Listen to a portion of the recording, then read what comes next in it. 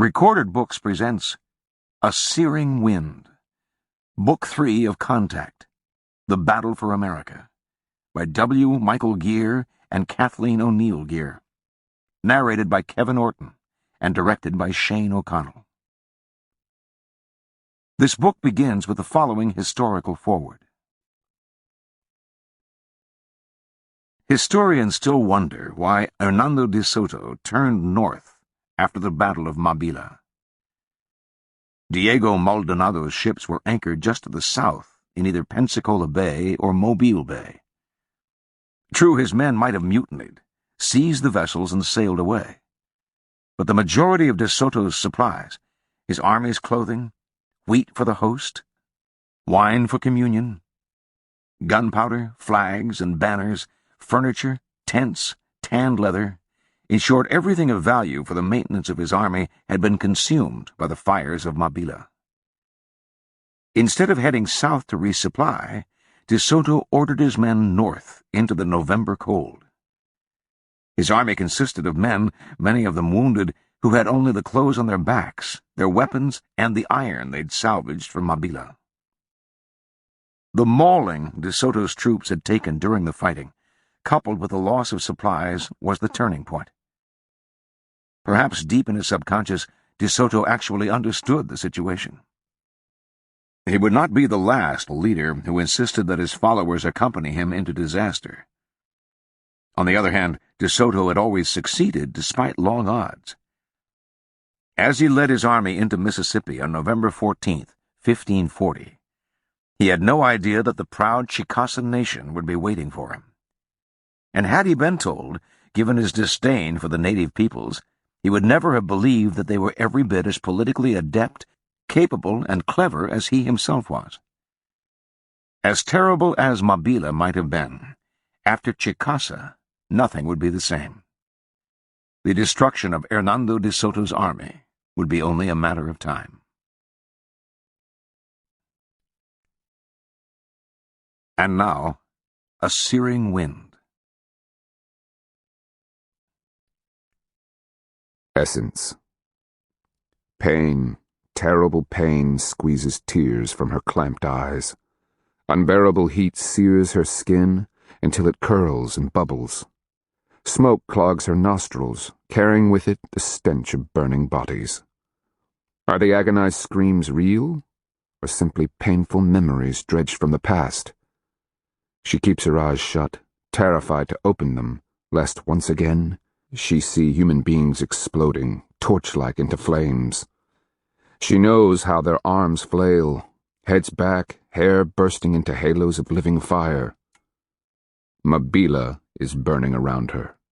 The sound of houses roaring in flames, the shrieks of men and women burning alive, the sizzling of human fat are bad enough. She can't stomach the sight, the whirling, the billowing smoke. Chaos. All is a maelstrom of fire, smoke, terror, and death. Please, Breath-Giver, make it stop. Elder? A soft voice intrudes from another world. The horror recedes, the smells fading from her nostrils, the sounds whimpering away into a familiar silence. Mabila slips painfully into the past. Elder, the voice asks again. She wills herself to open her eyes, blinks, and finds herself lying flat on her back on the packed red clay of the plaza. Around her, people are hovering, staring down at her like curious vultures. They whisper to one another behind their hands. The worry in their eyes unnerves her. Elder. She places the voice. It belongs to the Hopaye, the high priest of Chicaza. His face intrudes into her field of view and blocks the distant sky. He gives her a concerned smile and asks, Are you all right? Mabila, she says, voice hoarse. What about Mabila? I was just there. The Hopaye nods, and the concern in his eyes shifts into curiosity. The people say you were walking across the plaza when you collapsed. Your souls have been flying outside of your body, Elder. I was called, just in case. She waits, glancing past him to the baking summer sky, blue with patches of fluffy white cloud. The sun is brutal, hard white light beats down. The sensation of heat, she realizes, is from the relentless sun, not from the fires of Mabila. In case I was dead, she says what he will not. You were in Mabila, he states, intent dark eyes on hers. A droplet of sweat trickles down the side of his face. There are beads of it in the pores of his nose. He smiles. You are here now, with us. Mabila, that was years ago, when you were young. Yes, she is aware of the people crowding forward, confusing her memories with a spirit dream. Fools. What about Mabila? The Hopaya asks. The essence, she whispers, hoping her voice will carry to the past. Black Shell needs to know this. What essence? The Hopaya asks. She smiles, letting her souls float. Her memories are filled with the night she and Black Shell went back to Mabila. What was she thinking as they hobbled back to the shattered city? Ah, yes. Lost in the moonlight, so long ago. To Black Shell she whispers, the battlefield, this bloody and smoking earth, compresses everything into purity. Hatred, fear, compassion, exultation, rage, love, misery, euphoria. Any human quality is experienced to its fullest. Words are poor things when trying to convey the triumph or tragedy, the glee or despair or the fear, pain, or desolation of the souls. Those things must be lived in battle to be truly understood. Limping ahead of her, Black Shell says nothing, his broad back swaying with each step as he avoids the rotting corpses, the sprawled dead of Mabila. From a distant future, the Hopaya's voice asks, Do you understand, Elder? Black Shell continues to limp away from her, as if she's rooted.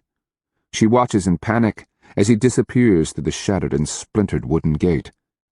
It gapes like a perversely broken mouth, a charred wound in Mabila's once formidable defensive walls. Understand? She asks absently.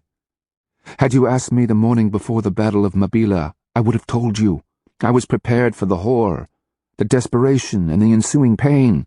I would have told you that the chance to kill Adelantado and Hernando de Soto was worth the coming blood and misery. After all, we were fighting to save our world. Elder, the Hopaya's voice swims into her vision, as if through clear water. Let us help you up. We need to move you to the shade, get you to drink something. Hands reach out. She feels her bony body raised. The dank odor of sweaty people who press too close replaces the stench of Mabila. Absently, she says, Black Shell. Oh, Black Shell, the question still lingers. How many lives is a world worth? Elder, the Hopaya inquires. I have to tell him. Warn him. Who? Black Shell. He has to understand. Mabila was but a flickering spark. Ahead of him, at Chicaza, is the Searing Wind. Chapter 1. Across the flats, the moon-bathed walls of Mabila stood silent and abandoned in the night. Were the town occupied, it was only by the shadows of the dead, those wraiths who walk in silence, arms raised imploringly to the darkness above. In the soft light, accented by white-rimmed clouds in the east, the town seemed eerily peaceful. The bastions still towered, casting triangular shadows onto the high palisade. Charred plaster added false patterns of darkness to the town's fortifications. Odd, isn't it, how moonlight, still air, and mass death can create the eerie illusion of tranquility? I grunted at the irony. My wife, Pearl Han, cast a worried look my way. Are you all right? I snorted and ignored the pain in my left thigh as I limped across the trampled grass. The occasional corpses we passed had already been rendered to bone by crows, maggots, vultures, and the accursed Kristiano puercos. Rib cages reflected as shell-white lattice. Partially fleshed skulls seemed to stare at us through black hollow pits, now empty of eyes. Sometimes the cold white light gleamed on a bow stave or the polished handle of a forgotten war club.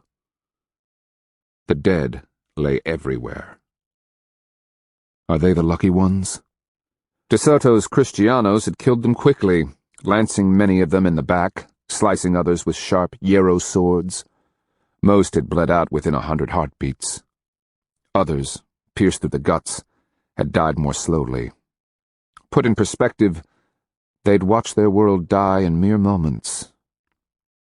As a survivor of Mabila for the rest of my life, I'd be a witness to the inevitable.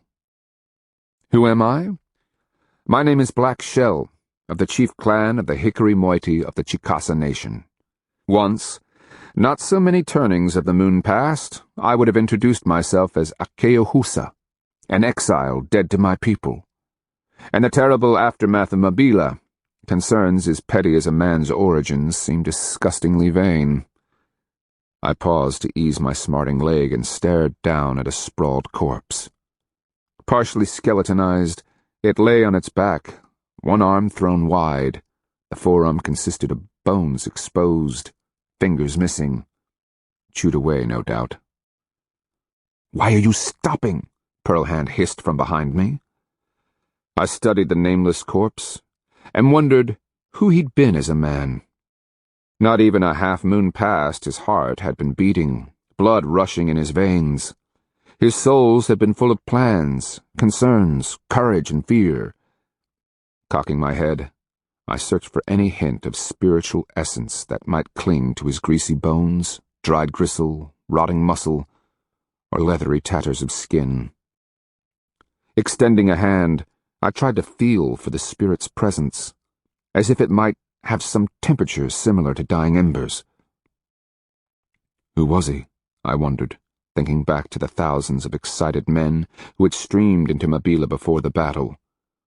They'd come dressed in their best, bearing polished bows, quivers full of brightly feathered arrows, engraved war clubs, and decorated shields. Anticipation had sparkled in their eyes, their supple bodies bursting with life and vigor. They had literally danced as they trained. Their anxious smiles, the echoes of their rising and falling voices, remained so clearly within. Dead. All dead. Looking closer, I could see between the scavenged ribs to the place where a Kristiano lance had been thrust through the man's back. Like so many, he'd been run down from behind by a caballero, skewered, and left bleeding and broken on the field before Mabila. I straightened and turned my attention to the town's high walls. They rose tall, plastered and true. Moonlight buffered the black soot, softened and smoothed the outlines. The smashed main gate gaped dark and foreboding, as spiritually empty as the eye sockets so hollow and black in a dead man's skull. I took a deep breath, aware of the stench, rot and death carried on the cold night wind. What is the price of a world? I shot a glance at Pearl Hand. Her eyes looked like glowing black stones in her perfect triangular face. The moon accented her straight nose, but turned her full lips into a black slash. Her hair might have been an extension of midnight where it was pulled back into a long braid. My gorgeous wife may have lived only 20 or so years, but she'd paid for her beauty. Circumstances had turned her into a bound woman, one traded from chief to chief. Life had treated Pearl Hand poorly. She'd come to my bed older, wiser, and toughened. The hopeful illusions and romantic dreams a woman her age would have possessed had been rudely stamped out of her souls.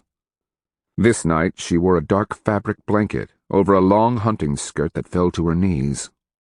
Her feet were clad in moccasins tightly laced to her calves. She might have been but another shadow, one to be carefully massaged from the night around us.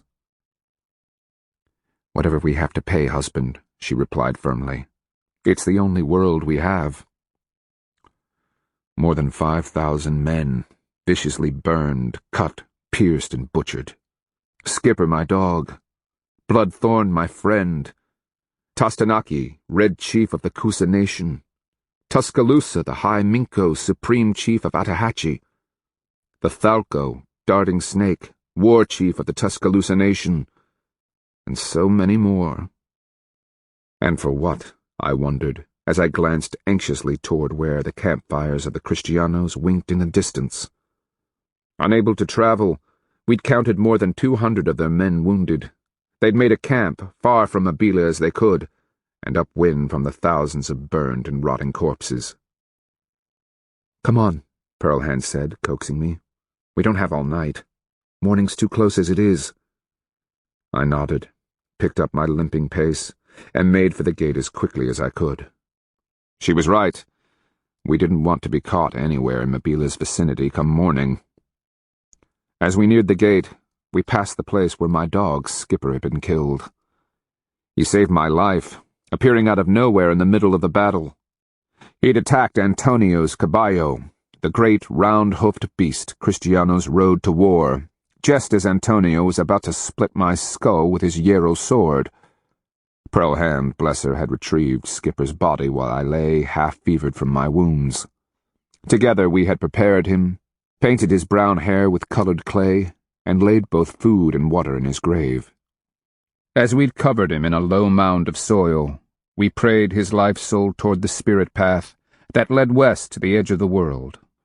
There, come spring, he would make the leap over the abyss and through the seeing hand, the constellation that marked the opening to the sky world. As valiant as he had been, I had no doubt that he'd be honored by the sky spirits and escorted to the land of the dead. I hesitated as we passed the place where Antonio had nearly killed me. He'd cut a deep slice into my leg, hence the limp, and a lesser one still festered and burned in my left arm. "What are you stopping for?"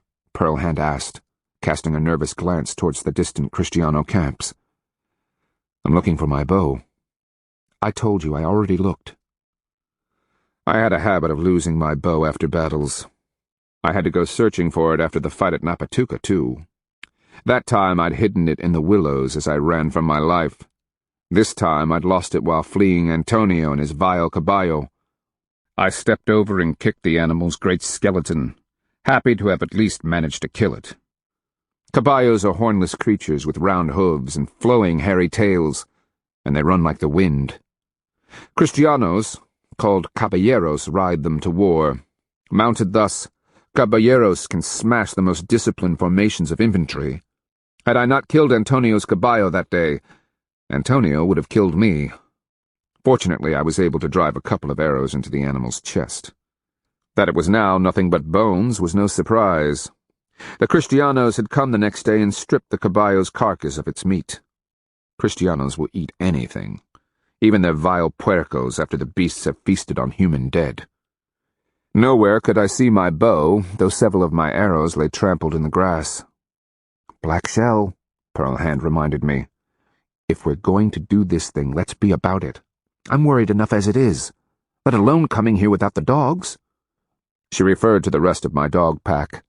Bark, Squirm, Blackie, Patches, and Gnaw. To a trader like me, dogs were as essential as legs.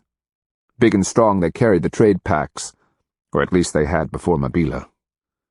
I winced as I hobbled through the town's splintered gate and stopped short to stare at the carnage. Everywhere were ruins, even the great trees, black-charred and dead. I hadn't been on the plaza since the night Pearlhand had tied a dead man's face over mine and led me, wobbling, bleeding and hidden under scavenged Kristiano clothing, toward escape. Perhaps I haven't mentioned that my wife is incredibly clever and innovative when it comes to keeping me alive. That she is half Kristiano and speaks their language is another blessing. She's also beautiful and talented at the arts of love. No one has killed more Kristianos. The Appalachi call her Nikuquatka, the highest ranking of their warriors. I stared at the corpses littering the plaza. On either side, the charred wreckage of houses merged with the night. Misshapen lumps inside the blackened walls would have defied identification had I not known that they were the piled bodies of men, warriors, trapped when the Kristianos fired the town. They'd burned alive by the thousands, hemmed by the town walls, unable to flee between the tightly packed houses that roared fire and belched smoke. Clumps of incinerated corpses could be seen beneath the collapsed ash of houses. Others were piled atop each other where they'd been trapped in narrow passages. Even now, weeks after the Holocaust, the stench caused my stomach to tighten. "Let's hurry," Pearl Hand suggested hoarsely. "I don't want to be here a moment longer than necessary." I'm right there with you, wife. Making a face, I limped forward, picking my way around the sprawled bodies. The Kristiano dead were missing, collected by the survivors to be prayed over, their single souls sent to the boring afterlife they called Paraiso. As Antonio had once explained it, there were no animals or plants, no hunting, no feasting, just singing in the company of other Kristianos. And these people wanted us to convert to the worship of their god? I hobbled around a burnt pack, seeing, of all things, a pile of Kristiano boots. They'd obviously been picked through, but the scorched and curled leather couldn't be mistaken for anything else, nor could the remains of one of their heavy cloth tents, gaping holes burned in the fabric. Just beyond lay another charred bale of what had once been fabrics, the gay Kristiano colors, now mostly ash. We passed some of their big jars, green things that had held oil. Borne on slaves' backs all the way from the Gulf, they'd ended here, shattered and broken as their contents exploded and ignited. To my right lay the incinerated remains of a Kristiano saddle that I'd seen stripped from the caballos the morning of the Mabila battle. Above us, atop a low mound, stood the wreckage of the Mabila Minko's palace. I remembered how the fire had reached the round wooden barrels that held the black powder that fired Kristiano thundersticks. With a mighty bang louder than a lightning strike, the whole palace had been blown apart. High Minko Tuscaloosa's body had been tossed so far into the air, he landed with a splat on the hard plaza, broken like a corn-husk doll. I stepped around a litter of ruined Kristiano baggage and proceeded to the incinerated house that Pearl Hand and I had occupied before the battle. Since it faced the plaza, the Kristianos had set fire to it first. To my relief, only 5 charred corpses lay among the ashes. Partially consumed roof timbers remained where they'd fallen, like a black spider web. "There," Pearl Hand pointed. "That's what's left of the packs." I limped over, ash puffing around my feet. Grunting with pain, I knelt down and began sifting through the piled ash and charcoal. I found the remains of Blackie's pack, a fortune and heat-calcined shell disintegrated under my fingers. Nothing remained of Bark's pack. The buffalo wool, feathers, and medicinal plants it had contained were now ash. The wood carvings, grease paints, bone awls, and other goods were gone. My chunky lances, trader's staff, and alligator hide quiver vanished. I found my chunky stone, squatted, and held it to my chest. I was about to leave when I started, then reached under the fallen remains of a bench. Miraculously, part of Squirm's pack remained. The charred leather cracked as I peeled it back, revealing flats of copper. They had been worked into different shapes, split cloud and turkey tail hair pieces, turning world gorgets, images of Eagle Man. These I handed to Pearl Hand, and reaching into the recesses, my fingers encountered a smooth, cool surface. "Found it," I whispered as I withdrew the sacred mace. It lay heavy and resilient in my hand. As long as my forearm, the thing was solid copper, the top ending in a flaring design that we called a turkey tail. Even as I touched it, I could feel the tingle of ancient power run through my muscles and bones. Memory returned of the day the great Appalachihili Shia, or High Priest, walked up to our lean-to and handed it to me. Back from the dead had said, "Out of all the nations, Horned Serpent chose the worthiest man he could find." I felt the sapaya, the piece of Horned Serpent's horn that rode in its pouch on my chest, begin to warm. I'd broken the piece of brow tine from the spirit beast's head when he was devouring me in the sky world. But that's a story for another time. I rose, winced at the pain in my leg, and cradled the heavy copper mace to my breast. A fortune in trade lay ruined at my feet. Around me, thousands of dead remained in twisted and macabre piles. Overhead, stars, like frost on the blackness, glittered and shone. "Come," I whispered to Pearl Hand. "We've work to do."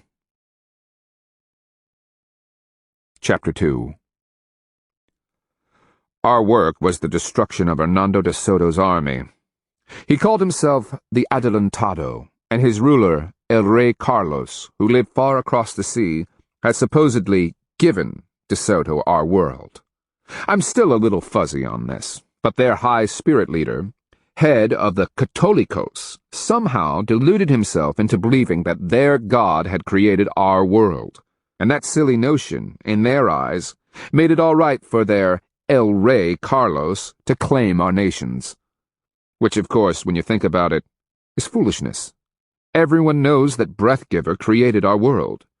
It is common knowledge among all peoples that in the beginning times, just after the creation, crawfish dove to the depths and brought up mud to form the land. Spirit vulture smoothed it with his wings, and the great serpents crawled down from the heights, drawing the water that would become our rivers behind them. Spirit beasts ruled the three worlds of creation, the sky world, the middle world, and the underworld. And through them all, Breathgiver wove the red and white powers to keep everything in balance. Having land, sky, and water, Breathgiver created the animals and plants, and finally, human beings. Then came the heroes. First woman, or old woman who never dies, gave birth to Corn Woman, who gave birth to the hero twins, Morning Star and the Wild One, or the Orphan. They in turn killed the monsters like Cannibal Turkey, Stone Man, and the other predatory creatures, and made the middle world safe for humans. We'd never heard of this Jesu Cristo Dios, or Kristianos, or Católicos, until they came to our world. Given the way De Soto and his Kristianos treated us, we wanted to hear nothing more. Myself, I have the scars on my neck where they clamped me into a Euro collar and tried to work me to death. To the Kristianos, we were less than animals, things to be captured, enslaved, raped, brutalized, then replaced as necessary. I would not rest until the last Kristiano was dead. But when would that be? I pondered the question as I cradled the recovered mace and limped along a winter path south of Mabila. Pearl Hand had padded silently behind me. I could sense her worried gaze each time I tripped or stumbled from fatigue. I hugged the copper mace to my breast, possessed as it was of a spirit all its own. According to Back from the Dead's story, it had come all the way from fabled Cahokia, long, long ago. There, in dim antiquity, it had been crafted for the great lords, living gods who sat in splendorous high palaces atop incredible earthen mounds in a great walled city. From the heights they had sent out conquering armies, colonies, and traders. And in the end, they had come to rule the world. Not only did copper have spirit power, but the mace had been forged and blessed by the high priests of Cahokia. It had been wielded by countless great lords, passed down generation to generation, and finally carried hence, borne by great Minkos and their heirs. Until it had come to me. Now the mace remained a potent symbol of the struggle to save our world and destroy the monster. I tripped and gasped as my leg jolted with pain. Behind me, Pearl Hand asked, "How is your leg?" "It hurts." "You're limping more." "I'm tired." Voice flat, she said, "I know." I continued on, hearing the scolding bark of a fox squirrel in the high branches as we passed too close to one of his nut catches. In the distance, turkeys were calling. A vole rustled among the leaves as it scurried away. Overhead, the winter bare branches made a lacework against the cloudy sky. Exhaling, I watched my breath fog and fade. After the battle, I had a dream. You've told me. In it, I was at Split Sky City, the abandoned center of the Chicaza nation. It's the place where my ancestors are buried. Horned Serpent came to me in the dream and told me that the Battle of Mabila was the turning point. "You've told me," she repeated. "All the Kristiano's supplies and belongings have been carried into the town. Like our trade, it's all gone to ashes. Their clothing, banners, saddles, even the gold cup their priest used, all destroyed. When we were in Mabila, I noticed that they'd picked up the metal, what they could find. We've scouted their camp. They are doing something with it, heating it and pounding it with hammers. I fear they are fashioning more armor." "They are resourceful." Pearl Hand sounded pensive as she walked along behind me. "But we've hurt them, Black Shell. You've seen how they dress now, in clothing scavenged from Abila's outlying villages. Possessions that used to take 400 or 500 slaves to carry. Tents, food, chairs, oil, leather, cloth, even the long-tailed golden crosses. It's all gone, burned inside Mabila. They still have their weapons, and that accursed armor. During the battle at Mabila, I'd seen Kristianos with 40 arrows stuck in their armor. Shooting at them was the same as pitching cactus spines at a turtle. Black Shell, Mabila took something else from them. Where once they walked arrogantly, now they too limp. That armor that concerns you so is no longer shined. When they stare at the forest, it is with fear, knowing that they are no longer invincible. Tell that to the dead at Mabila, I winced. Tell that to Bloodthorn. He'd been our friend and companion ever since the Usachili lands. I'd come to think of him as a brother, but when the Kristianos had turned our trap at Mabila against us, he'd chosen to die rather than continue the fight. Bloodthorn's decision had torn a hole in my souls, leaving an empty place that would never be filled. "I know," she whispered. As we approached a tall canebrake, I could smell the dank odor of standing water. A trilling whistle intruded on the forest sounds. The guard had spotted us. "It is Black Shell of the Chicaza," I called. "Welcome back," a voice replied in an Alba Amaha accent. "We cast gaming pieces to divide your possessions last night. You know, just in case you never returned." A young warrior appeared out of the jointed green cane, a smile on his face. "But here you are, so I guess the Kristianos didn't catch you, and that wonderful sword is still yours. Sorry to report that we eluded them again. Good to see you, Water Spider." A cape made from woodpecker feathers hung from Water Spider's shoulders, protection against the chill. He wore knee-high moccasins, and a long apron woven from hemp hung down past his knees. Tattooed lines ran diagonally down his cheeks and accented 2 black streaks painted across his forehead. I could see the long-tailed man talisman that hung from a cord around his neck. A hardwood bow was clutched in his right hand, and a quiver of arrows visible on his back. He slouched insolently as we approached. Water Spider was one of the lucky ones. He hidden beneath a pile of corpses outside Mabila and escaped during the night. Now, along with a handful of other survivors, he waited, hoping for a chance to kill a couple of more Kristianos. "As to our possessions, sorry," I muttered, still gloomy. "Better luck next time." Then Water Spider's eyes fixed on the mace, and he gulped. "Is that what I think it is?" "All we could salvage this trip." "Along with some copper," Pearl Hand added, walking up beside me. "Any news?" He nodded, reaching up to scratch where his hair had been pulled up into a tight bun atop his head and skewered with a turkey bone pin. "A runner came last night. The great ships are still at the bay down south in Ochuse. They've sent some scouts inland, probably looking for these Kristianos." I glanced at Pearl Hand. She cocked her head, her gleaming black braid falling to the side. Expression thoughtful, she said, "In Appalachia last winter, the Adelantado was able to resupply. If he meets up with them again, everything we destroyed at Mabila will be replaced." I considered that. That may be the Adelantado's only hope, Marching south would take his army a minimum of 10 days. And first they'd have to cross the river, then the swamps. Perfect country for ambushes. Pensacola warriors are watching the trails. Water Spider glanced up as a hawk sailed over. If the monster marches south, he'll have to fight the whole way. He gave us a slight grin. The Pensacola are hoping for just that, figuring out how to grow rich on the spoils. Pearl Hand resettled the sack containing the copper we salvaged. From the looks of their camp, the Kristianos aren't going anywhere. Too many of them are still recovering from wounds. Even better, Water Spider said, with a nod. It will slow them down, spread them out, make them easier to pick off. If they go south, I mused. At the tone of my voice, Water Spider and Pearl Hand both shot me curious glances. I shifted the weight off my aching leg.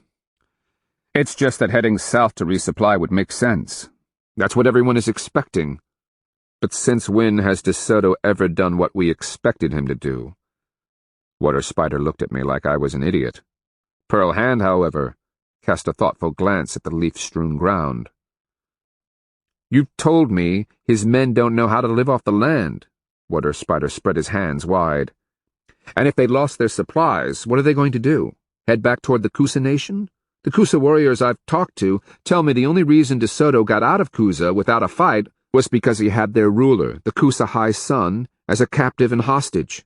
If he goes back, they'll be after him like a swarm of mad wasps. He knows that. Pearl Hand shifted, her dark eyes half-lidded with thought. An image of De Soto formed in the eye of my souls. I could picture his droopy eyes, the long nose and thin mouth. I'd last seen him fighting his way out of the trap we'd set for him in Mabila. De Soto should have been panicked, desperate, with doom all around him. Thing was, he'd had a smile on his narrow, bearded face. Excitement had simmered behind his normally arrogant brown eyes, as though a fire of delight burned in his evil Kristiano soul. Pearl Hand said softly, But for someone failing to close the town gate in Mabila, he'd have died there and he knows it. We may only have killed 40 or 50 of his soldados, but hundreds more were wounded, not to mention the number of caballos we killed. You misread him, I said just as softly. Think from his perspective. High Minko Tuscaloosa led him into the perfect trap. We had him surrounded by 5,000 warriors inside a fortified town. His men were caught relaxing, their guard down. By rights, we should have killed him there, and he knows it. All the more reason for him to want to get out, Water Spider argued. And fast. I said, the man I saw fight his way out of Mabila wasn't defeated. I'd have seen it in his face. He was already plotting a way to turn disaster into victory. Yes, he lost his supplies, and yes, we killed many and wounded hundreds. But he saved his army and turned our trap against us. I glanced north up the trail toward Mabila and the Kristiano camp. The man I saw that day, he doesn't think like we do. He doesn't see a calamity when he looks at the ruins of Mabila. He sees a victory. That's crazy, Water Spider mumbled. No, Pearl Hand sighed. Black Shell is right. It's just that we never fought an enemy like this one. Until we realize that, he's going to continue to beat us at every turn. At the defeat in her words, depression bore down on me like a terrible weight. Our hidden camp was on an old levee in the Alba Amaha River backswamp. The low sandy ridge was surrounded by canebrakes. Ponderous bald cypresses, yellow lotuses, water oaks, and tupelos filled the swamps. At night, swarms of mosquitoes made hovering clouds above, held at bay only by smoky fires and the resin-laced grease we smeared on our bodies. Through the thicket of bare branches, we could see the river shining silver in the light as it wound its way west, towards its confluence with the Tombigbee. From there, it snaked its way south to the Gulf. Around our camp, thick vines of grape and greenbrier, thorny walking stick, and honeysuckle wound up through the trees like a lattice. What the camp lacked in amenities, it made up for insecurity. No patrols of mounted caballeros could find us. Even if they had known our location, the big animals would have floundered in the swampy bottoms, sinking to their briskets. By the time soldados worked out the trails, we would have been long gone, melted away among the thick boles of bald cypress. A late afternoon sun slanted out of the southeast by the time I led the way, limping painfully, into the little camp. The smoky air carried the smells of frying catfish and goose. My gut growled suggestively. I nodded at the 7 other occupants, 3 warriors and 4 women, refugees of the Kristiano occupation of their country. I barely noticed the new lean-to off to one side. Made of cane, it had been lashed up among the grapevines. Freshly peeled bark gleamed against the green stems.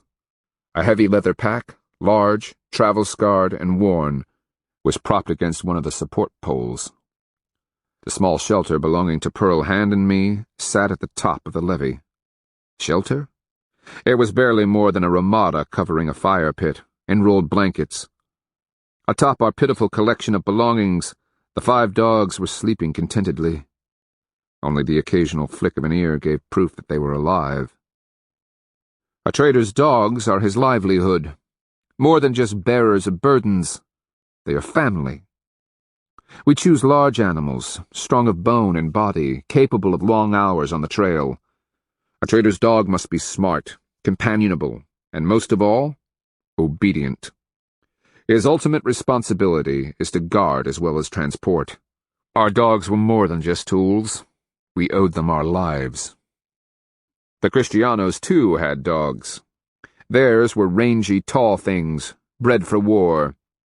Kristianos used them to wreak havoc on an enemy during an attack, employed them to chase down fugitives, and worst of all, ordered them to maul helpless slaves to ensure obedience. As a slave wore out, the dogs were loosed, biting and snapping to keep him on his feet. When that failed, they tore out the person's throat, ripped open their bowels, and savaged the remains. Then the beasts ate the dead in front of the cowering slaves. Imagine trying to sleep, desperate to forget the horror, while several paces away, a war dog loudly gnaws on your beloved daughter's skull. I hated the things, considered them but another Kristiano perversion of nature. Kristiano dogs know how to kill. Traders' dogs know something else. How to fight. One of my dogs would never start a fight with village dogs. But when the locals don't keep their mongrels off, well, a trader's dog has to take care of himself. My dogs, especially Bark, had spent their lives doing exactly that. At Napatuka, De Soto had loosed his war dogs on us. Pearl Hand, Bloodthorn, and I would have died right there but for my dogs. Again at Mabila, our dogs had taken on De Soto's and kept them at bay. When Antonio tried to ride me down from atop his great caballo, Skipper saved my life at the cost of his own. Just the thought of my debt to Skipper, and the love I had for all of my dogs, made me smile as I hobbled up to our ramada and whistled. Bad mistake. All 5 of them came at a charge. The impact of those frantic bodies toppled me on my back, so fierce was their greeting. Bark, his bony and scarred head bobbing, began baying his joy. Not the smartest of my dogs. He was big, black, thick-bodied, and loyal to a fault, and if there was anything he loved more than fresh deer liver, it was a scrap. He was just plain lethal in a dogfight. Gnaw was the largest, a broad-chested, muscular creature with a dainty white-tipped tail. The heavier the pack, the more he liked it. Of them all, he was the most aloof, almost standoffish. He'd been Bloodthorn's favorite, and since Mabila, Gnaw had spent his time looking back down the trail, as if waiting for his friend to appear. Sometimes his grief seemed worse than my own. Squirm pounced on my chest, giving me that half-smile dogs have, crinkling his nose to expose his canines. I'd traded for him when he was a puppy in the Yuchi country.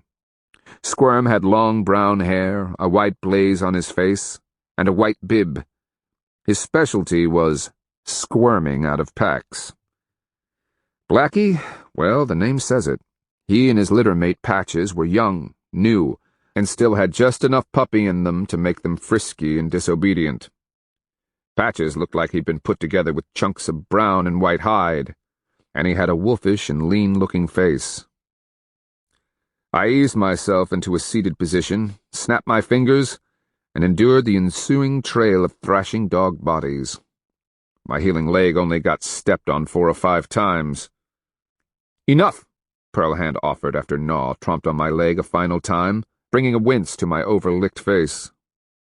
The dogs backed off, tails wagging, ears pricked, glancing back and forth between us. "We'd better feed them," I said, pulling myself upright and grimacing as I straightened my leg. "They've been fed," a gruff voice called from the side. "Though any trader worth the name would have seen to that a couple of hands of time past." I craned my neck to see a muscle-bound wedge of a man step out from under the recently constructed lean-to. "2 packs?" A gap-toothed grin split his familiar tattooed face, but a hardness lay behind his normally affable eyes. We'd last seen him at Kusa, leaving him on the canoe landing as De Soto's army marched into the capital. 2 packs was a bear of a man. Brawny, with legs like tree trunks, he'd gained his name for the size of the packs he carried in the trade. I'd traveled with him for years. Both Blackie and Patches came from his breeding pack. He had his hair up in a bun, pinned with a polished chokecherry pin. A plain brown hunting shirt was belted at his waist, and a bear-hide cloak was pushed back over his shoulders. His craggy and raw-boned face had been greased against the mosquitoes, effectively darkening his clan tattoos. Pearlhand shot him a curious look, then offered a hand to help me to my feet. Under her breath she asked, "Think he brought a couple of women with him? Or is he just going to drool every time I walk by?" 2 packs, you see, had a certain appetite for women. I couldn't be sure that his arrival wasn't motivated by the fact that Pearlhand was my wife and off-limits, a challenge for his more masculine appetites to overcome. I stumped forward and clapped 2 packs in a solid hug. "By the Piazza's balls, how did you come to be here?" His hug drove the breath out of my lungs. "It's where I need to be, Black Shell." He pushed me back to arm's length and looked me up and down. His gaze stopped at the scab peeling off my arm, and again where the slice in the top of my thigh was crusted and oozing between Pearlhand's stitches. "Looks like you had a close call. You're not taking care of yourself." Then he glanced toward Pearlhand. "She still hasn't figured out that a real man would make her bed a warmer place?" "No, and you'll stay out of her blankets. Otherwise she'll put a couple of holes in your hide and you'll never live long enough to heal." He chuckled, but the old humor wasn't there. "She never really liked me." "Maybe because you're not likable. If you were really my friend, you'd lie about the obvious and spare my tender feelings." He clapped me on the back and stepped forward, stopping before Pearlhand. "With your permission, I'd like to share your fire and discuss some things." I blinked in amazement. Is this really 2 packs? Normally it offered her a cheap shell gorget for a turn in the blankets. You know, just to set her off. "Of course," Pearlhand replied off balance. Then she shot me a worried glance. Oh yes, something was very wrong.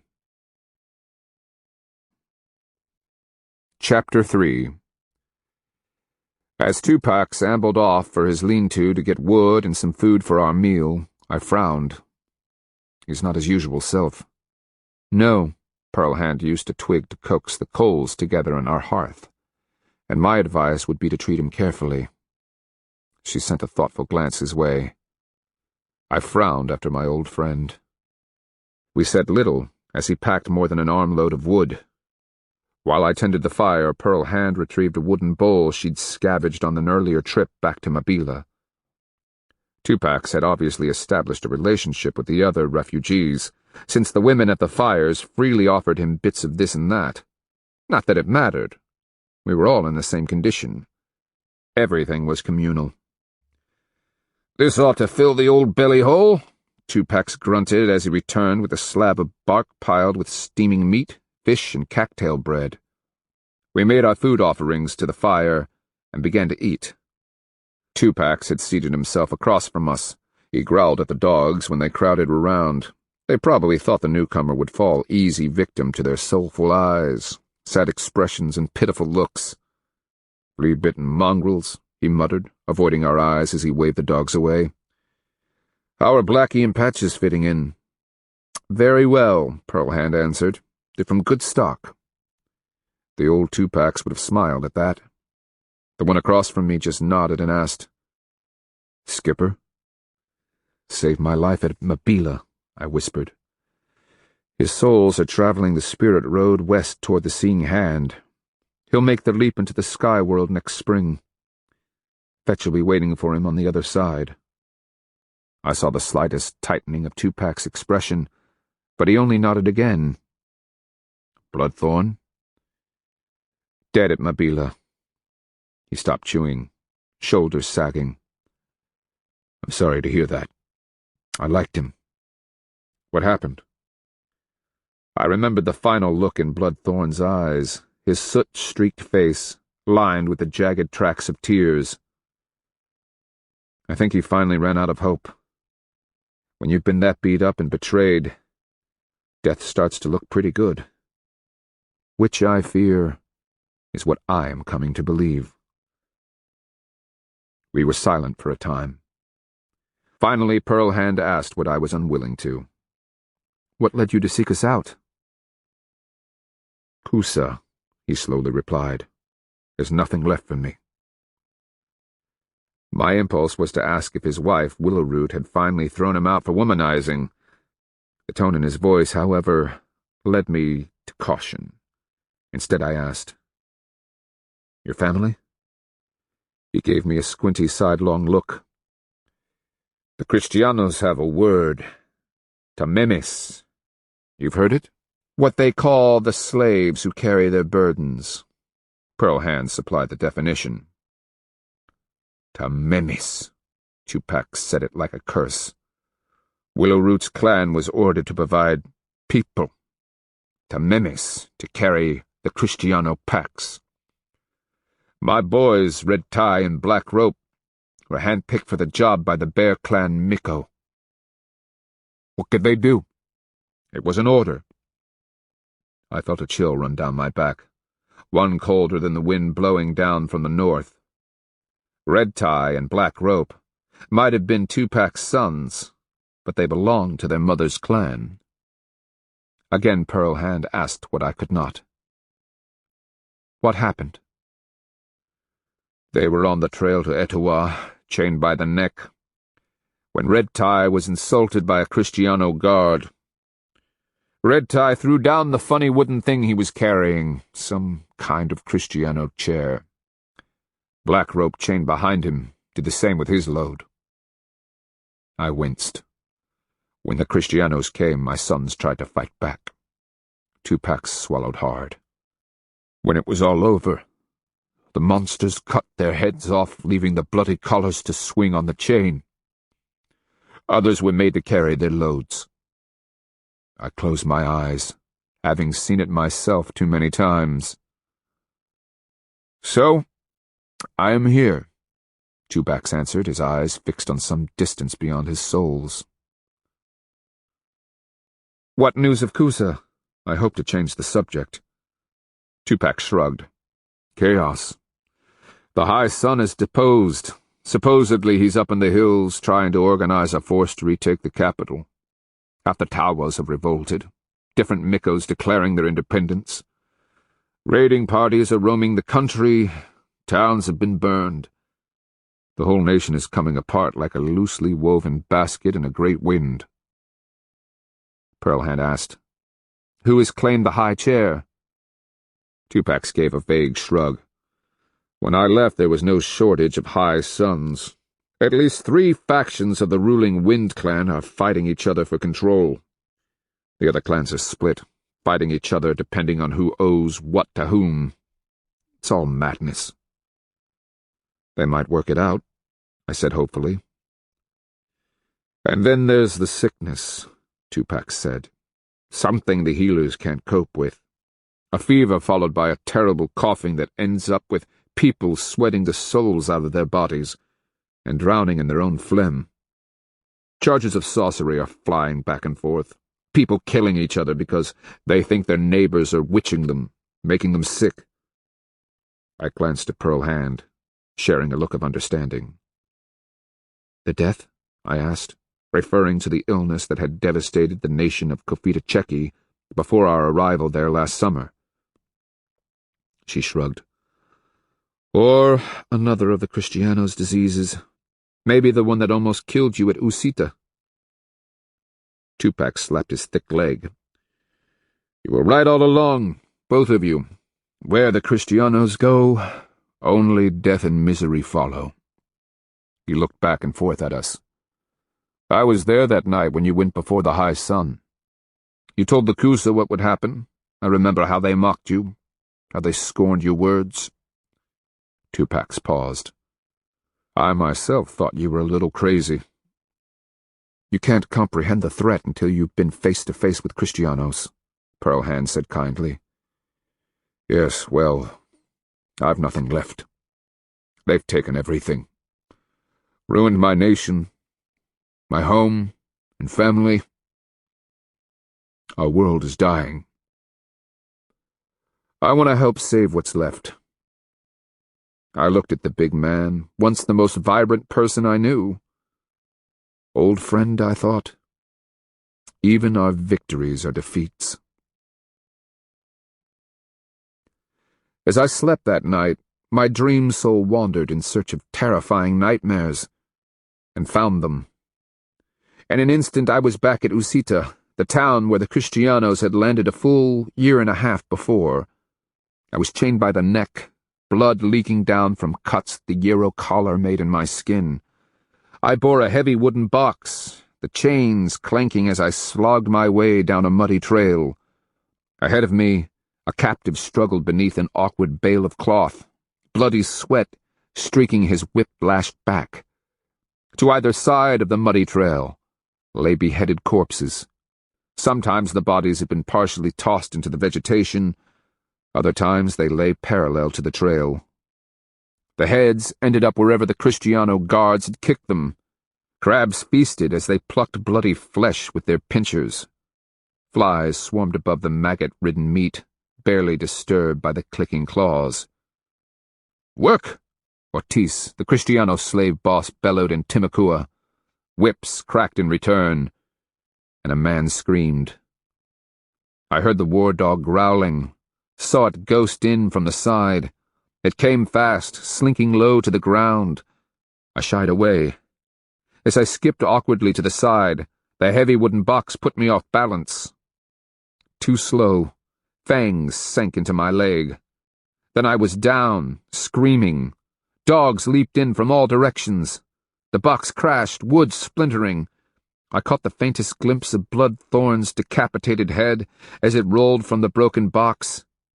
Then the dogs were on me. I struggled to rise, trapped by the collar and the relentless length of chain. As dogs tore my flesh, I batted at them with futile hands. One was savaging my gut. Each time it yanked my skin, I was jerked rudely forward. I gasped in horror, eyes wide. Within moments, my belly would tear. Intestines would spew out like coils of eels. I reached out, desperate for a stick, anything to defend myself. And there, on the muddy trail, Bloodthorn's severed head was staring back at me, grinning. "Black Shell!" My body was rocking as the dogs bit and jerked. I cried out, whimpering, "Black Shell, wake up!" I blinked awake to a cold night, a dark ramada obscuring the sky. When I flinched at the next shove, I realized it wasn't the war dogs, but Pearl Hand hammering on my chest. "Wake up! Blood and pus, Black Shell, you're dreaming! Half the camp is awake!" I sucked full breaths of chilly night air and sat up, the blanket falling away. I was a slave in Usita. The dogs were after me. Bloodthorn, his head... Pearl Hand sighed and pulled her long hair back with anxious fingers. "You're safe, Black Shell. Just a dream." She sounded weary. It was so real. I fell back into the bedding, still trying to catch my breath. Ortiz was there. I couldn't stop the sudden shiver.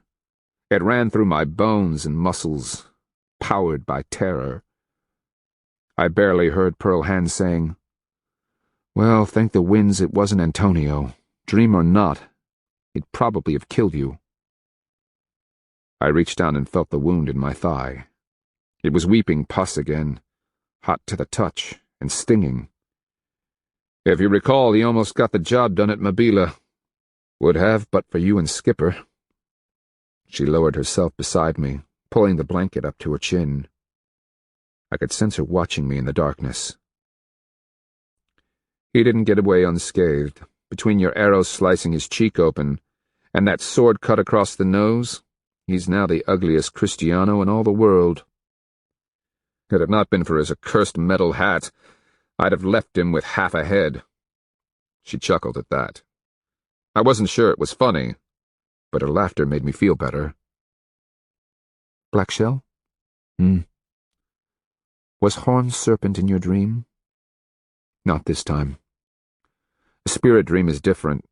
No, this was just terror. Sorry I woke you up." She gave a frustrated snort. "I have my own terror dreams.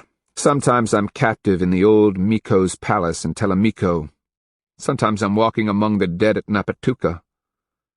Lately it's Mabila, hearing the screams, smelling the smoke, and ducking from the flames." A pause.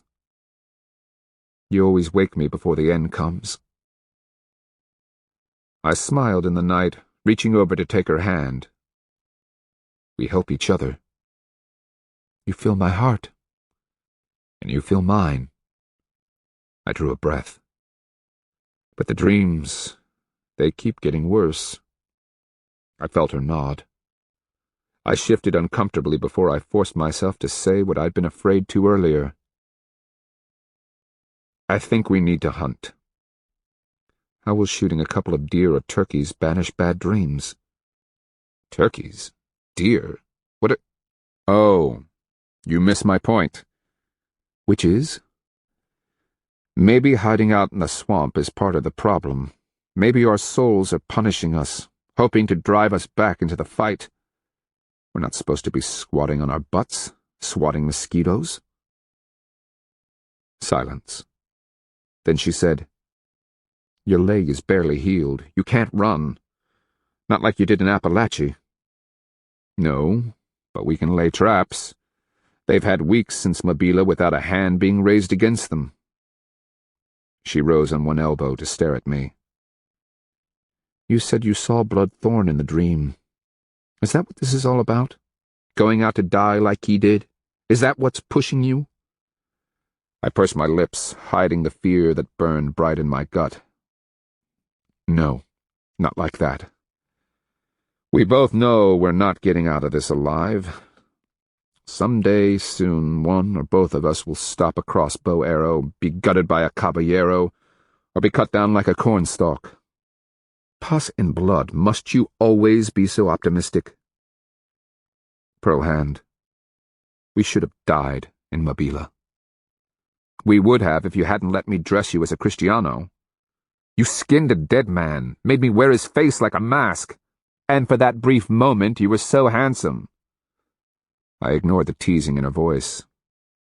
I was dripping blood, limping, dressed in sweat-stinking Kristiano clothes, peering out through a dead man's eye holes. She gave me a playful jab in the ribs. "Maybe Antonio can skin his next victim and don the face. He'll never win a woman any other way, as gruesome as you left him." I laughed softly. Pearl Hand had once again worked her magic. Then I turned serious. "I mean it. We need to go hunt them, learn what they are planning." "And 2-packs? "By the Piazza's balls, what should we do about 2-packs? She said, "Black Shell, he's as dispirited as Bloodthorn was at the end. Maybe he thinks ending on a Kristiano lance won't be as painful as living with what he's lost." Bloodthorn's death was hard enough. How would I feel if my good old friend Tupac met the same end? He's got to find his own way, I decided. If we don't take the initiative, we're going to end up as lost as he is. I tried to sound bluff and self-assured, but deep down, I knew the source of the nightmares. After Mabila and the horrors I lived there, I am afraid. Chapter 4. The next morning, under the solicitous glances of the other refugees, we packed what few belongings remained to us. I stared out at the river, watching the water suck and swirl as it created patterns on the surface. Our lives were like that, unorganized, churning this way and that. Tupac walked up, the heavy, used-scarred pack strapped to his shoulders. His wide mouth was pressed into a flat line. Something unfathomable lay behind his brooding eyes. He shifted, thrusting a moccasin-clad foot forward. "What's the plan?" he asked as I rolled my blanket and bound it tight with cord. "We're going to scout, figure out what the monster is planning next. After that, we're going to lay traps along his way, see if we can pick off one or two." I gave him a knowing squint. "And we're going to hope you don't get us killed in the process." Canting his head to the side, he said, "I don't follow that last." "You ready to die?" He avoided my eyes, his gaze on Pearl Hand, as she slipped our few wooden bowls into her fabric sack. She braided her long hair, and her dress molded to every curve of her body. For once, Tupac didn't seem to notice. "I don't know," he finally admitted. I'm all hollow inside." "Better figure it out." I jerked the knots tight. The dogs were watching, prancing about unsurely, wondering where their packs were, I suppose. "Blackshell, how do you do it?" "I hate. I remember each atrocity they've committed, and that drives me on. Will they kill me in the end? Of course. I'm a walking corpse following a trail to its end. Meanwhile, I'm doing everything in my ability to ensure that they're broken and destroyed before they finally kill me." "And that's how you survive each day?" I cringed at the pain in my thigh as I stood, and swung the blanket up. He watched as I slipped my Kristiano sword through my rope belt. It was the only weapon we'd managed to bring out of Mabila that night. "I figure it's a sacred contest. How many of them can I kill before they finally get me?" He grunted and gave me that old familiar grin. "For the first time since I heard my boys were dead, I think I can understand." He paused, a twinkle lighting his eyes. "Too bad these Kristianos don't have women with them." "Oh, they've got two. Not that you'd be interested." "When it comes to women, I'm always interested." He was trying hard to sound like the old Tupacs. I shot him a sidelong look. "Kristiano women are covered from head to foot in layers of clothing. Why? I'm forced to conclude that they are so weasel-tooth ugly that it's the only way their men can stand to look at them." We took the back trails, winding through dense forest, searching out the most arduous route, places that a patrol of caballeros would avoid. That they were about was no secret. When we crossed trails, it was to find the round-hoofed tracks and occasional piles of bald manure. The stuff had a signature acrid smell. By nightfall, we'd reached the thicket of honeysuckle and grape where Pearl Hand and I had hidden after our escape from Mabila. The roll of clothing Pearl Hand had stripped from the dead soldado still hung in the branches where we'd left it. Just the sight of it brought back memories of my protests as she forced me to climb into it. Then, under the cover of darkness, and with the bearded Kristiano's skinned face tied over mine, she'd walked me right out of Mabila's shattered gates. Her command of Espanol, coupled with my garb, had tricked the guard. The fool thought I was just another wounded Kristiano soldado being helped by his Indio slave. "So, this is our new home?" Tupac asked after muscling his way in through the brush. Let's pray not, I replied. But you'll have to keep your voice down. Talking like your normal self is going to bring half of the monster's army down on top of us. He cocked his head in that old familiar manner, asking, So, what are we going to fight them with, rocks? Pearlhand cocked a suggestive eyebrow. You have an idea, wife? I knew that look. It made my gut squirm. She studied the clouds, half screened in the thick brush. They were rolling down from the north. She sniffed the breeze. I think I smell rain on the wind. It should be a wet, ugly, and miserable night. You'll conjure weapons from the storm? Tupac began to chuckle. Pearlhand gave him an offhanded shrug. If we need weapons, I'd rather have the best than try to cobble something together out here in a downpour. Which means? Tupac seemed confused. With every thread of my being, I kept my face straight. Which means we're going to steal weapons from the Kristianos, tonight, in the middle of the storm. But inside, my heart was pounding. My mouth had gone dry. Pearlhand's mocking smile added to my dismay. Sometimes, husband, you are so smart, you amaze even me. This ends Disc 1. A Searing Wind, Disc 2. I don't hate it when Pearlhand is right. That happens with such shocking regularity that I'm used to it. I just hate it when she's so smugly right. We were in for an ugly and miserable night. It began as a misty light drizzle that strengthened as the day faded into gloom. We observed the Kristianos from beneath the winter-brown screen of honeysuckle, downwind from the caballo herd. Our field of view was excellent, the aforementioned animals having already grazed off what would have otherwise been a tall stand of grass. The Kristiano camp sprawled just shy of the tree line to our north, perhaps 6 bow shots distant. Just the glimpse of them, as they clustered around their fires, sent my heart racing. Behind the men, in what seemed the center of the camp, I could see a farmstead, the houses roofed with thatch. Over the distance we could hear talking, sharp barks of laughter, the occasional clang of metal, and the hollow chopping of a Euro axe as it split wood. Breathgiver, help me. I really don't want to do this. Images of Mabila, of Napatuka, of my captivity in Usita, all flashed between my souls like sick lightning. Fear was carving a hollow place in my gut, no matter what I'd bravely said back in the riverside camp.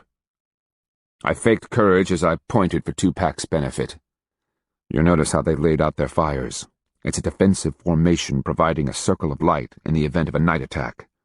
The men walking along the perimeter with crossbows are the sentries. What about the houses in the center? Pearlhand told him.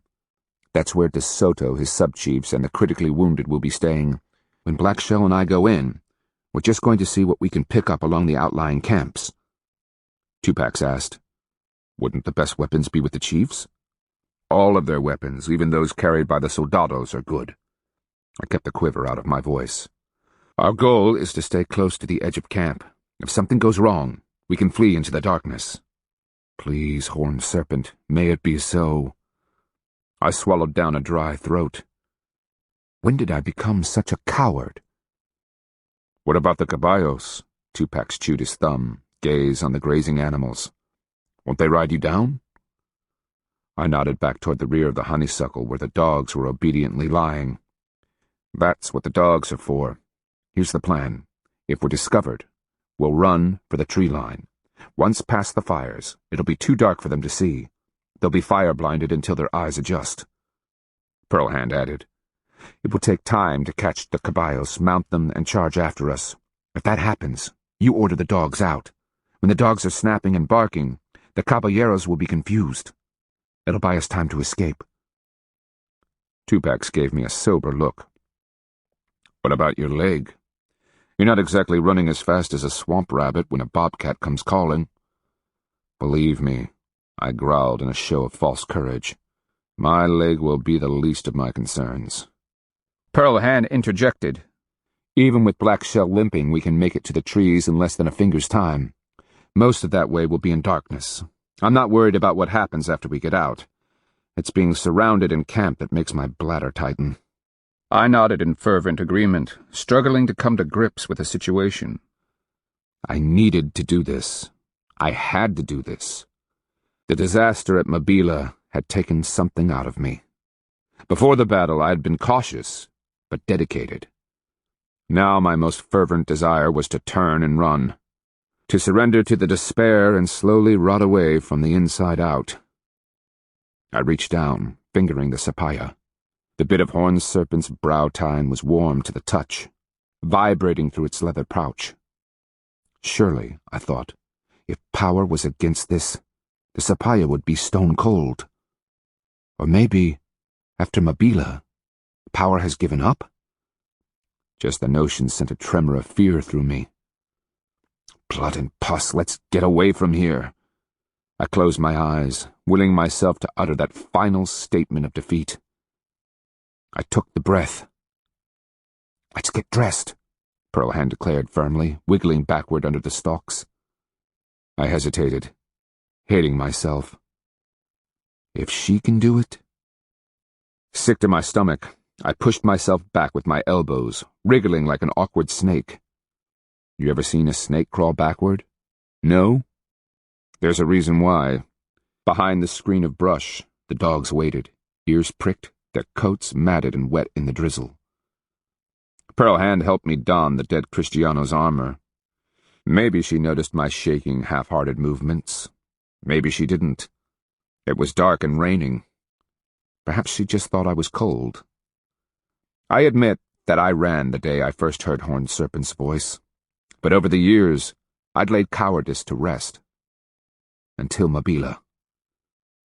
The battered coat with its metal plates was really too small. Bad as on that fateful night in Mabila, I squeezed into it.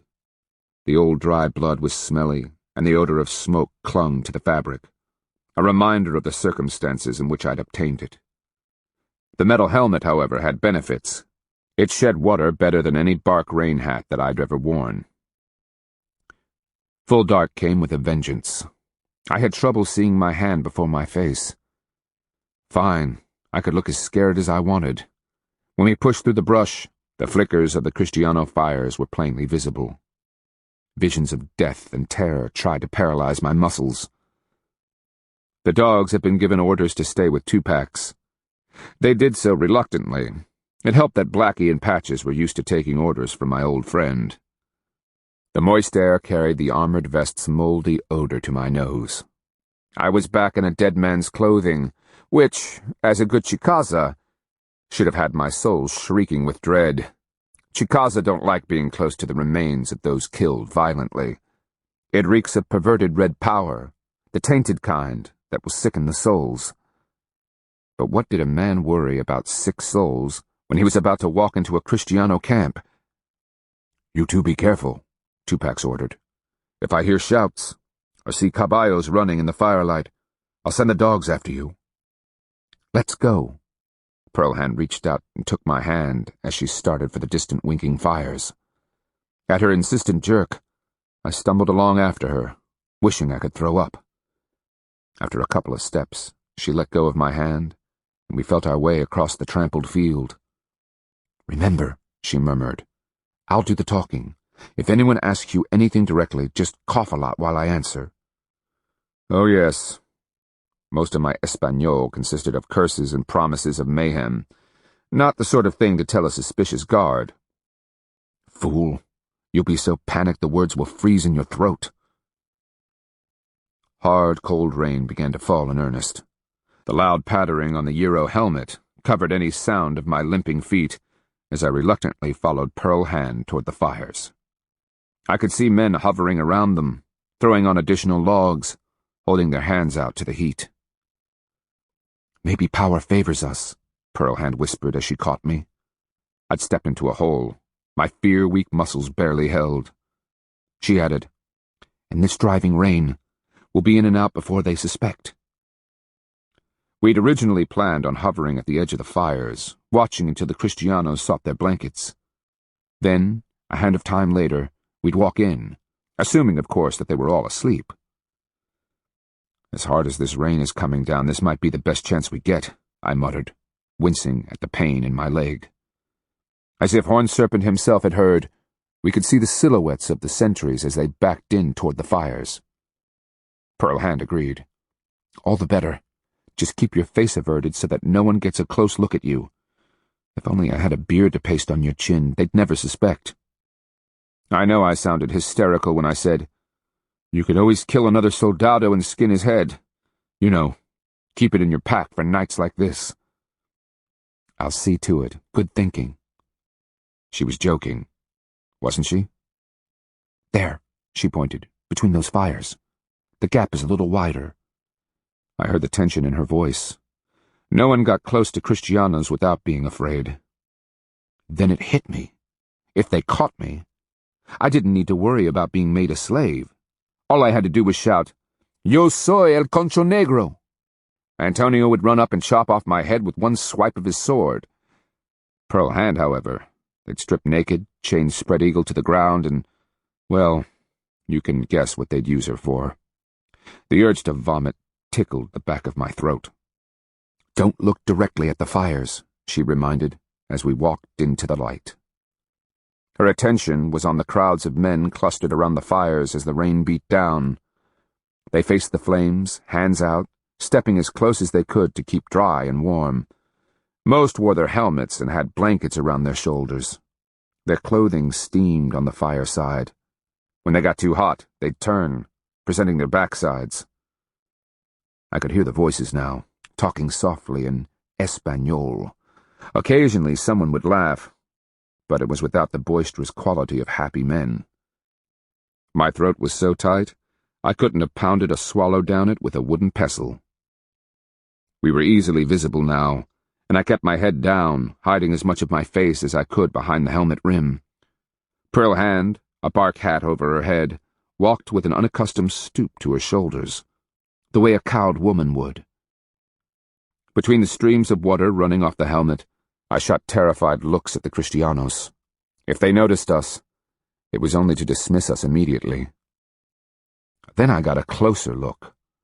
Most of them were wearing rags beneath their threadbare blankets. I could see rents in their sleeves, and more than a few wore moccasins.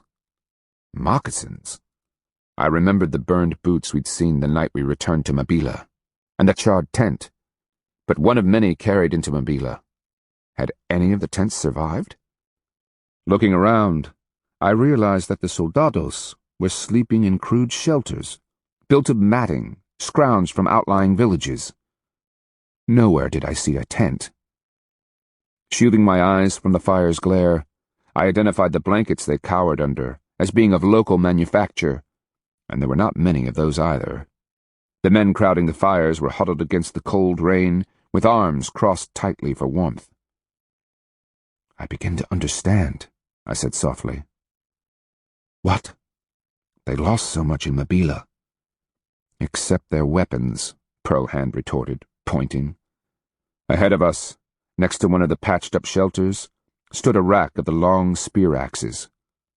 Taller than a man, spear axes were topped with a lethal point, but one side ended in a sharp axe blade with a vicious, hook-like bottom. We'd seen the things used to great effect to reach out and slice a man's head off.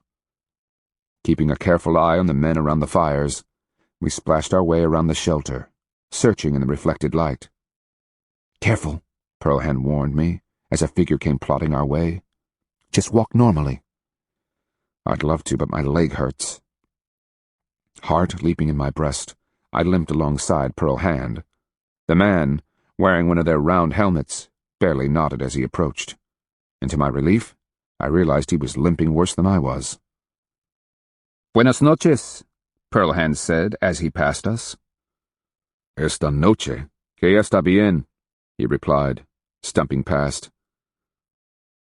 "What did you say?" I asked when he'd passed beyond earshot. I told him good evening.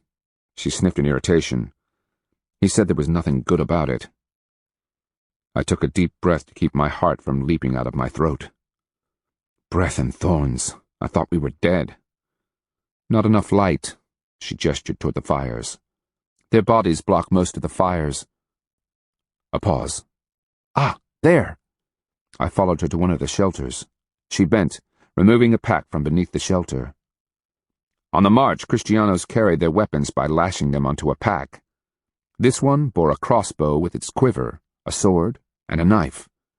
She grinned as she straightened and pulled out one of the short arrows, testing the euro tip with her thumb.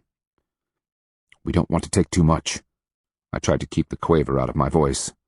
"We'd look suspicious hauling half of their weapons away, so let's get out of here."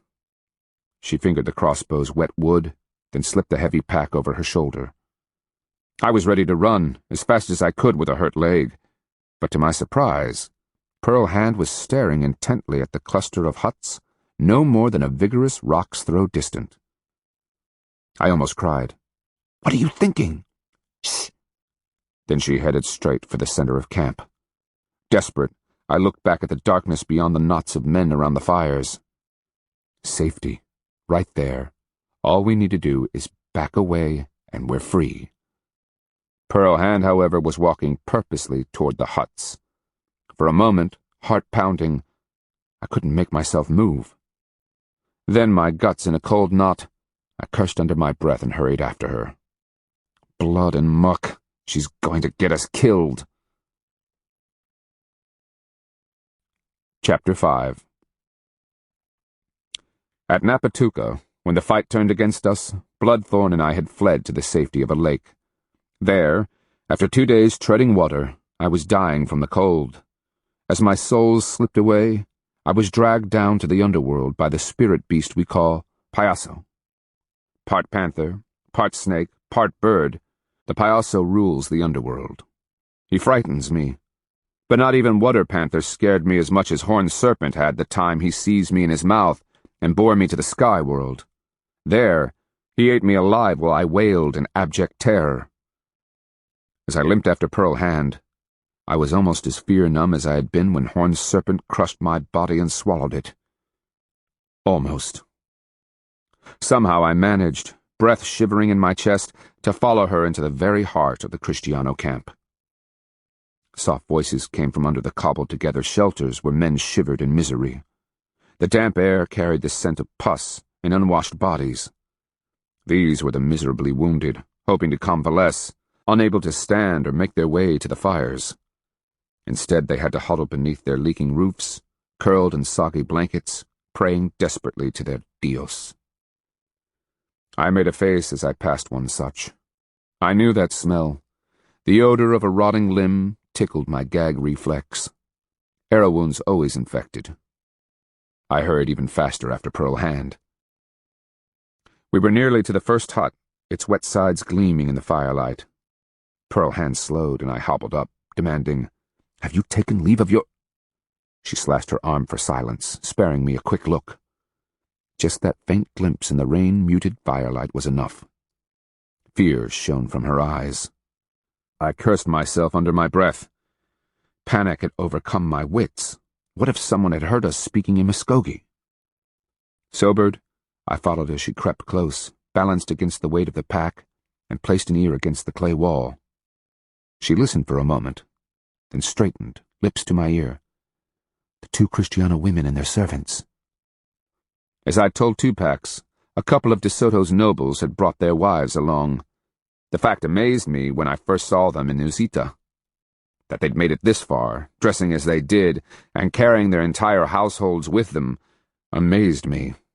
Any woman with sense would have adopted our style of clothing instead of covering her entire body with a cocoon of fabric. How they stood in the heat, dealt with ticks and chiggers, or even managed to walk was beyond me. Pearl Hand was on the move. At the next touch she leaned close, listening. "Nothing," she whispered. I stiffened as a dark form came splashing through the night, head down. From the dress, the walk, this was one of their slaves. Even in the darkness I could tell he was Timakua, among the first captives who had adopted the Kristiano god and subjected themselves to the monsters. I turned, using the helmet to shadow my face. The man barely spared us a glance, slogging barefoot through the cold mud. At the next hut, Pearl Hand listened again, hesitated, and shook her head. In the exact center of camp, where it was illuminated by a roaring fire, stood the largest of the structures. Once a multi-room farmstead, the building was walled with daub, roofed with thatch. Several of the caballos stood tied to the ramada, heads down. Each one had its rear feet lifted and cocked in a way I'd never seen before. More to the point, 2 guards in full armor dripped water on either side of the doorway. Each held a spear axe, and from the movements of their heads they were talking. Pearlhand grabbed my hand, leaned close, and whispered, "Stop walking like you're sneaking. Act normal." Sure, when at any moment a voice was going to call out an alarm. But I held her hand, bent my head toward hers, and let her lead me past the gap. We walked, illuminated by the fire in plain sight. From the corner of my eye, I watched, waiting for the Kristiano cry of, "Alto!" Neither of the guards even looked our way as we slipped into the darkness behind the big house. While my heart leaped around my chest like a frog, Pearlhand dragged me under the eaves and back. There she yanked me down into the dark recesses against the wall. I gasped as the action pulled painfully at my wound. I could hear voices, loud and argumentative, from inside. Pearlhand eased out of her pack and leaned close, whispering, "If anyone comes by, kiss me hard, fondle my breasts." "Huh? Like a man would with a slave woman, fool," she growled in my ear. "Now be quiet while I listen." So I huddled there, partially protected from the rain, thankful for Pearlhand's warm body against mine. For a time I tried to understand the rapid-fire conversation within, picking a word or two of Espanol from the mix. For the most part, it was just gibberish. What was plain, no matter what the language, was the heated nature of the exchange. Voices began with, "Adelantado, por favor." But plead as they might, the end was always the same. A violently snapped order barked out in a manner that brooked no contradiction. "What are they saying?" I finally whispered. "Shh." I'd begun to shiver, this time from the cold. While we were behind the drip line, the water cascading from the roof was splashing in pools, spattering us. "Basta!" De Soto's voice roared from within. "Es mi decisión. Afuera!" Pearlhand gave my hand a quick squeeze. When she rose, I couldn't get up. The cold, the stiffening of my wound, and the fact that my legs had gone to sleep left me feeling foolish and helpless. Pearlhand pulled me up, held me until I could stand. I took a few tottering and tentative steps, and we started back the way we'd come. What did they say? Later. Somehow we lost our way along the pitiful shelters. I knew the direction we needed to go, but we were winding along, seeking the darkest route. The rain was getting lighter. I heard voices, and looking back could see Kristianos emerging from the farmhouse. De Soto's council was breaking up. These were the sub-chiefs, better dressed than the soldados, to be sure, but still shabby-looking. Many had arms or legs bandaged. As they donned their helmets against the rain, they broke into small groups around the fire, arms waving, still arguing and shooting wary glances back at the doorway, where De Soto remained. I wanted to hurry, but Pearlhand reached out to slow my frantic steps. "Careful," she whispered. "We're supposed to act like we belong here." I don't belong here any more than I belong in Payaso's bowels. 2 men started in our direction, coming with purpose. "We're spotted." My voice almost broke with panic. Pearlhand glanced back, gauging the approaching pair. "Shh, impossible. They're just coming this way. Walk normally." I tried to. I really did. Then metal clinked just ahead.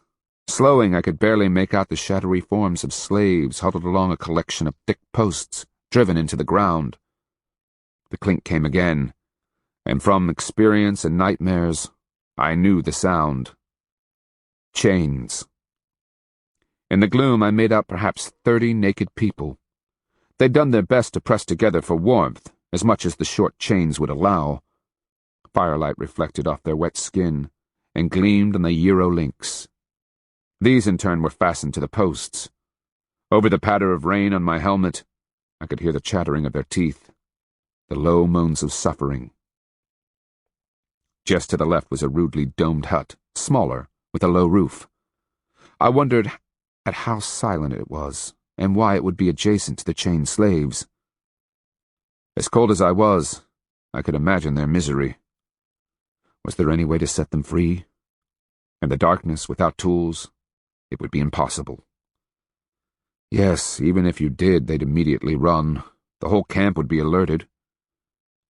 I could hear the men behind us now. Pearl Hand shot a look over her shoulder and led me off between two of the sodden shelters. She crouched, slipping out of her pack, and pulled me down. Again my leg screamed its agony. Together we eased under the edge of a mat overhang, merging with the shadows. I landed atop a chunky crossbow, its angles poking angrily into my flesh.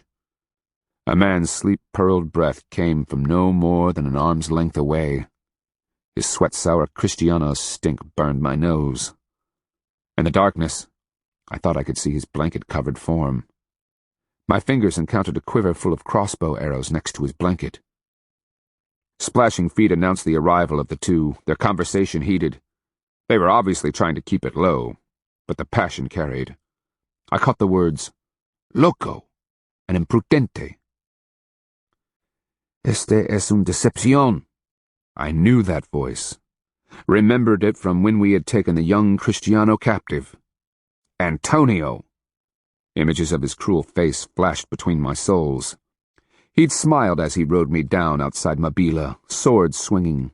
That same sword had slung crimson gore in Napatuca, and Antonio had laughed as he lopped off the arms and legs of captive warriors outside the Appalachian capital of Anhaica. And tonight, he will smile his last. I dragged the crossbow out from underneath me, starting to rise. I'd have at least a heartbeat or two before Antonio recognized the threat. Then I'd be beating him to death. Pearl Hand's grip, strong as an eagle's, tightened around my arm. As I tried to pull away, she squeezed harder. In the darkness, I could barely make out the shaking of her head. I started to whisper, "But it's—" only to have her place the fingers of her hand over my lips. Antonio's companion kept repeating, "Desastre," over and over again. "Silencio," Antonio hissed. "Quieres matar? Si el adelantado se oído. I nunca paro. Muerto por usted. No se permite discordia." "Solamente quedamos delusionado," the companion said sadly. "Por balde," Antonio spat. Then he barked a short laugh. "Necesitas una mujer. Con un pene duro, siempre hay esperanza." "Sí, feo.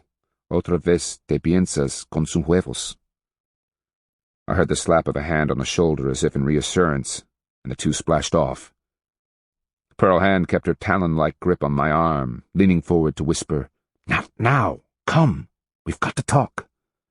Easing from under the shelter, I raised my head, glancing around. Antonio and his companions skirted the chained slaves, calling out, "¿Qué pasa, Marcos? ¿Tienes mujeres para dos hombres?" "Sí, señores. Joven y linda, y con virginidad," the guard answered, rising from the door of the low, round-roofed hut. That shocked me. I hadn't even seen the man. Biting against the pain, I clambered to my feet and shouldered the quiver. My hands held the reassuring weight of the crossbow. Pearl Hand rose, hard eyes on Antonio and his friend, as they each bent to place indistinct objects in the shadows near the hut door. Rain pattered on my helmet, but the drops were smaller. I glanced up.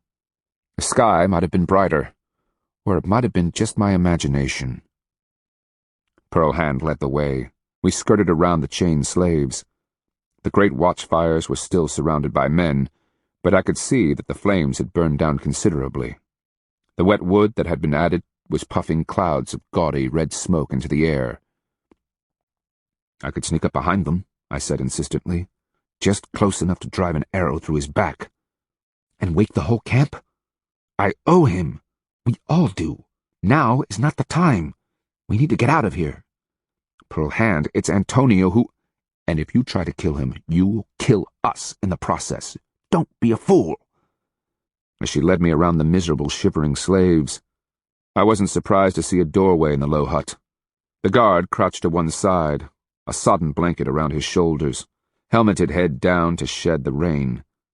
Just enough fire was burning inside to illuminate the interior. I stopped short, staring. Inside, Antonio was on his knees, stripping off his battered armor shirt.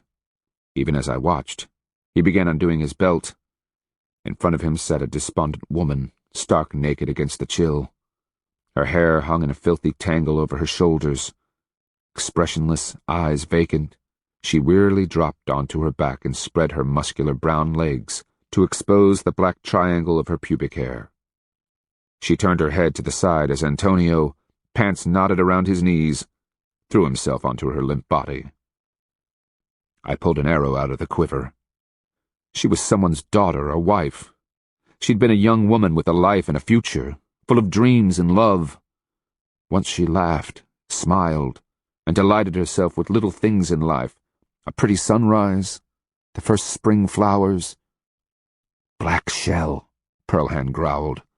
"There will be a time, I promise." "Yes, and it's now." I took a step, only to have her pull me back. "Not now! I have things to tell you. Important things." Indecision tore at me as I watched his skinny white butt jerking up and down. It's not even 10 paces. I can drive an arrow right through his spine. "Black Shell," Pearlhand said insistently. "Please?" I grudgingly started to turn away, but a gleam caught my eye. The objects Antonio had leaned against the hut wall. I studied the situation, considering where the guard crouched, the curvature of the wall. I must do something before we leave, and no, I won't kill the wormy little Kristiano maggot. "What?" "Trust me." I slipped the weapons pack from my shoulder.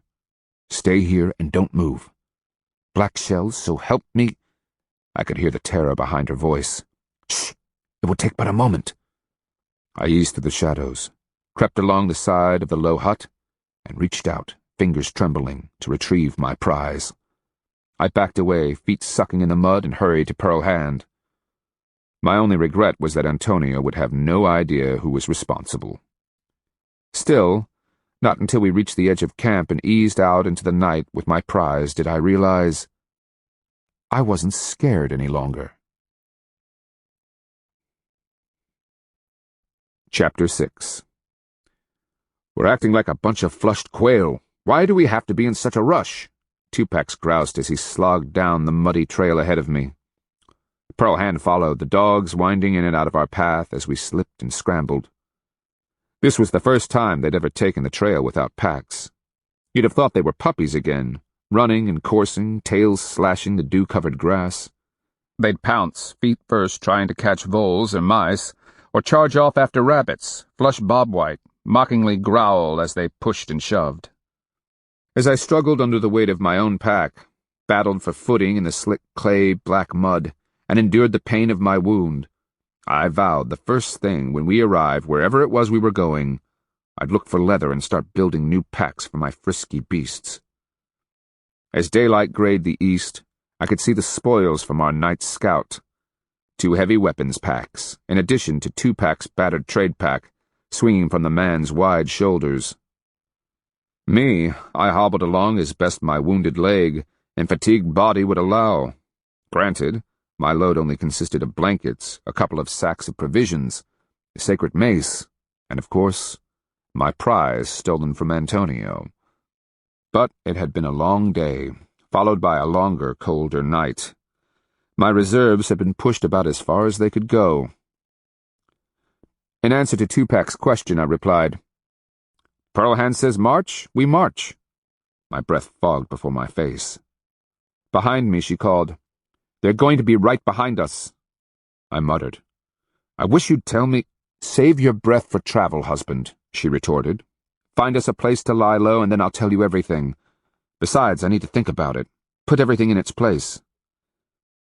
Tupac tilted his wet head, shooting an evil squint at the low clouds visible through the dripping branches.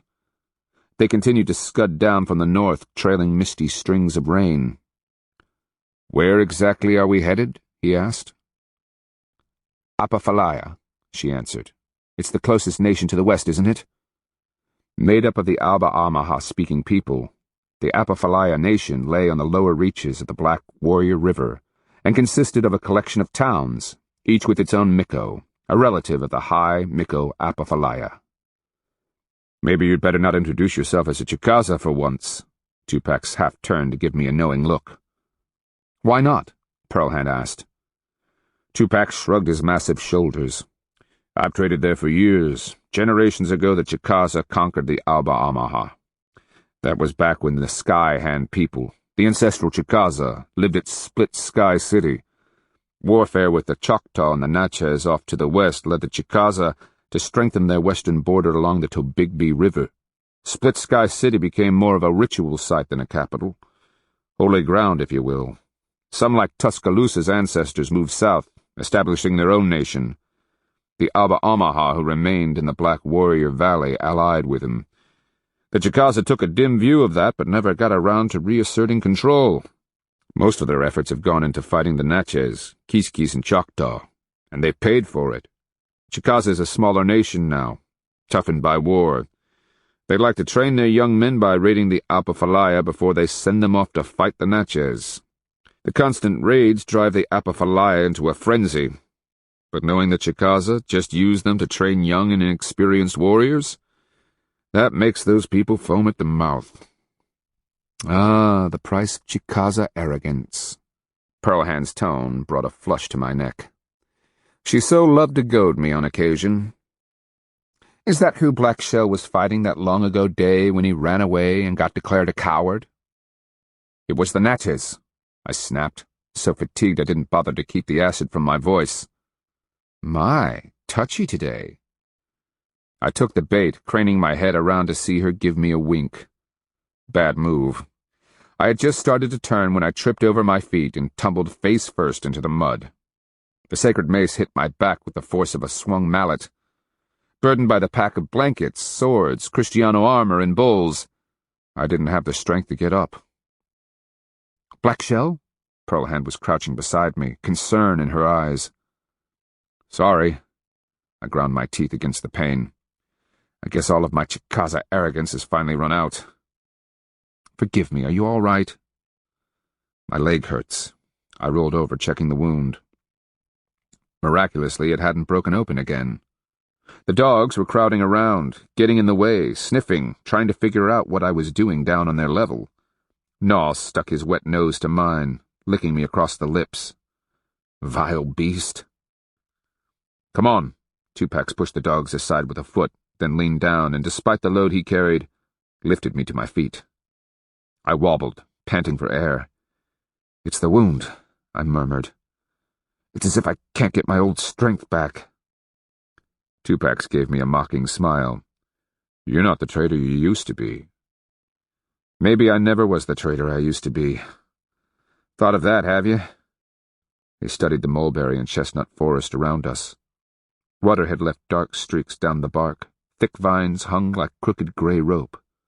The forest was oddly quiet, the musty smell of wet leaves heavy in the cold air. I know this trail. About a hand's time up yonder, Tupac pointed. There's a cluster of farmsteads off to the north. We walk past on the main trail to where it starts up the slope. Our tracks will fade, and we can circle back through the forest. Any pursuing Kristianos will ride right on past. I can make it, I promised. Good. I really want to hear what you learned last night in the Kristiano camp. He glanced at Pearlhand, clearly irritated by her continuing silence. My concentration went into limping along the forest trail, trying not to fall over myself or any of the dogs, who, occasionally and negligently, wandered into my path. The farmstead Tupac referred to consisted of 6 2- or 3-room houses a little way off the trail. The occupants had chosen this place because a stream ran out of the hills to the north, occasionally flooding the field-studded delta before it cut down into the black clay and meandered south. We reached the place by mid-morning. Like so many of the homes around Mabila, with its infestation of marauding Kristianos, the locals had fled. I stopped at the edge of the small clearing, seeing the houses neatly roofed in thatch, the clay walls painted white and red. The doors had been sealed, and no smoke rose from around the eaves. The little settlement had all the fixings, 3 ramadas, several log pestles and mortars, screened latrines in the back, and a high granary standing on smooth posts. A central fire pit was filled with wet charcoal. Seats made of log had been placed around it, the wood polished smooth by human butts. Small garden plots beside each house had furnished pumpkins, squash, beans, beeweed, and goosefoot to complement the cornfields along the floodplain. Persimmon, hickory, walnut, quapaw, and mulberry trees surrounded the margins, no doubt tended by the farmers. I leaned against the largest house while Tupac slung the load from his shoulders and untied the door fastenings. I ducked inside, squinting about and finding a central puddle clay hearth, neatly cleaned with a fire already laid. The side and back walls were fitted with high sleeping benches, while beneath them sealed ceramic jars were canted on their rounded bottoms. Several wooden boxes, their tops engraved to depict ivory-billed woodpeckers, no doubt held personal items. On one sleeping bench a pile of toys rested, corn-husk dolls, a child's bow and practice arrows, a bola and its stones, and small, crudely made bowls and jars. I looked no further but made my way to the bed, hitched myself onto the frame, and gasped in relief. "Dogs!" Pearlhand ordered. "Out!" I watched my beloved dogs, desperate to catch one last sniff, slowly funnel out into the morning. Bark remained in the doorway, his scarred head cocked, tail wagging as he watched us. Like the rest of us, he had to be hungry, wondering where the next meal would come from. So was I. Tupac opened his pack, retrieving a fire bow. While he bent to the hearth, Pearlhand began pulling jars from under the benches, opening the wooden lids, and inspecting the contents. "Where do you think they went?" Pearlhand asked. "The whole countryside is turned upside down," Tupac growled. "As I remember, these people had kin up in Talapacana town, as well as in Mabila." "Aba Amaha?" I asked. Tupac nodded as the first fingers of smoke rose from his spinning dowel. "Pot people." He referred to the Aba Amaha habit of burying their dead in large ceramic jars after the bones were cleaned in the charnel house. "Good people and hospitable. The matron, Tightmatch, she's a widow, and a most handsome woman." He grinned. "She always took special care of me." "Figures." I looked at Pearlhand, who stood and exhibited a pot filled with milled corn. She said, "I'll take a water jar down to the creek. We can make a gruel, add some of the walnuts and dried blueberries. Then there's cattail root flour and some beeweed for taste." "That's the most wonderful thing you've ever said to me." She gave me a measuring glance, reading my fatigue. "If it is, your memory must be as worn out as the rest of you." Then she was out of the door. I never saw her return. Silly me, I'd fallen into a deep sleep. Perhaps I dreamed, I don't know. But for the first time since Mabila, I didn't wake up screaming. The fire in the puddle-gray hearth popped and spat bright yellow sparks toward the roof. Outside it was cold, windy, and wet. The storm couldn't make up its mind if it was raining or snowing. For us, the snug house was a blessing with its cheery, warm fire, dry beds, and solid roof overhead. On the dirt floor, the dogs lay sprawled just back from the fire, lost in dreams. Tupac, Pearlhand, and I perched on the pole beds built into the walls. In the dancing firelight, Tupac inspected the Kristiano sword I'd given him. Then he resumed his study of the crossbow, running fingers down the polished wood, checking the pull on the bowstring. It was a mark of the weapon's power that even Tupac, the strongest man I knew, couldn't set it by hand. Me, I admired the prize Antonio had propped against the woman's hut, the highly polished sword he'd used to kill so many of our people, the one that had sliced so deeply into my arm and leg. Now it was mine, and all I could do was dream about how I'd use it to cut Antonio into bloody chunks of meat. "Things are changing." Pearlhand leaned forward, arms propped in the bed frame, expression thoughtful. "The last time I overheard one of their councils, it was among the Usachili. That time each of De Soto's capitanes had a say. They argued among each other, De Soto listening, asking questions. This time, when the capitanes tried to disagree, he snapped at them. He demands immediate and complete obedience. The fire accented the hollows of Pearl Hand's cheeks, her straight nose and firm jaw. It seemed to sparkle and play in her large dark eyes and cast gold highlights on her rich black hair. They were talking about food. They are out. The question was whether the wounded were well enough to travel, and which direction they should head. A pause. They argued about how far the slaves could carry what few possessions they have left. I said, "Those poor captive wretches we saw won't be able to go far. And after this storm, half of them will be dead." Pearl Hand nodded sadly. The Adelantado is very aware of that. It's one of the reasons he picked Apophalia as his next destination. He thinks that by professing peace, he'll be able to trick the Miko into providing tamames, food and clothing. "And he'll probably get it," Tupac added. "I know the Miko. After the disaster at Mabila, he'll be torn in half trying to decide if he should run, hide, waffle, or fight." De Soto ordered his men to be on the trail by midday today, Pearl Hand added. "But his ships are south," Tupac murmured softly. "Surely they'd have food." Pearl Hand gave us both a knowing look. "Believe me, the soldados and capitanes know it full well how low rations are getting. Winter is coming, and this storm just emphasizes the threat. Most want to go south, but De Soto reminded them of how scarce food was in the salt scrublands south of Appalachia." "What about the piles of baggage he lost at Mabila?" I asked. "Surely the ships brought enough supplies to refit his army. Clothing, boots, food, tents. Everything that burned." She cocked her head, giving me a baffled look. "One of the capitanes asked about the ships. A man named Maldonado is in command of them." De Soto angrily replied, "We don't know where to look for Maldonado. He could be anywhere." "I don't understand." I fingered my chin and resettled myself on the sleeping bench. Any of the recent captives could have told him about the ships at Ochuse, even to the point of giving him directions on where to find them. It's a major topic of conversation in every town and camp south of Mabila.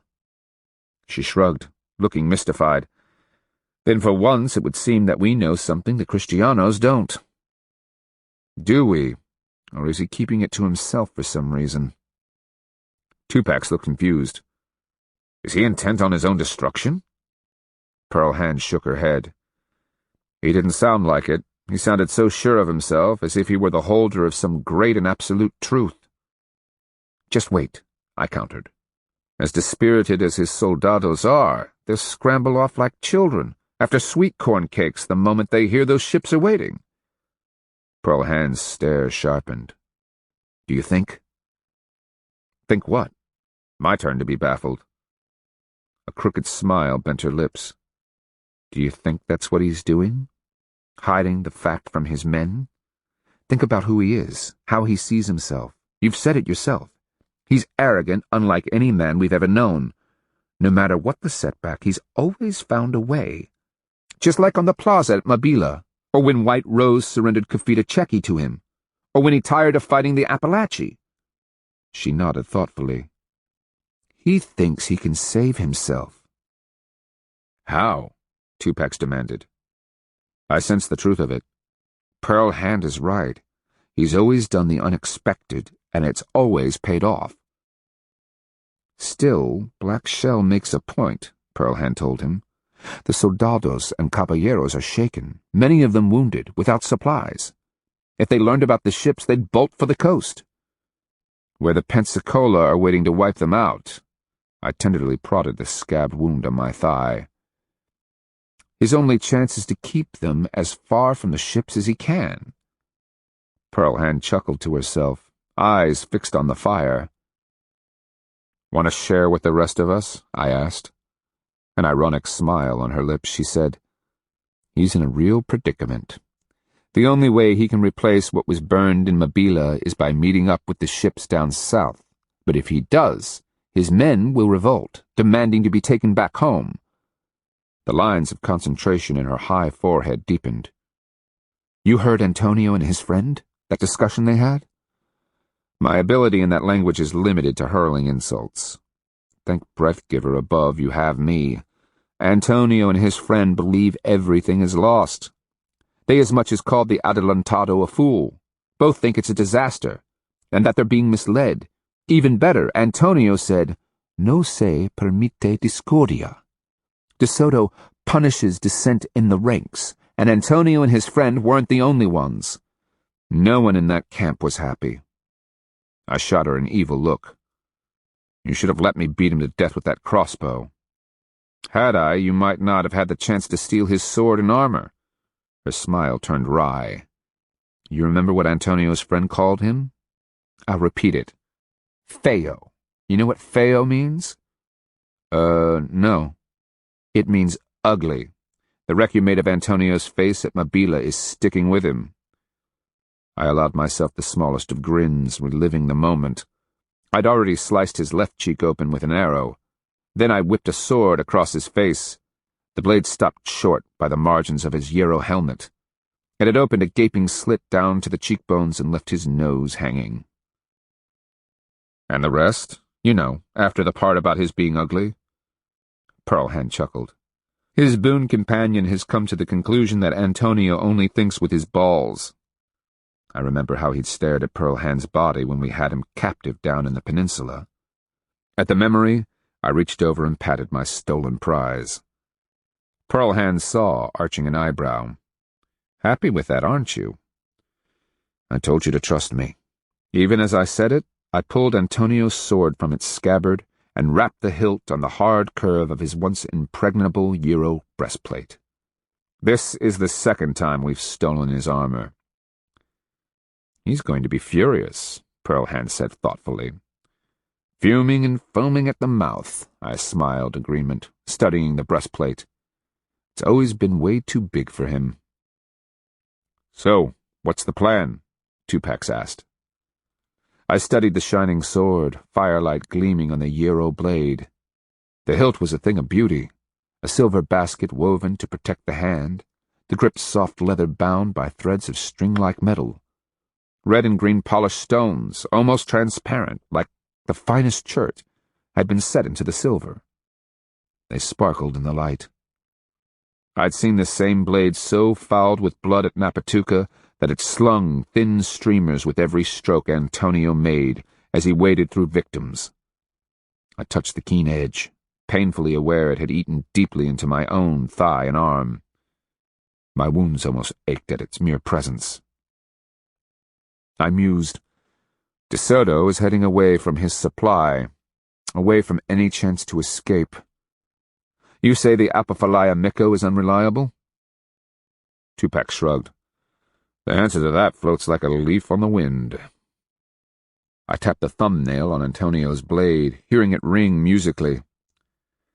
If the Apophalia Miko is going to fight, fine. If not, I say we raced the monster to Chicaza. And then? Pearlhand asked. Tingles of fear mixed with excitement ran along my bones. I figure out a way to convince my brother not to murder me. Then I work out how I can give Antonio his sword back. My jaws ground before I added, Point first. Chapter 7. Rested, with full bellies and packs, we started across the wooded hills that lay between us and Apophalia territory. The way led beneath spreading red and black oaks, immense hickories, and tall black gums. As if to break the monotony, the forest was sprinkled here and there with tall and majestic cedars. Periodic stands of pine were surrendering to maples and poplars, evidence of old burns. The atrocious black clay soil, thankfully, had given way to loamy yellow dirt that provided solid footing. Occasionally, as we topped ridges, crumbling outcrops of sandstone lurked beneath the leaf mat. Low-gray clouds masked Mother Sun's path across the sky world. Their bottoms were torn, as if snagged. Dark masses trailed streamers of rain, sometimes severe, other times tapering to a misty and silent drizzle. I was feeling better. But then I also had the Euro helmet, so my head was dry. Pearl Hand and Tupac slogged miserably along, protected only by bark rain hats. The dogs padded happily over roots, rocks, leaves, and deadfall.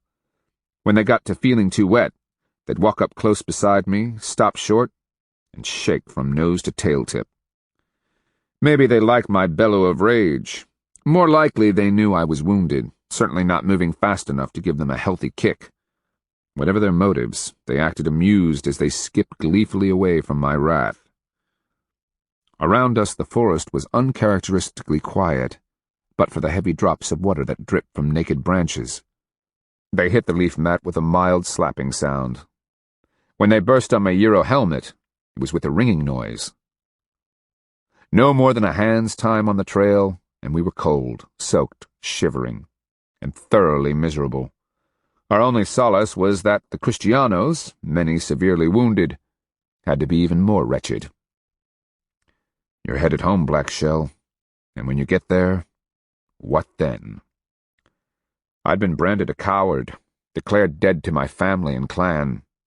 So great was my disgrace that I'd been exiled, all relations with home, hearth, and my people severed forever. The declaration of Akeohusa wasn't something my Chicaza made lightly. Reconciliation could be had.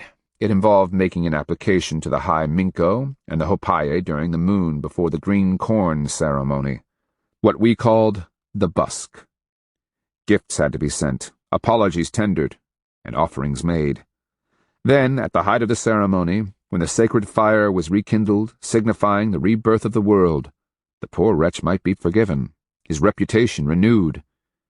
At least, it could happen that way if the Akeohusa wasn't chief clan. If he wasn't the direct heir to the Panther stool, the future High Minko of the Chicaza nation. If he wasn't someone like me. Chief clan was held to a higher standard.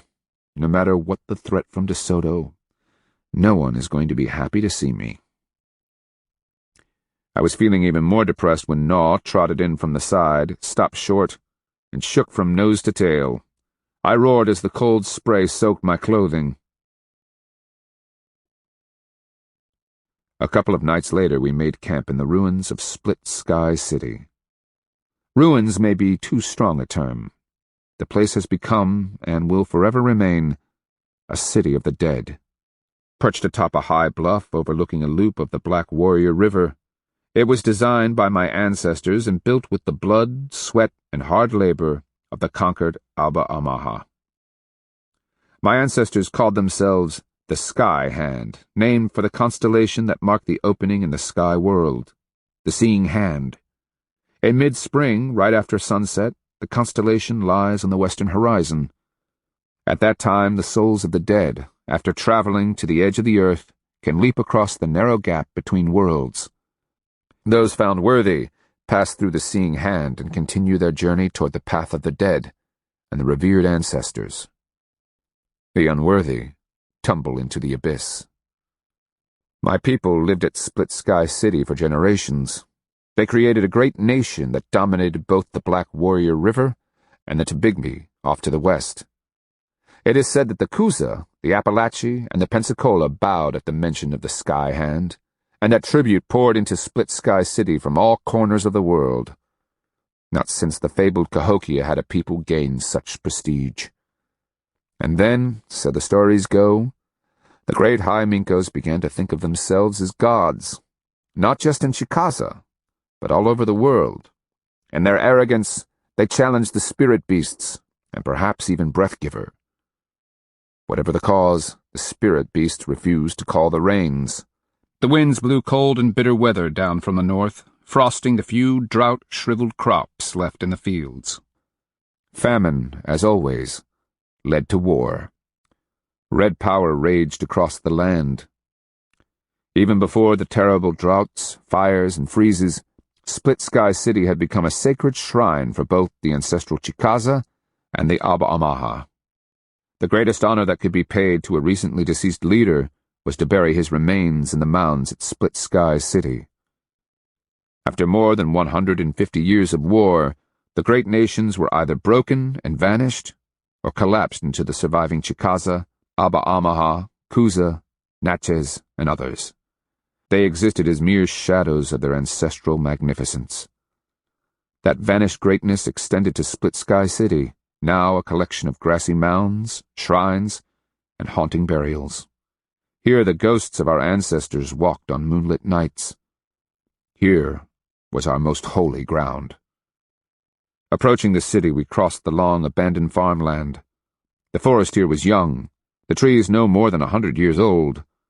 The leaf mat beneath, however, still bore the stippled irregularities of fields. Low humps of earth marked where houses had stood. Occasional bits of broken pottery protruded from the blanket of leaves where squirrels and deer had disturbed the soil. The dirt was black from ash.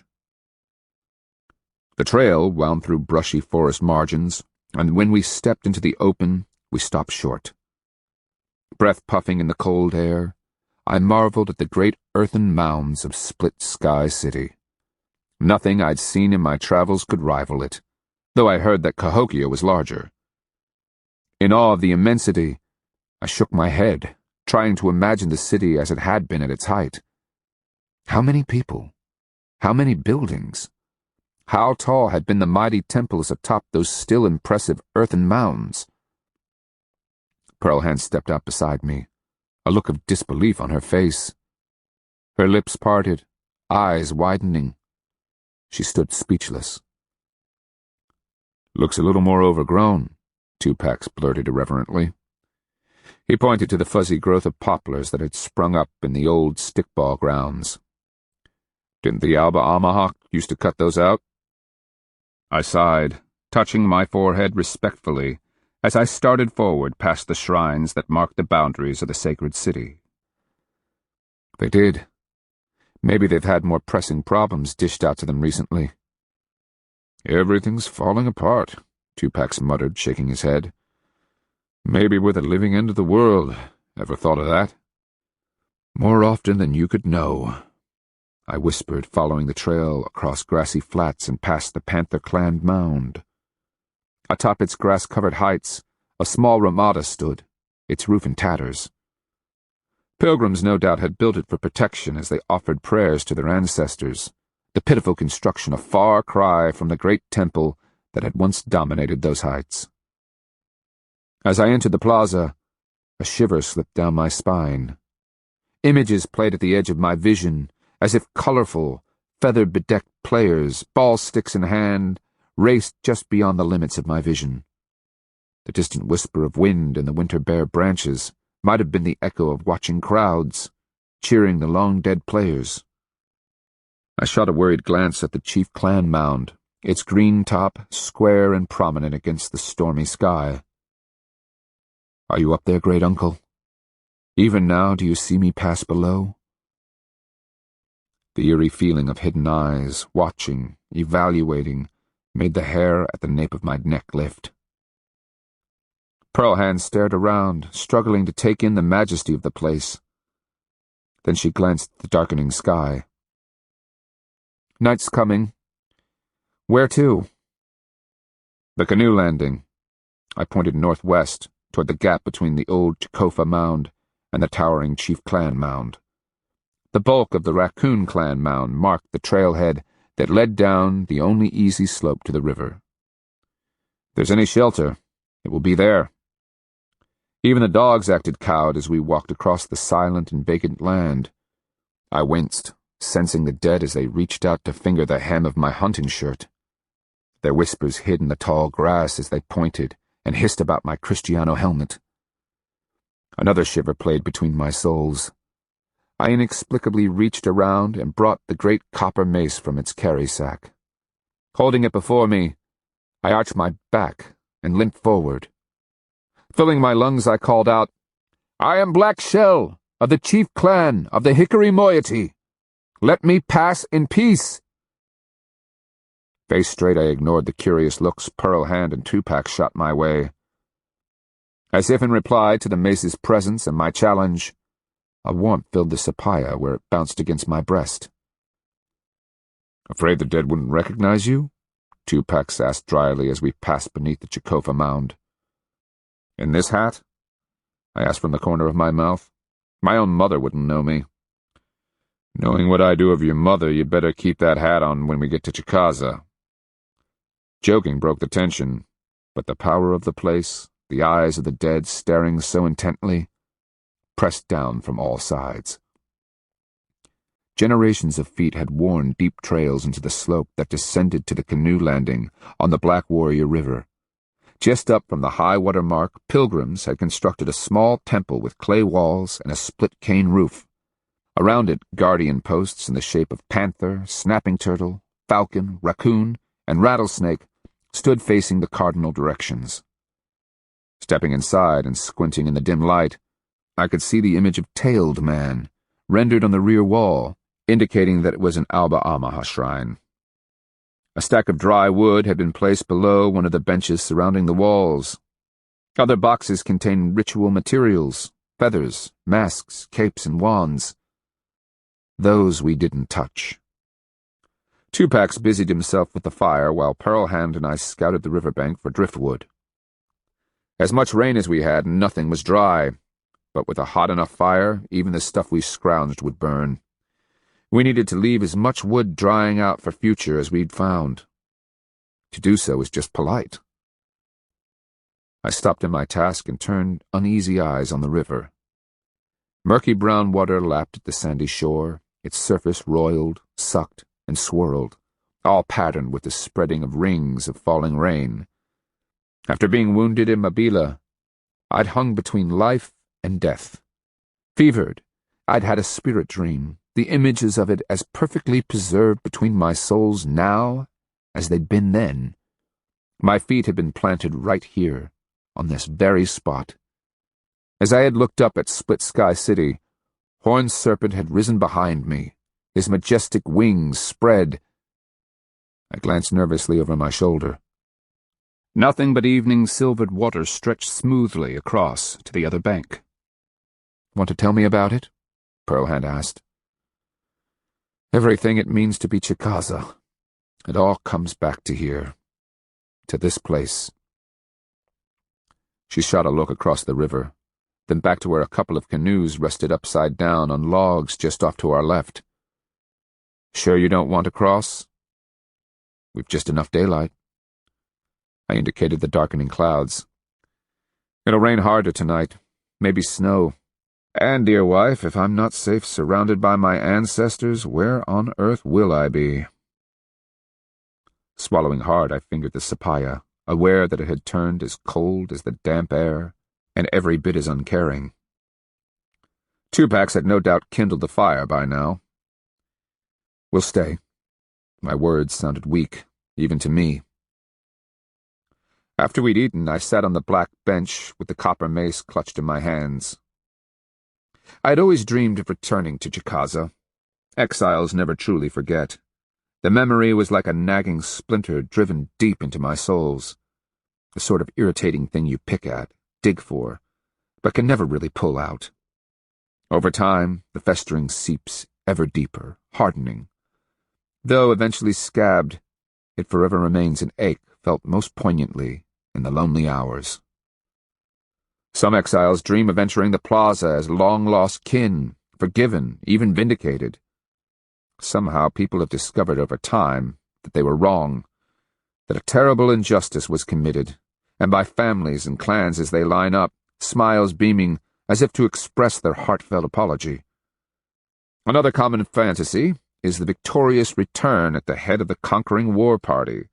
Having vanquished the home armies, the exile stalks into town, elbow to elbow with his companions. Head high, he glares from side to side, enjoying the bent heads, the furtive looks from under lowered brows. The homefolk chew their lips, dreading retribution for their injustice, and wishing they'd never driven the victim away in the first place. And then there was my obsessive little daydream. I saw myself entering Chicaza town, dressed in finery, shell necklaces dangling, a gleaming gorget at my throat, and a copper breastplate shining on my chest. My face would be painted like a Cahokian lord's, bracelets clattering on my arms. With a knowing smile, I'd stand before my family, trade packs at my feet. While I regaled them with stories of the Timucua, the Caddo, and the Guale, I'd lay out strings of shell beads, shining pieces of copper, medicine herbs, Taino tobacco, and Calusa carvings. When it was all done, they'd stare at such an accumulation of wealth as no Chicaza had seen since the High Minkos had ruled the Split Sky City. But the dreams, like the very trade, had become ash. Not that I was impoverished. The Kristiano armor and weapons alone were worth a fortune. It's just that I now looked exactly like what I was. A rag-clad survivor fleeing a terrible battle with what little plunder he could carry away. Power help me. How do I go home now? What do I say? How do I enter Chicaza without looking like a failure? Eyelids drooping, I watched the damp wood burn. It hissed, snake-like, on the coals. The sound reminiscent of the beginning times hinted of power, magic, and wonder. Intricate and sinuous, the smoke rose, looping around, spiraling in a clever dance. My soles grew light, wavering and airy. Light as the smoke itself, they followed the weaving patterns, turning and twirling. I felt myself lifting, growing ever lighter and more feathery. Around and around, I danced with the smoke. Becoming one with it, I allowed myself to drift up, pirouetting and curling. Beyond the door, rain began to patter on the packed sand. The sound mixed with the rising and falling hiss from the wood. The winding smoke was alive. Like a thread it rose, only to slip sideways in the cool air. My soles mingled with the twirls of smoke borne aloft by the hissing fire. Savor the sensation. Dance with the smoke. Dream, Black Shell. Dream. This ends Disc 2. A Searing Wind, Disc 3. Chapter 8. My body floated, weightless, flipping this way and that, drifting out through the doorway and into the night. Rocked by the warmth, borne upon the air like a prayer. Dreaming. As I floated with the smoke, the world seemed to glow, pulsing with an energy akin to that of a beating heart. The river, its surface patterned like a shining serpent's skin, slowly flowed past. And when I looked up from the canoe landing, past the temple, it was to see Split Sky City in all its glory. The metropolis was alive, thriving, and filled with throngs of colorfully dressed people. This was how the Chicaza heroes Old White, Green Snake, and Two Petals would have seen the place so many generations ago. Atop the Raccoon Clan mound stood a massive building, its grass thatch roof rising like an axe blade toward the oddly orange sky. People, wraith-like and oblivious, passed around me. Their voices, thousands of them, echoed and vibrated through my very being. All of the past to choose from, and you pick this, an almost purring voice said from behind me. I turned, startled, and froze in my tracks. Pyasa. Instinctively I started to raise the copper mace, as if to strike the terrifying creature emerging from the river. Cold fear settled around my heart, and the voices, almost overwhelming but moments before, had gone still, the silence as heavy as frost on a winter meadow. Pyasa pinned me with glowing yellow eyes, the pupils black and bottomless. I watched in horror as the water panther rose, water slicking away so quickly the spirit beast appeared instantly dry. Its pink cougar's nose sniffed, whiskers quivering. Then the creature licked its lips, exposing long white canines and a cat's rasping tongue. It spread great wings that rose from its back and flicked the snake's tail that sprouted behind its hips. On yellow-scaled feet, the toes tipped with eagle talons, it padded out onto the sand.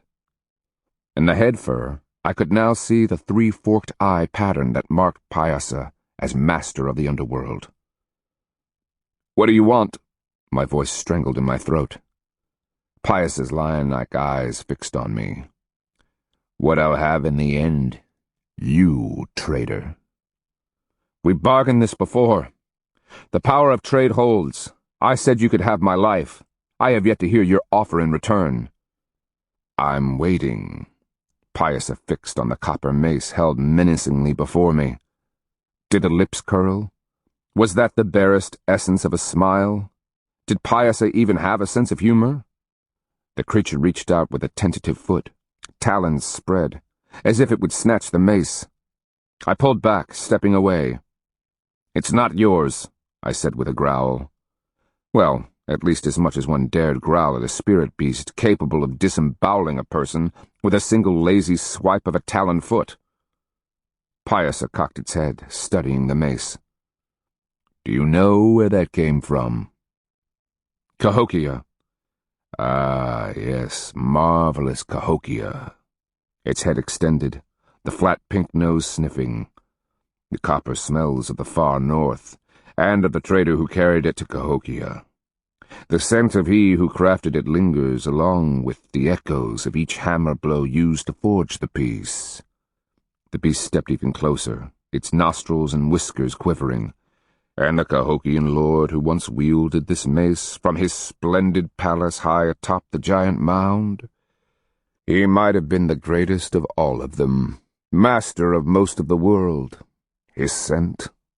Well, the metal reeks of it. The large yellow eyes narrowed its slits. "And now it comes to you, Black Shell? You think to add your stench to such a piece? Do you think yourself equal of those incredible lords who came before?" I swallowed hard. "My only purpose is the destruction of the monster." My heart had begun to beat again. Just beat? Hardly. It pounded in my breast like a stone maul against a sodden log. Nothing frightened me like Pyasa. "Come on, Black Shell. You were eaten alive by horned serpent.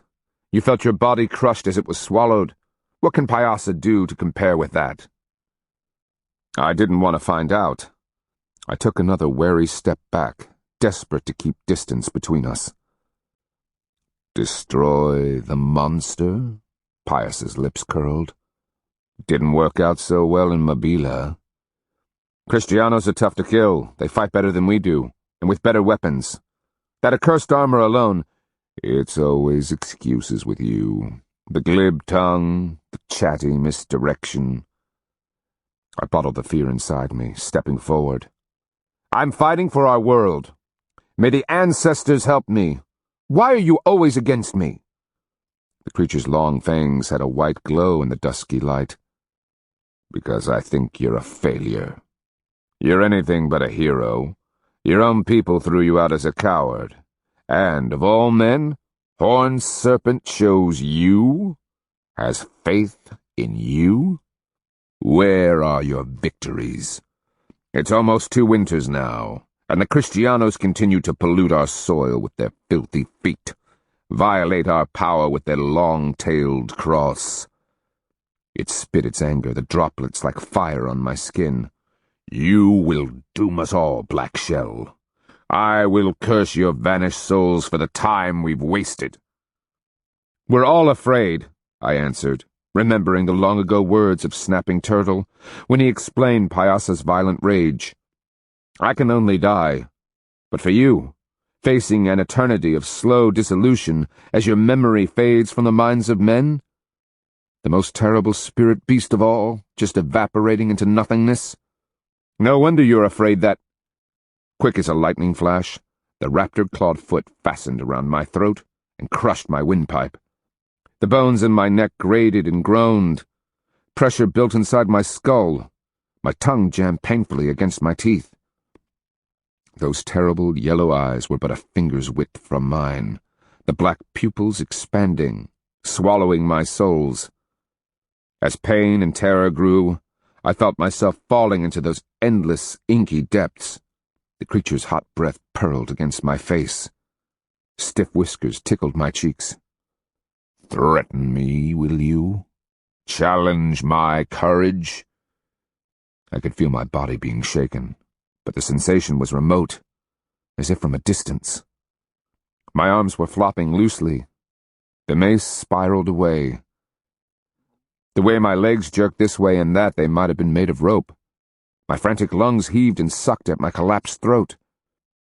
With a feline purr, Pyasa said, "Time for you to die, putrid human." The constriction around my throat tightened, flashes of sparkling light dancing at the edge of my narrowing vision. Blood pounded in my ears, my bones creaking under the pressure. Terror burst in my breast, hot and paralyzing. From the side, a weary voice called, "Let him down, you're acting like a fool." The pressure hesitated and finally eased. So quickly I was released that I slammed onto the ash-stained sand, coughing and gasping. Lifting my hands, I cradled my throat, sucking in great gulps of air. As the haze cleared from my vision, I fixed on Pyasa, crouched as if to pounce, tail lashing in anger, wings wide and threatening. Those dreadful eyes remained fixed on mine, violence burning behind the eerie yellow. "He mocks me," Pyasa thundered. "One does not mock that which he truly comprehends," the soft voice replied. "And Black Shell possesses a level of understanding and sympathy that you, great Pyasa, have not achieved, nor, I dare say, even allowed yourself to investigate." The hateful yellow eyes narrowed. With a sinuous, almost reptilian grace, the cougar head turned and the glaring eyes focused on someone off to the side. Lungs still pumping, I blinked and followed Pyasa's gaze. An old man stood at the edge of the water. I placed his age as at least 60 winters, his face lined and weathered to a dark brown. Long white hair was pulled up and pinned in a bun. His faded and worn buffalo hide cape was missing patches of hair. Beneath it, a serviceable fabric hunting shirt was belted at the waist with a rope that supported some sort of pouch on his left hip. His right hand gripped a trader's staff, graced with white feathers. The left held an old-style monolithic hand axe, the sort Mikos once handed down as badges of office. "Seeker!" Pyasa roared. "What can this human know that I do not?" "The many faces of fear." The old man followed his statement with a knowing smile. "Black Shell, you see, has lived with fear all his life. You, Pyasa, as a spirit beast, now face it for the first time. A curious irony, don't you think? Here stands a human who hasn't even passed 30 winters, and he has an intimate understanding of fear and its nature. You, an immortal whose existence stretches back to the beginning times, find yourself confused, distraught, and unable to deal even with fear's minor effects. So, you see, he does not mock you. Why? Because he has an understanding, as you yourself do not, of how incapable you are of accepting, let alone controlling fear." The old man's sympathetic eyes bored into Pyasa's. "Why do I listen to you?" "Because despite yourself you learn, and because you have no other friend." I stared in amazement. Pyasa, lips now curled as if in disgust, shot me one last distasteful look. I swear I was giving the terrible creature my complete and focused attention, but it was as if he vanished. The movement so fast, it didn't even blur. Only the widening ring of water showed where Pyasa had dived into the river. "I'm not sure he'll ever manage." The old man cocked his head thoughtfully as he watched the widening rings. "Living beings are born to a wealth of emotions. They suckle fear, loneliness, helplessness, triumph, and tragedy. It becomes part of them. Pyasa has his war with the thunderers in the sky world." I massaged my throat, thinking of the lightning bolts tossed down by the winds, the monstrous ivory-billed woodpeckers that hovered at the four corners of the world. The old man smiled benevolently. "Do you think of it as warfare like people know it? No, Blackshell, consider it more like a game of stickball between matched teams. A scoring of points, if you will. No matter the outcome, the Thunderers will never destroy the underworld. Pyasa and the tie snakes will never conquer the sky world. They must forever remain exclusive to each other. Who are you? I crawled forward and retrieved the copper mace. May the ancestors help me. I believe those were your words just before you enraged Pyasa to the point of murder. The old man cocked his head, studying me through knowing brown eyes. You're an ancestor from the sky world? Come down to rescue me? In order, yes, no, and no. He looked up at Split Sky City, now appearing as the forlorn and abandoned place I knew. The grassy mounds stood alone beneath the rain-thick sky. Nothing is forever, Blackshell. Perhaps I should have taken the western road, made the leap through the seeing hand, and followed the path of the dead. He glanced back at the river. But then, the underworld is a place of immense beauty and magic. I've barely explored it. I ask again, do you have a name? A fleeting smile bent his lips. I've had many names, Hickory, Runner, among others. But in the end, I was known as Old White, and sometimes as the Seeker. I stumbled to my feet, gaping in disbelief. You traveled with Green Snake and the legendary Contrary, 2 pedals. It is said that you crossed the known world, coming home only to die. But then, just at the end, you traded Horned Serpent copper in return for a chance to send your souls to the underworld. Something like that. He tilted his head to the rain, though the droplets never seemed to patter on his ancient skin. Meanwhile, not even legends live forever. Not with Kristianos on the loose. My question is, have you devised a way to enter Chicaza? I assume the Sapaya mace will suffice at least to gain us an audience with the High Minko. And after that, it's up to power. I smiled uncomfortably. And my brother's ultimate dedication to clan and family. A wry smile bent the old man's lips. Believe me, when it comes to family, not even appeals to power, Eagle Man's justice, or the potential wrath of the spirit beasts can provide cover or safety. Like you, I have some experience with exile. My advice? There are other men of authority among the Chicaza, respected and beloved elders who, like you, have felt the call of power. I'd adopt an image of humility and piety, at least in the beginning. Me, I always kept self-righteous rage and indignation in reserve until after I had the situation under control. I think I understand. Win the respect of the respected, and everything else will come in due time. The Seeker arched a snowy eyebrow. A good trader employs all of his assets to his greatest benefit. But don't take Chicaza honor lightly. Oh, and watch out for your mother. She's, should we say, unforgiving? I seem to recall that. He gave me a fond smile. Now, if you'll excuse me, I must go attend to the Pyasa. He will need a steady voice to diffuse all that rage before he panics the fish, eels, and turtles. And Breathgiver help us if he bites a tie snake's head off before I can calm him. Such a thing would upset the water beasts to the point they might call enough rain to flood the entire world. I traded Pyasa my life, you know. It's the talk of the underworld. Pyasa doesn't know what to offer you in return. You gave him a regular stew. Even the Contrary is laughing. The old man turned, walking into the river. So much trouble. Given what we've seen of Pyas's inability to cope with fear, we can only hope he never falls in love.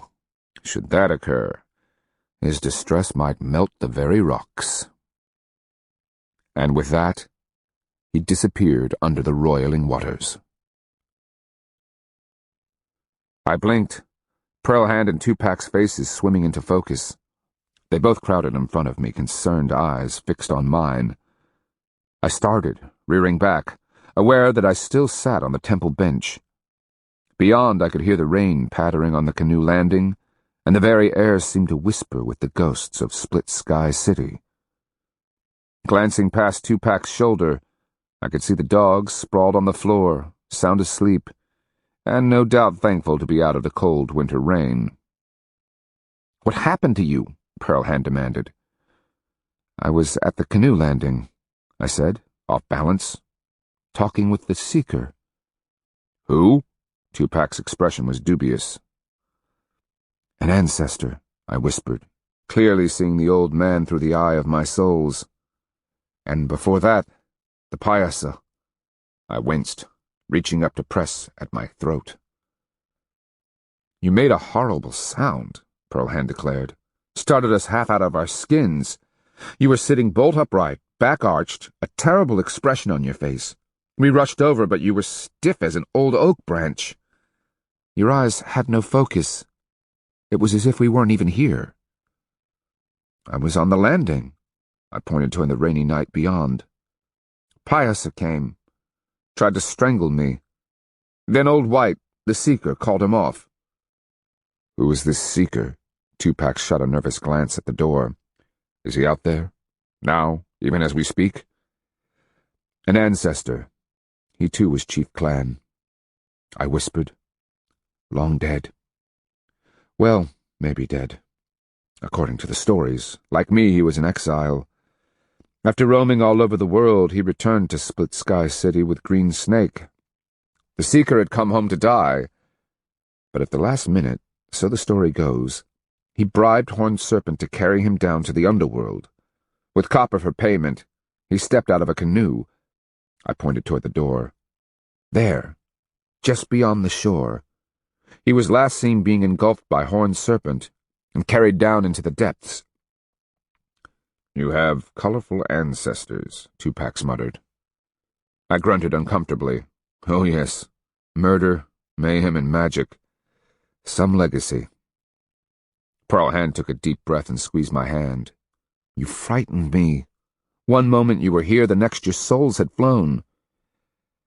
"I'm here," I whispered, disturbed at how clear the images were. It was a power dream. Pearl Hand's skeptical eyebrow arched. "Don't you normally have those when you're dying?" "Yes," I swallowed hard. She shook her head, turning loose of my hand. "Sometimes, husband, you really worry me." "You're worried. You ought to live it from my side." Chapter 9. Outside Apophalia, I felt the full impact of the loss of my trade packs. Over the years, I'd become affluent, possessing copper, buffalo wool, exotic medicinal plants, rare feathers, beautiful beaded necklaces, breastplates, blankets, fine dress, and paints. Now we only had 7 pieces of heat-tarnished copper, whatever trade 2 packs carried, and what was on our backs. How, then, was I going to make a grand entrance into Apophalia? Was it even necessary to stop there? The nation was composed of 6 towns stretched up and down the Black Warrior River bottom. The capital, Apophalia Town, lay a short distance upriver from Split Sky City. Apophalia consisted of perhaps 500 souls clustered around a chief's mound on one end, a temple mound on the other, and a small plaza between the two. A world tree pole crafted from red cedar dominated the plaza. Its length was painted in red and white spirals. 2 chunky courts lay to either side, and an akbat-lay goalpost sat atop a pole on the south. Most of the people lived in surrounding farmsteads clustered along the low terrace just up from the back swamps. Once or twice a year, the river tended to overrun its banks, replenishing the sandy soil. The back swamps are productive fisheries, as well as rich in fowl and small game. Whatever the benefits of attempting to rally the Apophalia Miko to attack De Soto, the final reality was that the good Miko would never commit all of his resources to the fight. Perhaps it was the legacy of living just across the hills from the Chicaza. Generations of warfare had taught the Apophalia that it was better to dodge and weave rather than stand and trade blows. Any real hope of breaking the monster's back lay with Chicaza. But how was I going to convince my brother to commit Chicaza's military to the fight? And worse, how would I get him to do it on my terms? The Chicaza way was to march out in perfect formation, squadrons of warriors moving in unison. Wooden shields at the fore, ranks of war club-wielding warriors provided mobile shelter for archers. They, in turn, rained war arrows down on the enemy from the safe comfort of the formation's center. Each squadron's warriors came from one ixa, or clan. Membership in the elite squadron was an honor sought by every aspiring warrior within his ixa. The clans were hierarchically ranked in normal society, with chief clan at the top and skunk clan at the bottom. In combat, however, the squadrons were ranked by their bravery, obedience, and ruthless efficiency. If the skunk clan squadron stood when others didn't, or they broke the enemy lines and won the battle, they marched in front of the formation and received honors and acclaim. Such competition for war honors, coupled with training and obedience, had given the Chicaza a military proficiency unequaled among the nations. Overall command of the squadrons was the duty of the Tishu Minko, generally the highest-ranking Minko of the Raccoon clan, and normally the hallowed bearer of the war medicine box. The Tishu Minko's orders were relayed by the Hedisus, or war seconds. This was accomplished through a series of whistles and gestures, and, if necessary, by runners. Orders were received and implemented by the squadron Apatuska, or warrior killer. This was a man elevated to the command of his clan squadron based on his competence and experience as a warrior and combat leader. According to our legends, this manner of making war had originated in fabled Cahokia and allowed the lords there to conquer most of the known world. The ancestral Sky Hand had used such methods to overcome the local Alba Amaha and Kawasati and found an empire. Strategies and tactics were studied, improved upon, and tested over the generations until my Chicaza had become the envy of nations. True, someone like the Kusa might have been able to overwhelm us with sheer numbers, but even the poorest Chicaza squadron would claim 5 enemy dead to the Kusa's 1. The very success of Chicaza warfare now worked against me. I remembered my little brother, an awe-filled and gangly boy. Like me, he spent his life absorbing stories of Chicaza superiority. Down at the root of his souls, he firmly believed, as I once had, that no enemy on earth could stand against Chicaza arms. So, Blackshell, assuming your brother doesn't order you chased out of Chicaza at the first mention of your name, how are you going to convince him to fight this your way? I made a face, glanced up at the gray and menacing sky, and felt entirely helpless as I remembered old White Spirit's admonition of piety. Pearlhand's Euro knife shaved long and curling slivers from the ashwood shaft I peeled. Part of my insecurity, I had come to believe, had its roots in my lack of the things that made me, me. One of those was my trader's staff, my old one having burned with everything else back in Mabila. As I sat hunched before the fire in our camp, I continued working on my new staff. I would engrave a spiral around its length and carve the top in the shape of a woodpecker's head to honor the winds, who resided at the edges of the earth. Having seen the west wind in my first spirit dream, I knew exactly what the giant birds looked like. Finding white swan's feathers? That might be something of a trick in midwinter, and this far inland. Swans tended to winter along the coastal areas to the south. I could have scraped by with egret feathers, but swan was necessary to keep the power right. We'll cross the Tombigbee tomorrow, Tupac noted. That puts us smack dab in Chicaza territory. You can bet they'll have scouts out. I nodded, raising the staff and inspecting it in the firelight. I'm hoping for that. What are you thinking? Pearlhand asked where she crouched at the edge of the fire and used damp, sand-impregnated cloth to polish the blade of my old Kristiano sword. Tomorrow, I would hand it over to Tupac's. He didn't understand gyro, or why it needed polishing in order to keep the odd bronze scale from forming on its surface. He should have been able to figure it out. Even sacred copper eventually discolored. Metals always have their own power and need some kind of care.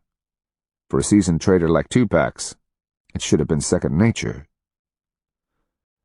The problem of how to approach Chicaza had been devouring me for days.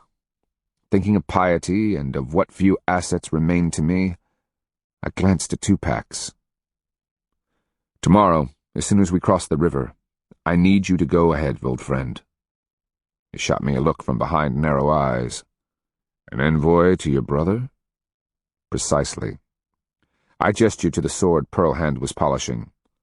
"And I need you to present him with that. Tell my brother that I won it in an archery contest with a Timucua chief. I've carried it from Irapiracoki to Appalachia, from Hichiti lands to Cofitachequi. I used it in combat against the Kristianos at Mabila and bore it from the smoking ruins when Pearl Hand and I made our escape. It has served me honorably, and now I hope it may so serve him. A token of affection. You must tell him it comes from Black Shell the traitor. As I am Akeohusa, make no mention that he is my brother, or that I am of the chief clan. Do you understand?" "I do." Tupac hunched forward and rolled his heavy shoulders as if to relieve them of a great weight. As I watched the swelling muscle tighten and flex, he said, "I'm to be the go-between. It might allow us some time to overcome certain unpleasantries." Tupac clapped his hands with a pop. The dogs shot to their feet, growling and barking. "Here," I snapped. "It's just Tupac. Lie down. And pus and blood, stop that infernal barking." Bark, true to his namesake, was last to give up, baying anxiously, shooting Pearl Hand apologetic looks even as he refused to shut up, his tail wagging defiantly. "Sorry," Tupac grinned sheepishly. "Getting back to the subject, what do you want me to do? Petition the High Minko to lift your banishment? I have trade in my packs. Nothing like what you lost at Mabila, but still the best I could bring from Kusa. It's yours to use as you wish." "No, keep your trade, old friend." I glanced at Pearl Hand. She was watching me, understanding behind her large dark eyes. "As to forgiveness, it's too soon, if it's even possible at all." I clasped the sapaya, feeling its outline through the leather pouch. Banishment was the price Horned Serpent demanded of me. I pay it willingly. Tell my brother that my only request is that he meet with me, listen to me, make sure he knows that were it not for De Soto's presence, I would have continued to honor my people's decree of Akeohusa. Further, that once De Soto is destroyed, or has escaped, I shall be gone from their lands post-haste. Tupac, you must impress on him that nothing I do or ask is for my own good. You can do that, can't you?" "I can." Something in his voice hinted of unhappiness. From the corner of my eye, I caught the tightening of Pearl Hand's lips and the hard glance she gave Tupac's. "That's it?" Tupac asked. "Just want to talk, and then you'll be gone?" I gestured futilely. "By Pius's hanging balls, if it means getting a fair hearing, I'll give up the honor of even setting a single polluting foot in their town plaza. The Kristianos are weaker than they've ever been. If the Chicaza can catch the Kristianos off guard, hit them by surprise when the time is right, they can prevail and save our world." "Just like that?" Tupac demanded. "They can do what the Coosa, Appalachia, and Tuscaloosa couldn't?" I met his skeptical eyes. "Perhaps. If Pearl Hand and I can gain enough of my brother's trust to explain how this thing can be done, and assuming he believes us in the end. Otherwise, my brother's first instinct will be to march out and meet the monster head-on in an open plain, where the Chicaza squadrons can maneuver, charge, flank, and—" "Be crushed by the caballeros and mixed weaponry," Pearl Hand interrupted, eyes half closed as she visualized it. "And once the Adelantado has the Chicaza squadrons broken and scattered, the Kristianos will cut them down like stems of grass before a flint scythe." "Exactly." I smacked a fist into my palm. "This goes to the very heart of being Chicaza. We have survived by military discipline, training, and excellence in arms. Chicaza believe, down to the marrow in their bones, that their squadrons can defeat any army that marches against them. Tupac sighed, resignation in his eyes. I understand, old friend. No matter what, I shall be glib of tongue and as persuasive as ever. The High Minko knows you, doesn't he? Pearlhand asked. You've traded with him before. Oh, yes, Tupac answered. I've always found him a shrewd and cunning adversary. He's a smart man, uneasily swayed or taken advantage of, a trait that seems to run in his family. And like his thrown-away brother here, a bit bull-headed at times, and as stubborn as a snapping turtle on a trot line, none of which gave me any sense of reassurance. The following day, after hiring a canoe to carry us across the Tombigbee, I watched Tupac stride away up the forest trail. He carried his trader's staff before him, the Kristiano sword strapped to his side. We're betting almost everything on you, old friend, I whispered. Almost everything? Pearlhand asked.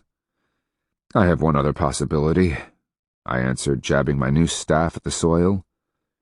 In the vision, Old White told me I needed to approach Chicaza with humility and piety.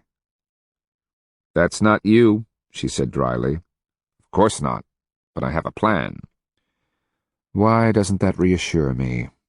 Because, my love, like usual, it's a long shot. The weather finally cleared, sunlight bathing the forest around us. In the stark blue light, the gray-barked branches above made a web-like tangle against the sky. Slanting shadows cast by the low winter sun mottled the leaf mat as we followed one of the old trails northwest, along the floodplain. For generations, traders and war parties had made their way through the shadowed forest depths where we walked. I could imagine the scuffing sounds of their moccasins, the faded memories of clacking wood as war clubs and bows banged against shields and medicine boxes. The air remained chill, our breath rising whitely to fade and vanish against the overarching background of ancient trees. Many of them were marked by slashes hacked into the bark by parties of warriors, the scabbed-over markings a monument to men years dead and raids long forgotten. Do you think Tupac will succeed? Pearlhand asked. My brother knows him, has traded with him. I shrugged. We will know soon enough. She walked along in silence, Bark pacing beside her on the wide trail. Gnaw and Squirm padded just in front of me, noses twitching as they sampled the forest air. Blacking and Patches were behind, zigzagging, acting young, as was their right. It's just you and me again, I mused. We haven't traveled thus since before Usachili. She flipped her gleaming black hair before shooting me a ravishing smile. Somehow that seems a lifetime ago, as if we were different people. Maybe we were. I reached for her hand. We only had a few days of bliss after we escaped Iraparakoki, and before I was captured at Uzita. If I could have any wish, it would be to go back to those blessed days and live them forever. We could just wander, free of care, lazing in the sun and making tender love in the shade. She closed her eyes, head back, as if savoring the images behind her eyelids. I could go back, she whispered, and I'd never want for anything again. Each moment spent enjoying your company and playing with the dogs would be lived with appreciation and joy. Who cares if we never saw another human again? Just you and me, morning mist rising from the swamps, green forest, and sunshine. I blew a frosty breath. Remember how miserably hot it was?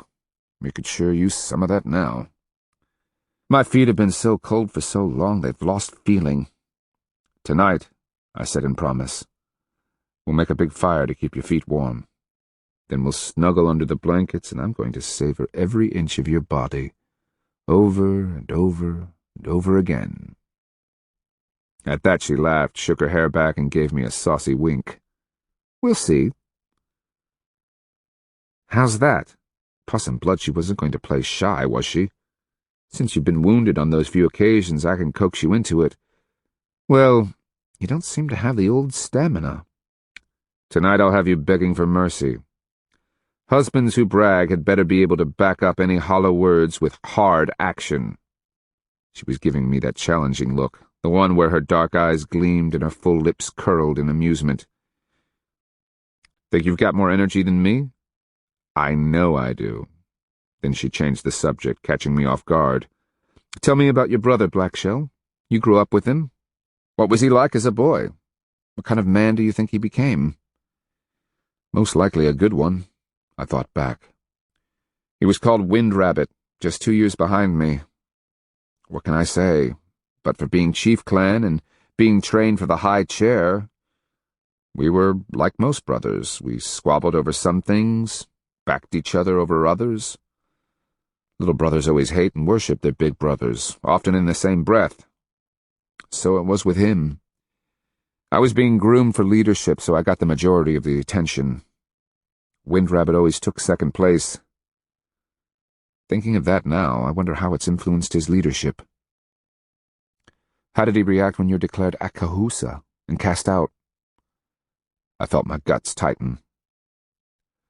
I'll never forget the look in his eyes. Disbelief, horror, and fear, all mixed together. He stood bravely beside Uncle, head high, mouth like a firm line. But in his eyes I saw something terrible. Terrible how? That frantic desperation that glitters in the eyes when a person's world has just been destroyed. The slackening of the face, a person betrayed down to their souls and shaken to their bones. So, do you think Wind Rabbit believed you were a coward? Of course. I gestured with my staff. In the words of Uncle, Mother, and the rest, I was declared unworthy, unfit, and a failure. To a boy Wind Rabbit's age, it's tantamount to a declaration by Breathgiver himself. The judgment of the very gods. I shrugged. The only good news is that according to Chicaza law, no one would have mentioned me again. I'm dead to them, just as if I'd been killed that day fighting in Natchez. My return? It's the same as a corpse come back from the dead. Not everyone wishes the dead to return. I added thoughtfully, when the dead come walking back, they often bring memories best left buried with them. Will your relatives see you that way? It's been so many years. I shrugged. Banishment is a penalty my people take very seriously. When they hear I'm back, they might dispatch a war party to ensure my rapid departure. One way or another. Whatever their response, we will deal with it, she replied. We've dealt with war parties before, and instead of worrying about the Chicaza, were I you, I'd be saving my energy for tonight. How's that? Something about husbands who boast. Oh, right. Of course it was empty bragging. Not only is Pearl Hand healthy and vigorous, she knows how to coax a man beyond even his wildest fantasies. By the time she allowed me to drift off into exhausted sleep, my dreams were filled with Pearl Hand and love, and the gift of sharing instead of blood, death, and disaster at the hands of my relatives. Family. Elder, are you warm enough? The question pierces her rambling thoughts with the stinging intensity of a thorn snapped from a smilax stalk. For a moment she struggles to place herself. Where? The images are sliding around in her souls, jumbled, mixing the past with the present. Past and present, dream and reality. They are so hard to keep separate. Then the familiar and simple furnishings in her house come into focus. Yes, I am in Chicaza. Elder. The patient voice intrudes again, and she blinks, seeing the convert. His name has vanished somewhere in the conflicting haze of memory. She knows him only as the convert, one of the Adelantados Indios, in Achute Tameme, who escaped the slave collar and chains by claiming the Kristiano god as his own. He'd been a boy then, too young to realize the ultimate price of the bargain he'd made. Are you warm enough? He is peering at her with concern. I could build up the fire for you. She squints with her rheumy eyes. fills her lungs as much as she can, and puffs. Her breath doesn't fog before her. No, I have my blanket. She watches him frown, step back from her bed, and take a hickory root from the pile by the door. This he tosses on the fire crackling in its puddled clay hearth. Sparks curl and rise, only to wink out before they reach the smoke-blued haze drifting out of the smoke hole and into the night. It's snowing outside, he tells her. By morning water will be freezing in the pots. She nods, giving him a toothless smile. Cocking her head, she can hear the winter silence outside. But for the popping of her fire, the stillness of the night is only broken by the faint bickering of the neighbors. A brother and sister. They are fighting again. He is a concerned chief clan uncle, irritated by his sister's daughter. The girl is flirting with a boy from the skunk clan. He thinks the boy unworthy, and worse, untrustworthy when it comes to his niece's treasured virginity. A bellow of rage is followed by the hollow pop of a clay pot smashed in anger. Then comes a shout of, "Go away! Come back when you can keep a respectful tongue in your mouth!" Silence descends on the night. The convert is titillated by the knowledge that prohibited sex may be involved. His toothless grin stretches the wrinkles on his old face and gives him a clownish look. Not for the first time, she wonders, how did I, of all women, end up among the prudish Chicaza? Families, the convert says. You really have to love someone to fight that bitterly. His words stir the memories in her souls the way a hickory stick does stew.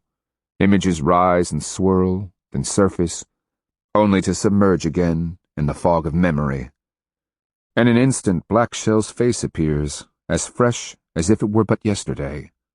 The image is so clear that she can fix the place and time, on the trail, destined for Chicaza. The dogs are there, trotting ahead, tails wagging. Dogs never look to the future, content only in the needs of the day. Black Shell's face, however, is pinched, worried, excited, and anxious all at the same time. Behind his almost fevered eyes, she can read his concern. After all those years as an exile, he is going home. You were such a fool, she whispers to him, almost surprised that he doesn't respond from so far in the distant past. All those years you promised yourself that you were no longer a true Chicaza, because you love your family with all your heart. The wound they inflicted cut all through the center of your souls. With each step forward you bled more and more. How much deeper could they cut? How much more could they make your wounded souls scream? She grows aware of the convert crouching by the fire, his hands out to its warmth. He is listening intently and in awe. By morning her words, always a source of wonder to the Chicaza, will be repeated in every household. She ignores him. To Black Shell she says, "A friend can only betray you. An enemy seeks nothing more than to destroy you. But to brutally murder a person's hope, love, and trust, that's an act only family can accomplish."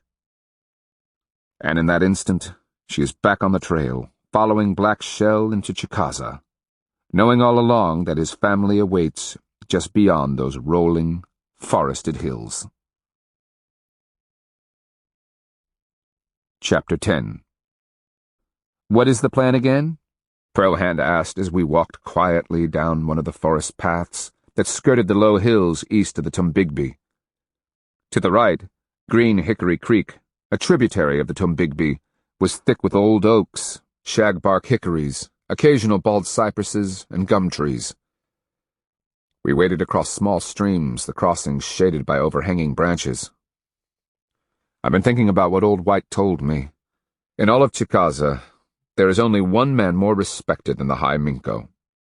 And who is this? His full name was Abba Minko, who takes the blood-spotted shield. He was born to the Raccoon Itza, or clan. When I was a boy, he served as my uncle's Tishu Minko, the second in command and head of the Chicaza Council.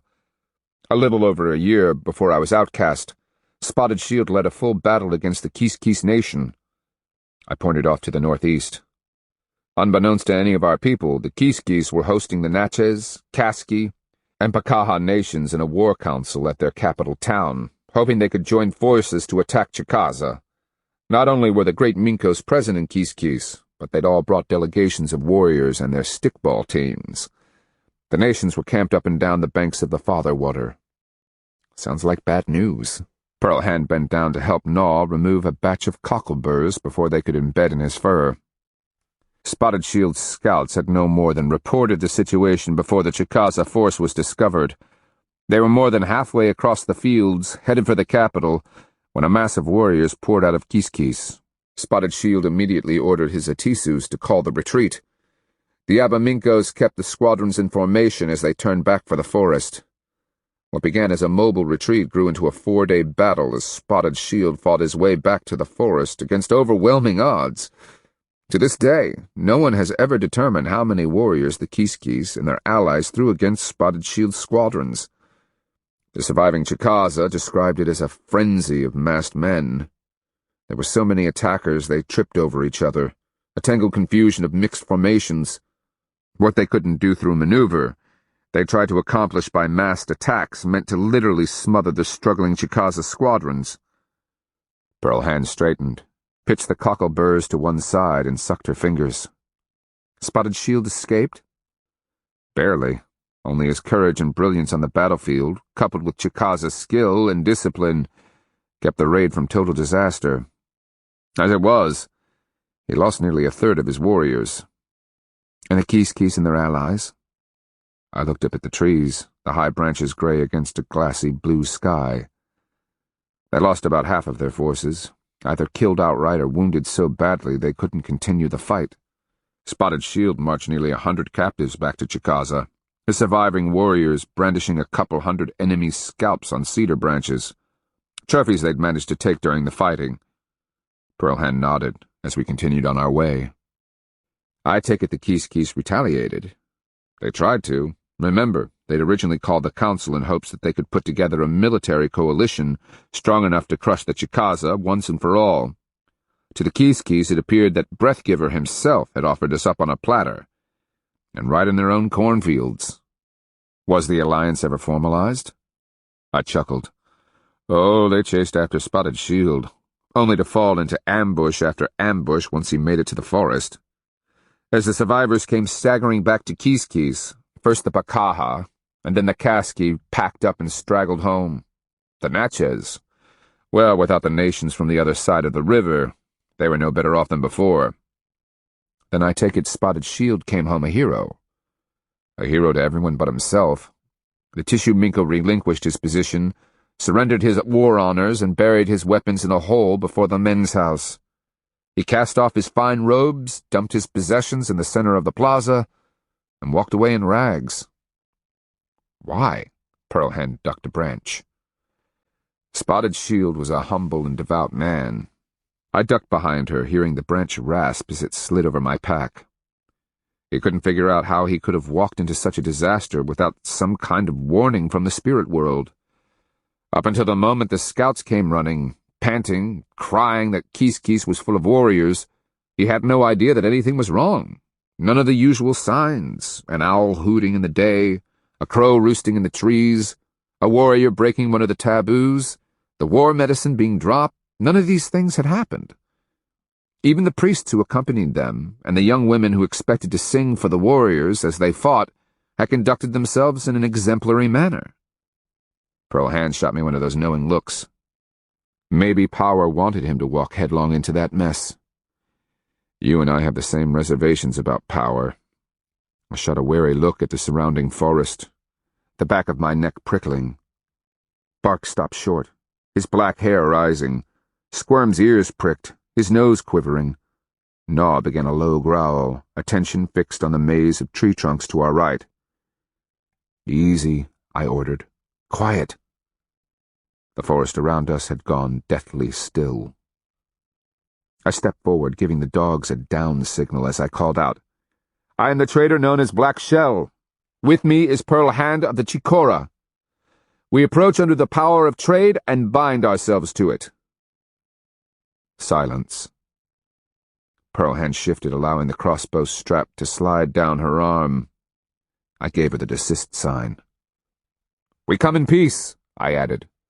It is our purpose to speak with the holy man known as Old Wood. More silence. I half-kicked an old acorn. The Chicaza I knew was smart enough to recognize that a woman, a man, and 5 dogs pose no threat to the people. Come out and show yourselves. A faint shifting in the shadows, shades of brown seemed to slip, then faces formed against the background, as if from the forest itself. Who did you say you were? A young warrior asked as he eased forward, a hardwood bow held crosswise at his waist, a nocked war arrow ready to draw. I took his measure along with that of the 2 others who crept silently from concealment.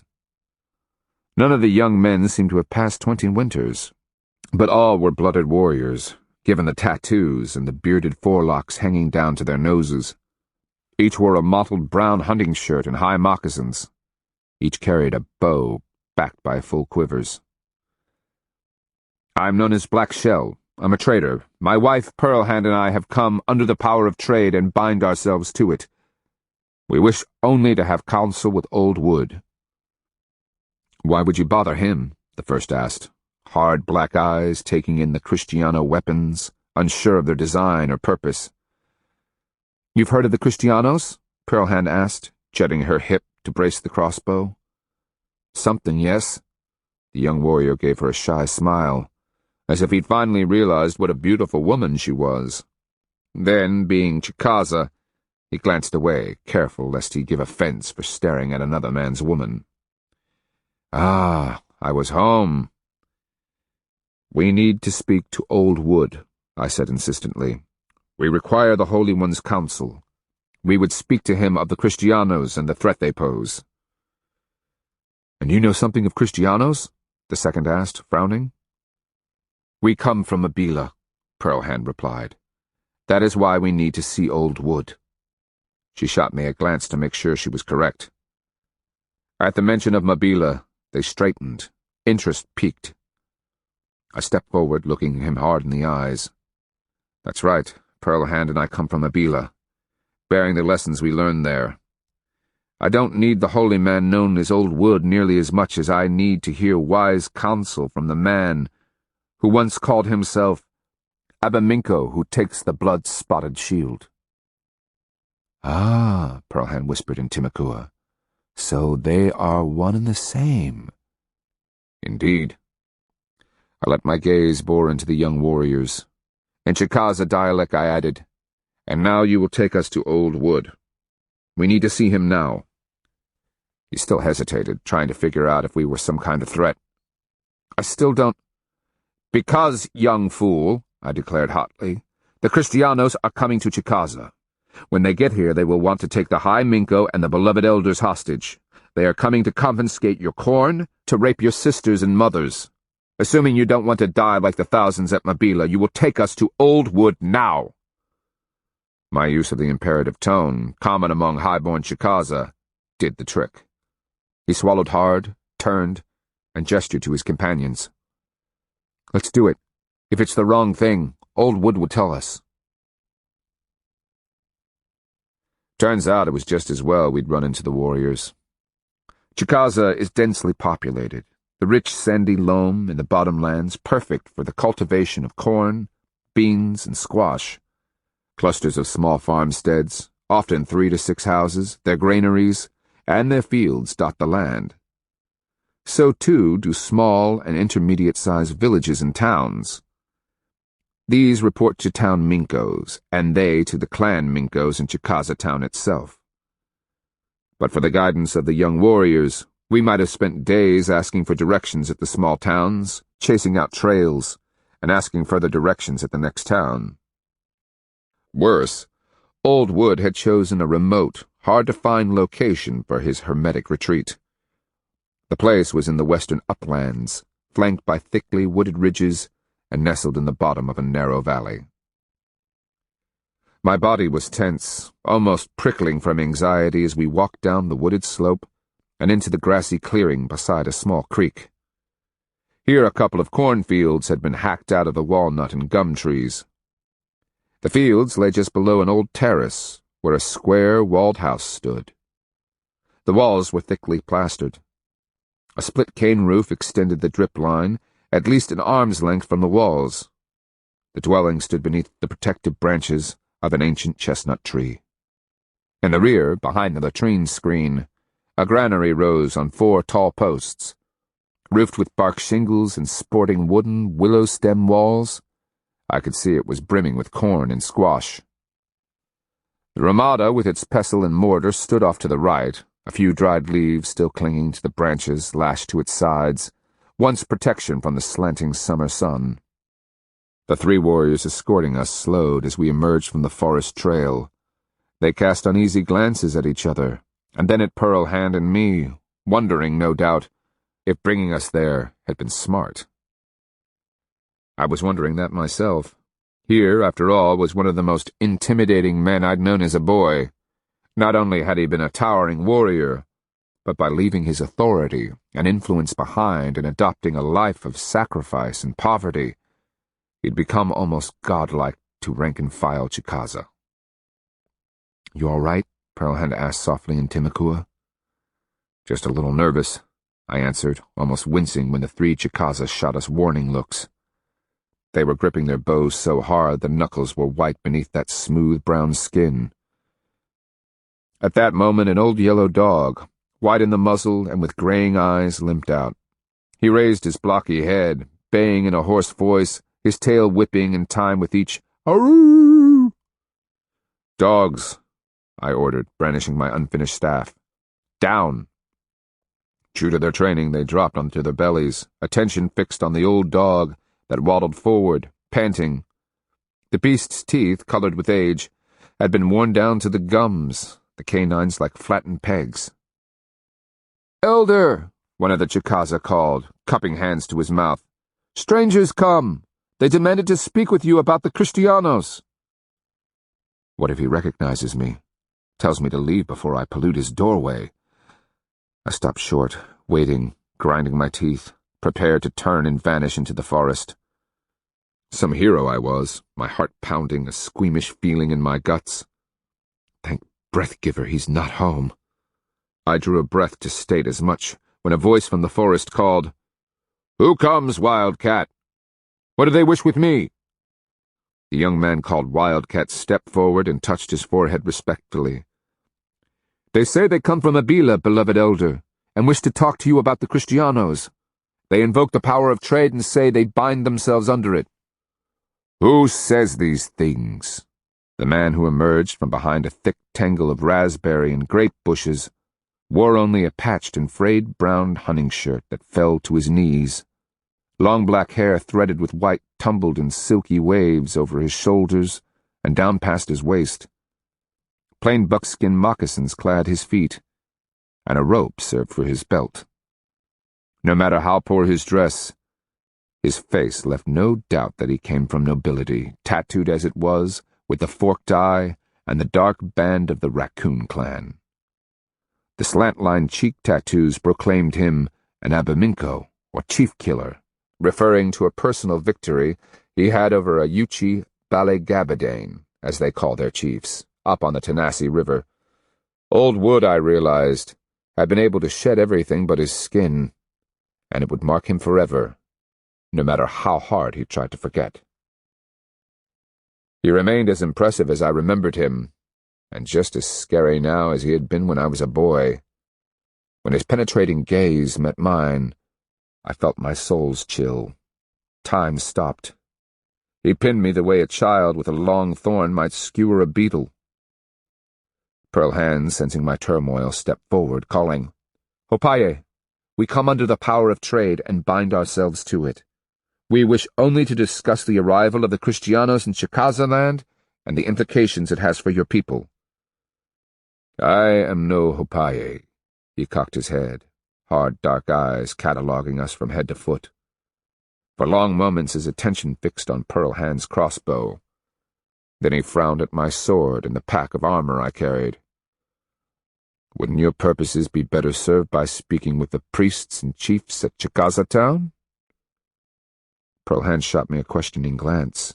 Her expression hardened as I remained rooted. While my heart thumped in my chest, panic settled down around my liver. He asked Pearl Hand, "Woman, how are you called?" "I am Pearl Hand of the Chicora. Among the Appalachi I am known as Nikoquatka. Most recently I served as war advisor to High Minko Tuscaloosa and his Thalco, Darting Snake. After Mabila, I've come here, relentless in my desire to destroy the Kristianos and the pollution they have brought to our world." He tilted his head slightly to indicate me. "And your companion? Do you speak for him too? God's black shell, say something." I fought down the panic, making the enough hand sign and ending it with a jerk. A sudden welling anger turned the tide of fear that had been drowning my souls. "I am known as Black Shell," I began stiffly. "I serve the power of trade, and Horned Serpent. I carry his sapaya. For the last 2 years I have fought the monster De Soto and his army. Now they are coming here, to Chicaza." He gave me the sort of scrutiny a cautious bird of prey would give a snake. A quiver at the corner of his mouth tightened his lips. And meant what? Humor? Disgust? Or was it just a nervous tic? "Again?" he asked softly. "Why do you come to me instead of the High Minko?" I shook myself, rolling my shoulders to ease the tension. "Because, of all the Chicaza, you, Elder, might have the capacity to understand what we tell you." "Ah, a capacity for understanding? That is what you seek?" "We seek the destruction of the Kristianos." His eyes had taken on an odd sheen. "And you claim to have fought these Kristianos?" "Our battle began when I was captured in the Uzita lands." "I have never heard of Uzita." "The people who live far down the peninsula. After my rescue, we chased the Kristianos to Usachili, fought against them with the Appalachi, and raced them to Kofitacheki. We beat them to Kuza, and finally sought to trap them at Mabila." His eyes went again to the sword I had taken from Antonio. "I heard that Mabila was a disaster, that Tuscaloosa's trap was turned backwards upon itself. How did you make your escape?" Something in the look he was giving me made me hesitate. I blurted out, "Pearl Hand dressed me in a dead Kristiano's clothing." I couldn't tell him the rest. He was, after all, a Chicaza holy man. Confessing wearing a dead man's face would have been akin to an admission of witchery. Disguised, we walked out of the main gate at night. Pearl Hand spoke to the guard in Espanol. That's their language. With the armor, the clothing, limping as I was, they thought I was one of theirs." Old Wood turned to the escorting warriors who stepped off to the side, listening in awe. He gave the hand sign for go, saying only, "Thank you for bringing the traders here. Meanwhile, I would ask you to take the word of their arrival to the High Minko. Please say nothing of their presence to anyone else." "Yes, beloved Elder." Heads bobbed as the young men, wide-eyed, backed away and touched their foreheads respectfully. Then they turned and vanished into the forest. They'd barely passed out of sight before I could hear excited whispering that slowly faded into the forest silence. Old Wood stepped forward, hands clasped behind his back. "Pearl Hand has told me she is Chicora. Why, Black Shell, do you not identify yourself as Chicaza? You speak as one of us? Or was your mother a foreign woman, perhaps a slave? One who removed you from us at a young age and took you home to her clan and people?" I winced and lied. "She was Kusa, Elder." The quiver began to play at the corner of his mouth again, and I felt miserable. Pearl Hand's sidelong gaze was taking my measure. I wanted to squirm right out of my skin. I wasn't ready for it when he calmly stated, "They said you were a coward, Black Shell. Is that why you can't face me?" Anger mixed with the confusion fermenting in my gut. "No, it's... I don't know.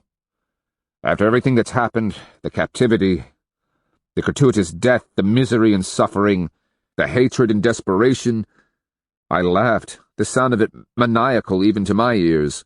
I was devoured alive by a horned serpent. I carry the sapaya. I lifted the hide bag that contained it. I even outwitted Payasa in the underworld.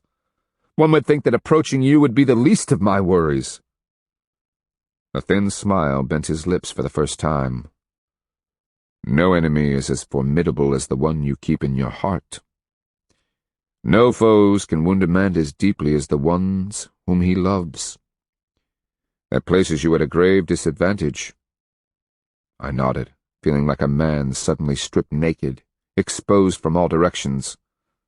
Old Wood stepped even closer, alert eyes taking in the Kristiano armor, the way I stood on my wounded leg, and the healing scar on my arm. But that doesn't answer the question. Why did you come to me? Old White sent me. Old White? From the legends? He came to me in a vision outside Split Sky City. He told me that my way home was through humility and piety. You, revered elder, are the most pious man I know in all the world. You've been gone for what, over 10 years? How do you know what I've become? I looked him hard in the eyes. Even as a boy, I thought you were the greatest of us. If, after having all these years to work at it, you haven't become even greater, then my faith was foolishly placed. A sadness entered his expression. I did not come out here seeking greatness, Black Shell. And I did not become Horned Serpent's chosen because I wished adulation and renown. I removed myself from people and the distractions of politics and petty rivalries in order to be one with power, to understand who and what I am. Have you found answers? Only more questions, such as the one I just asked you. Our world is in danger, respected elder. The Kristianos keep coming. They will destroy Chicaza and everything we hold dear. I need the High Minko, the Council, and the clans to understand the threat. I fear that instead of worrying about the Kristianos, they are going to focus on me, on what happened years ago. You might persuade our people that I come seeking no advantage. I am a Keohusa. When De Soto leaves, so will I. Finally, there's this. If we try to fight the Kristianos in our traditional way, they will destroy us.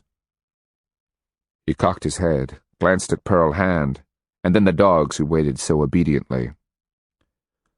I think perhaps we should discuss this over food. You both look tired, and I would share a meal just for the opportunity to look at the curious weapons you carry. This ends Disc 3. A Searing Wind, Disc 4. Chapter 11. Like everything else about Old Wood, his house was simple. 4 walls, a roof, a central hearth, and a single pole bed in the back covered with worn but serviceable bedding. Pearl Hand and I were perched on the edge of it. His few possessions consisted of undecorated brownware bowls, jars, and cups. Even his old dog, called Knuckles, looked serviced and worn. Supper consisted of a corn, squash, and venison stew, without seasoning of any kind. The only drink was water. After the meal, Old Wood sat on the packed clay floor, no matting or hides to cushion his aesthetic butt. In the firelight, he studied Antonio's metal breastplate and sword. The Kristiano clothing I'd used so successfully to walk among the enemy was carefully folded where he placed it, after a thorough inspection. Pearl Hand had demonstrated the crossbow earlier, and I'd sheared off a couple of saplings to impress upon him how a single stroke of a Kristiano sword could sever a man's head from his body. I watched the interplay of emotions on his face as he listened to our story. Unlike most of the war leaders we'd dealt with over the years, he didn't interrupt or scoff, but let us tell it in our own words. Or at least he let me tell it in my own words. Each time Pearl Hand interjected something, a look of irritation crossed his face. I told her about the Chicaza men, and she knew their reputation, but it was eating at her. Had the Alba Almaha not failed to close the main gate at Mabila, we would have killed De Soto, I concluded.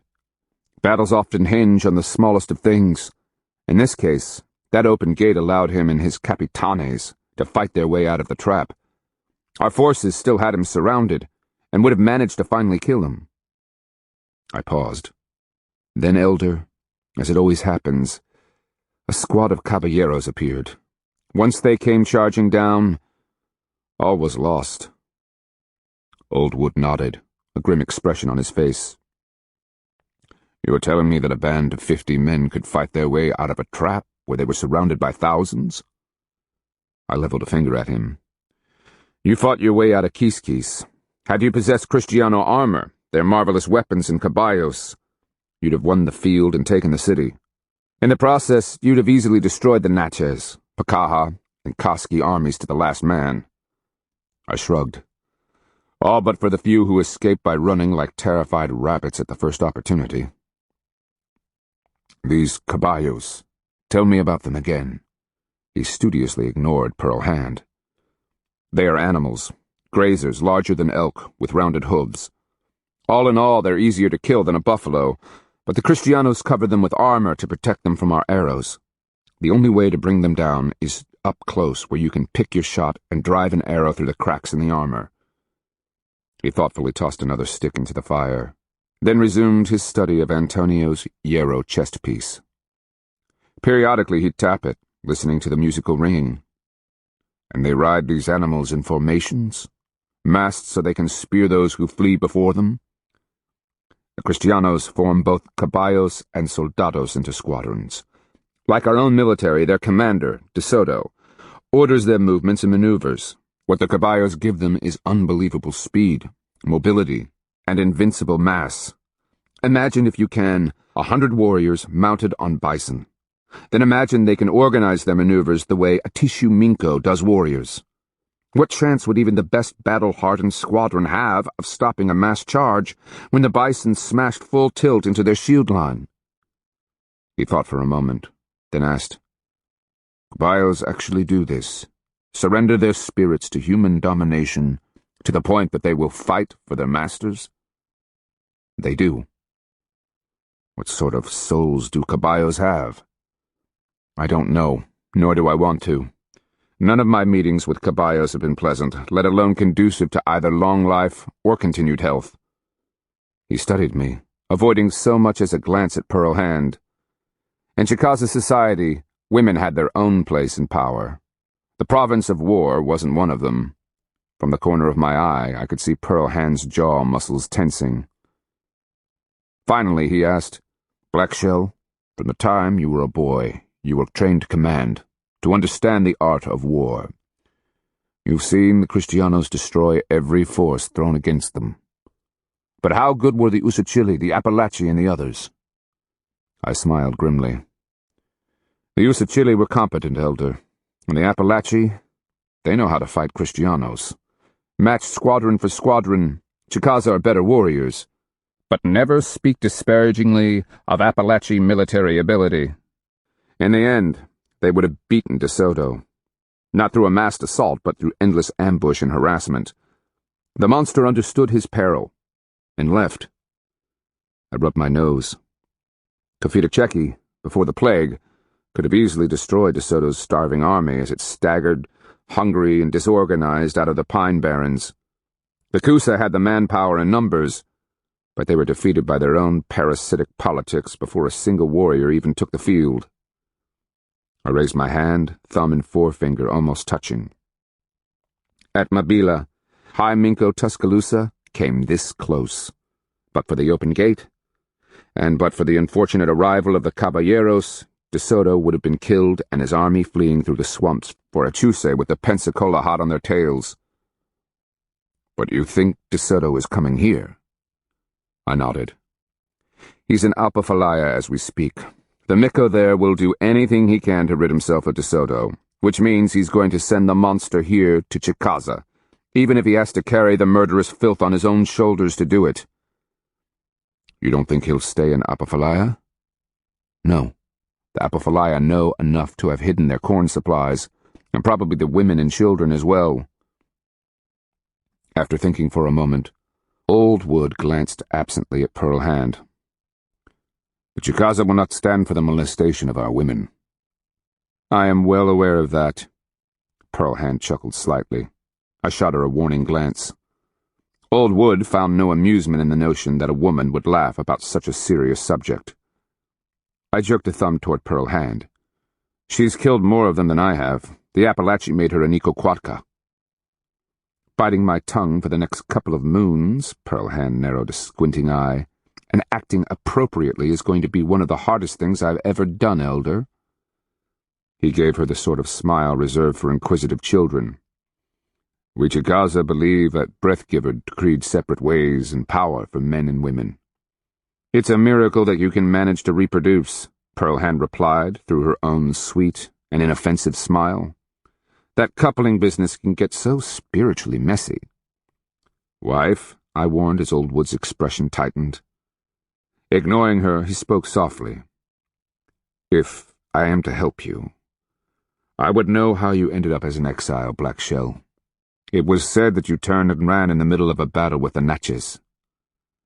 I was so desperate to change the subject I didn't even hesitate. I was scared to death. I was staggered by a blow to the head. Horned Serpent whispered in my ear, "Run." And run I did. To this day I can't tell you if I was a coward or not. Pearl Hand snorted, then added, Horned Serpent told you that had you stayed and fought, you would have died. I kept my attention trained on Old Wood. Young men are required to face death, and even to give their lives in the supreme sacrifice. Those who die well are received by their ancestors. But I heard the call so clearly. Run! And I saw Horned Serpent that day. It wasn't until I journeyed to the spirit world that I learned I was his chosen. You have been to the spirit world? Old Wood was watching me skeptically now. And here, I understood, was where we would either win or lose Chicaza. I carefully shook the sapaya into my palm, offering the bit of horn. His wide eyes fixed on the translucent red brow tine as I said, My dealings with the West Wind, with Pyasa, with Old Woman who never dies, are my own business. Suffice it to say that Horned Serpent took me, and after my return from Sky World, nothing has ever been the same again. He reached out, then drew his fingers back as the sapaya pulsed.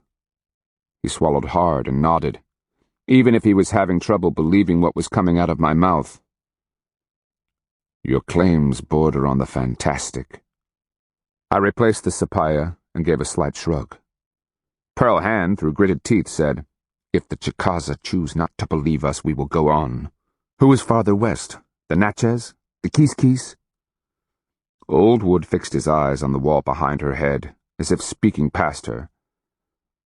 Past the buffer zone to the northwest, along the great river of the Kiskis.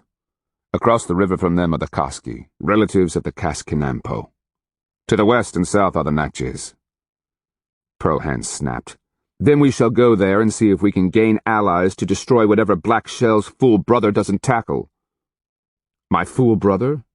I shot Pearl Hand a look of disbelief. By the Pyasa's dangling balls, I was trying to win Old Wood over to our side. She was glaring as she said, He'll be a fool if he doesn't listen to you, Black Shell. Blood and pus. Who cares if you were an outcast? You and I are the only people in our world who know how to destroy the Adelantado. Your brother can accept our help, or he can face De Soto on his own. If he chooses the latter, he and your Chicaza will pay for their error in blood. I was gasping for air, trying to think of a way to save the situation, when Pearl Hand turned to Old Wood, adding, Elder, I can play the political game with the best of them if I have to. You were with us until you started thinking about Black Shell's exile and the reasons for it. Has he been to the spirit world? Yes. He carries the sapaya to prove it. She dropped to her knees, eyes level with his. So you're asking why did Horned Serpent choose a disgraced coward? A lowly traitor? A man exiled from his holy Chicaza Ixa, without home and people? Old Wood hesitated, shocked by the invasion of his ever-so Chicaza male person by a strange and belligerent female. Pearl Hand jabbed a finger at his chest, making him flinch. Because he's chief clan, born to leadership, trained, and then molded by additional years of travel and education. He knows the nations, the trails, the warp and weft of politics, and he knows, as you so well pointed out, the art of war. She stood, giving me a cold look. My apologies, husband. You're being blinded by your stubborn loyalty to Chicaza. In your heart, you're crying, desperate for it to be the Chicaza who finally bring the Adelantado down. But power doesn't care if it's the Chicaza, or the Quisquis, or the Natchez who finally destroy him. She strode purposely toward the door, stopping only long enough to glance back. Remember the larger issues at hand. Don't get sucked into some hole of remorse where all you do is peel scabs off old wounds. Then she was gone. Old Wood, his lips quivering with rage, ground out his words. If that is the sort of woman you chose to marry, I'd say you've managed to punish yourself in a manner more terrible than anything your uncle might have designed. But one thing's for sure. Living with her proves you are no coward. Then, with a disgusted flip of his wrist, he indicated I should leave. The following morning, just before daybreak, I tended the fire. We were cooking the last of our dwindling stores, a bit of cornmeal, some dried meat, acorns, and dried mulberries. Frost lay heavily on the trampled grass, and the dogs were huddled in round balls, noses buried in their tails, as they watched me poke the fire with a long stick. Like me, they were wondering just what they were going to eat. The fact was, today I would have to spend hunting, maybe fishing, whatever it took to fill 5 empty dog bellies. I cast a scathing glance at Pearl Hand. We hadn't spoken, nor even touched, sleeping back to back under the blankets. I remained irritated with her. We had needed Old Wood's goodwill. Now I had to wonder if it was even worth approaching my brother and the Chicaza Council, or if I would simply send a message to Tupacs, telling him we were headed on to Natchez. Besides, it wasn't as if I had warned her about the Chicaza and their curious ways. As a people, we funneled all of our energies into ritual purity and martial superiority. And she was partially right when she'd uttered that snide comment about sex being a spiritually messy business for us. Our hopayes, the priests, spent a great deal of time trying to balance the need for male spiritual purity against the perpetual need to populate the next generation with warriors and clan matrons. At that moment, Old Wood emerged from his doorway, naked, his clothing hanging neatly over his right arm. He didn't even glance our way, but walked barefoot across the frost and down to the creek. Raising his arms high, he faced the east, praying to the first pinkish glow of the horizon. Then he waded into the water and began his daily bath. Pearl Hand, lips pursed, watched as Old Wood carefully lathered and soaped his long hair, then rinsed it out. She sighed. I'm sorry. A pause. I shouldn't have let him get the best of me like that. It's just that he was so... Condescending? I asked mildly. Blunt, she countered. Thick-headed? Loggish? Loggish. That stumped me. She gave an airy gesture, her attention on shredding the last of our jerked venison and dropping it in the stew pot. Well, his name is Old Wood, isn't it? Can't get much more pithy than that. And we were laughing, the old familiar dancing glances passing between us. What can I say? He's just Chicaza. She pulled her hair back, then laced her arms around her knees, crouched against the morning chill. 2 frown lines etched her brow. What really set me off was the way he went after you. You should have seen the look on your face, like you'd just been kicked in the gut. You've always maintained that you dislike your people, made fun of them. But that's only a mask you've adopted. Down in the narrow places between your souls, you still bleed from the wound they gave you. I got over it years ago. Lie to yourself, her voice tightened, but don't lie to me. I growled defensively and irritably, and prodded the coals up around the bottom of our little brownware pot. Coals were great things. You could push them around, pile them up, and move them at will. Unlike Pearl Hand, the only person who had ever pushed her around was the Kafita Miko, and the old woman had ended up ruined while Pearl Hand walked away with a few bruises and stiff joints. There was a lesson in that, if only I was smart enough to learn from it. But then, for a man who prided himself on being smart, well, as Pearl Hand noted, I lied to myself a lot. "Very good," I muttered, jabbing resentfully at the unoffending coals. "We'll start for the Natchez as soon as we find the dogs a solid meal." I watched her skeptical eyebrow arch, the one she always raised when she wasn't sure I was doing the right thing. I stood, walking out to meet Old Wood as he strode up from the creek. During my discussion with Pearl Hand, he'd slicked the water from his skin, wrung out his long hair, and dressed in the faded brown hunting shirt. Against the chill he added a turkey feather cape upon which his long, wet locks rested. "Elder," I greeted him, "good morning. And may Breathgiver and the ancestors bless you, Black Shell." I gestured toward the north, where the majority of the Chicaza towns lay. I was wondering if I could manage to get a message to Chicaza town. "You would send a word to your brother?" he asked mildly, the faintest of curiosity behind his soft brown eyes. "No. To a trader named Tupax. He's currently at the High Minkos, telling anyone who will listen about how the Kristianos treated Kusa, and how they can best be dealt with." "And what would you tell him?" "That Pearl Hand and I will meet him among the Natchez." He gave me a cool inspection. "Why the Natchez?" "He and I both traded there in the past. We are known to the Great Serpent, as they call their High Minko. He may be able to motivate the Great Serpent to ambush the trails west of here, to catch the Kristianos as they march out of Chicaza. They will be weaker than ever, strung out on the trails, nursing wounds from their battles here." He gave me a look a commander gives his second. "Why do you think there will be fighting here?" "Because, as we both proved last night, the Chicaza are a proud and unbending people. The one thing De Soto demands is that people prostrate themselves before him. To make a Chicaza bend is an insult to him. The soldados will want women for their beds. Slaves will do it first, but some Chicaza wife or niece will eventually be carried off, stripped, tied to the ground, and a line of men will use her as meanly as they can. As sure as mother sun rises," I pointed at the horizon, now eerily crimson, "there will be bloodshed." "You are sure you wish to go to the Natchez?" "Or the Kiskis? De Soto will learn that they are the largest, most influential nations in the vicinity. He will not want to head north to the Cascanampo. They don't have the food stocks he needs. Natchez, Kiskis, it makes no difference." He studied the frosty grass at his feet, scuffing it with a wet toe. Perhaps living as a barefooted ascetic had made him impervious to any feeling, physical or personal. "This is your woman speaking?" I bristled. "Elder, she has killed more Kristianos than any man alive. The greatest Mikos in our world receive her with honor and refer to her as war chief. That she was willing to endure a certain amount of disrespect among the Chicaza does her more honor than the Chicaza. But she's right. It's the destruction of the Kristianos that truly matters.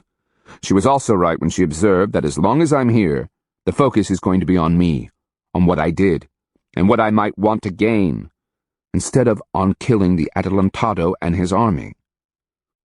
With a ghost of a smile, he asked, "Still picking scabs off old wounds?" "Perhaps." I paused, head cocked, and eye narrowed. I had a vision at Split Sky City. Old White, the Chicaza hero, came to me. He told me to approach Chicaza with humility and piety. This morning, I discovered that piety fits me as poorly as Kristiano armor. As soon as I can find enough food to fill my dogs' bellies, we'll be taking the main trail west into the forest. I'm not feeling any too humble, and certainly not pious. He spread his arms to the morning sun as the first light peeked through the fuzzy treetops. "You are familiar with my story." "I was a boy when you made your retreat from Kiskis. I remember the day you walked away, leaving everything, even your name, behind you." He cast a sidelong glance Pearl Hand's way. I was dismayed because power had given me no warning of the disaster that awaited me. It was only a disaster in your eyes, Elder. I lost nearly a third of my men. A lesser man would have lost them all, and himself in the process. I appreciate the kindness behind your words, but in those days I was blinded by pride and arrogance. When power sent me no warning, it was to teach me humility and forbearance. Yet, when I awakened this morning, it was with the terrible realization that nothing has changed. All these years of seeking, of study and discipline, and I find myself as flawed and prideful in my poverty as I ever was as a mighty Tishu Minko. My error is so great that even though power has sent you here, I not only ignore the warnings, but scorn the messengers. For the first time since arriving, I could feel the sapaya begin to warm against my skin. He must have felt it, for he glanced reverently at the leather pouch. Pearl Hand cannot change her ways, Elder. She is a blooded war leader, and every inch a noble. As much as I appreciate your understanding, perhaps among the Natchez, I will make my own peace with your wife, assuming you take no offense at my attempts to win her friendship. Elder, Pearl Hand defends her honor with that long Euro knife hanging from her belt. Power brought us together because we've been hammered, stomped, and dragged through the bitterest challenges life could offer. Pearl Hand walks her own path. That she chooses to walk it with me, I find that fact singularly miraculous. So, what do I do? Walk up to her, bow politely, and offer an apology for being everything the Chicaza expect of a man. Then take a seat at our fire and treat her as a blooded warrior, while we share our meager meal with you. That, he said wistfully, may prove to be a challenge. She's a woman. Oh, come. A man smart enough to save an entire army can figure out how to eat breakfast with a capable woman. You and power expect so much of a man. Yes, a pity, isn't it? Chapter 12. Old Wood gave it his best. I thought he was doomed from the start. Seated by our fire, you would have thought he was constructed out of the same old wood he'd taken his name from.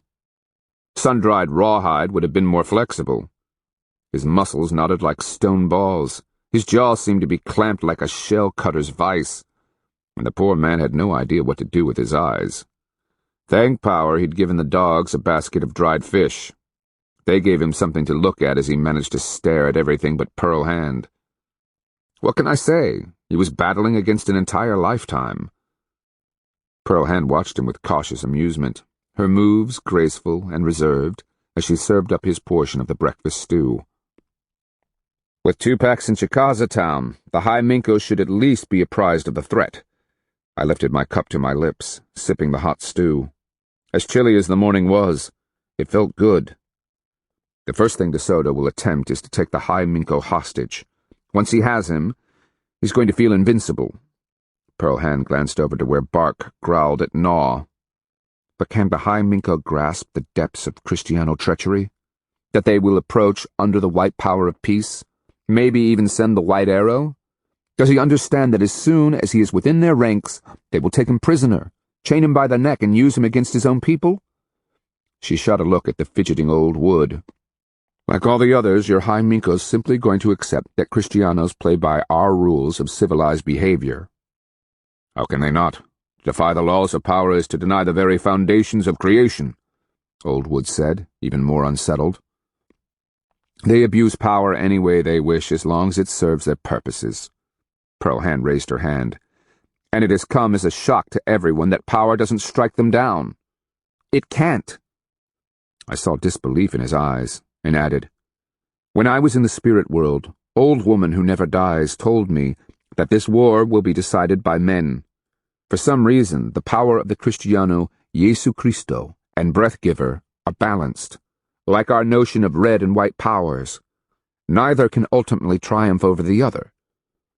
You have proof of this? Old Wood looked distressed. It wasn't just his notions about women that were being shaken today. I pressed my palms together, choosing my words carefully. During the fighting in Appalachia, I carried my sapaya for the great holy man back from the dead the day he battled the Kristiano priests before the walls of Enkaika. Back from the dead, and the priest faced each other, each calling down their powers. Nothing happened, as if the entire world was frozen, until they were interrupted by the screams of a dying woman. After that, it was a matter of arms. "Oh, sure," Pearlhand snorted. "As I remember it, you were running for your life, dragging that fool Healy Shia along with you. I can still see your path down the creek, marked by fluttering cardinal feathers torn from the man's cloak." She gave me a fake smile. "And who was it that sneaked up to your rescue as the soldados were about to skewer your heart with crossbow arrows?" "You, my love," I used a cloying voice, dripping with irony. I glanced sidelong at Old Wood. She never allows me to forget the days when she kills more of the Kristiano vermin than I do.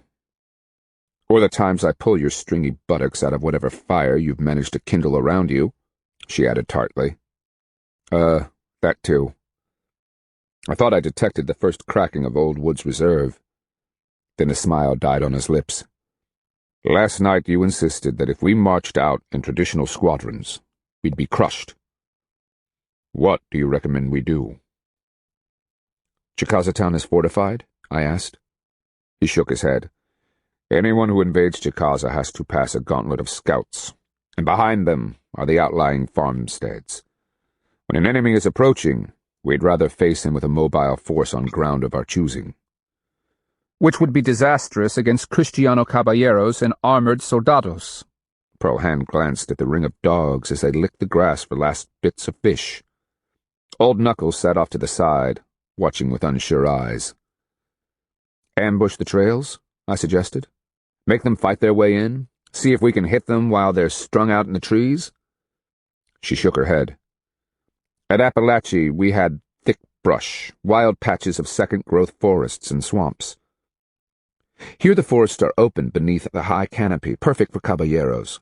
We don't have mountain passes for choke points like we had outside Kvitacheki, and they're coming with full bellies after emptying Alpafalaya's granaries."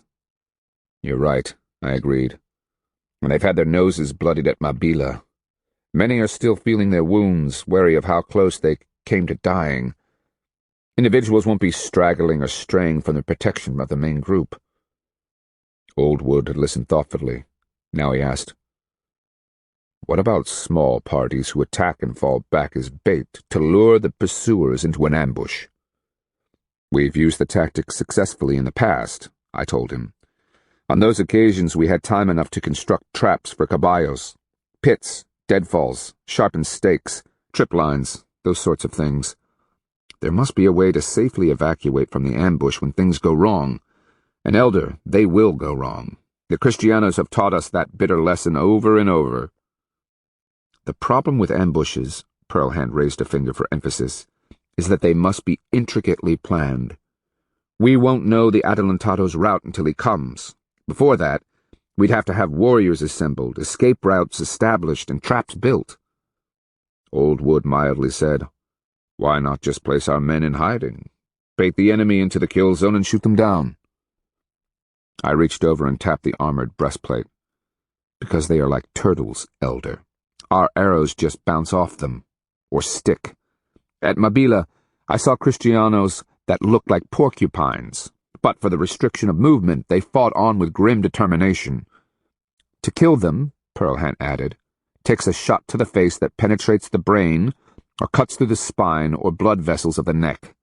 Other than that, you must shoot under the armpit when a soldado lifts his sword, or shoot through his foot or lower leg, hoping to slow him down enough that you can pick your shot for a fatal wound."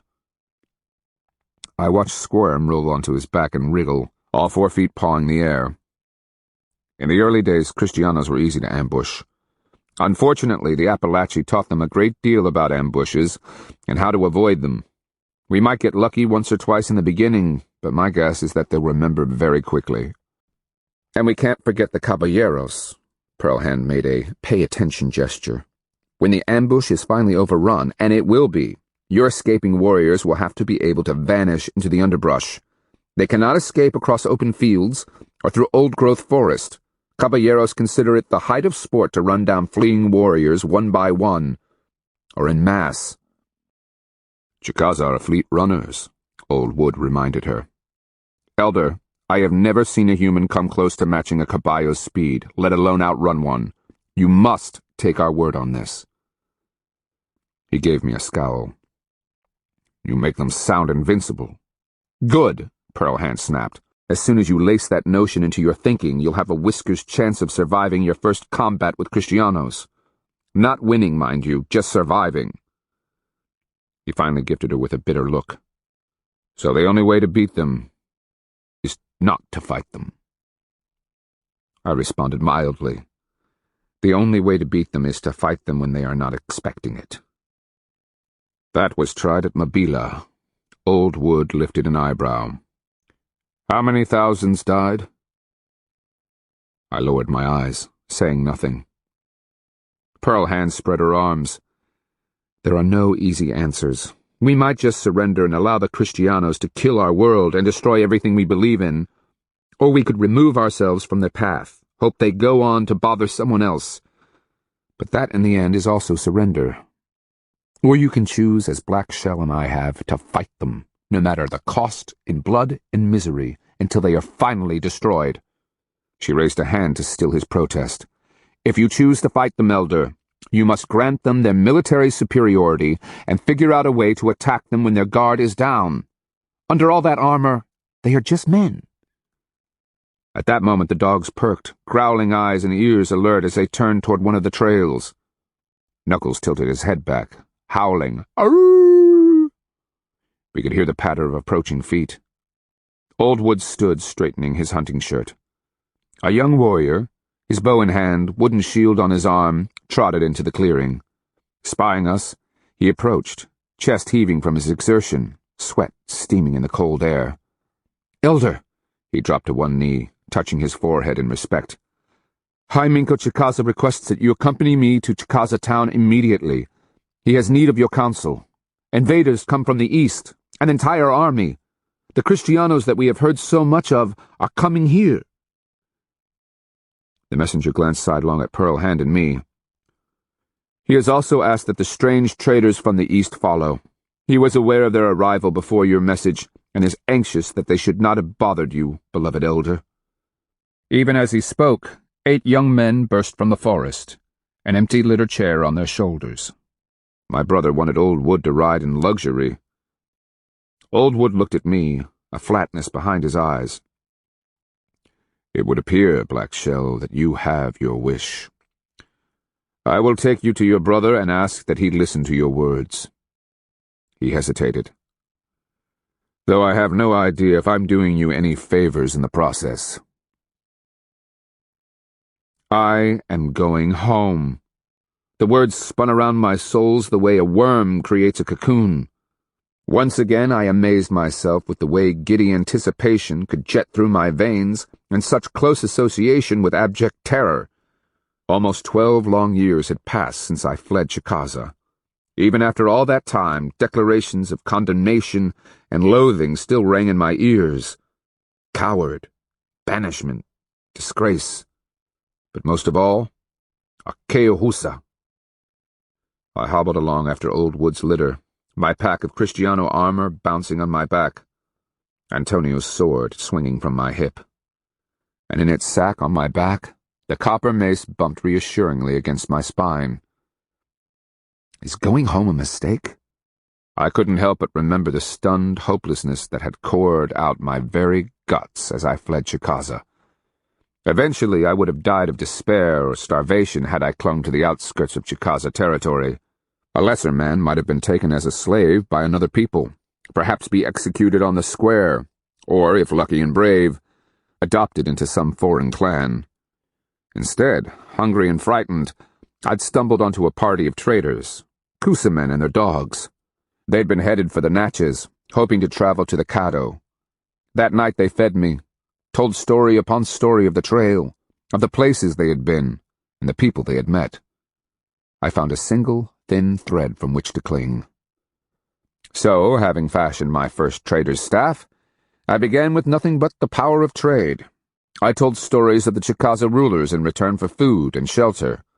On occasion I was given some little trinket, perhaps a bit of shell or a pouch of tobacco. From those humble beginnings, I began to build my trade stock. I met men like Tupacs and traveled with them and learned. Having been trained as a noble, I knew how the rulers thought and behaved, and felt at ease in their company. I found my way.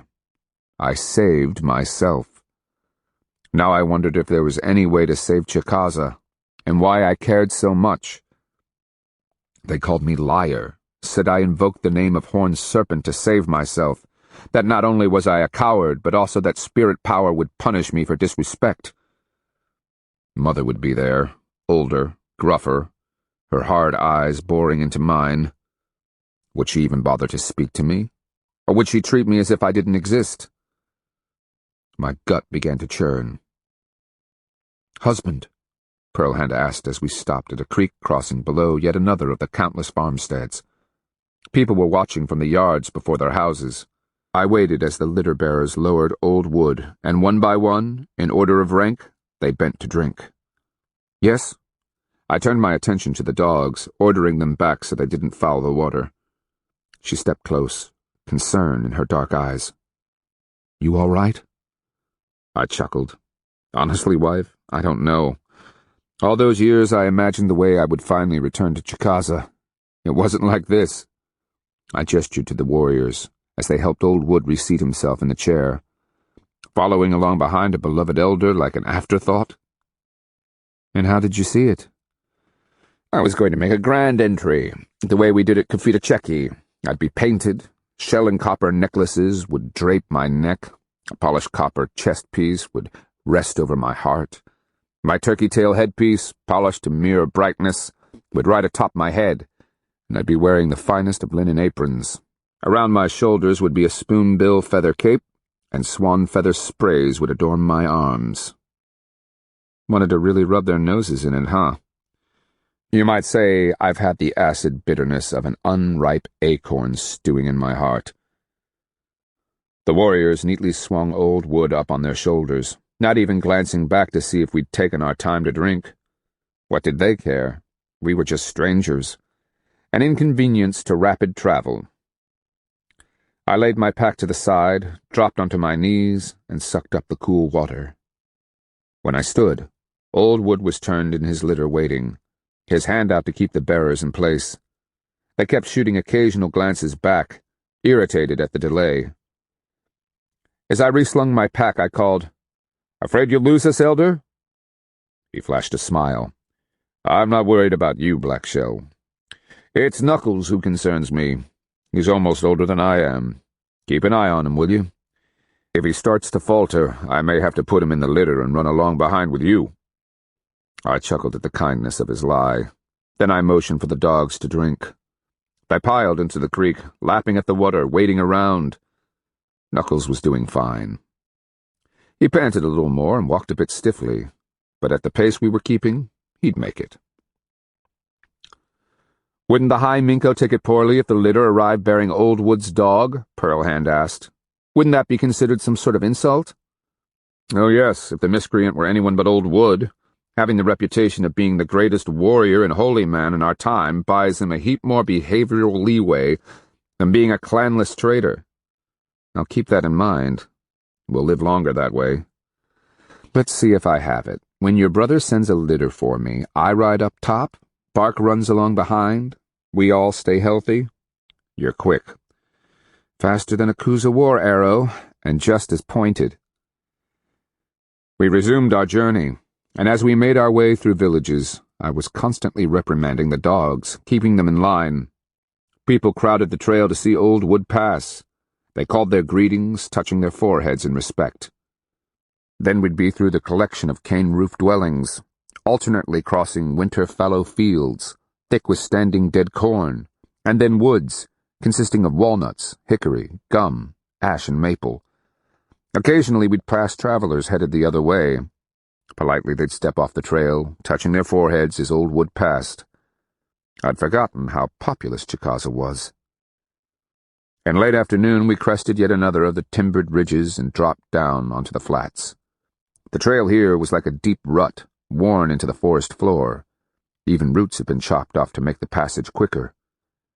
Breaking out of the trees, I could see Chicaza town, smoke rising lazily in the gray and misty midday light. The town had been built in a delta between two creeks, one on the east, the other on the west, that ran south towards the Tombigbee River. While the loamy soil had been cleared for agriculture, occasional hickory, oak, and mulberry trees rose above the fields. The latter were yellow and stubby from still-standing cornstalks. Once past the fields, the land gave way to old-growth timber and low-rolling hills on the east, north, and west. Floodplain and back-swamp forest rose like a fuzzy gray wall to the south. My heart began to pound as I remembered the town the way it had been. Grand, magnificent, the virtual center of the world. Could this be the same place? Each of the 200 or so buildings was topped by a steeply pitched thatch roof, the effect reminding me of a series of square, bitted hatchets chopping at the sky. Here and there, tall granaries rested atop support posts. Ladders hung down from the cane doors. The world tree pole, painted in red and white spirals, dominated the skyline, easily twice the height of the High Minko's palace. The ladder stood on the northern side of the square plaza, its high roof crowned by 2 eagle statues. Clan totems had been carved atop other tall poles, and from the distance I could see effigies of panther, raccoon, deer, crawfish, and skunk. Each of the Ixes had a clan house facing the plaza according to the status accorded it. The deer and skunk clans marked the plaza's southern boundary. People scurried back and forth between the surrounding dwellings, leaving no doubt that more than the usual business was afoot. It struck me then. What a shabby little town! And Kaika, Telemiko, Kuza, Hiawassee, Atahatchee, and even Mabila, with its splendid walls and great shade trees, belittled this haphazard collection of dwellings. The notion stunned me. As a boy, I'd believed Chicaza to be the greatest nation of all, and during my years as a trader, I'd never been back to draw a comparison. At that moment, a group of boys, ranging from 8 to perhaps 10, rounded one of the outlying houses.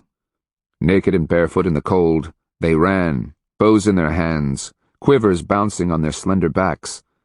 In the rear, trotting hard on their heels, the trainer followed, a willow switch in his hand.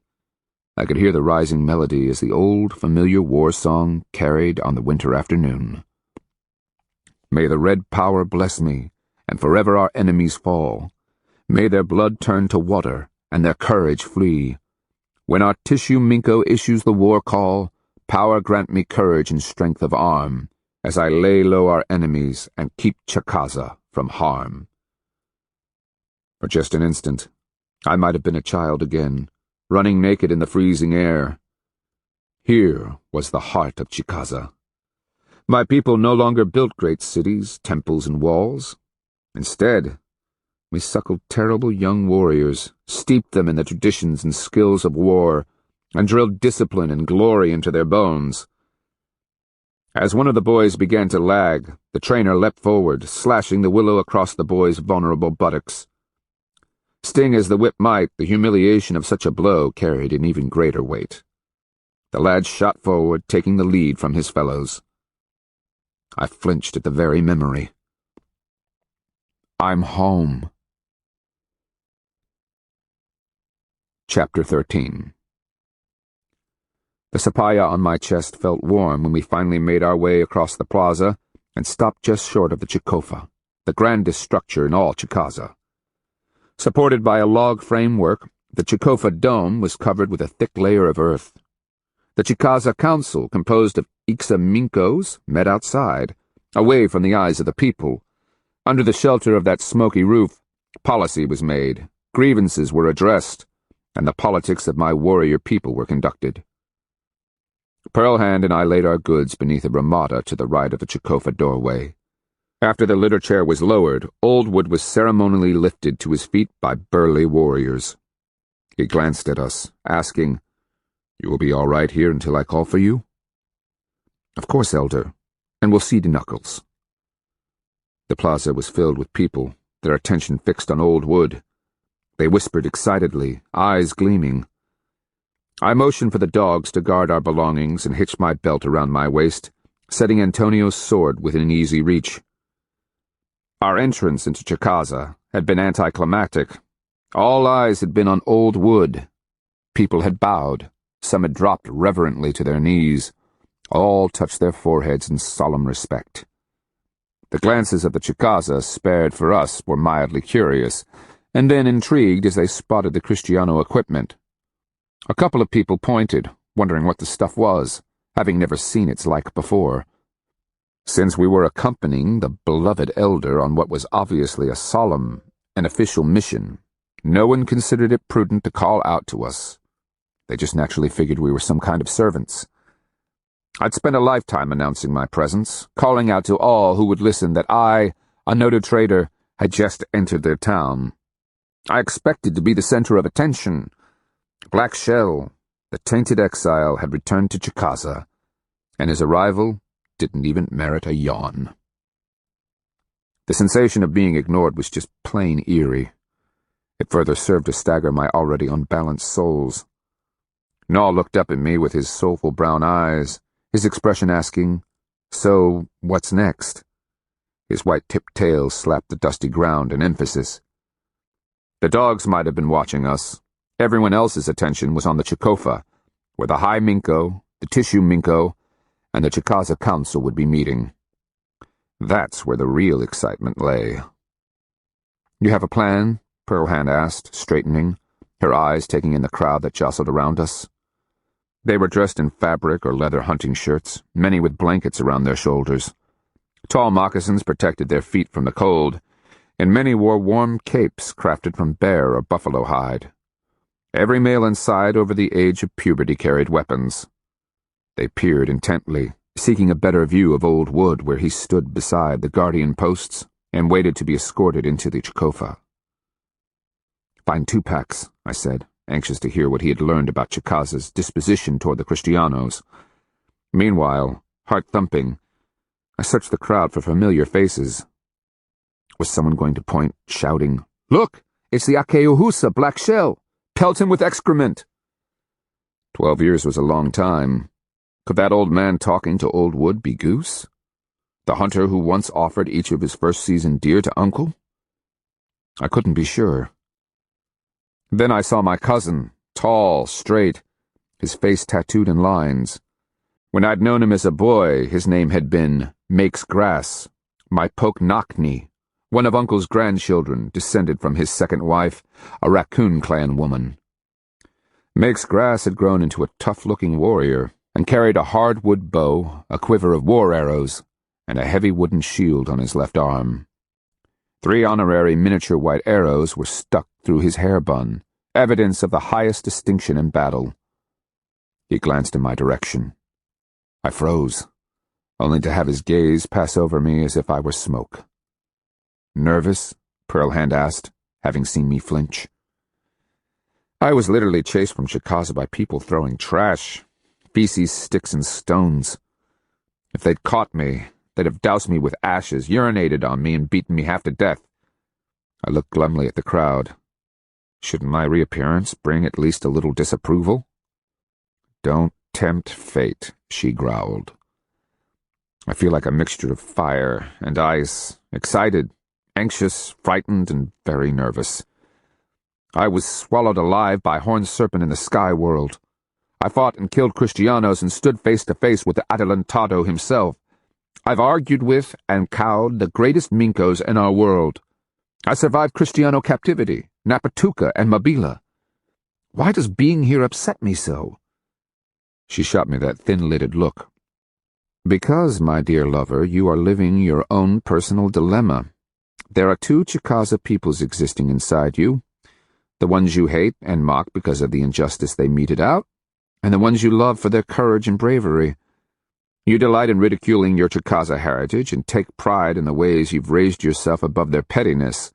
Then, in the next instant, as at Kafitacheki and Kusa, You are passing yourself as a Chicaza Minko, and proud to be one.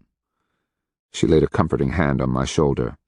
Now that you are face to face with your people, you must decide who and what they really are, and what role I'm going to adopt here. She smiled as she saw the question register behind my eyes. Think, Blackshell. These are your people. You know them. How do you play this? Not as a Chicaza, that was for sure. No matter who I was to the rest of the world, I'd been declared a Keohusa, and Pearl Hand had been right that night at Old Woods. The last thing I needed was to have everyone's attention centered on me when De Soto and his murderous filth were rolling down on Chicaza. Act like an Akeohusa, and you'll be treated like one. That was a fact. I watched as Old Wood was ceremoniously led into the Chikofa. At the door, the Tissue Minko, a man I recognized as Red Cougar, man-killer, of the Raccoon clan, raised his staff of office and shouted, "Now comes the beloved elder Old Wood of the Raccoon clan, of Hickory Moiety." From inside came the calls of approbation and greeting. Assuming the council was already in session, there would be the ritual interruption as Old Wood, one of the most prominent Chicaza, was seated. My guess was that my brother wouldn't have started such a serious debate without him. That meant it would take another 2 fingers of time at least before the council finished the invocations, smoked the sacred pipe, said the prayers, shared the black drink, and actually began discussing the Kristiano problem.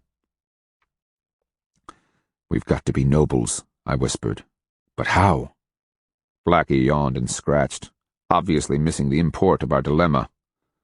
I looked around, cursing the Kristianos for burning all of our possessions back at Mabila. We really need to find Tupac's.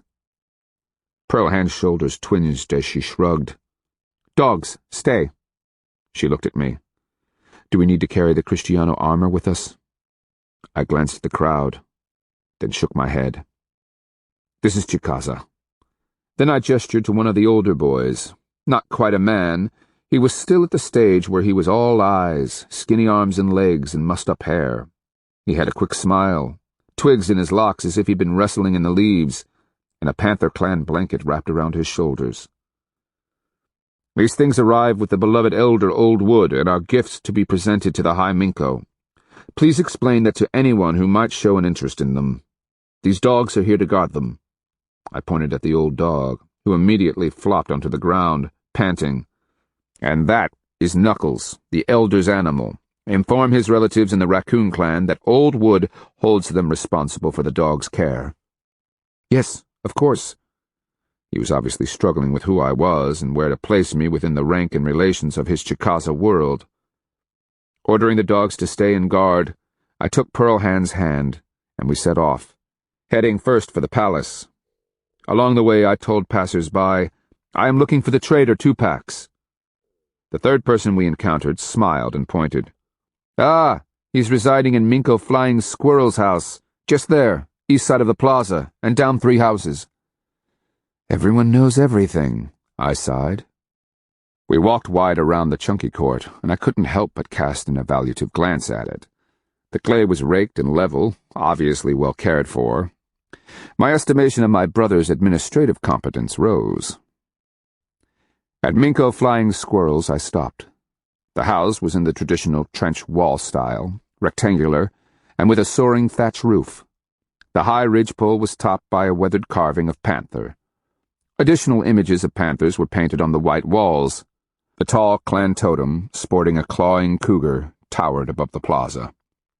A pestle and mortar stood out in front by the mat-walled summer house, the latter being little more than a lavishly appointed ramada. "Tupac's," I called in Kusa-accented Muskogee. "You in there?" "Just a moment," he bellowed back. I glanced at Pearl Hand. Her eyebrow was curved in a questioning arch. We waited just long enough to begin wondering why we were waiting so long when he opened the wooden slat door. Naked, but for a breechcloth donned so quickly, it sat crooked on his hips. He grinned and waved us in. Ducking inside the spacious structure, we found a typical Chicaza Minko's dwelling. The fire in the center of the room, high pole beds along each wall, pottery, boxes, and fabric bags stored below the beds along with interspersed personal items. A small shrine covered in cougar hide stood just behind the puddle clay hearth. Excellently rendered wood carvings of cougars stood in each corner of the room. The floors were covered with neatly swept cattail and cane matting. Then the woman grabbed my attention. Dressed in a simple pullover, she was fussing with the bed to our right.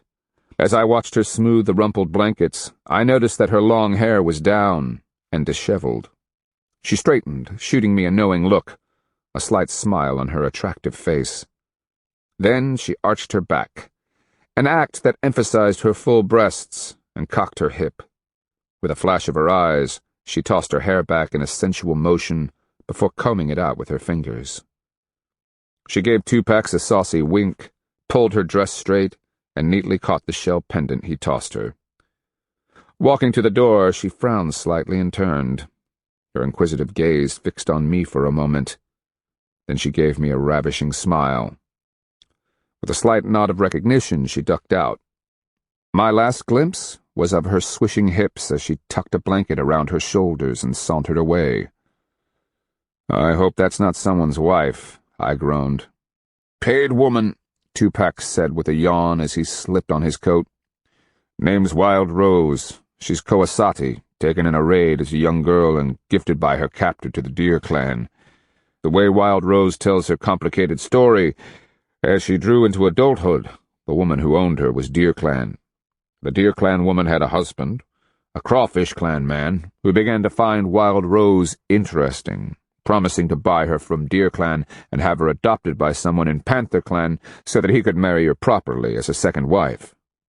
Let me guess. I'll bet the Crawfish Clan man didn't talk this all out with his wife first, ask her if she wanted to have her ex-slave as a second wife. Tupac shot Pearl Hand and me a healthy, if gap-toothed grin. Nope. In the ensuing squabble, divorce and recriminations, it went all the way up to the High Minko for judgment. Since Wild Rose had acted honorably, and the Crawfish fellow had made the promises, and the Deer Clan woman divorced him, Wild Rose came out with a settlement that she used to buy her freedom from Deer Clan, who didn't really want a troublemaker like her anymore. She ended up as a paid woman, making a tidy living, thank you. Thought you Chicaza took a dim view of recreational shaft and sheathing, Pearl Hand snorted, giving me the eye. Paid women are different, I muttered. Tupacs, we need to look presentable. All we've got are our trail clothes and some pieces of copper. We need face paint, something, anything to make us look like we're nobility worth listening to. He gave me the kind of grin the old Tupacs would have, the kind that made his raw-boned face look blocky. I thought you might. It's nothing fancy like the outfit you wore in Kuza, but you can probably get by. He bent to where his packs were stashed under the pole bed and tossed first me, then Pearl Hand, a roll of clothing. I shook mine out to find a crimson-dyed cloth shirt. The material was obviously of Kristiano manufacture, the cut reminiscent of Kusa design, loose in the shoulders, hanging to the knees, and needing a belt at the waist. I looked over at Pearl Hand, who held up a black fabric dress. She paused, admiring the beadwork among the bodice that depicted Morning Star, his eagle-winged arms outspread. "This is Kristiano cloth. Where did you get these?" I asked, stunned. "At Kusa. In the beginning, the Kristianos were free with their gifts. The cloth was given to the nobles, many of whom owed me." He stared woodenly at the clothing. "My wife cut and sewed both of those in the days before my boys were ordered away. When I left, I rolled them up, thinking they might come in handy for the trade." I shucked off my travel clothing and pulled the light material over my head. Then I watched as Pearl Hand removed her brown travel-smudged dress and slipped the black fabric over her muscular body. In an instant, she was transformed into a stunning dark shadow. The white shell beads gleamed in the firelight, as if the Eagleman design were alive. "How do I look?" she asked. "I'd marry you in a minute," Tupac growled, wiping his mouth as if he were drooling. "What's the matter?" I asked. "Wild Rose not worth the price of a shell pendant?" Tupac gave me a wolfish look. Oh, she's as good as any. It's just been a while since I've had the urge. Glad to see you're coming around, Pearlhand told him dryly. What about the political situation here? What is the word on the Kristianos? Will the Chicaza fight? Tupac spread his arms wide. Since I've been here, I've heard all kinds of conflicting notions. Apparently, a group of Chicaza fought at Mabila. None of them came home. Not a single one. And worse, there's been no word of what went wrong there. The priests are worried that the power was wrong. Others think their warriors were defeated because they didn't take the war medicine box with them. Others think the Kristianos might be made into allies. And then I've heard some, like the Panther Clan Minko here, who want to march out, defeat the Kristianos, enslave the survivors, and capture all spoils. The usual, Pearlhand said with a sigh. Tupac made a face. I've told them all I know. The High Minko and the Council listened as I related what happened at Kusa, and what you told me about Kafita-Cheki and Appalachia. They grilled me about Kristiano warfare, but didn't seem to believe me when I said they couldn't win. Figures, I muttered. Tupac placed a thick hand on my shoulder. I told them that you two were coming, that you could answer their questions. I didn't exactly tell them who you are, just that you were both war chiefs who'd fought the Kristianos in the past, and won. I glanced at Pearlhand, noting the wry twist of her lips. Before we go, we need paints. Old wood will call for us when the time is right. But when we enter the Chikofa, we have to look and act the part. What about me? Tupac asked. Just be yourself. You know better than any of us what happened at Kusa. If nothing else, my brother has to understand that he cannot place himself at risk. If they take him, like they took the Kusa High's son, Chicaza is lost. And the paints, Pearlhand reminded us. We may not have a lot of time. Tupac grinned. Wild Rose, she's got paints, jewelry, even clothing and adornments to spare. Then he added, for a price. Chapter 14. We sat under the ramada, waiting, watching and listening, as rumors slipped through the crowd like mullets in seagrass. Their attention was split. Half of it centered on the Chikofa.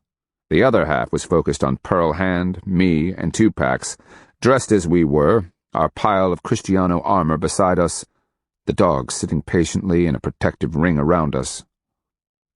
I had unpacked my copper mace and now cradled it in my hands. When the people saw it, they literally gasped, pointing, whispering among themselves. We had metamorphosed from faceless servants into nobles.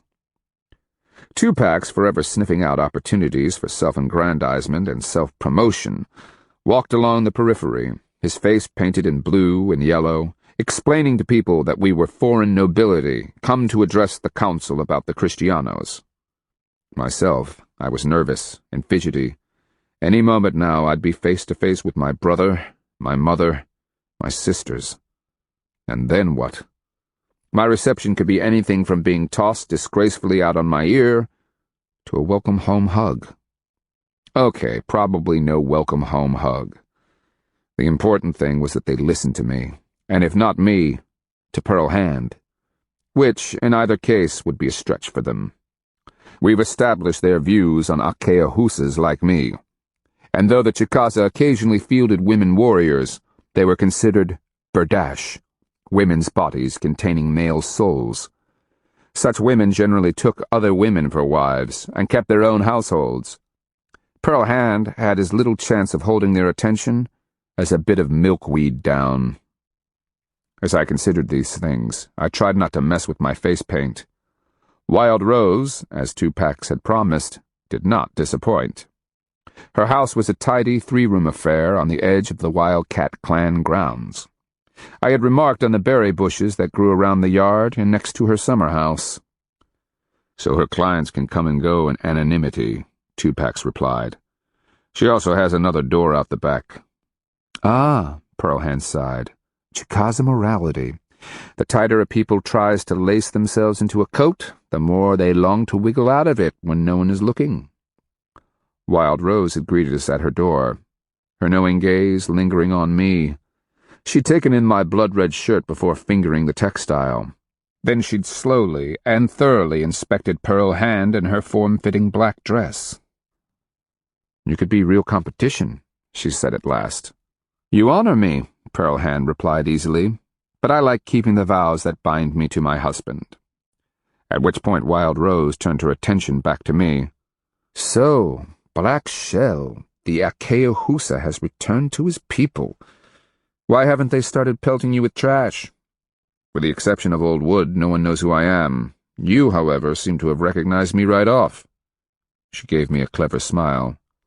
"You were a dream of mine when I was a little girl. The day they chased you away broke my heart." "I don't remember you." "You wouldn't. I was a Kawasati slave back then." She glanced at Tupacs. "What service might I provide?" It was Pearl Hand who said, "In a couple of fingers of time we must address the Chicaza Council. We have the dress, but lack ornamentation and paints." "And what's in it for me?" Pearl Hand smiled. "A copper piece manufactured in distant Kafita-Cheki.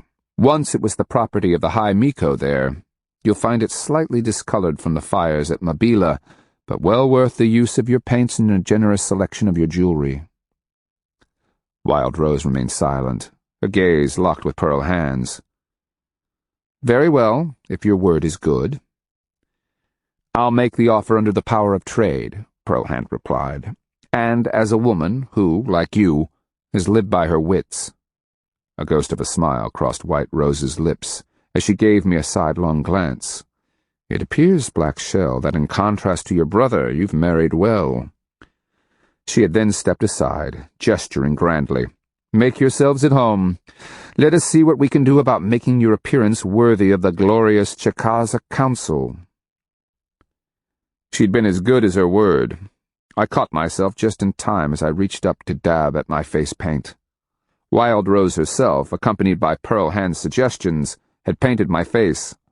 A black forked eye design, outlined in white, had been placed on a split background, red on my forehead and cheeks, blue accented by black lightning bolts on my chin. Pearl Hand had chosen red for the right side of her face and black for the left, indicative respectively of warfare and death. The blue band of her native Chikora nobility was painted from ear to ear across her eyes and the bridge of her nose. All of our peoples believe that colors have intrinsic power. Think of how bright and vibrant the color of fresh blood is, literally alive with power. Yet when it dries, it slowly turns to black as the power fades. When we don the paint, we accept and integrate the power it reflects. With our reliance on red and black, the colors of strife and combat, we were making a political statement that no Chicaza could fail to recognize. Around us, people continued to stare. I continued to fret. "So, Black Shell, when you finally walk in there, just how are you going to introduce yourself?" "Greetings! The banished coward is home!" Even as I grappled with the problem, the Ayopachi, the orator, appeared in the Chikofa doorway, calling, "The beloved elder Old Wood requests that the traitors be brought before the council." I felt my heart drop like a heavy, cold stone into the hollow of my gut. Time, and I had no idea what I would say. This ends Disc 4.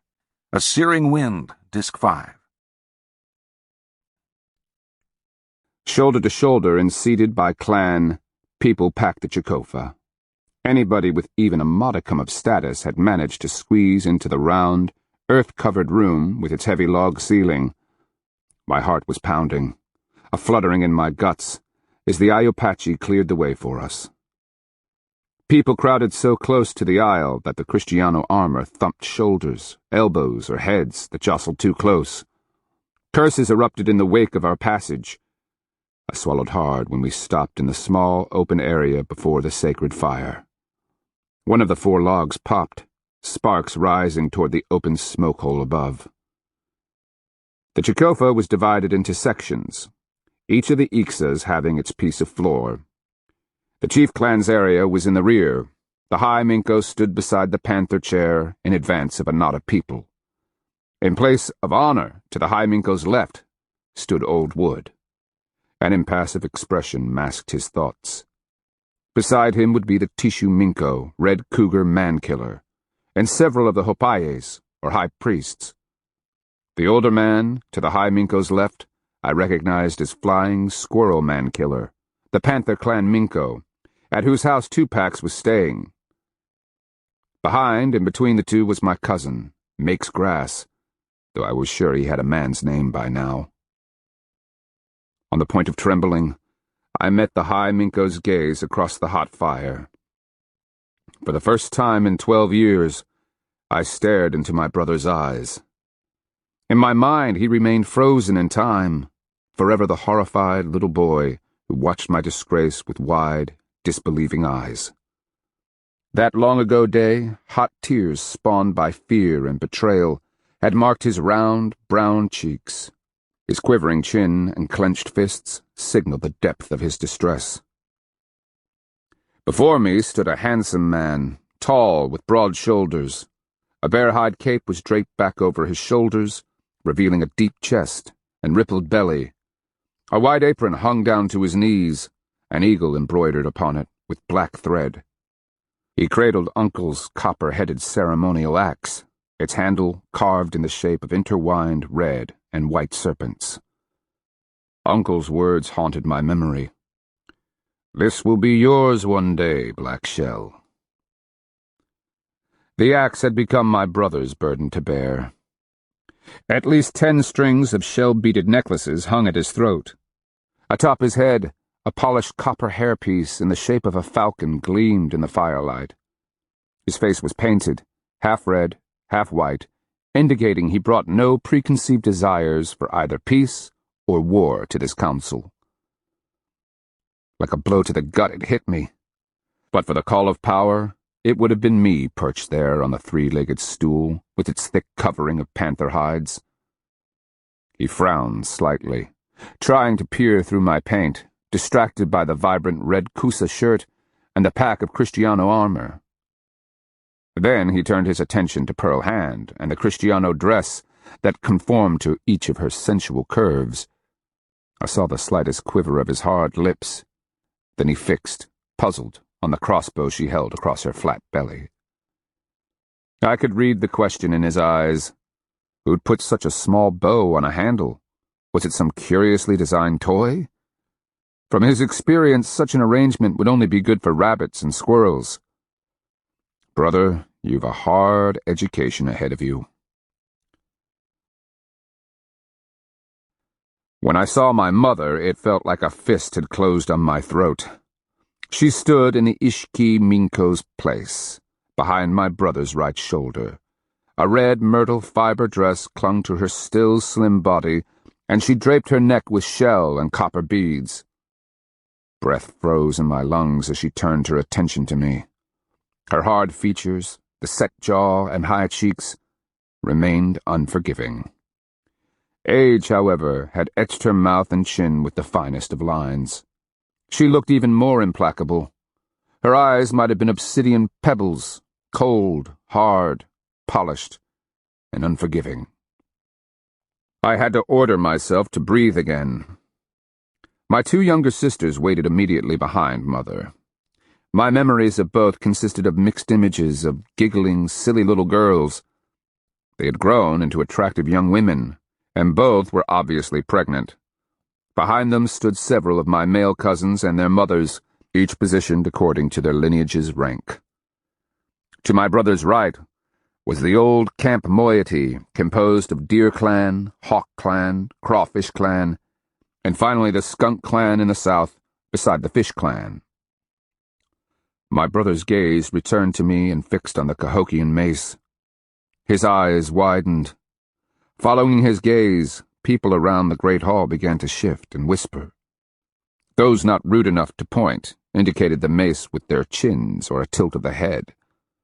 Mother, too, now stared with a calculating curiosity. Then her eyes narrowed, wary lines deepening around her mouth as she tried to assess our importance. The sapaya warmed against my chest. A slow smile curled my lips, my anxiety fading. Mother, you and the family are in for a most upsetting evening. The Ayopachi straightened, head back, asking the ritual question, "Who comes before the High Minko and his Chicaza council?" I took a half-step forward, the polished copper mace cradled in my hand. Nerving myself, I mustered enough of the canny old trader inside to proclaim, "I am Black Shell Mankiller, known among nations as Altakla, the Orphan, the Chosen of Horned Serpent. I have fought the Kristianos all the way from Uzita lands in the far south. After the Battle of Napatuka, I was borne to the sky world by Horned Serpent and devoured. Among the Appalachi, I carried the fight to the invaders for an entire winter and raced their squadrons to Kafita-Cheki. I counseled the Kusa High Sun and plotted the Adelantado's destruction at High Minko Tuscaloosa's side. And now, from the smoke and carnage of Mabila, I come here, offering my services to the greatest warriors of our world." I paused. "Provided they are wise enough to hear the words of one who has fought the enemy for so long and learned their ways." At that, I looked straight at Pearl Hand. As I'd hoped, everyone's gaze followed mine. "I am Pearl Hand Chief Killer," she stated with authority, "of the Chief Clan of the Chikora people. I come to Chicaza, having killed more Kristianos than any person now living. I have spied on the Kristiano councils, speak their tongue, and know the deceptions that coil in their treacherous hearts. I fought at Napatuka, was declared Nikoquadka by the Appalachi, and Thalco by the Tuscaloosa. I will share my knowledge and advice with the Chicaza, provided they will hear my counsel." Unease ran through the room. People awed that a woman would speak with such authority. Mother leaned forward, whispering into my brother's ear, her glinting eyes on Pearl Hand. But my brother ignored her to the point she poked him in the side, whispering even more intently. Instead of replying, he stared at me with stunned recognition. A tingle ran through me as I narrowed an eye and inclined my head slightly. "Here I am, brother, returned from the dead, and claiming to be the chosen of power. So what are you going to do about me?" I guess the poor man had a right to look astounded. Mother poked him harder, trying to get his attention, the frown lines growing angry in her forehead. "Ishtominko," I used the Chicaza term of address. "Abaminko, Pearl Hand, and I offer our services freely. We are charged with the destruction of the Hernando de Soto and his army. For this task, power chose us, and we are dedicated to its completion. We come under the power of trade and bind ourselves to it. However, if you and your council decide you have no use for our services, we will be obliged to continue on." I could almost read his souls, twisted with curiosity and disbelief. My appearance, let alone my claims, smacked of the incredible. Could he take the word of a branded coward and liar? He kept studying the copper mace, an emblem of supreme authority and status. His curiosity grew as he turned his attention to the exotic Kristiano armor. Mother, never one slow about her wits, was now staring at me. Her eyes widened with shock. Her hands started to rise, then stopped short. In an instant, rabid loathing filled her expression, her eyes darkening, her jaws grinding. When her fist knotted, the tendons stood from the back of her hand. My two sisters now gaped in dismay and amazement. They glanced at each other, mouthing the question. Mother pressed against the High Minko, whispering frantically into my brother's ear. He raised a hand, signaling for her to desist. When she didn't, he slashed it angrily. "Come on, brother. Are you your own man, or Mother's puppet?" A bead of tense sweat trickled down my side as I held my brother's hard stare, daring him. Then he stepped forward, head cocked. "You make remarkable claims, orphan." I touched my forehead in respect. "I've had a remarkable life, High Minko. Our purpose here is simple. Do you wish our help and counsel against the Kristianos? If you do, we will share our hard-won knowledge without expectation of reward. If you do not, we shall immediately take our leave of Chicaza." "You sent me the strange metal sword," he stated, glancing at 2 packs. The burly trader nodded from his place in the rear. "You may keep that as our gift in return for the opportunity to address this council. Do not let the Kristianos see it, or even know that you possess such a thing. They will demand it back and show no polite manners in the taking of it." "We have ways of dealing with bad manners," Tissue Minko Red Cougar muttered. I saw one of my sisters nod in grim agreement. Her eyes, however, were as hard and bitter as mother's. Pearl Hand propped the crossbow butt on her jutting hip. "The Kristianos will take what they wish, Tissue Minko, either through treachery and hostages or by force of arms. If you deploy your squadrons to stop them, the caballeros will blast through them like a great wind through a field of grass. Your vaulted Chicaza warriors will fall like frail stems against their mighty gale. Hierro-clad soldados will slice through anyone left standing the way an obsidian knife cuts hot fat." She turned, taking in the entire Chicofa. "I say this meaning no disrespect to the Chicaza or their courage." She tapped Antonio's breastplate, where it hung on my back. The hierro rang musically. "What you must understand is that the invaders are better armored, armed with more dangerous weapons, and they have the caballos, giant war beasts that carry caballeros like the wind. The Kristianos are an army the likes of which you have never fought, an army beyond your comprehension." She circled slowly, addressing each of the clans one by one. "I know because I fought beside Chicaza warriors at Mabila. Many of your finest marched under the White Arrow to join Tuscaloosa. I helped to train them, and I watched them die, valiant and courageous to the last man." She had them hooked, passion in her voice, fire in her eyes. The plan was perfect. Brave Tuscaloosa lured the monster De Soto, his Kristiano chiefs, and their terrible caballos inside the walls of Mabila. We had them. More than 5,000 of us surrounded fewer than 100 Kristianos. But when the trap was sprung, they fought their way back through the gate, and even then, out on the plain, we finally would have killed them. The silence was so intense that I flinched when a log popped in the fire. Pearl Hand's voice lowered. But before we could do so, the dreaded caballeros came. They emerged from the Piachi Trail, and like a storm they blew down upon us. Those of us who had fought them before knew enough to run. She raised a clenched fist. But most didn't listen. They had never seen caballeros before. Perhaps they didn't understand the threat, no matter how many times Black Shell and I tried to hammer it into their heads and souls.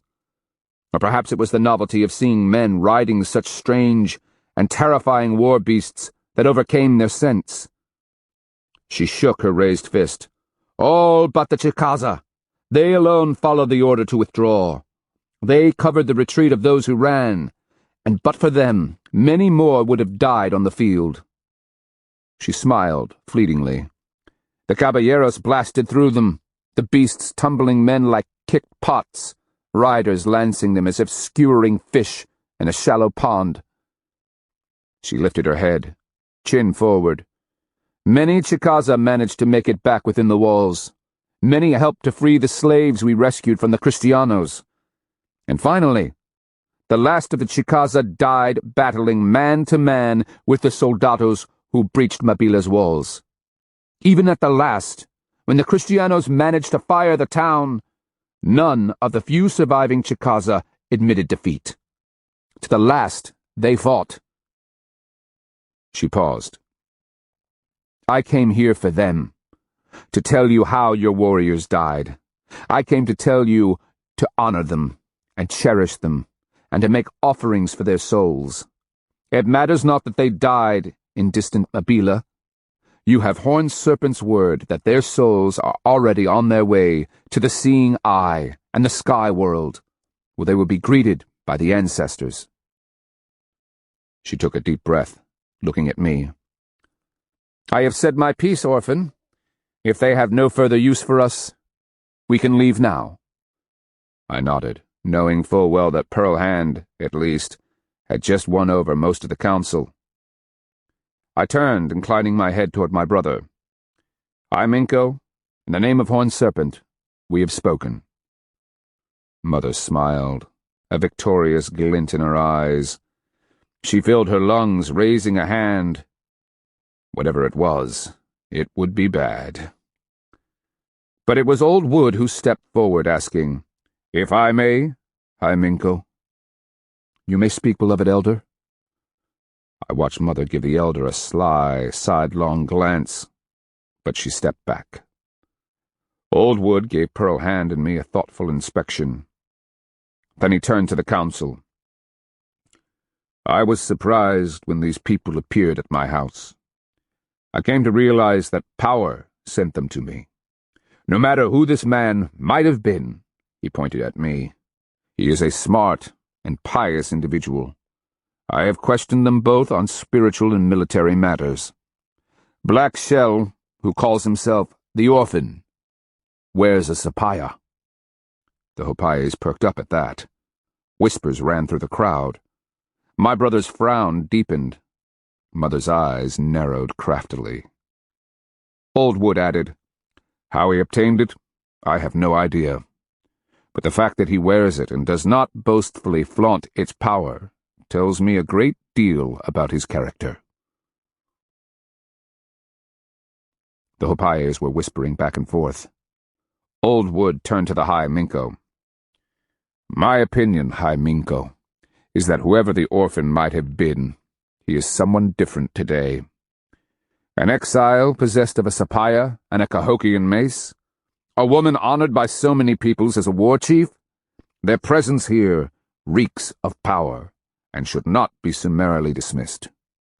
He touched his forehead respectfully and resumed his place, hands folded before him. His thoughtful gaze had fixed on the fire before him, frown lines adding to the seriousness of his expression. Mother couldn't stop herself.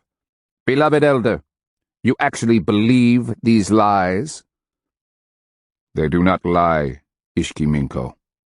Old Wood humbly kept his gaze on the fire. I believe they are the chosen of Horned Serpent, and with that, I have spoken. I stood erect, the copper mace shining in the firelight. Through narrowed eyes, I watched as my brother's fingers tapped absently on the handle of his axe, a swirl of conflicting emotions behind his eyes. When Mother shook her head and took another breath, he gave her another desist wave and glared angrily at her, asking, Tissue, Minko?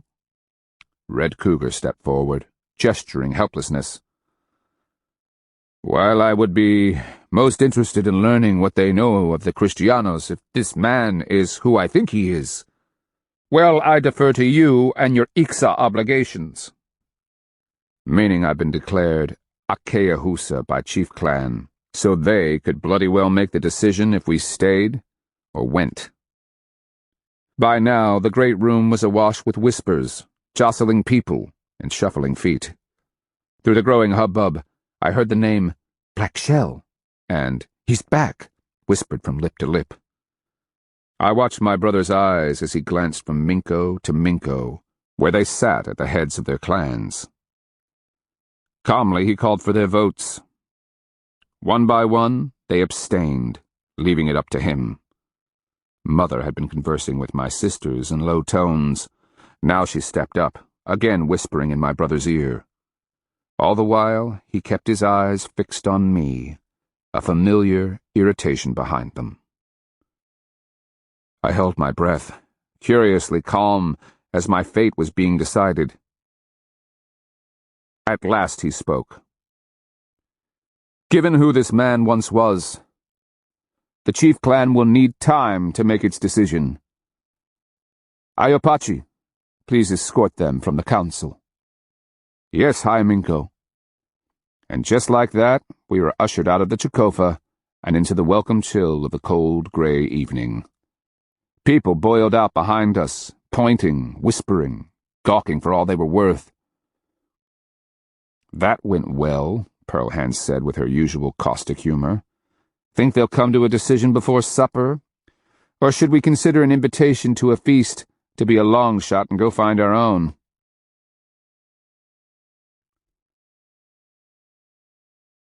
Chapter 15. My true identity spread through Chicaza town like the fires that had swept Mabila. Silly me, I should have understood the implications. As we waited, boys carried firewood into the Chicofa. I rubbed Naw's ears and noted the comings and goings of runners as they bore messages to and fro. Night began to fall. People watched us as we watched them. Pearl Hand used her Euro knife to turn large sticks into small slivers. I pulled a tick off Squirm's haunch. In the growing chill, we sat snuggled under our blankets. Still, no word came as to our status. When Wild Rose appeared out of the gloom, Tupac stood and greeted her. "Good evening. Worried about your jewelry?" She gifted him with a seductive smile, then tilted her head as she turned to me. "Word is out, Black Shell, or should I call you Orphan? Clever that, but everyone knows who you are. Have you thought about a place to stay tonight?" I stood. "Tupac's is at Minko Flying Squirrels. Maybe the good Minko would allow us—" A mocking smile played at her lips. "And to think you were going to be High Minko once upon a time. Is that all you know of your people and their ways? No clan will offer lodging until Chief Clan has lifted your Akeahusa status. Or have you forgotten the Chicaza concept of honor?" I've spent the last 12 years struggling to forget the Chicaza concept of honor. "Pack your things." She made a circular motion with her fingers. "I will put you up." A pause. "For a small bit of additional trade." "And food for my dogs?" She gave them a sidelong look. Pus and blood the size of small deer. Feeding them for more than a couple of days might drive me to ruin. "It'll take more than a dog pack to drive you to ruin," Tupac told her bluffly. Then he clapped me on the shoulder. "Go with her. In the long run, it might be the wisest move." He winked at me. "Wild Rose knows everything about Chicaza and its politics." "What if the High Minko summons us?" I asked. Wild Rose snorted in a most unfeminine manner. "Have you forgotten the weasel's lair of Chief Clan politics? If your brother doesn't consult every lineage head, every venerable elder, every influential cousin, and smooth any feathers he's ruffled lately, someone will go out of their way to politically embarrass him, speak poison, or otherwise chop him off at the knees." It was so great to be home. As we packed up, I noticed that 2 young warriors, both tattooed with Chief Clan markings, followed along at a distance. My brother keeping track of me? Then again, it might have been Mother's doing. She wasn't one to let any potential advantage go to waste. Tupac told us good night and headed to the Panther Clan Minko's palace for food, and what was sure to be a night of motivated gossip. Wild Rose led us to her back door, the one screened by the maze work of berry bushes and vines. "The front room is for business," she explained. "You will be comfortable here. Wood is stacked by the door along with kindling to make a fire. The latrine is behind the matting out back." And then she was gone. I made the dogs lie in a line just inside the door and took one of our ceramic cups to steal hot embers from the fire in the front room. By the time I'd made my way back through Wild Rose's house, Pearl Hand had a fire laid. As the flames crackled up, she seated herself on one of the pole beds, built into the wall, and arched her skeptical eyebrow. "What do you think?" I chuckled ironically. "I have no idea. Did you see the consternation on their faces when they realized who I was?" Pearl Hand unpinned her hair, letting it tumble down over her shoulders. "Something tells me your old clan is going to be a hotbed of discussion tonight." You shocked them, and calling yourself an orphan? Masterful. Nothing you did or said implies any kind of threat or demand. That doesn't mean we're going to succeed. I dropped down in front of the fire and put my arm around Naw's furry neck. He tried to lick me in the mouth. Worthless mongrel. Maybe it was my growling gut, but some premonition hinted that our sojourn in Chicaza wasn't going to end well. My suspicion is that we should consider ourselves lucky if we're on the trail for Kiskis tomorrow morning. A voice beyond the door called, "Hello? It is Black Martin. I come bearing dog food." I rose, opening the wooden door on its leather hinges. A chunky young man, broad through the shoulders, wearing a bear hide cape, stood there. A heavy fabric sack was slung over his back. He had a pleasant face, mostly made up of cheekbones so prominent they gave his head a diamond shape. His hair was in a warrior's bun and pinned with a turkey bone skewer.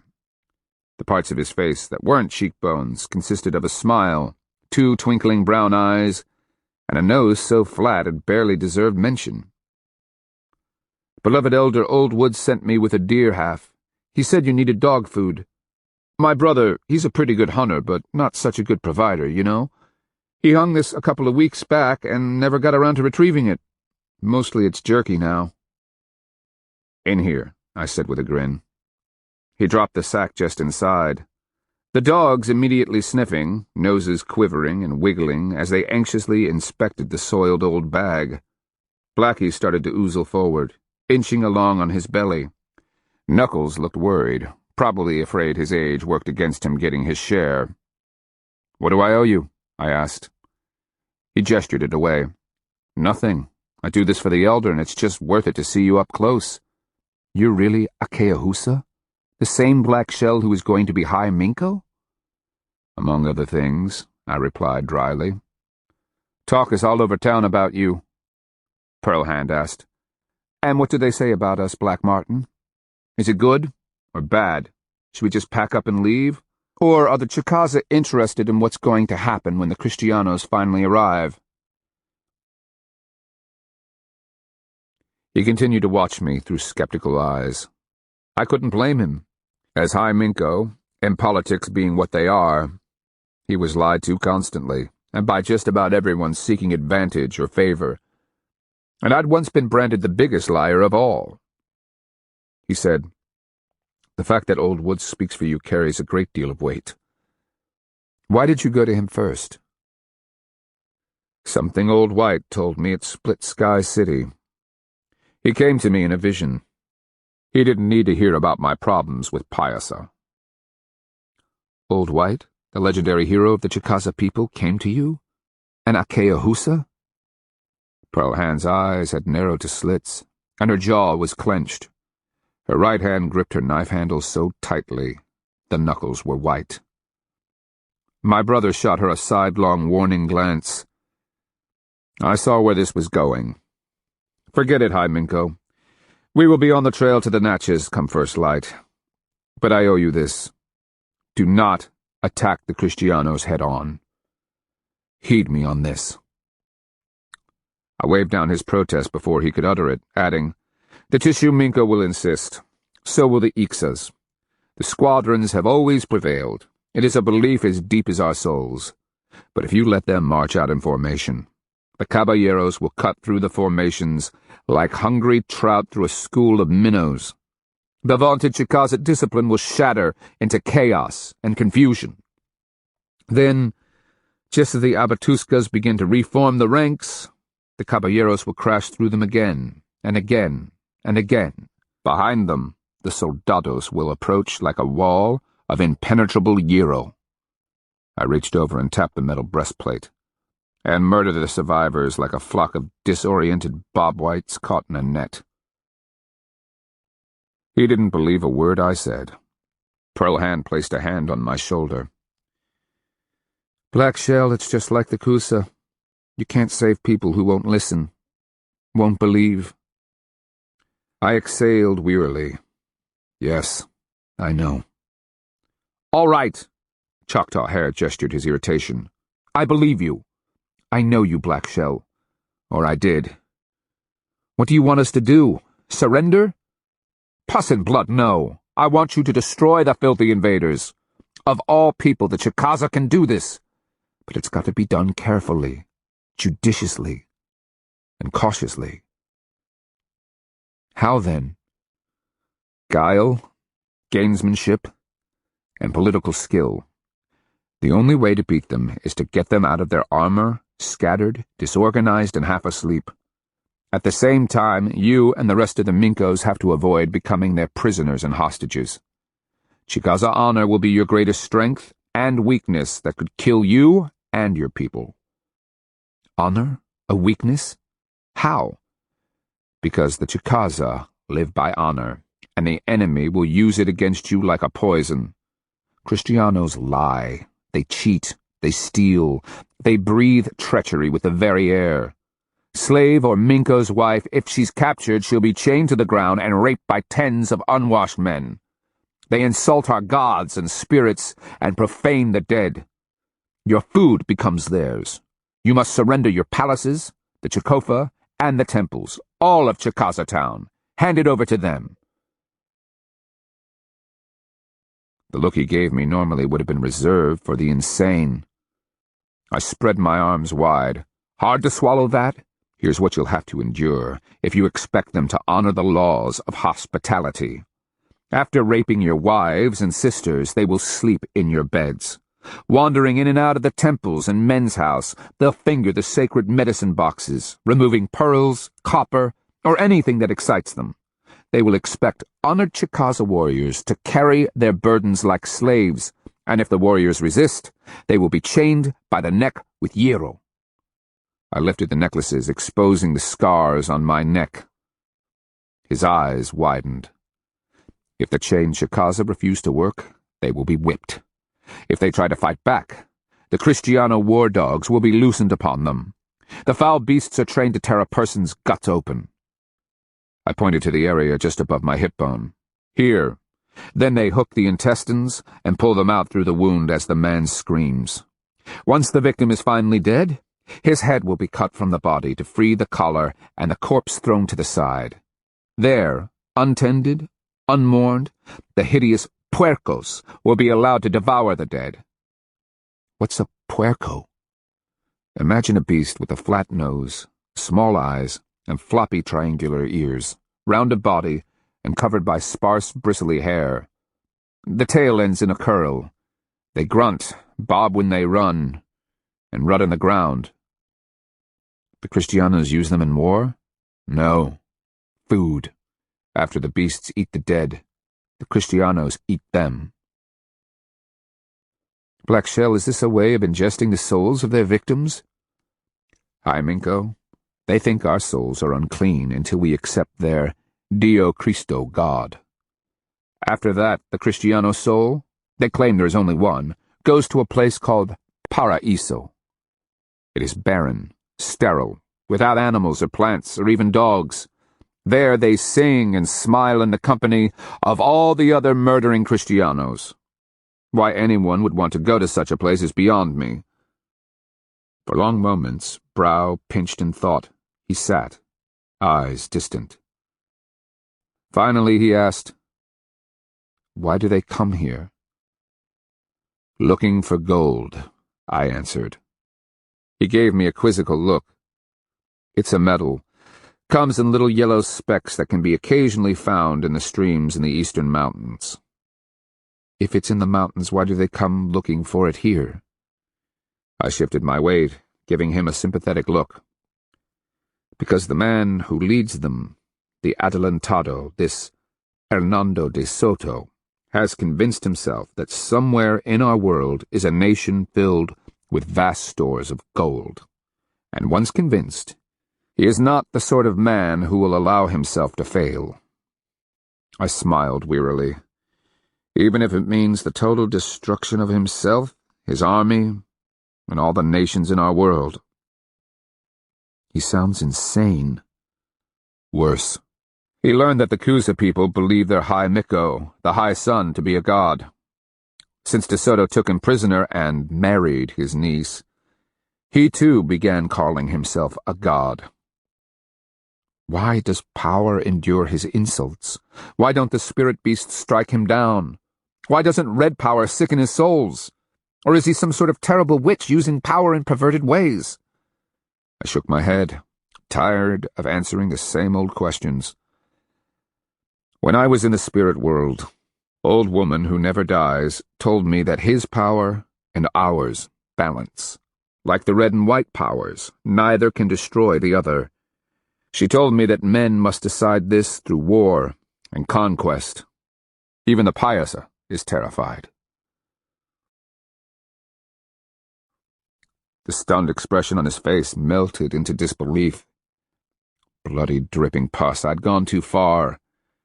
Desperately, I added, all you need to know is that when the Adelantado comes here, you will have only one way of destroying him. And what is that? He asked somewhat sharply. By evacuating Chicaza town, removing all the sacred objects, anything you don't want polluted by their presence.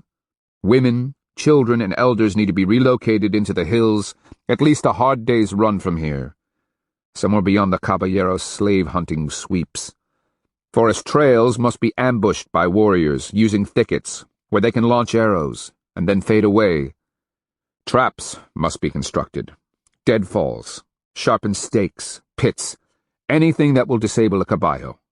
The important thing is to kill the caballo first. His rider, once set afoot, is easy prey.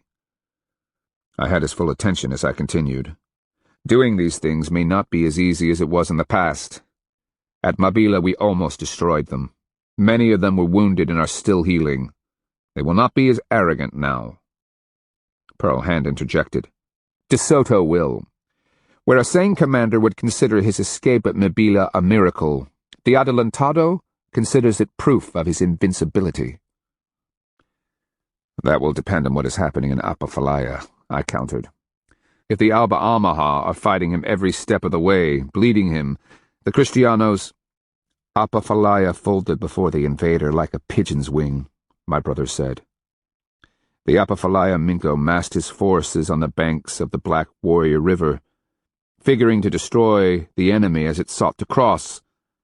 The Kristianos, we hear, secretly built a giant raft upriver and ferried a small party of their warriors and war animals across. Upon learning of this, the Alba Amaha fled. As we speak, the Kristianos are leaving Apafalaya town behind. We will know their direction within the next 2 days as our scouts monitor their march. They always have a way. Pearl Hand gave me her bitter smile. The Adelantado wins again. By now the slaves will have told Ortiz that De Soto's victory at Mabila has broken the spirit of the surrounding nations. My brother gave her the distasteful look Chicaza reserved for women who spoke about things that were not their business, and added, The spirit of the Chicaza is never broken.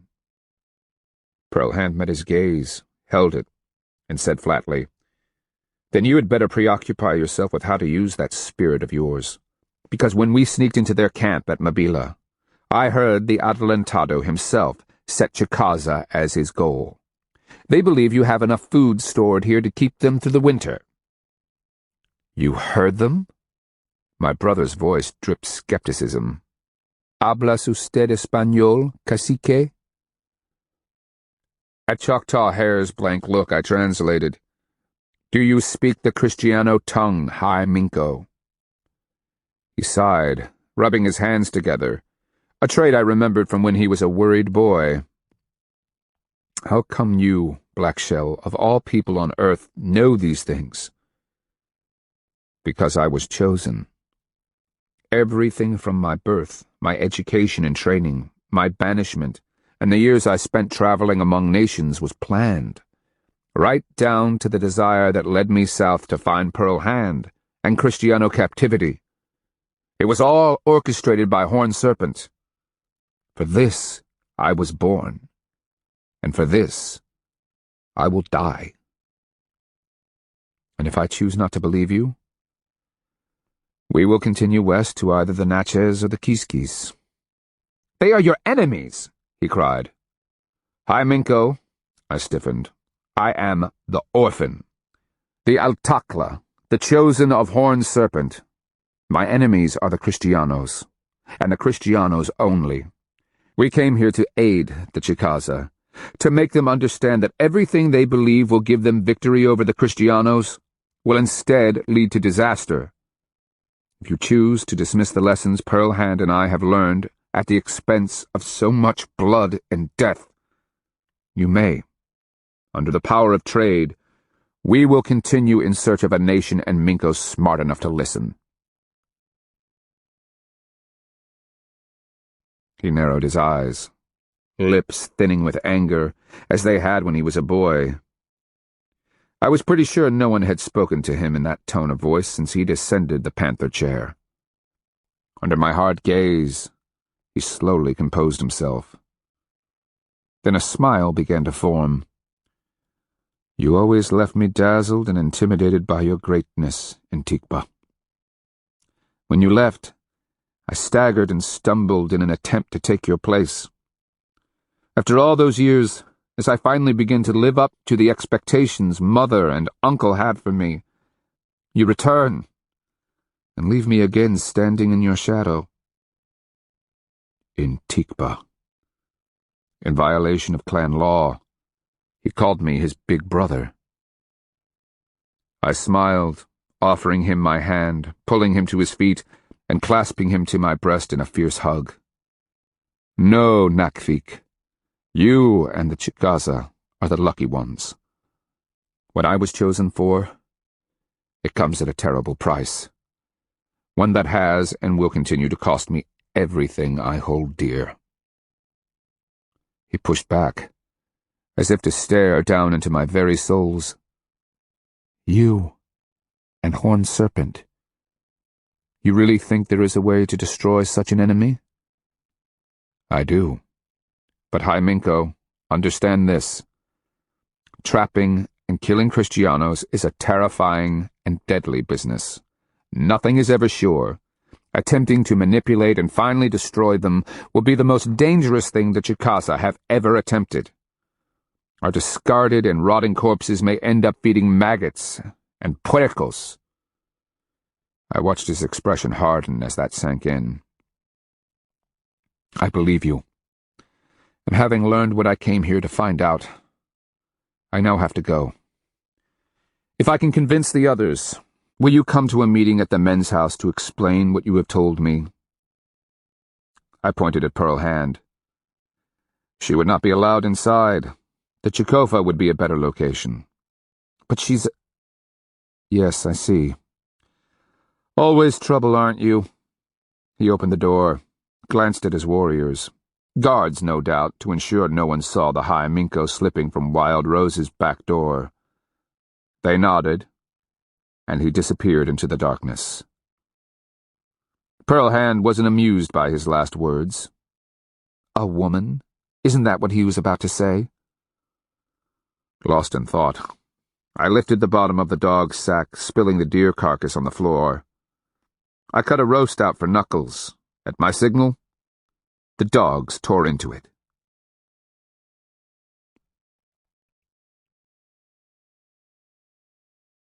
Chapter 17. After the High Minko's visit, Pearl Hand and I talked late into the night. Okay, we argued until we finally fell asleep. She wasn't impressed with my brother. I insisted that he'd eventually come around. After all, I had. I dreamed the argument over and over, all night long. Generally, it ended with Pearl Hand, goaded to the point of insane rage, slitting my brother's throat with her sharp gyro knife. How could you help but love the woman? I still recall the profusion of blood and the incredible vividness of its color. I was awash in the image when I awakened rudely before dawn, by Gnaw sticking his cold, wet nose in my ear. Despicable beast. I walked the dogs, shivering in the cold drizzle, and managed to take my morning bath in the creek. Chilled to the bone, I returned to find Pearl Hand bent over the fire. Shoulder to shoulder, we crouched, mixing up corn cake batter, rolling it into balls, and baking them in the coals. Sorry, she said. He just enraged me. My being here compounds his problems. Her dark eyes bored into mine. It's because he thinks you're a liar. That's what really sets my wood afire. I found persimmons and dried berries, adding them to a pot of water and boiling it down to make syrup. One by one, we dripped the hot cakes into the sweet, sticky juice and enjoyed our breakfast. "Hello," Wild Rose called at the room hanging. "You up? And is that food I smell?" "Come and join us," Pearl Hand replied. Wild Rose pushed the hanging aside, entering our small room. She wore a simple shift, woven from soft flax thread. Hanging to mid-thigh, it revealed muscular legs beneath smooth brown skin. The way she'd belted her narrow waist emphasized her full breasts, a remarkably flat belly, and provocative hips. Glossy black hair tumbled around her shoulders, swaying as she seated herself. Fully aware that she oozed sexuality, Wild Rose smiled, helped herself to a hot cake, and dipped it in the syrup. Erotic delight expressed itself in her closed eyes, the way she chewed, and the happy sounds in her throat. Eyes still closed, she licked her full lips with slow deliberation. Before Wild Rose opened her eyes, Pearl Hand, lips quirked, used her fingers to sign, "You're drooling. Want me to leave?" I gave her my most threatening and menacing look, adding a brief shake of the head, for which I received an amused wink and shadowy smile. I hate it when she has fun at my expense. "You've made quite a splash," Wild Rose informed us after she finally swallowed and opened her eyes. "It's the talk of every household. You even managed to lure the high Minko to my back door. A shocking bit of gossip should it ever get out." "You seem to know a great deal," I mentioned casually as I checked to make sure Pearl Hand was behaving. Wild Rose gave me her "you're an idiot" look, and in a dry voice said, "What do you think I get paid for? Sure, I've got a sheath that can squeeze a man's hock chin until he's whimpering with delight. But mostly they come here to talk, to relax, to be the person they can be in no other place. Men tell me everything. Things they wouldn't tell their best friends." She glanced at Pearl Hand. "Ask her. She knows." Pearl Hand shrugged noncommittally. White Rose explained, "It's in the way she moves, how she dresses, the look she gives other men. Relax, Black Shell, you've married a real woman, one who knows how to take life by both hands and wrestle it into submission. Think of your poor brother. 3 wives now, all simpering adornments and breeding stock, not a brain in any of their heads. He doesn't make love with them the way you do with her." She jerked a thumb at Pearl Hand. "The High Minko's only a breeder fulfilling his duty to the Ixas. This one you've married? You couldn't find more woman than her." Pearl Hand shrugged again, the tension leaving her shoulders. "When your life depends on it, you learn to see the little things, how a man holds his head, where his eyes focus, or don't. The dangerous ones look at you differently. They have a set of the lips, something predatory leaking out of their souls." Wild Rose gave her another thoughtful glance. "I'd love to hear your story." "Perhaps later," Pearl Hand told her. "But for the moment, you know who we are and why we're here. In your opinion, what are our chances?" Wild Rose dipped another corn cake. "That depends on what the High Minko told you last night. If he suggested you be elsewhere, that's where I'd be." He understood the nature of the threat. I answered. He said there were clan politics to attend to. Her look turned quizzical. "You must have told a persuasive story, Black Shell. The High Minko doesn't have a reputation for confrontation, especially when it comes to chief clan politics." "I see." Pearl Hand's eyebrow arched. I explained. "You remember the cesspool of Kusa politics? Chicaza's the same, only smaller." She nodded. "Each lineage elder in the chief clan imagines himself on the panther stool?" "You've got it." "And the different matrons envision their sons eventually assuming the mantle of leadership, and while they'd unite behind my brother against the other clans, They'd gleefully cut his throat if it meant the advancement of their own kin. And, of course, within each lineage, cousins waged a battle with each other for authority, prestige, and status. "Who are the players?" I asked. "I'm 12 years out of date." Wild Rose chewed, swallowed, and smacked her lips in satisfaction. "You remember Dogwood, Man-Killer? He and your uncle got crosswise after you left. Dogwood, his brother, takes hair, and Dogwood's sister's son, falls twice, will do anything within their means to thwart your family." "What about Matron Painted Clay? She and my mother never got along." "Things change. Painted Clay's sons, Medicine Killer and Blood Elk, supported your brother." I remembered Medicine Killer as a brash young warrior. He'd earned his name by charging through a line of Choctaw warriors, dodging the blows and arrows, until he reached the Choctaw Tishominko. The man had turned to flee, and Medicine Killer's war club split the war medicine box he carried in half, dumping its contents on the ground. The horrified Choctaw had turned and ran for all they were worth. To the Western Muskogean peoples, the war medicine was one of our most important religious possessions. On the outside, it looked like a magnificently carved, engraved, and inlaid wooden box. Leather arm straps were laced through the slots in the sides and allowed it to be worn like a backpack.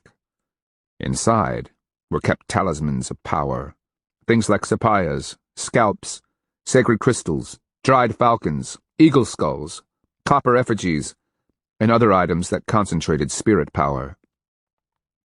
When Medicine Killer smashed the box, he essentially smashed the soul of Choctaw warfare. Wild Rose sighed. "Good old Medicine Killer. I miss him. Used to be he was a wild time, insatiable. The man has a hokchin as thick and hard as a— Well, never mind. He's a family man now, dedicated to raising his nieces and nephews."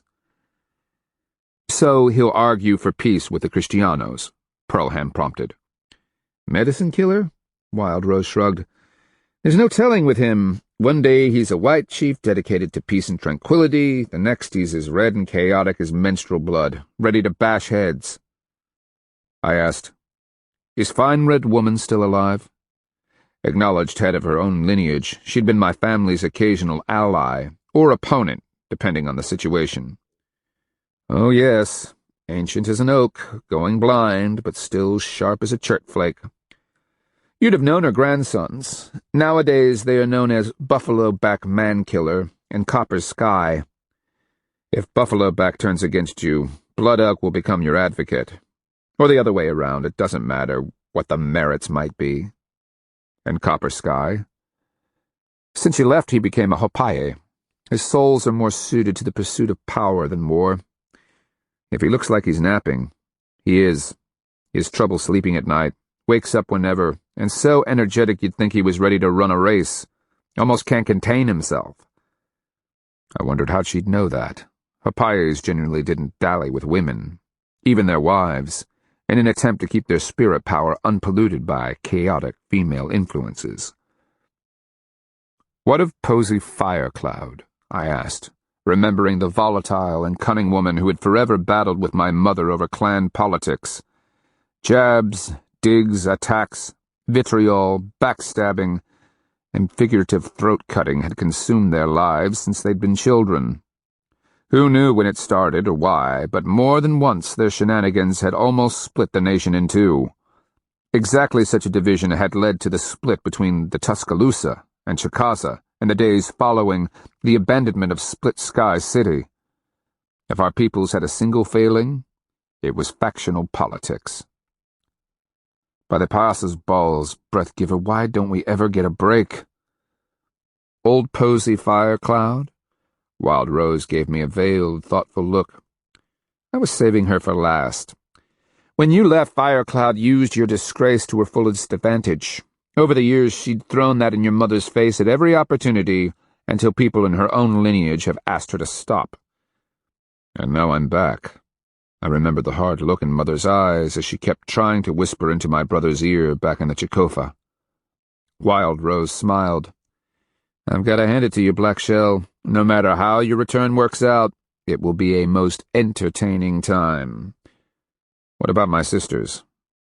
The oldest girl took the name of Clearwater, after her first seclusion in the woman's house. She immediately married Tissue Minko Red Cougar as a second wife. He's bred 2 daughters out of her, and she's carrying a 3rd child due in spring. Myself, I don't know what to think of her. She's as tough as your mother, but with a romantic streak. She may be Red Cougar's second wife, but the gossip is that they dote on each other. It is said that she lets her feelings for him get in the way of her clan responsibilities. But she's young. Give her a few years, and she'll be as heartless as the Ishki Minko. That didn't surprise me. And my youngest sister? She took the name Silent Spring after she was declared a woman. She's married to the Alabamo town Miko, fire-tail man-killer. If they'd had Alba Omaha Mikos like that in the olden days, the Sky Hand never would have conquered the Black Warrior Valley. Silent Spring is the man's first wife, and she's borne 2 bandy little sons of his seed. She too is carrying, but not due until around summer solstice. Mother must be so happy. Breathgiver knows, as fertile as they seem, your lineage appears to have a solid lock on leadership for the foreseeable future. She hesitated, studying me. And both girls appear ready, willing, and able to step into your mother's moccasins should the need arise. Neither of them, I'm told, is happy about your arrival here. Pearl Hand had been giving me that old, familiar, knowing look. So, lover, after hearing this, maybe heading to the Natchez or Kiskis might not be such a bad idea. I gave her a strained smile. Why, Pearl Hand, it's just family. You know how they are. Maybe I'll sleep somewhere else. Any night now, one of your loving kin is going to sneak in and cut your throat.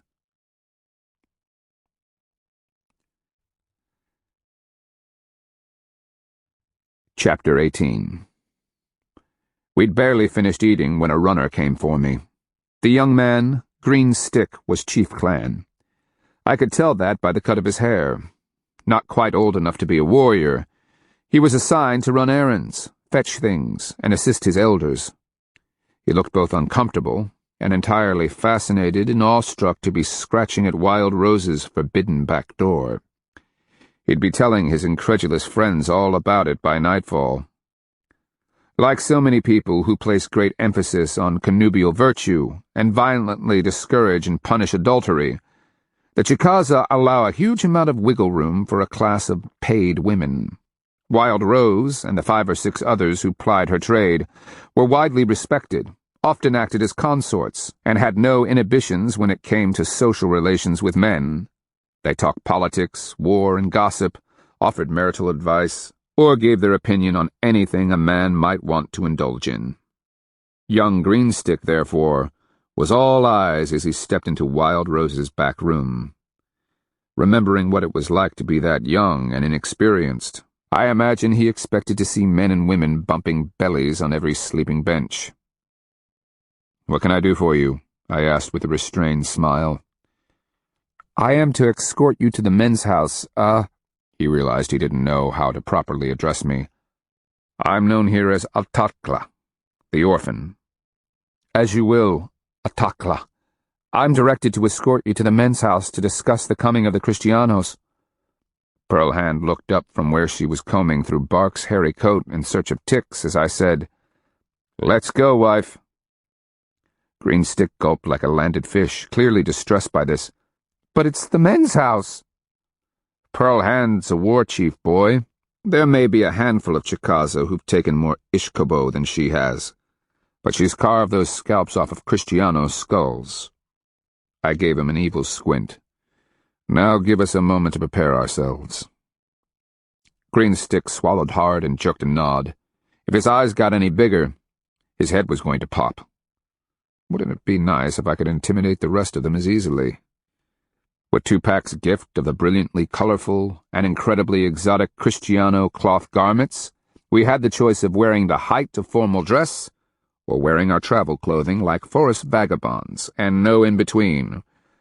I decided on the latter, but to add some dignity to our appearances, we sneaked some of Wild Rose's face paints and draped ourselves with her jewelry. Pearl Hand twisted her long hair into a tight bun and pinned it in place with my copper turkey tail headpiece. Then she strapped the Euro carapace around her chest and carried her crossbow, a full quiver of arrows over her shoulder. I hung Antonio's sword at my side and placed the dead man's Euro helmet on my head, wishing I'd taken the time to polish it to a high luster. Finally, I picked up my heavy copper mace. Thus decked out, we emerged into the cold air and were shocked to find sleet balls pattering down from the leaden sky. The walk to the men's house drew stares from the few people who were out in the growing storm. The weather fit my mood, gray, unsettled, and threatening. When we set foot in the men's house, it was going to generate a tempest.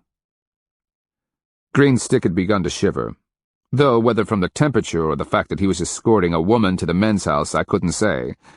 Nevertheless, he kept his head up and his back straight as he plodded through the wreaths of falling sleet. This ends Disc 5. A Searing Wind, Disc 6. At the door stood two warriors wrapped in bear-hide blankets, bark rain hats sheltering their heads. They stared warily as we approached through the swirling sleet. Stepping up onto the low mound, I stalked forward, greeting them with, "Atakla, the orphan, and Pearl Hand, war chief of the Chicora people, have been summoned by the Chicaza. At your request, we are here." The warriors gaped first at my Kristiano hat, perhaps hearing the musical sound the pattering sleet balls made on the metal. Then they turned disbelieving eyes on Pearl Hand. I found their expressions amusing. A woman expected admission to the most sanctified and concentrated bastion of purified male power in all of Chicaza? Are we or are we not requested? I asked, adding to their fluster. Greenstick was trying unsuccessfully to blend into the plaster wall, his eyes gone big again. The one on the right managed to find his voice. "Women are not allowed. Any Chicaza, even you, knows that." "I am not Chicaza. Even you know that." "We were called here to discuss how the Chicaza can kill Kristianos. War Chief Pearl Hand serves the red power of war. Or do you think she's dressed for mat weaving?" "She can wait outside. When the Chicaza finally wish to discuss war and how to kill Kristianos, we will be available." I turned, stepping down onto the level ground. Pearl Hand gave the warriors a curt nod and shifted the crossroad to display its polished wood. Then we started back the way we'd come. "So," she asked, "what did we just accomplish?" "Authority," I told her. "We've just done a very un-Chicaza thing. No sane man would bring a woman to profane sacred male space. Therefore, I'm something different. And you, attempting to enter the men's house for a war council, armed to the teeth and wearing armor, set yourself apart from any woman the Chicaza know. And how long do you think it's going to take for them to come around? The Kristianos are on the march, maybe no more than a couple of days away." I shot her a knowing glance from the corner of my eye. Sleet was sticking in the angle where her headpiece was pinned. "They know. Meanwhile, stories are circulating about us. Remember Black Martin? He's been telling everyone that we know how to kill Kristianos. So has my brother." "And Old Wood?" she asked. "He is the proverbial worm eating its way through the acorn of Chicaza suspicion. By now, the tissue Minko must be clicking his teeth to know what we know, and putting pressure on the chief clan to bring this thing to some sort of conclusion. In Panther Clan, Minko Flying Squirrel has been listening to Tupacs, hearing stories of Kristiano treachery at Kusa, and wondering if that's Chicaza's future. Then, she wondered, who'd be against hearing us speak? Best guess? My mother. Your mother? You heard Wild Rose. Old Posy Firecloud beat Mother over the head with my disgrace. Mother's a proud woman, and the most prominent and influential Chicaza to boot. Put yourself in her place. Your son, the boy everyone expects to be the next High Minko, turns out to be a coward in combat and a liar, one who blasphemously claims sacred power told him to run. The only worse scandal would have been if I had been caught driving my peg into my sister's sheath. In Mother's eyes, it would have been better if I had sneaked in during the night and cut her and Uncle's throats. Husband, by the time this is over, you may wish you had. "Atakla, wait!" The cry came from behind. We turned as one of the bare robe-clad guards scampered across the whitening ground. "They ask that you return," he said insistently, arms out. "The woman comes dressed as a warrior, yes? Then they will hear her, even if it means they must purify the building after her departure." I glanced at Pearl Hand, wondering if she could see the kink in my lips. It came from hiding a smile. "Then we should not keep the Chicaza waiting. Sometimes small victories are so precious." This time, when we approached the door, Green's stick was long gone. As we stepped up to the threshold, the intricately carved wooden door was thrown back, and both guards preceded us inside. I ducked through into a spacious, high-ceilinged room. As an uninitiated boy, I'd never been allowed inside. That would come after my first successful experience in combat. We all know how that turned out. The mats covering the floors had been woven into complicated geometric designs.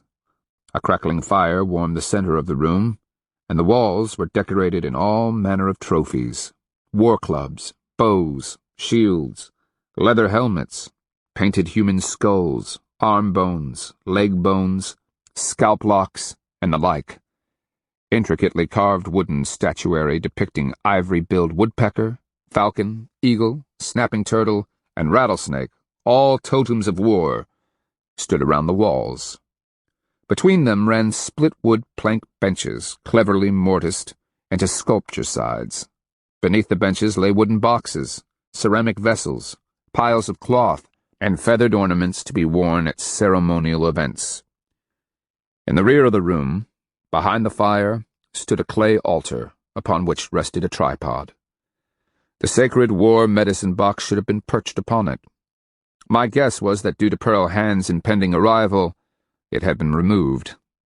And looking around the walls, I noticed other gaps, the underlying plaster reflecting the object's dimensions where no soot had settled.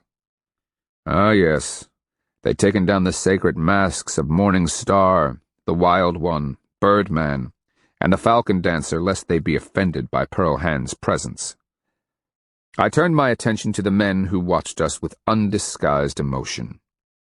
Some stood with clenched fists, grinding their teeth as they perched on the balls of their feet. A few looked apoplectic enough to bite a hickory stick in two. Others appeared half-scared at the possibility of ritual pollution. They peered owlishly at Pearl Hand and seemed to have nervous fingers. Still others watched us with amusement, as if they couldn't believe the absurdity of what was happening. "Greetings, warriors," I called, stopping and drawing myself up. "I am the Orphan, the chosen of Horned Serpent. I have come at your bidding, of my own free will, and without expectation of reward." I gave them a grim smile. Actually, I'd very much appreciate the opportunity to kill a couple more Kristianos. The warriors shifted uncomfortably. I saw Old Wood in the rear, his brown lips bent into an ambiguous smile. "Your turn," I whispered to Pearl Hand and Timakua. She raised her crossbow, rapping it against the Euro breastplate. The metal rang. "I am Pearl Hand of the Chikora. Among the Timakua peoples, I am known as Parakusi. I have stood in council with the Kristiano invader and looked into his eyes. I have heard his lies and understand his treachery. The Appalachi call me Nikokwadka. I have given war counsel to the Kafitacheki High Miko and advised the Kusa High Sun. Among the Tuscaloosa, I was given the rank of Flacco, or war chief. I have walked among the enemy, hearing their cries and plans. Now I will advise the Chicaza, if they have the wisdom to listen." My brother stood behind the fire. Tissue Minko Red Cougar rocked back and forth, as if ready for a fight. I studied my sister's husband. He was tall, muscular, with a well-featured face and mobile lips. Several threads of gray sprinkled his black hair. He looked like a tissue Minko ought to, tough, lean, and dangerous. One by one I picked out familiar faces from among the members of the chief clan behind them. Yes, there was Dogwood. Both Takes Hair and Falls Twice looked as if they were longing for the chance to beat me to death. Remembering what Wild Rose said about Buffalo Back, I glanced at him, then his rival, Blood Elk. Neither one seemed happy to see us, which didn't help me figure out which one would be on my side. "We make you welcome," a voice called from the side, and I saw a man of perhaps 35 winters step forward. He wore a clean brown hunting shirt, belted at the waist. In his right hand he held a gourd rattle. In his left were 2 painted hollow medicine tubes, the kind priests used to blow sacred words into liquids, like black drink or stewed rattlesnake master. He changed over the years, but I recognized Copper's Sky. At the time of my banishment, he'd been a struggling warrior who just couldn't quite manage to advance. Looking at him now, he still didn't cultivate the image I'd come to expect from a Hopaye. The look wasn't in his eyes, that reflection of the reverent and holy. Despite his age, to me, he just looked young and inexperienced. Given a choice, I'd have taken Old Wood as High Hopaye any day. "Good Hopaye, we are pleased to be here. How may we be of service to the Chicaza?" "We seek counsel, orphan." In the back row, next to Medicine Killer, stood Black Martin. The man's eyes were thoughtful in his wide-cheeked face. My brother raised his hands, lifting Uncle's old copper-bitted battle-axe. "We have asked you here to tell us what to expect from the Kristianos." "How soon before they arrive, High Minko?" I asked. "We've sent a squadron of the Panther Ixa to challenge their crossing of the Tombigbee River.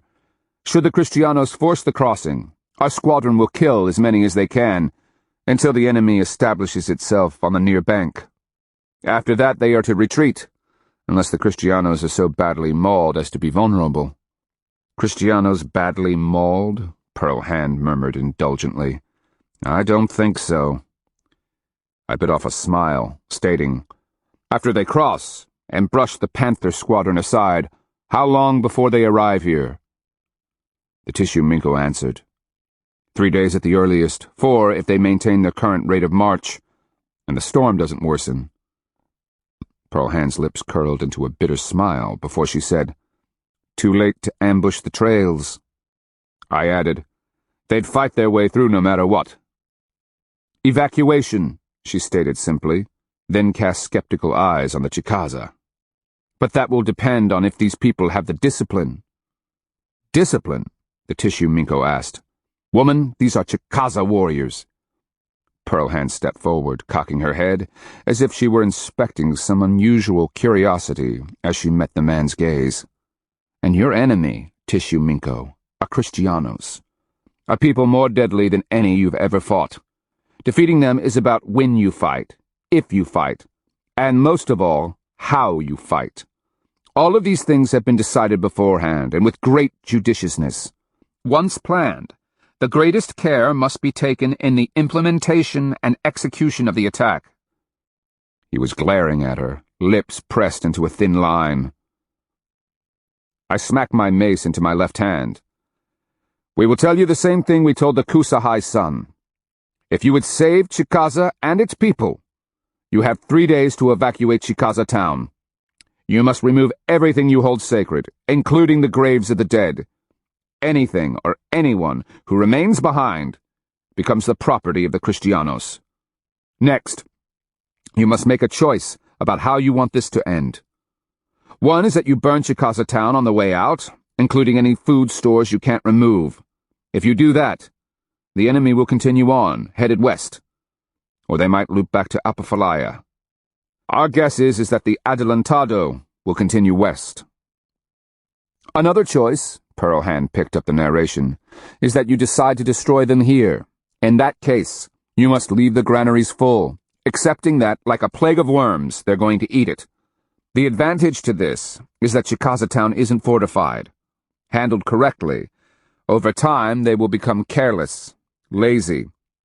If they have no trouble from the Chicaza, and if you can keep your women and children beyond their reach, they will drop their guard. Why are the women and children so important to them? Falls Twice asked. They are only interested in older children who can work, I replied. The lowest ranked among them, the soldados and herders, have no women. Figure 400 men with empty beds and aching loins. When they arrive, they will expect to put Chicaza women in their blankets. And if they capture them, Pearl Hand told them bluntly, you will be honor-bound to avenge the rape of your female relatives. Any, and I repeat, any attack on an individual Kristiano will result in full retaliation by the entire Kristiano army. Full retaliation? My brother asked. It is a matter of clan justice and personal honor to revenge rape or insult. The Ixas will demand it. I lifted my mace for attention.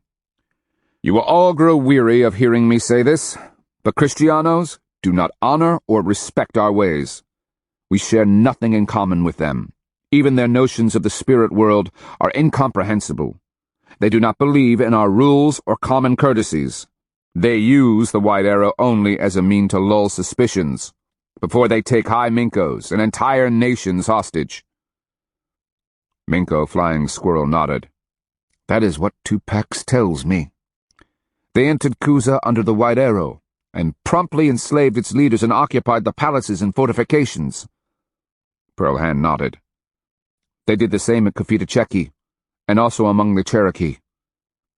I raised my voice. If they tell you they come under the white arrow, it is a lie. If they profess friendship, it is to gain an advantage. When they claim they will meet you unarmed, it is with a sword hidden behind their backs. They keep only one kind of promise. What is that? Buffalo Back asked. When they swear they will murder you for refusing them, they mean it. If they promise to burn your families alive should you disobey their commands, they are telling the truth. They keep any promise that involves pain, blood, death, or dismemberment. That elicited a solemn and reserved look. Why not march out and meet them as they emerge from the forest?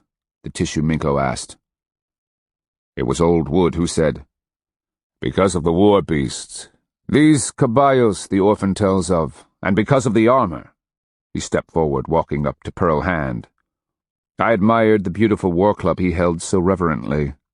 The handle was carved, smoothed, and polished in the shape of a swan's head and neck. The wood looked old, stained almost black. Set at the top, as if it were a stubby wing, was a ground-stone axe head made of translucent red chert. Old Wood cocked his head as he stopped, glancing suggestively at Pearl Hand's metal breastplate. May I strike you, War Chief? Pearl Hand granted him a grim smile. I've never given any man that permission before, but yes, beloved elder. And you need not hold back. I will be perfectly safe. I hadn't even taken breath to object when Old Wood pivoted, slamming his stone-headed club into the center of Pearl Hand's chest. The force of it staggered her, the clang loud in the room. Fragments of shattered chert exploded and pattered around the room, causing warriors to duck and scramble. Pearl Hand barely caught herself, a stunned look on her face. Just as quickly she stepped forward, the crossbow dropping in her left hand as she clawed her Euro knife free. As the point touched the old man's chest, she froze, her hot glare on the stunned men. And now, were I a Kristiano, the beloved elder would be dead. Not from a sword or distant crossbow arrow, not from a spear axe or thunderstick, but a simple knife. In the sudden shocked silence, she demanded, Do you begin to understand? I saw the Tissue Minko's eyes blazing as he reached for his war club. My brother had taken a half-step forward, hand out, as if to reach for Old Wood. He had a look of abject terror on his face. Pearl Hand removed her knife, slipped it into its sheath, and touched her forehead respectfully as she bowed to Old Wood. Thank you, venerable elder. I hope I didn't startle you. Unfortunately you did, noble war chief. He gave her a relieved smile, then turned his attention to the gaping Chicaza. "If this one had been an ordinary woman, I would have knocked her off her feet." He gave Pearl Hand a sly, sidelong glance as he poked a finger into the shallow dimple his axe had left in the metal. Fingering the bright silver scar at the bottom, he said, "After today, I will never again forget that you are a war chief. Minko, Pearl Hand." He looked around the room. "The rest of you might want to rethink your prejudices the way I have rethought mine." He dismissively tossed the shattered club to the side. It bounced off the matting and slid to a stop at the foot of the falcon statue, as though the sole subject of the bird's shell and copper stare. I watched as he walked to the door and waited while the warriors unlatched it. Then he vanished into the swirling white outside. "And Timakua," I asked, "are you all right?" Pearl Hand gave me a thin look. "I'll have beautiful bruises where the edges of this thing bit me. But if that's what it takes to be Minko in this country, it's worth it."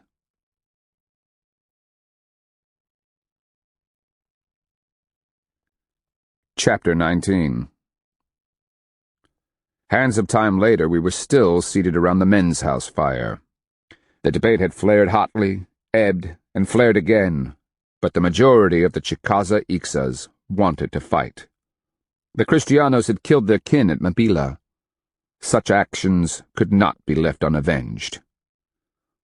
I mulled that over as I watched the pieces of Kristiano armor and weapons being passed from hand to hand. As in the Chikofa, the Ixas each had their own space within the men's house. Our spot, as visitors, placed us in front of the door. Cold air blew in around the gaps to freeze our backsides. My stomach was communicating, by means of loud gurgles, that it was definitely unhappy with its current similarity to an empty sack. It wished to be filled, preferably with something hot, dripping fat, and tasting like roast venison or goose, or maybe baked turkey, or cornbread, or goose foot flour patties, or— "We should burn the town after we evacuate," Blood Elk insisted stubbornly. "If Minko Pearl Hand is correct, the Kristianos won't even stop here. They'll be half-starved by the time they reach Alabamo town. If that is burned too, they will enter the forest in dire straits. We can ambush them time after time, whittling away at them until there's nothing left." "And the Kiskis will take credit for finishing them," Buffalo Killer growled back. "For all we know, the Kiskis, upon hearing about our war, will foolishly come to the Kristianos' aid. No, I say we leave Chicaza town full of food. Let the Kristianos believe themselves safe. When their guard falls, we move in and kill them to the last man. That way we get all the armor, the weapons, the incredible beads, and other things." Medicine Killer sat cross-legged on the other side of the fire, the Kristiano breastplate in his massive hands. Ever since Pearl Hand had removed it and passed it around, warrior after warrior had fingered it, tapped it, hefted its weight, and inspected the mark left by Old Wood's war club. The bloody rag that wrapped Falls Twice's left hand had finally staunched the bleeding. I'd warned them all that Antonio's sword was sharp before I'd passed it around the room. Falls Twice either hadn't been paying attention or didn't believe Yiro could cut like obsidian. They now understood when I told them how a single swing of a sword had severed Tastanaki's arm at Mabila. Pearl Hand raised her hands for attention. "Yes, Minko Pearl Hand," my brother called, recognizing her. "In the end, it comes down to this. You can fight a running battle with the Kristianos, as Blood Elk suggests. Doing so, you can pick your ground as the Appalachi did. Attacking their moving columns, you will inflict occasional casualties, but no great victories. You will also ensure that they leave Chicaza quickly. If you weaken them enough, perhaps the Natchez or Kiskis can finish them." I continued. "The other option is to give them Chicaza town and enough food to see them through the winter. If you take the time to study them, learn their weaknesses, avoid premature violence, you might be able to sneak in some night a couple of moons from now and crush them once and for all.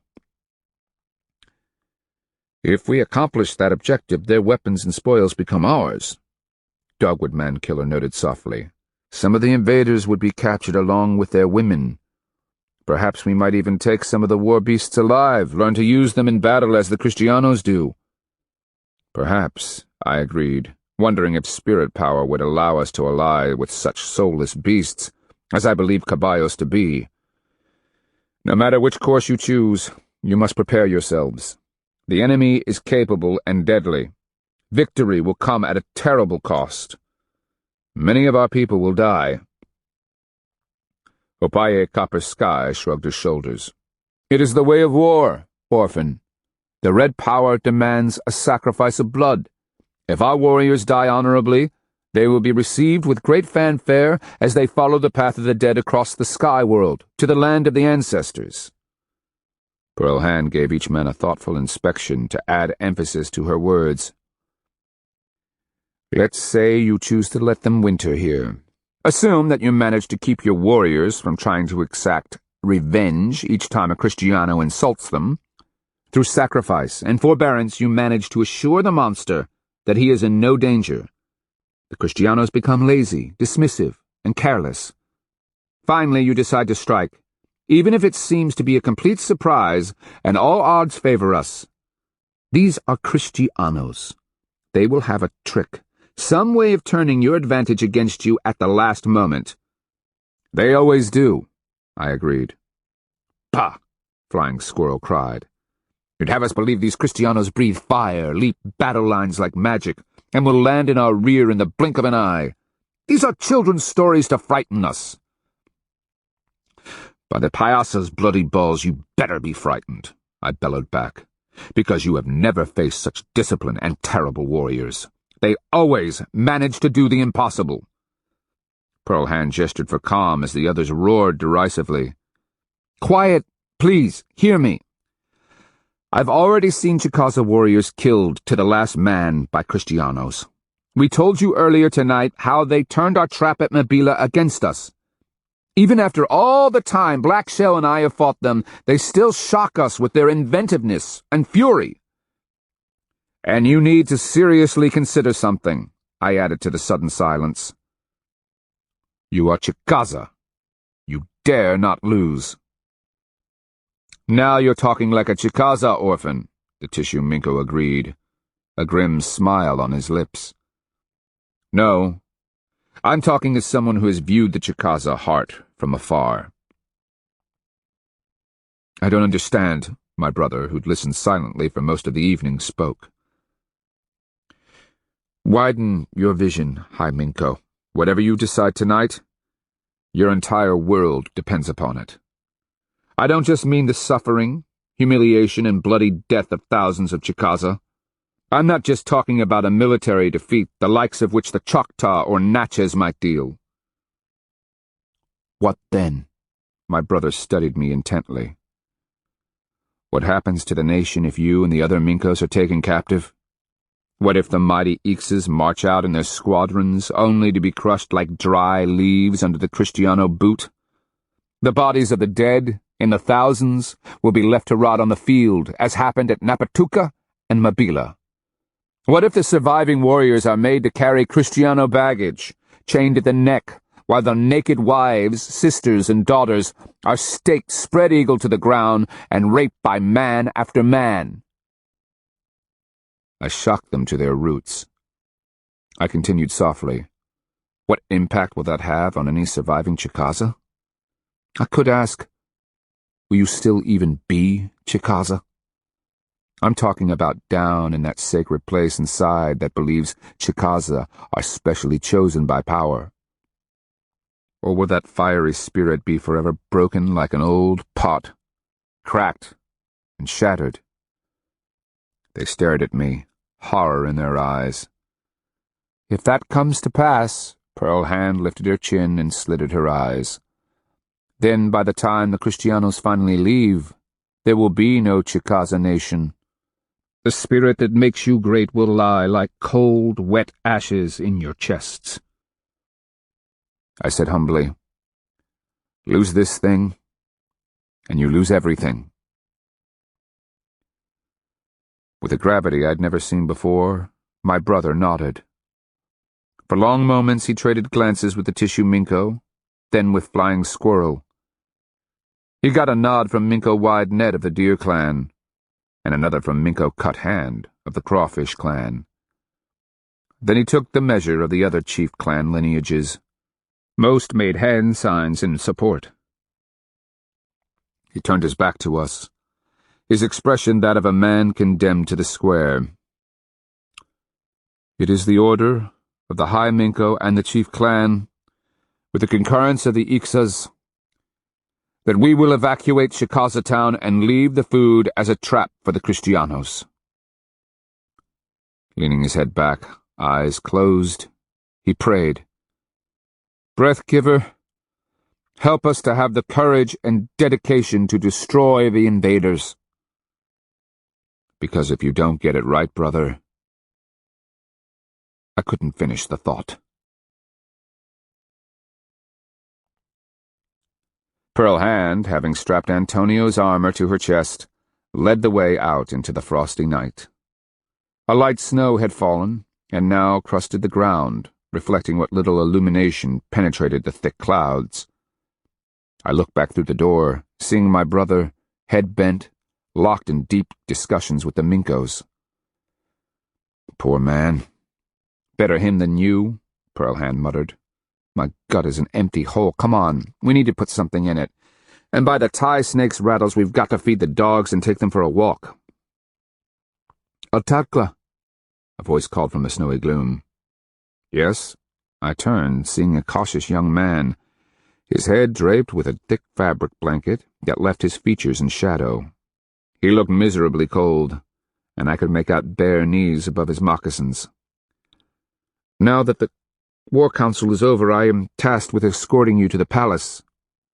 I'm hungry and my dogs need to be cared for. Your dogs have been taken care of. The Kusa traders saw to it just after dusk. My orders are to bring you.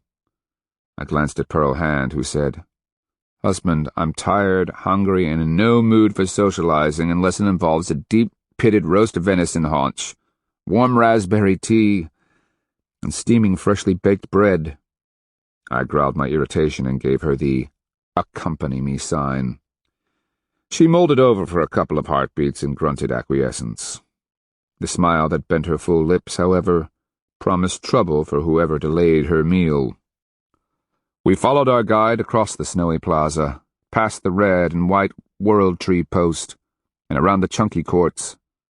This pleased me. The underlying clay might have been wet, and walking across it would have left irregularities on the surface. Obsessive chunky players hate people who do that. Our guide said nothing as he climbed onto the veranda before the palace. He unhooked the latch and lifted the plank door to the side, and Pearl Hand and I boldly strode in. The warmth hit me like a delightful wave. A great fire, the 4 logs laid out in the cardinal directions, burned brightly. Guardian posts rose at either side of the door, the heads perfectly carved renditions of eagles. Their eyes of polished copper appeared animated. Wings taken from real eagles had been extended to their full length, dried, and cunningly affixed to the posts, adding to the lifelike effect. The floor matting was woven as a single, continuous piece, and done in geometric patterns. Thick hides of deer, elk, buffalo, bear, and beaver covered the benches attached to the walls. Beneath them I could see the usual wooden boxes, folded blankets, ceramic jars and pots, fabric bags, and other belongings. Wooden carvings of Eagle Man, Morning Star, the Orphan, the Winds, represented by ivory-billed woodpeckers, and Deer Man hung from the walls. Bows, shields, war clubs, occasional human arm and leg bones, and, of course, trophy skulls were lashed to the wall matting between the larger carvings. Here and there human scalps dangled, the long, dry hair waving in the slight draught. The High Minko's 3-legged chair stood empty behind the fire. One of the chair's poles was red cedar, representing the sky world. The second was bald cypress, which grew from water and symbolized the underworld. The third, hickory, denoted our middle world. Panther hide covered the seat. The room's sole occupant was seated to the right of the fire. My empty gut twisted as I met Mother's gaze. She sat upon a cushion made of buffalo robe, doubled over on itself. Her legs, knees together, were appropriately folded beneath her. Despite my growing panic, I marched straight for her, head high, the sacred mace carried before me. Adding a bit of swing to my hips made Antonio's sword sway jauntily at my side. Her fierce gaze never wavered as I stopped before her and cradled the mace like a baby. "You asked for us, Ishki Minko, cane mat woman?" I used the honorific. She continued to study me, no expression in her chiseled face. Up close, I saw she'd aged well, her hair remaining black but for a couple of silver strands, only detectable upon close inspection. She piled it high on her head and pinned it with a stunningly large whelk shell columella. Patterns of fine lines radiated from the corners of her eyes. Her nose remained straight and prominent. From the line of her jaw, I could tell she'd lost her back teeth. The resulting jut of her chin created interesting patterns in the wrinkles around her mouth. Mother's cheekbones, however, remained smooth and youthful, the fire behind her eyes blazing and immortal. A beautifully tanned deer-hide dress, literally covered with chevron-padded quillwork dyed in red, yellow, blue, and white, was belted at her still slim waist and emphasized the woman's perfect hips and slender legs. "What did they decide?" she asked sharply. "Chicaza town will be abandoned, the granaries left intact as a means of inducing the Kristianos to stay. The High Minko, the Ixa Minkos, and the Council will study the enemy, seek to quell his suspicions, and when the time is right, attempt to destroy him." She seemed to already know this, for no change of expression so much as flickered behind her baleful eyes. Then she turned her attention to Pearl Hand. That my wife wore Kristiano armor, carried a crossbow and a quiver of arrows, and glared back like an enraged panther seemed unimportant. Rather, cane mat woman studied her attentively, finally locking eyes with Pearl Hand.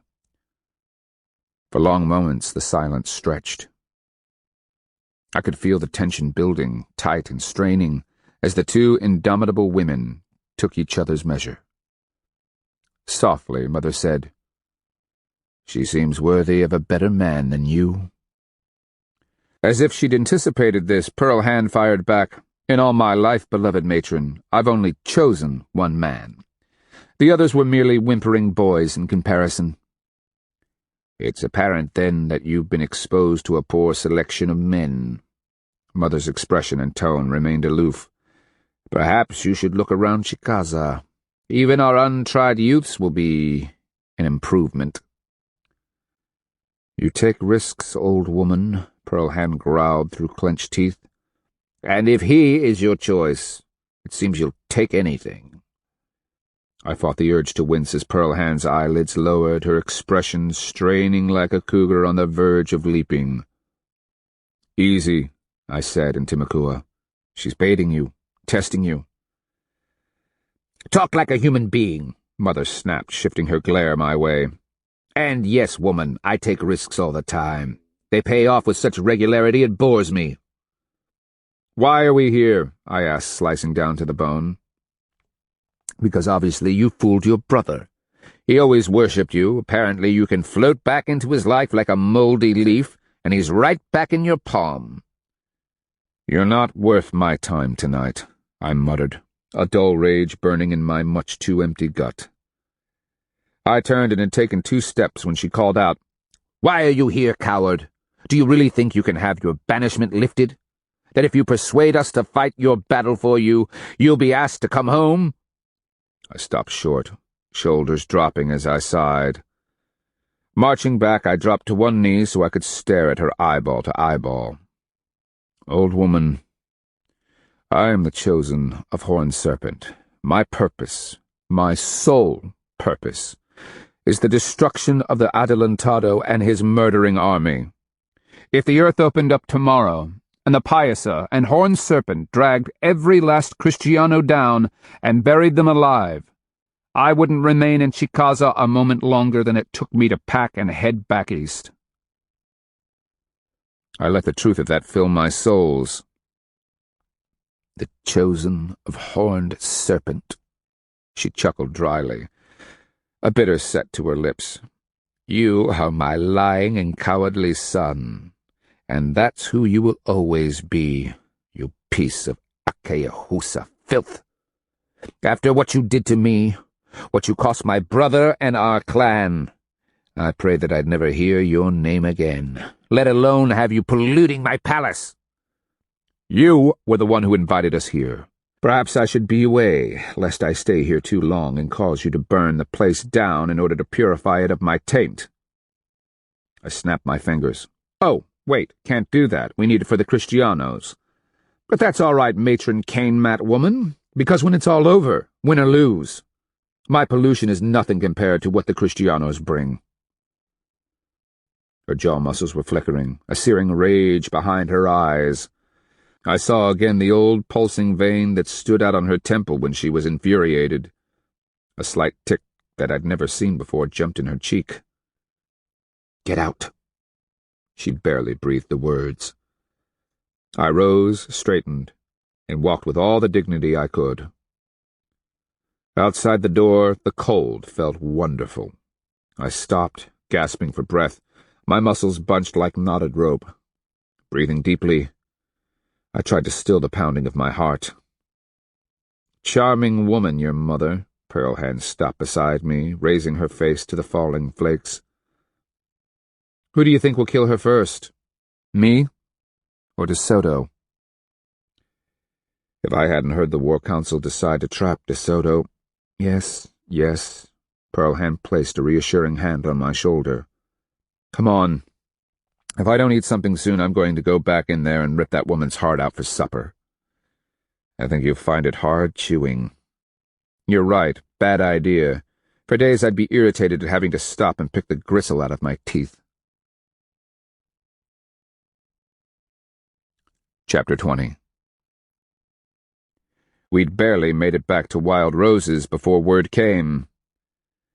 Black Martin told the story, a stricken look on his face. The Panther Clan squadron that had tried to slow De Soto's crossing at the Tombigbee River was in full retreat.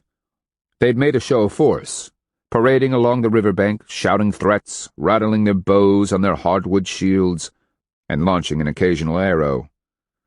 Unbeknownst to them, the Kristianos had sent a small detachment of caballeros upriver. There they'd built large rafts, and crossed the caballeros as they had at Apofalaya. The Panther Clan squadron had barely escaped behind fortifications. Several warriors had been ridden down and lanced before the retreat was complete. The effect had been sobering, and as the rest of the Kristiano force began to cross, the squadron had melted away into the forest. They didn't panic, Black Martin told us, his expression strained. Squadron leader found himself flanked, and they'd never fought men who rode beasts before. The warriors who were killed were among the fastest runners in the squadron, but they could not escape. And here's the amazing thing. The Panther Ixa warriors rained arrows on the invader. They saw their shafts bounce off, heard the war points striking like hailstones on rocks, and nothing. Not a single Kristiano was even wounded. Pearl Hand's gaze narrowed. And nothing lies between the Adelantado and Chicaza town but forest, scattered farmsteads, and a couple of villages. The evacuation of Chicaza town began that very night. By morning, men, women, and children were packing, the entire town turned upside down. The chief clans, coordinating with both the High Minko and the Tishu Minko, orchestrated the operation. Each Ixa was responsible for its own packing, and each had a separate destination among the outlying towns and villages once they left Chicaza town. The idea was that the people would be spread throughout the countryside, beyond the reach of the Kristianos, and in low enough concentrations so as not to stretch the local food supplies. Sure, Wild Rose had growled angrily as she packed her wealth. Uproot my trade, turn my business upside down. Pearl Hand had given the woman an amused look. And since when did it become difficult to conduct your trade? Seems to me all you need is a couple of blankets, one to keep your backside off the frozen ground, and the other to cover his. Wild Rose had given her a flat look in return. Blankets will do, but I'll miss the comfort. She looked back at her snug house. Will I really have to burn it when this is all over with? They leave disease behind them, I replied. It's a new house, no more than 3 years old. Kristianos bring misery to everything they touch, Pearlhand murmured.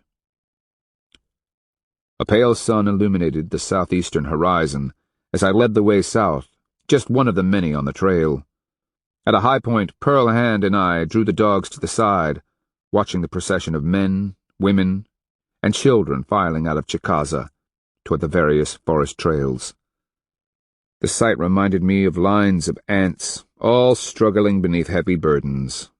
The figures were dark against the snow, breath rising and puffing from their mouths.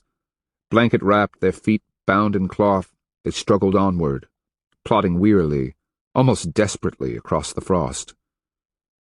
In the crystalline cold, the only thing I could hear was the soft rasping of their clothing, the barely audible panting of breath.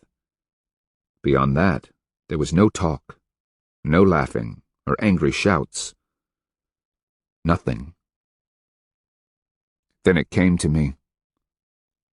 These are people in shock. Yesterday morning at this time they had been waking, tending morning cook fires, half of them lounging in warm beds. Those who thought about more than the normal concerns of their daily lives might have been curious about the council session to be held in the Chicofa. They might have wondered about the stories told of the Kristianos, and half of them would have yawned, rolled over, and gone back to sleep. In an instant, as if their world were a ceramic pot, they'd been turned upside down and shaken out into the snow, an uncertain future. Now they plodded out of Chicaza town, bearing their worldly baggage on their backs. Some had pack dogs, others had only themselves. Minkos, of course, rode on litters, their slaves bent under their possessions. Ahead of them lay the frozen, dark forest, given their burdens, a hard day's walk to the next shelter. From there they would be ordered on again, until finally the Minkos had their peoples beyond the range of slave-hunting caballero sweeps. "Your thoughts?" Pearlhand asked as she stepped beside me and watched the slowly crawling line of people cross the snowy cornfields. "Sadness," I replied. "Sure, we've seen this before. Felt it even. Remember the evacuation of Telemico in Cefita-Cheki?" I shook my head. "But this time it's more poignant. It's the middle of winter. It's going to be miserable for a lot of people, especially the children. Not nearly as miserable as wearing a Kristiano collar and sleeping naked in the snow. And those poor women may end up shivering, but it's only from the weather. Me, I'll shiver from the cold any old day rather than be quaking from the anticipation of having an unwashed Kristiano rip my clothes off, throw me on the ground, and grope me as he drives his peg between my legs. You'd find a way to cut his throat later." She nodded, eyes narrowed as she watched the refugees. "Of course. But I've had the world smack me down hard, survived the humiliation and degradation, learned how to turn it into a weapon. These Chicaza women? They've been protected all their lives, had it beaten into their heads and souls that if their precious sheaths are violated, they're somehow dirtied and polluted." She gave me a knowing look. "It would break most of them, wound their souls to the point they'd rather die than look their relatives in the eyes again." I thought about how my sisters had been raised. Now they were young matrons with children of their own. I could guess how they'd react to endless rape by a bunch of sweat-reeking Kristianos. "Come on, let's get to Black Acorn Town. We need to find a place to stash our belongings. After that, my brother and the Tissue Minko are going to want us close." I smacked my thigh, calling, "Come on, dogs." "Black Shell," she called after me as I started down the trail. "You know what the chances are of pulling this off, don't you?" I pinched my lips, chewing on them with nervous teeth. We'd been cautiously optimistic before the battle at Napatuka. Desperation and frustration had accompanied every small victory in Appalachia. We watched our hopes crushed at Cefita-Cheki. Kusa had been a lost cause from the beginning, and just when we were ready to give up, Tuscaloosa's faith had given us hope, only to have it scorched to ash at Mabila. Horned Serpent still believes in us, I whispered fervently. And the Chicaza have listened. So far. Yes, so far. My brother is a smart man. So is the Tishuminko, and Old Wood. They will demand obedience from the Ixas, and they will study the Kristianos before they make the mistakes of Mabila. At her continued silence, I slowed. Looking back, Pearl Hand's face was a study of conflicting thoughts. The dogs piled up at my heels, looking at me with curious eyes. "What?" I asked. She hesitated, then finally said, "Blackshell, don't take this wrong, but you are partially blinded when it comes to your brother." "Blinded how? You still love him. It colors your opinion of him." "And how is that?" "Granted, most of the Minkos like him, but they don't really respect him. Your brother doesn't have your strength of character. At his core, he's unsure of himself, and leering over his shoulder like some perverted, perching vulture is your mother. She worries me." "She'd worry a rock," I growled. "Promise me something." "Of course." "Whatever you do, husband, don't trust any of them. Not even for a moment." "You forget. They made me Akeahusa. And every time you start thinking of them as family, you rotted well better keep reminding yourself of that. Because mark my words, when they finally try to manipulate you, they're going to use your love against you." "I have no love for them." "Sure." She paused, a hard squint in her eyes. "Of course you don't." 3 days later, clinging to the high branches of a giant black oak, we watched the first Kristiano caballeros as they filed out of the eastern woods, splashed across Deer Creek, and fanned out through the cornfields leading to Chicaza town. Once assured that no ambush awaited them in the standing dead corn, they began reaching down from their saddles, plucking dried ears from the brittle stalks. "You'd think they were hungry," Pearl Hand offered sourly. I glanced at the Chicaza hidden in the trees around us, taking in their reaction. Various Minkos were clinging to the branches like peculiar fruit. For the moment, they just stared in wonder. After the vanguard, De Soto and his capitanes and nobles rode out, their eyes on Chicaza town no more than 10 bow shots before them. I pointed. "The tall one with the polished armor and the remarkably purple shirt, that's De Soto. Behind him, thick through the shoulders, on the white caballo, that's Ortiz, the translator. The others clustered around him are the nobles. The closer they ride to De Soto, the higher their rank. And there's Antonio," Pearl Hand pointed, "at the rear and left. Maybe he's not as important as his father was." I glared across the distance, wishing that, like the hero Morning Star, I could shoot an arrow halfway across the world. Had I been able to, the little pustule-sucking maggot would have died right there. "What are they doing?" one of the Minkos asked. Calling orders and waving, the Adelantado sent caballeros in a wide sweep around the town. Slightly ahead of them ran the war dogs, coursing back and forth, sniffing for fresh sign. "Checking for an ambush," Pearl Hand replied. "Watch this. See how fast the caballos move? And they're only at a trot. Not only that, but from the saddle, the riders can see over the corn. Unlike fleeing from pursuing warriors on foot, you can't hide. You can't dodge. The long lances they carry have 0 points. When they ride a warrior down, the lance doesn't stick in the victim's body, but slides right out again for immediate reuse." "Pay attention to the war dogs," I told them. "They are trained to hunt our people. Depending upon the command, they will simply grab a fleeing man or woman and hold them, or if told, will rip a human being apart." As a man who loved his dogs, I really hated the Kristiano war dogs. Once the caballeros determined the perimeter was safe, the riders cautiously rode along the buildings. I heard the lilting note of a Kristiano horn signaling the all-clear.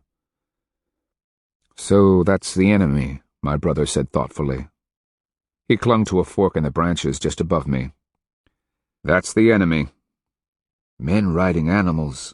I'd have never believed it. The tissue Minko shook his head where he propped himself between the branches to my left. Red Cougar had a strained look on his tattooed face, his lips pressed thinly. How did the souls of the beasts and men accept the relationship?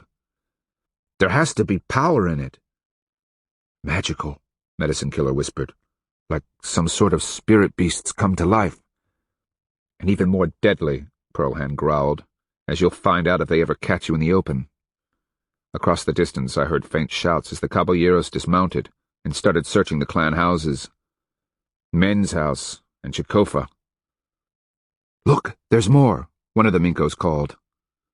The bulk of the caballeros emerged from the forest trail, crossed the creek, and followed the Adelantado and his party into Chicaza town. Unerringly they made for the palace. Over the distance I watched De Soto dismount as his scouts continued their search of the buildings. Shouts of delight could be heard as they climbed the ladders to find full granaries. Then the forest began to disgorge the long line of soldados, the clanking of their weapons and armor carrying in the cold winter air. Among them were chained columns of slaves. They plodded wearily along, backs bent under baskets or lashed-up packs. One group carried pieces of the heavy metal thing they used to spirit-temper the gyro. I remembered how I myself once had labored under the weight of the thing. If there was any good news, it was that they carried a pittance compared to the past. The fabric-covered chairs, the unwieldy tents, the round wooden kegs of thunderstick powder, the heavy square bales of cloth, countless jars of oil and drink, and so many other things, were gone. Destroyed at Mabila. Black Shell, Pearlhand called. Look at them. But for the armor you'd think they were Indios like the rest of us. They're sure dressed like we are, I replied. Remember how they marched into Aho Calaquin? The line of them seemed to stretch forever. Remember the fanfare, the great banners, the shining armor and colorful clothing? Remember how it seemed that there was no end to them? Look, in just this short time the last of the soldados has cleared the forest. She frowned across the distance. I don't think there's more than 100 caballos left to them, and the Kristianos only number 700 or so. Have we killed so many? I tried to make a count as the slave women and converted Indios emerged from the forest. These carried metal pots, cookware, and bundles of personal belongings. The packs were so much smaller than they'd been when the Kristianos marched out of Cafita Cecchi. My brother gave a skeptical grunt and pointed. What are those things? Puercos, I growled. I made a face as the bouncing and trotting herd poured out of the forest and into the fields. The boys around them used long poles to jab at them and keep them moving. The standing corn was almost more than the puercos could bear as they crashed into the stalks to topple the plants. Then, grabbing dried ears, they ripped them loose, chewing as they made their ear-flopping escape from the herd boys. In the town, Kristianos were calling orders to the arriving troops. Others were riding through the fields, estimating the amount of standing corn. Even as I watched, I could see the scouts reporting. De Soto was nodding, gesturing this way and that, as if apportioning the buildings to different nobles. The sapaya warmed on my breast. "All right, brother," I said. "They've taken Chicaza town and swallowed the bait. They're going to stay. Then we've a couple of moons to figure out how to kill them." Unfazed, Pearlhand muttered, "Assuming you're smart enough." He shot her the kind of wary glance a smart and prudent man would. But smart enough? That was always the rub, wasn't it? Chapter 21. Located in the flat delta between the creeks, and with forest close on the north, east, and west, Chicaza town was easy to sneak up to, especially in the gloom after sunset. "You sure you want to do this?" Pearlhand asked as she laid her hand on Bark's thick and scarred head. "Oh, yes," I answered, the nut of a plan having planted itself in my head. "Winning this depends on wearing them down, confusing them over the long term, and not dying in the process. Oh, could I have been so silly as to forget that? Just concentrating on the important things, my love. Wouldn't want them to slip by the wayside. Of course, important point. We eased between the thick trunks of trees, and I could feel my heart begin to pound. I hated the tingling of fear that ran down my spine on frigid mouse feet. My mouth had already gone dry. Sneaking up on Kristiano's had that effect. Bark gave a soft growl, and I gestured at him to stop and lie down. Why did I bring Bark? He's the dumbest of the lot. He was also unstoppable in a fight, and if the Kristianos turned their enthusiastic war dogs loose to hunt us, Bark would ensure a rapid rearrangement of their priorities. Still, I should have brought Gnaw along. He not only obeyed, but he didn't get carried away with himself. Bark, as his name suggested, would on occasion plop onto his rear, raise his head, and bellow until the world stopped. A situation sure to bring caballeros charging down on top of us. I fingered the war bow I'd been given. It was originally taken from the far-off Tula people who lived at the edge of the western prairies. I think my brother gave it to me in a fit of ill humor. Made of Osage orange wood, it took all of my strength to draw an arrow and hold it long enough to aim. But when I released, it drove a hardwood arrow halfway through a shag-bark hickory trunk. Drawing that bow had brought home the fact that I was still recovering from the wounds I'd received at Mabila. Maybe I'd even had trouble drawing my old Caddo bow, the one that had disappeared outside Mabila where I'd fought Antonio. "So what's the plan?" Pearlhand asked. "You saw what they did today? They rode around on caballos and tore down most of the surrounding farmsteads. Then they roped up the wood and matting and dragged it back to Chicaza. Normally, no more than 400 people live in Chicaza town. It's mostly a place where the Ixes come together for meetings, a collection of clan houses, charnel houses, granaries, and storehouses. The Kristianos don't have enough housing for their men, slaves, and women.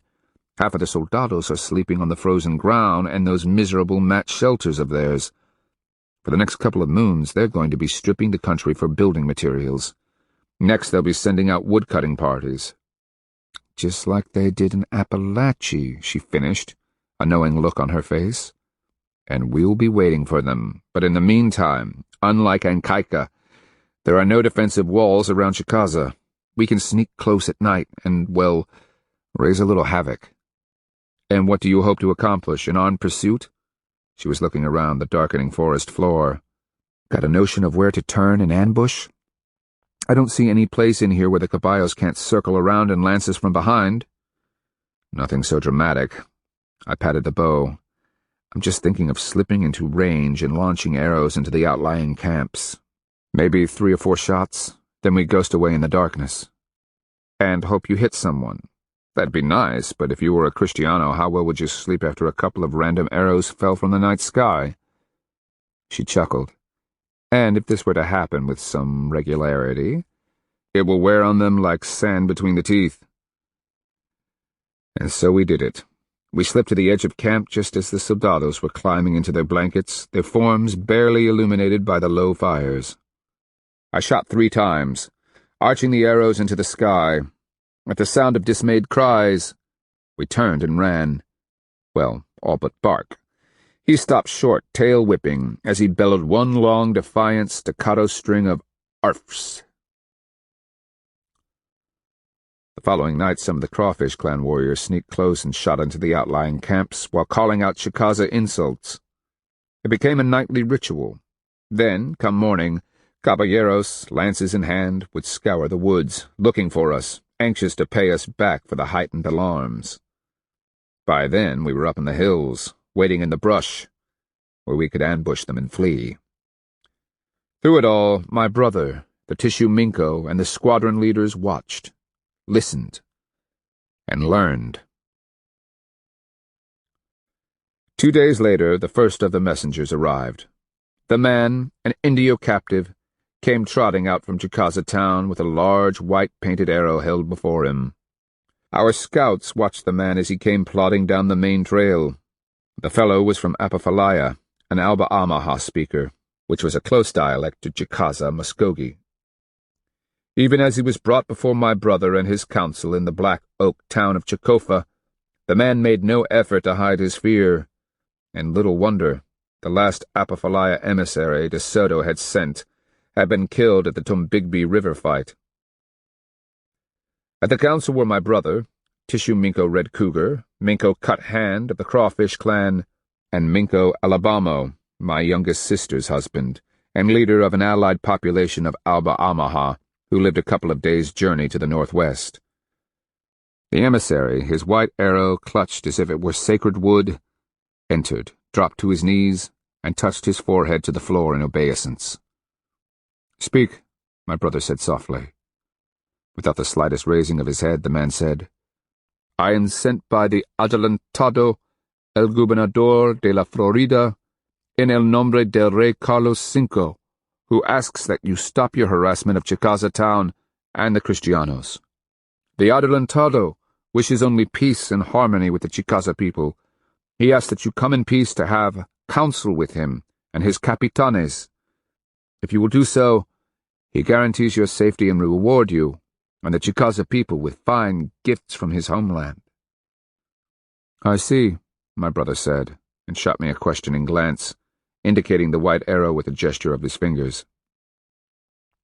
"It means nothing," I told him.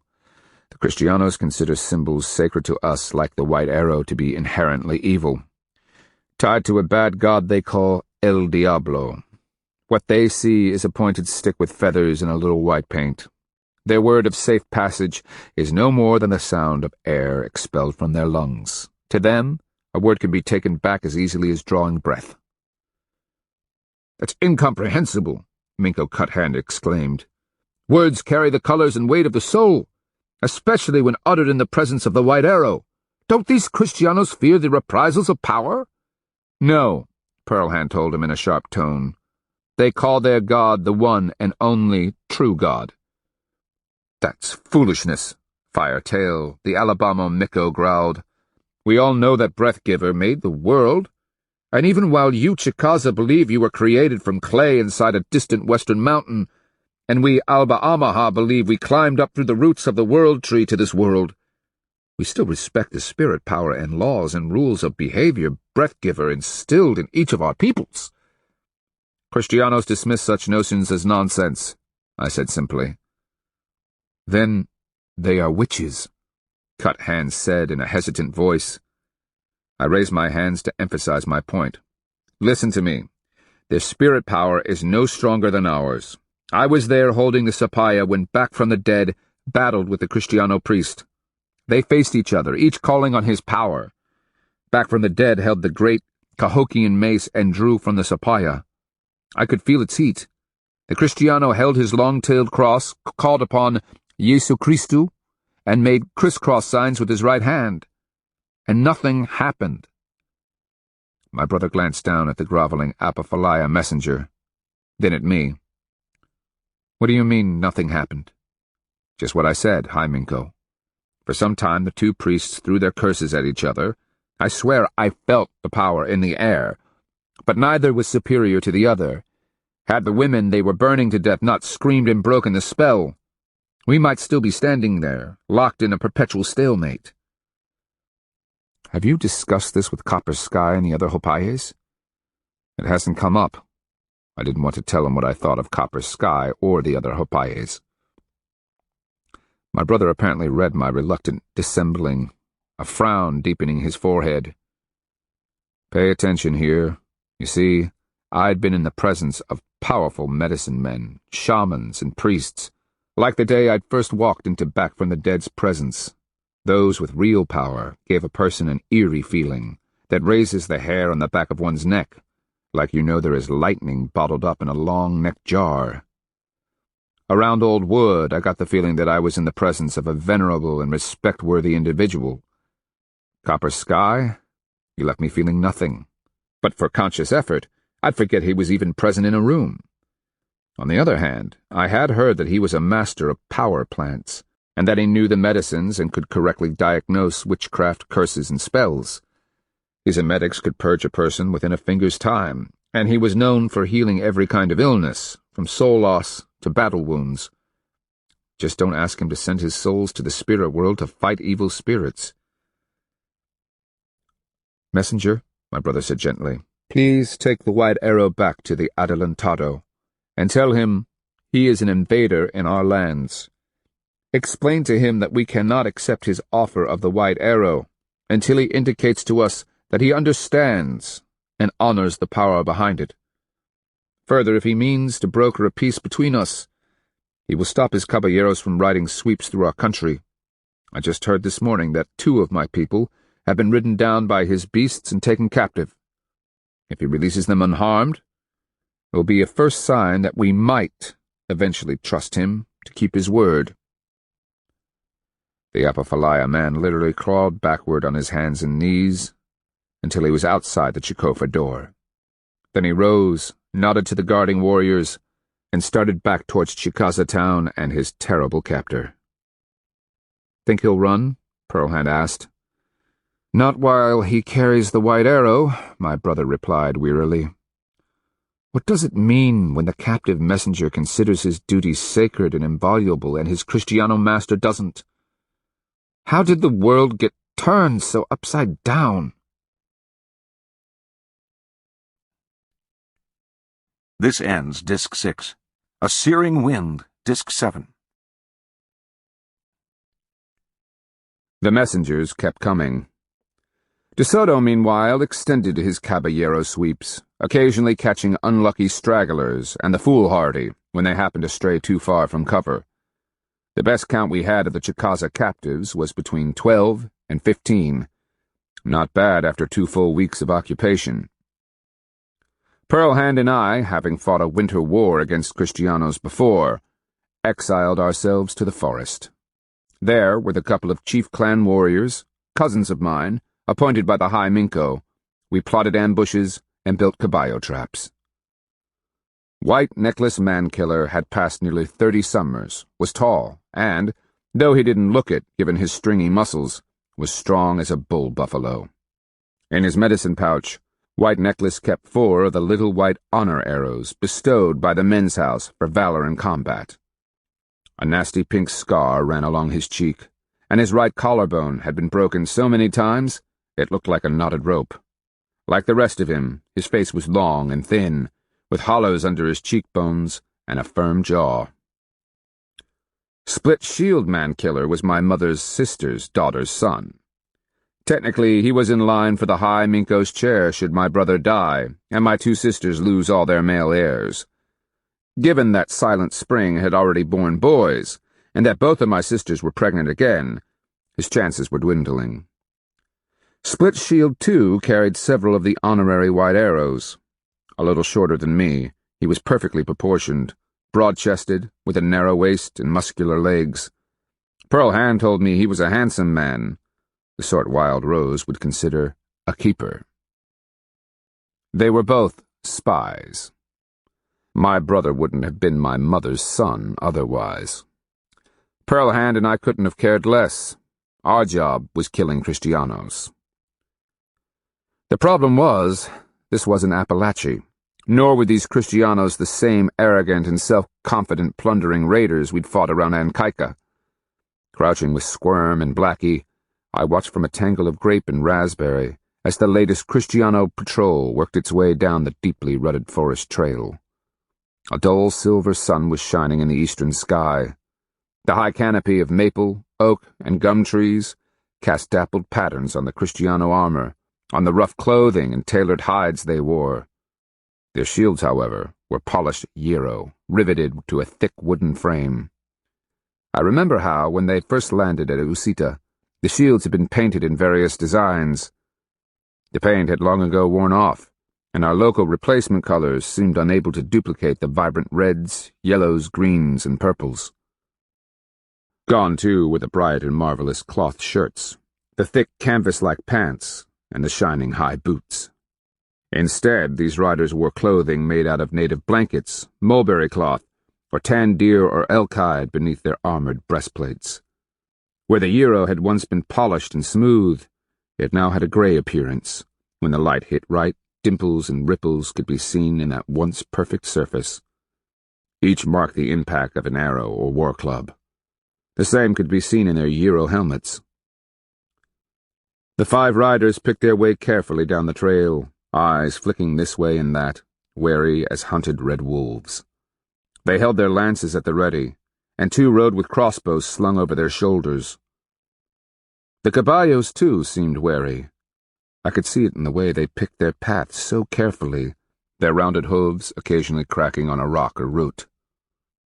The funny pin-like ears kept swiveling this way and that, the beasts looking at every stump and shadow as they approached.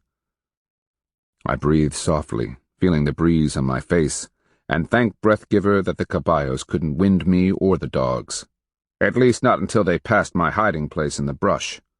Then, hopefully, as they caught my scent, they'd be far enough into the trap that my appearance above and behind them would drive them into the killing zone where we'd hidden pointed stakes, dug pitfalls, and placed down timbers. If everything worked perfectly, we might get 1, or maybe 2. If it worked at all, the Kristianos would enjoy a little excitement and ride out of the trap with our arrows stuck in their armor. If it worked poorly, we'd be lucky to get away with our lives. Blackie was quivering, ears pricked, his tail rigid. Squirm's entire body tensed, a low growl buried in his throat. I gestured for silence and resettled my Tula-made bow. A heavy-war arrow lay knocked in the braided gut string. Just a little farther. Come on. I really wanted to see what this bow could do against Euro plate. Just as my hopes were rising and my heart began to beat with the joy of the hunt, the first rider pulled up. He looked at the brush thicket that closed down on either side of the creek crossing. Then he lifted his hand and pushed back the visor on his helmet. I was so close I could hear it screech. Alto, amigos. No me gusta este. Pienso que esta una emboscada. Claro, the one behind called, pulling his caballo up and scanning the brush that hid Pearl Hand and the others. I froze, one hand on Blackie's back, my head slightly lowered as his gaze probed my location. By the payasa's balls, surely he can't see us. Mira, es mejor en esta dirección. The first rider pointed, wheeled his mount, and trotted off between the tree trunks, searching for another way to cross the creek. Blood and pus, I growled under my breath, unwilling to move, hoping desperately that they'd return. They wouldn't. No more than 3 bow shots upstream, the banks were low enough that the caballos could cross without too much difficulty. Even as I listened, I could hear the creak of saddles, the rattle of equipment, and the faint hollow thumping of hooves as the patrol made the crossing. I waited long enough to be sure they weren't coming back around behind us, and stood. The dogs immediately ran for the trail, sniffing zigzag patterns where the caballos had stood. Head back, I stared up at the morning sky, visible through the maze of interwoven branches, grapevines, and greenbrier above. Angrily, I pitched an acorn into the distance and walked down the trail. Pearl Hand, her crossbow cocked, rose from one side of the pitfall. White Necklace rose from the other. I don't know what went wrong. The leader just stopped, stared at the brush, and said something about not liking it. Emboscada, I heard, Pearl Hand said, pulling the crossbow arrow out of its channel and easing the bowstring back to rest. What's that mean? That's the word for ambush. How? I demanded, then looked at White Necklace. You checked my position. What could he have seen? Nothing, White Necklace said insistently. He'd gotten his name by killing a Koski warrior who wrapped his neck with shell beads. Did the wind change? No, I growled. The caballos didn't even spot me. The caballero just seemed to know. Pearl Hand exhaled wearily. You should be proud, husband. Proud they just backed out of my trap and went around. Because we've taught them, she told me, arching her eyebrow. Any time there's close cover, they'll pay. And that's supposed to make me happy? We're here to kill Kristianos. She gave me a winning smile. We've bled them too often, killed the stupid ones. The problem now is how do we kill the smart ones? I made a face. If Antonio had been here, we'd have had our chance. Split Shield appeared from the brush across the creek. What happened? They went around. Pearl Hand grounded her crossbow. They spotted us? He asked. I shook my head. If they'd seen me, they'd have loosed a couple of arrows my way and charged the brush. By the payas's swinging balls, it's as if they can smell a trap now. Like I said, Pearl Hand told me, It should make you proud. I was still growling to myself when Black Martin came trotting down the trail, his shield on his arm, a strung bow in his right hand. What happened? He, too, was clearly disgusted by the Kristiano's newly developed good sense. We're going to have to think up something different, I told him. Altakla? He met my eyes. While I was watching the escape route, one of the High Minko's runners arrived. What? I cried. He knows better than to send someone out here. What if the Kristianos had been fleeing back down the trail? Black Martin shrugged. The runner would have had to hide. What did he want? Pearlhand asked. We've caught someone. He speaks no language we can understand. His face is tattooed in starburst patterns, and he wears one of the Kristiano long-tail crosses on his chest. The High Minko would like to have your advice on what to do with him. One of the slaves? Pearlhand wondered. Let's go see. I glanced back at our trap, irritated by the labor we'd put into it, only to have the filthy Kristianos ride around it. Because as it now stands, these accursed Kristianos refuse to cooperate with our best efforts to kill them. Turns out they're just rudely inconsiderate, Pearlhand agreed. Chapter 22. My brother had sent his Kristiano prisoner to High Corntown, a hard day's run to the south. Why so far away? To keep the prisoner beyond the normal daily range of the Caballero sweeps. Chicaza political organization differed from the Talwa system the eastern Muskogee peoples used.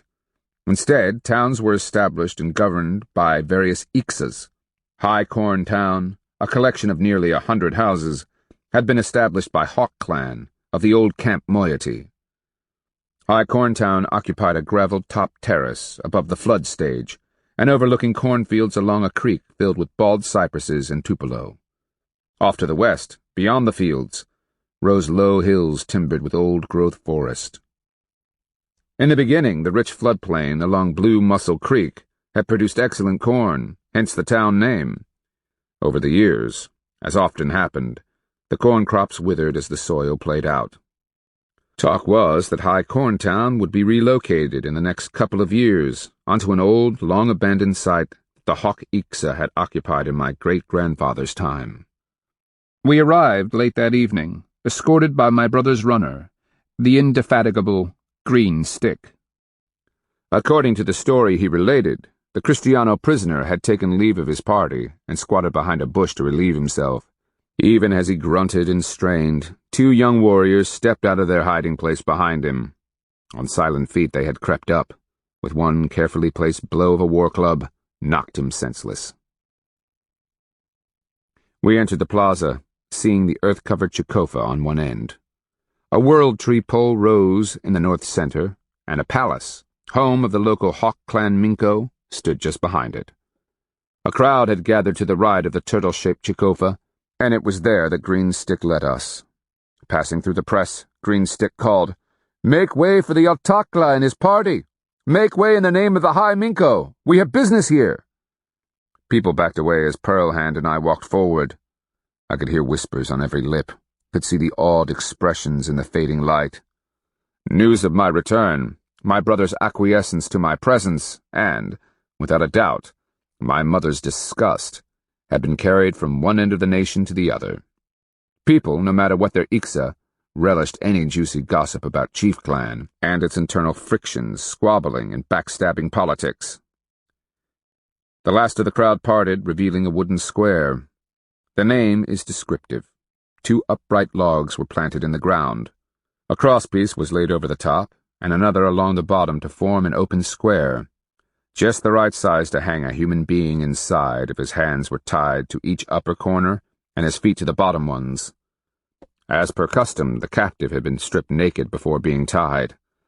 Of medium height, he was well-muscled, his face, breasts, arms, and upper thighs tattooed with Timucua designs that came from down in the peninsula, where De Soto had originally landed. This man's head hung in defeat, blood-matted hair falling over his face. Like all men in a square, he labored for breath, ribs rising and falling. Then he shivered, puffing out a frosty exhalation. In Timucua I asked, "How are you called?" He started at the familiar words, lifting his head, trying to shake the hair out of his eyes. Hoarsely he said, "I was known as Stalks the Mist, and an Iha sworn to the council of the great chief Holata Irapirakoki." When he flipped the last of his dangling locks away, recognition filled his eyes.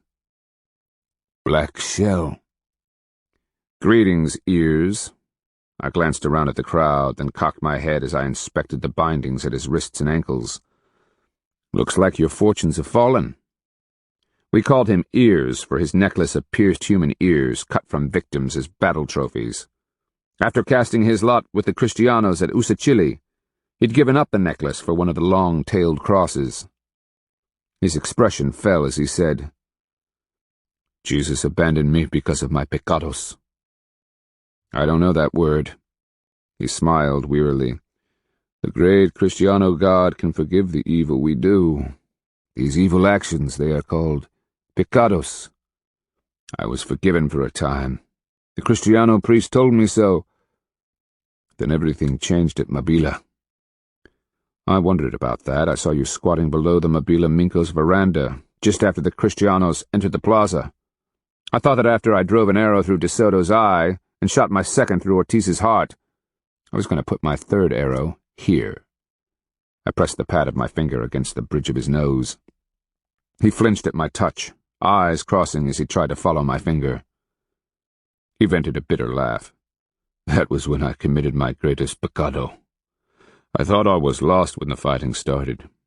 Being Indio myself, I tore off the Santa Cruz, ripped the clothing from a dying warrior, and disguised myself as one of you.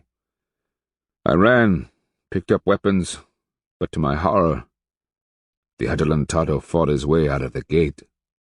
I nodded, remembering the confusion. Ears chuckled grimly. "Once I was outside, I saw the caballeros enter the field and ran toward them. I stripped off the warrior's clothing as I ran. As Don Vasco Gonzalez charged to lance me, I fell to my knees and crossed myself in the manner of the Kristianos and cried, 'Ayúdame! Soy Kristiano!' At the last minute, Vasco pulled up his lance and spared me." He swallowed hard, suffering through another bout of shivering that left him incapable of speech. Recovering enough, he added, "Vasco might have spared me, but Dios did not. When I ripped La Veracruz from my breast and cast it aside, I offended Jesu Cristo. I am perdido. Lost." "That the Kristiano called Vasco spared you, and the Dios did not, fills my souls with delight," I told him coldly. "You and I have unfinished things between us." He nodded, sagging in the square. "Napatuka." "Napatuka," I agreed. "Among other things." "Make way!" an older man called from behind me. I turned, seeing that he carried the painted and feathered wand of office appropriate for an Ayopachi. "The High Minko comes to see the prisoner." The crowd parted to allow my brother to walk forward. He wore his bear-hide cloak with its dangling clawed feet. A long war shirt was belted at his waist and hung down to his knees. His calves were covered with knee-high moccasins. A falcon headdress made of a skinned bird, the wings spread wide, was pinned to his hair bun. "So," he asked, "Altakla, do you know what people this man comes from? Is he a Kristiano?" "No, High Minko. He's a freed slave we call Ears. His people are some of the southern Timucua. I had dealings with his chief, a man named Irapirakoki. I wagered all of my trade against the Kristiano sword you now own. He would have had Ears here kill us, but we left in the night. Later, the good Irapirakoki gave this man to De Soto." I paused. He probably considered it good riddance. "He has a real name?" "Among the Timucua he was called Stalks the Mist." I told my brother about the necklace of dried human ears, and how he'd finally given them up to satisfy his new Kristiano master. Meanwhile, Ears noticed Pearl Hand, saying, "So you remain with this piece of filth. I'd always prayed that I would be the man to finally cut your throat after Don Antonio did his best to rape you to death." Pearl Hand arched a skeptical eyebrow. "Is that how he thinks he's going to kill me?" This is El Feo's brag to the others. Ears did his best shrug. Me? I'd use my shaft like a lance to gut you. Pearl Hand gave him a slim smile of disgust I'd seen on her face when she was pinching lice between her fingernails. Neither you nor Antonio would survive the attempt. From the looks of things, I will never have the chance to see if your boast is true. He wet his lips, rolling his head on his neck as if to ease the muscles. But the adelantado is out there, and Antonio will find out soon enough that you are still alive. When he does, he will offer these stinking Chicaza enough wealth that they will gladly turn you over. I'd been translating the conversation to my brother and watching his expression harden at the mention of the supposed manner of Pearl Hand's death. Chicaza are such prudes that even the mention of rape offends their prickly sense of honor. In a flat voice, my brother said, "Tell him that all the copper, shell, and exotic trade in the world will not tempt the Chicaza to surrender you to the monster." After I translated, Ears said with a sneer, "Then the Chicaza are as stupid as you and your slut wife." As Pearl Hand translated, my brother's expression hardened. I asked, "So, Ears, De Soto thinks Concho Negro is dead?" "It is believed that you died at Mabila. A couple of days after the battle, Antonio found your bow lying where you dropped it outside the walls. He figured that you'd come back to collect it. Had you survived, he treasures your bow, a symbol of his victory over you that day." Some victory. I would have killed him but for his armor. He'd have killed me but for Pearl Hand's last-minute arrival. I'd scarred his face horribly, and he'd come within a gopher's whisker of crippling me. He'd lost a caballo. I'd lost a favorite dog. Victory? I'd call it a poorly fought draw for both of us. And now I find out the Hubuk Wakse has my favorite bow? I glanced at Pearl Hand. "They think we're dead." "Why is that important?" my brother asked. "The Adelantado knows we're inciting resistance against him. Among the Hichiti nations, as well as the Kofita Cheki and Kusa, they offered a high Minko's ransom in trade to anyone who would betray us to them." My brother arched a suggestive eyebrow. "Maybe I won't tell Mother. As much as she hates you, I could see her inviting the invader down for mint tea to discuss your price. Well, if she ever finds out, remind her to play coy and take her time. The idea of being sold out for a couple of pieces of corroded hierro really worries me. I should be worth at least a dozen of their fancy copper pots, 5 or 10 of those marvelous mirrors, a couple of casks of their remarkable colored beads, and at least 6 bolts of that stunning cloth." Pearl Hand muttered. "The cloth was burned at Mabila. I'd hold out for hierro axes myself." A flicker of a smile played at my brother's lips. "What of this man?" He indicated Ears, who was now shivering violently. It would grow colder as darkness descended. I pursed my lips, frowning. He was a 2-footed maggot when I first met him at Irapiracoquis. After the Kristianos got him, he converted to their god and abandoned his ancestors. At Napatuca, he betrayed Paracusi Rattlesnake and the Usachili Nation. Then, later, he participated in the mass murder of hundreds of captives. Ears, his teeth chattering, asked, "Black Shell, what are you saying?" "We're discussing your future, you foul piece of shit." "Soy detestable," he whispered, head falling. "Tengo muchos pecados." "What did he say?" I asked Pearl Hand. "He says he agrees with everything you were saying about him." I nodded and turned to my brother. "He's lived all his life in warm country. If you want him dead by morning, leave him out here. If whoever captured him wants to prolong it, they'll need to toss a blanket over him and feed him." I started to walk away when my brother asked, "Doesn't he know things? About the invader? About what De Soto is planning?" I hesitated, glancing back at my brother. He cocked his head questioningly. Ears hung, dejected and shivering, his teeth chattering in the sudden silence. "Unfortunately, he might have a use, so yes, I'd keep him alive for the time being." I paused, then added, "As to what De Soto is planning, I can tell you. He's hoping to get his hands on you and the rest of the nobles to ensure that the attacks stop. He wants enough food to feed his army through the winter. He wants Chicaza blankets, capes, hunting shirts, leggings, and winter moccasins because his soldados are freezing.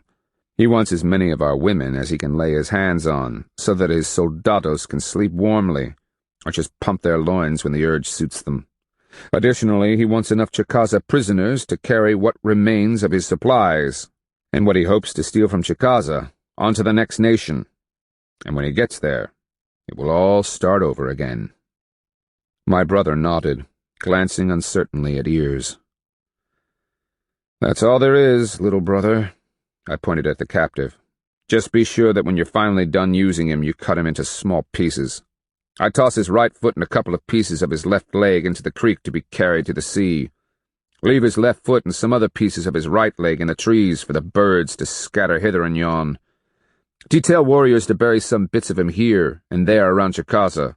Oh, and give his hands to the village dogs to pull apart and chew up. Black Shell, Pearl Hand asked cautiously. We don't want to leave any chance that his souls might make it to his people's afterlife. His ancestors were probably honorable men and women. What of his head? My brother asked. When the time comes, we'll have a trusted warrior sneak close to Chicaza town and toss it in among the puercos. Pearl Hand translated this to Ears, and once again he glared at me. You still don't get it, do you? The Adelantado has beaten you at every turn, even at Mabila. You trapped him, but his God and his power carried him to victory. I am here because for that one moment, my faith in his power wavered, and for that moment, his God cursed me. His God is no greater than ours, I growled. At Enkaika, I watched the monster's priests call down curses from their god. The Appalachee-Healy Shire held them at bay, and then escaped. Our power and theirs balance. Ears spat, the effort puny given his thirst. Think what you will. Who knows the ways of power? But I can tell you this, Black Shell. Even if the power is balanced like you claim, the Adelantado is smarter than you are. No man alive has more courage. His heart is fierce, and burns with a controlled fire that will leave your lifeless corpse scorched and dead in the end. Nothing, not you, not the Chicaza, not any nation in our world has a chance of defeating him. You'd think he was a god, I said bitterly. Only a god could have come this far against so much. Ears hissed back. Gut-churning in disgust, I stalked away. I heard my brother order, ensure that he stays alive. Someone cut him down, but keep a close eye on him. Make sure he does not escape. As I pushed through the crowd, memories of Ears at Napatuka wound like tie snakes to the eye of my souls. The cold lake water, blood-thorn, teeth chattering, his war paint running in streaks as he paddled up to his chin. Ears calling out threats from the shore, bragging of how he'd betrayed us to De Soto. Then I remembered walking through the piles of dead and rotting warriors on the grassy plain, searching desperately for Pearl Hand's body. I relived the day when, high in the old pine, I watched the Usachili's desperate uprising against the walls of Napatuka. They'd grabbed whatever they could, mostly pieces of burning firewood, and attacked the Kristianos. We watched with a grim mixture of horror and wonder as the brave Usachili fought like mad badgers until they were cut down to the last man, their bodies piled in the plaza. But De Soto hadn't finished. He ordered his Tumakua converts to kill all the chained Usachili slaves, and Ears, freshly elevated after his betrayal of our ambush, had led the execution party. So much misery. Barely aware of my brother's feet whispering on the frozen ground behind me, I walked out past the last of the houses and stared up at the dark skies. The soft impact of snowflakes tickled my cheeks and nose. The memory of Ears' chattering teeth clicked somewhere inside me. Black Shell. The High Minko came to stand beside me. Are you all right? No. A sensation of disgust tickled the bottom of my throat. And I don't think I ever will be again. He will never leave here, I give you my word. Thank you, brother. I just need a moment to think. Meanwhile, you've got Pearl Hand to translate. I heard his quiet retreat, my head still tilted to the sky. Was he right? I questioned the night. Is the monster really smarter than we are? Stronger? More cunning? And what if he is Black Shell? Then what? Chapter 23. As Pearl Hand, the dogs, and I headed north the following morning, snow continued to fall, making our journey back to Black Oak Town that much more miserable. My souls were as gloomy as the weather. As if sensing my despair, Gnaw and Squirm kept shooting me worried glances, their tails wagging hopefully. When that didn't coax a smile from my thin lips, they tried rubbing against my knees. At their whining insistence, I relented enough to reach down and rough up their ears when they pressed close. Both dogs skipped away, tails wagging. Squirm made an "arr" sound as he yawned in triumph. Dogs, I believe, were created by Breathgiver as monitors of our souls. I've met many humans clueless to a person's needs, but never a dog. Tonight you shall have a quarter of venison if I have to give away my last piece of copper. We passed parties of warriors, occasional refugees, and messengers hurrying past. Everyone was full of news. The Kristianos had torn down all the farmsteads and villages that lay within a half-day's run of Chicaza town. The wood, matting, and thatch had been hauled back, and the Kristianos were frantically building additional housing for the suffering soldados who camped in the frozen mud. Additionally, they had large, heavily guarded wood parties working in the hills, cutting, limbing, and hauling back timber to Chicaza. So far, they had not started construction of a palisade, but were making some kind of curious pen-like structure of posts and cross-poles. Pearl Hand and I remembered the odd piles of scrap wood they had erected around Ankaika. These piles hadn't made any sense either, until the Kristianos used them to burn living human beings. From the descriptions, this was something different. But what? I don't like it, I told Pearl Hand. Anything they build has to be for some foul and perverted purpose. She gave me a sidelong assessment. You've been sour and surly ever since last night. Ears is getting nothing more than he deserves. It's just not how I imagined it would be. I saw myself killing him in battle, running him down, unleashing my anger and destroying him. Ah, she said in that knowing voice.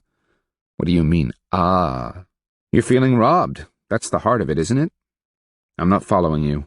Sure you are. It's one thing for you, the chosen, the orphan, to destroy the monsters. Instead, you learn that 2 young warriors managed to bag ears while he's out shitting behind a bush. How inglorious. Then to make matters worse, you find him tied to a square in abject misery. He's not your prisoner. No, he even belongs to a different Ixa. Someone else gets the joy of making him suffer.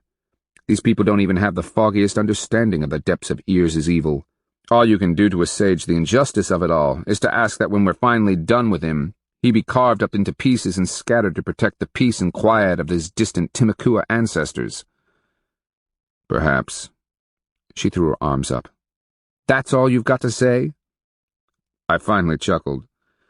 Very well, yes, I wanted him. For all the things he did to us, to Bloodthorn, and to all the other poor wretches he murdered and tormented. I earned the right to kill him.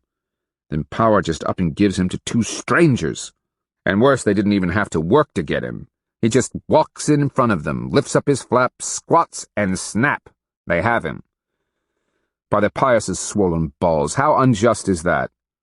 Unacceptable. Absolutely. Now get over it. I don't want to get over it. Really?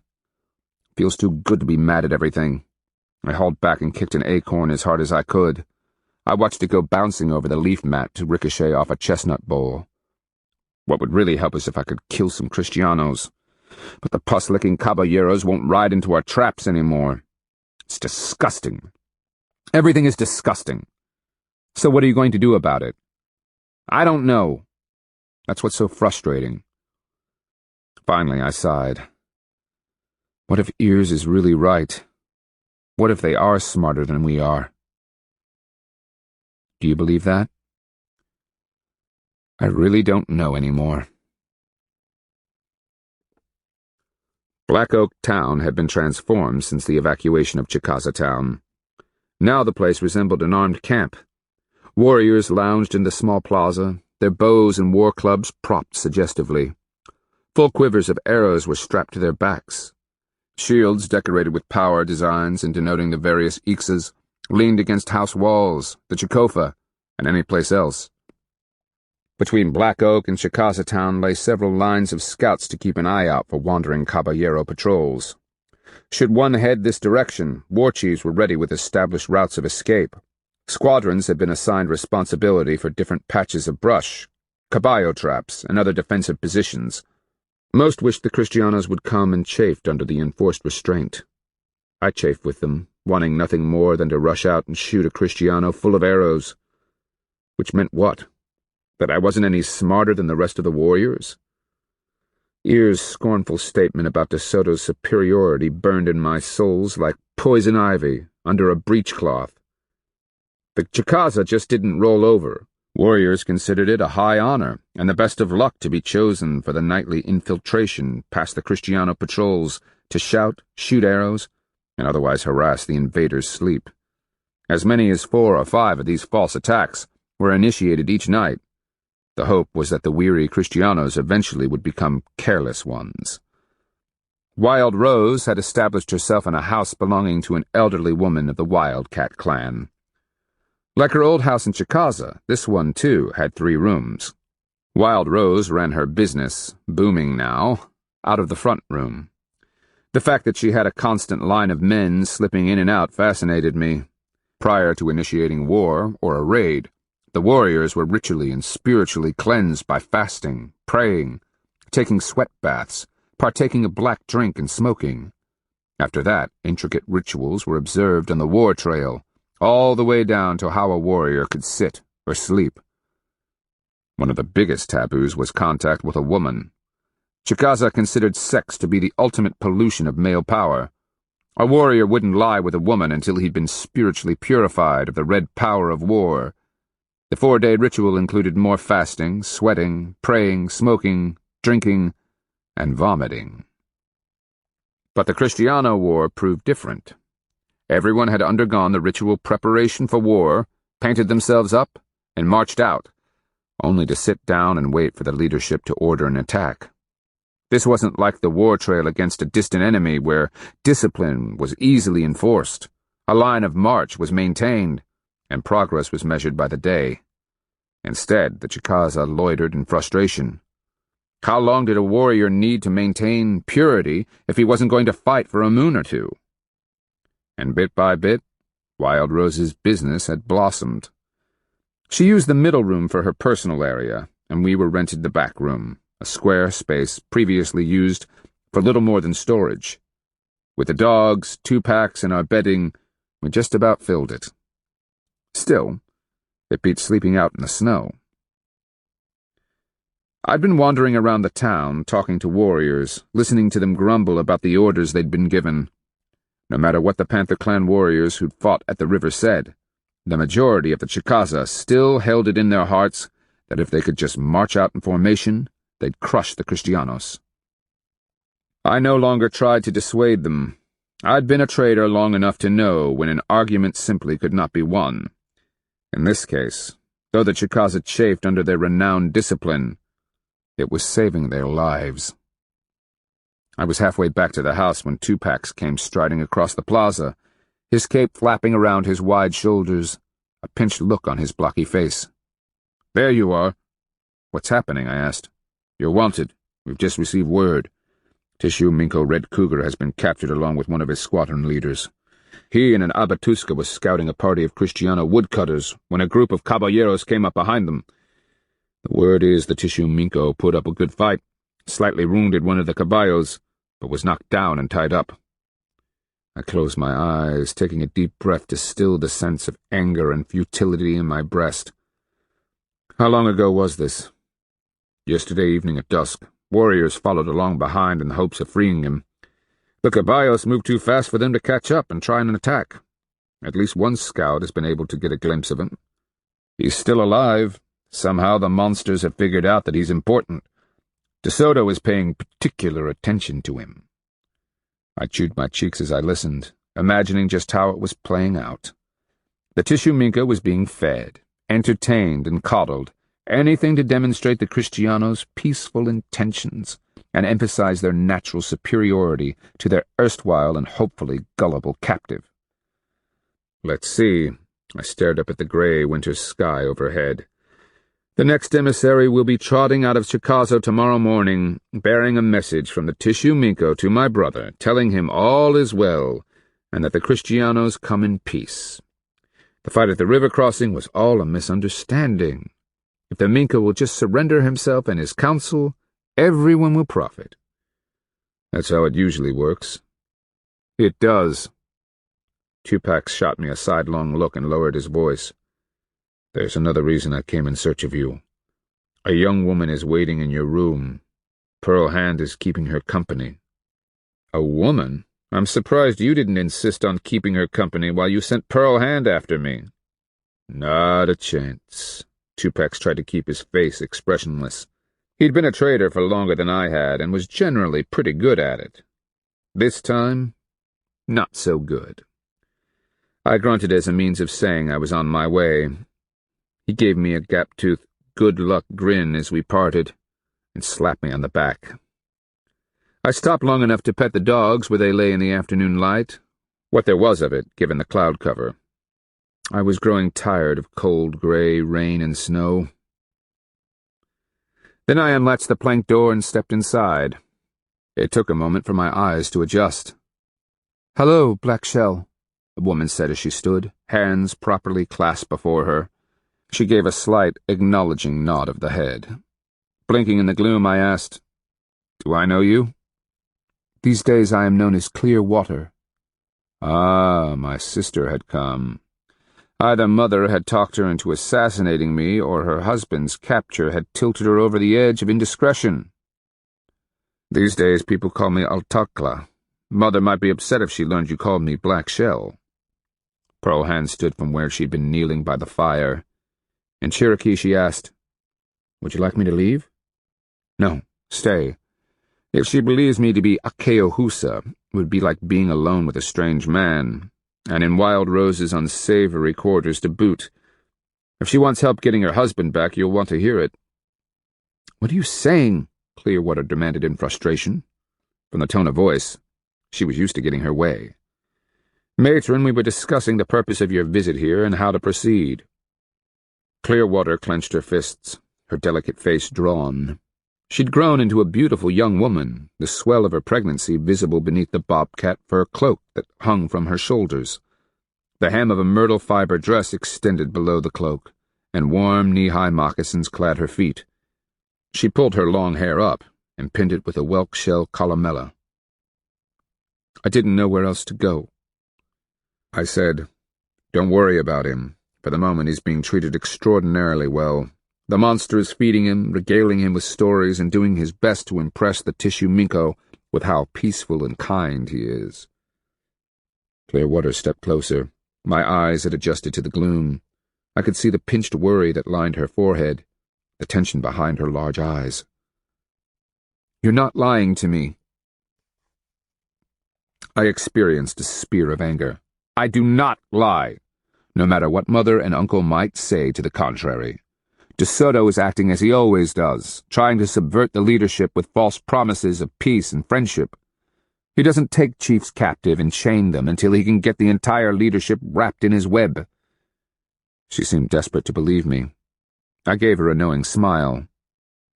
"You really love him?" She flushed, glancing away, giving a slight nod of the head.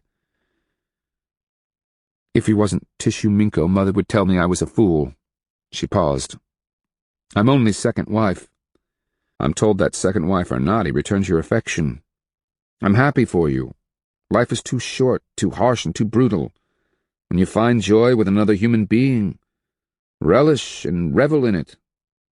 Mother would call you a fool and a romantic.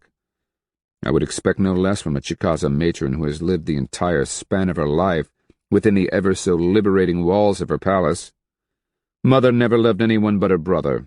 The only passion that ever touched her heart was derived from political one-upmanship, a hollow and fleeting satisfaction at best. She will die bitter and angry no matter how long she lives, or how many her triumphs might be. Clearwater bowed her head. You sound bitter and angry yourself. Only when it comes to her, and the Kristianos. Then why are you here? Because I hate the Adelantado more than I despise Mother. Because to save our world, the monster must be stopped. The High Minko, Old Wood, and your husband listen to reason. After the terrible loss of Chicaza warriors at Mabila, and given the reports of the Panther Squadron at the river, they are willing to attempt the unimaginable. The unimaginable.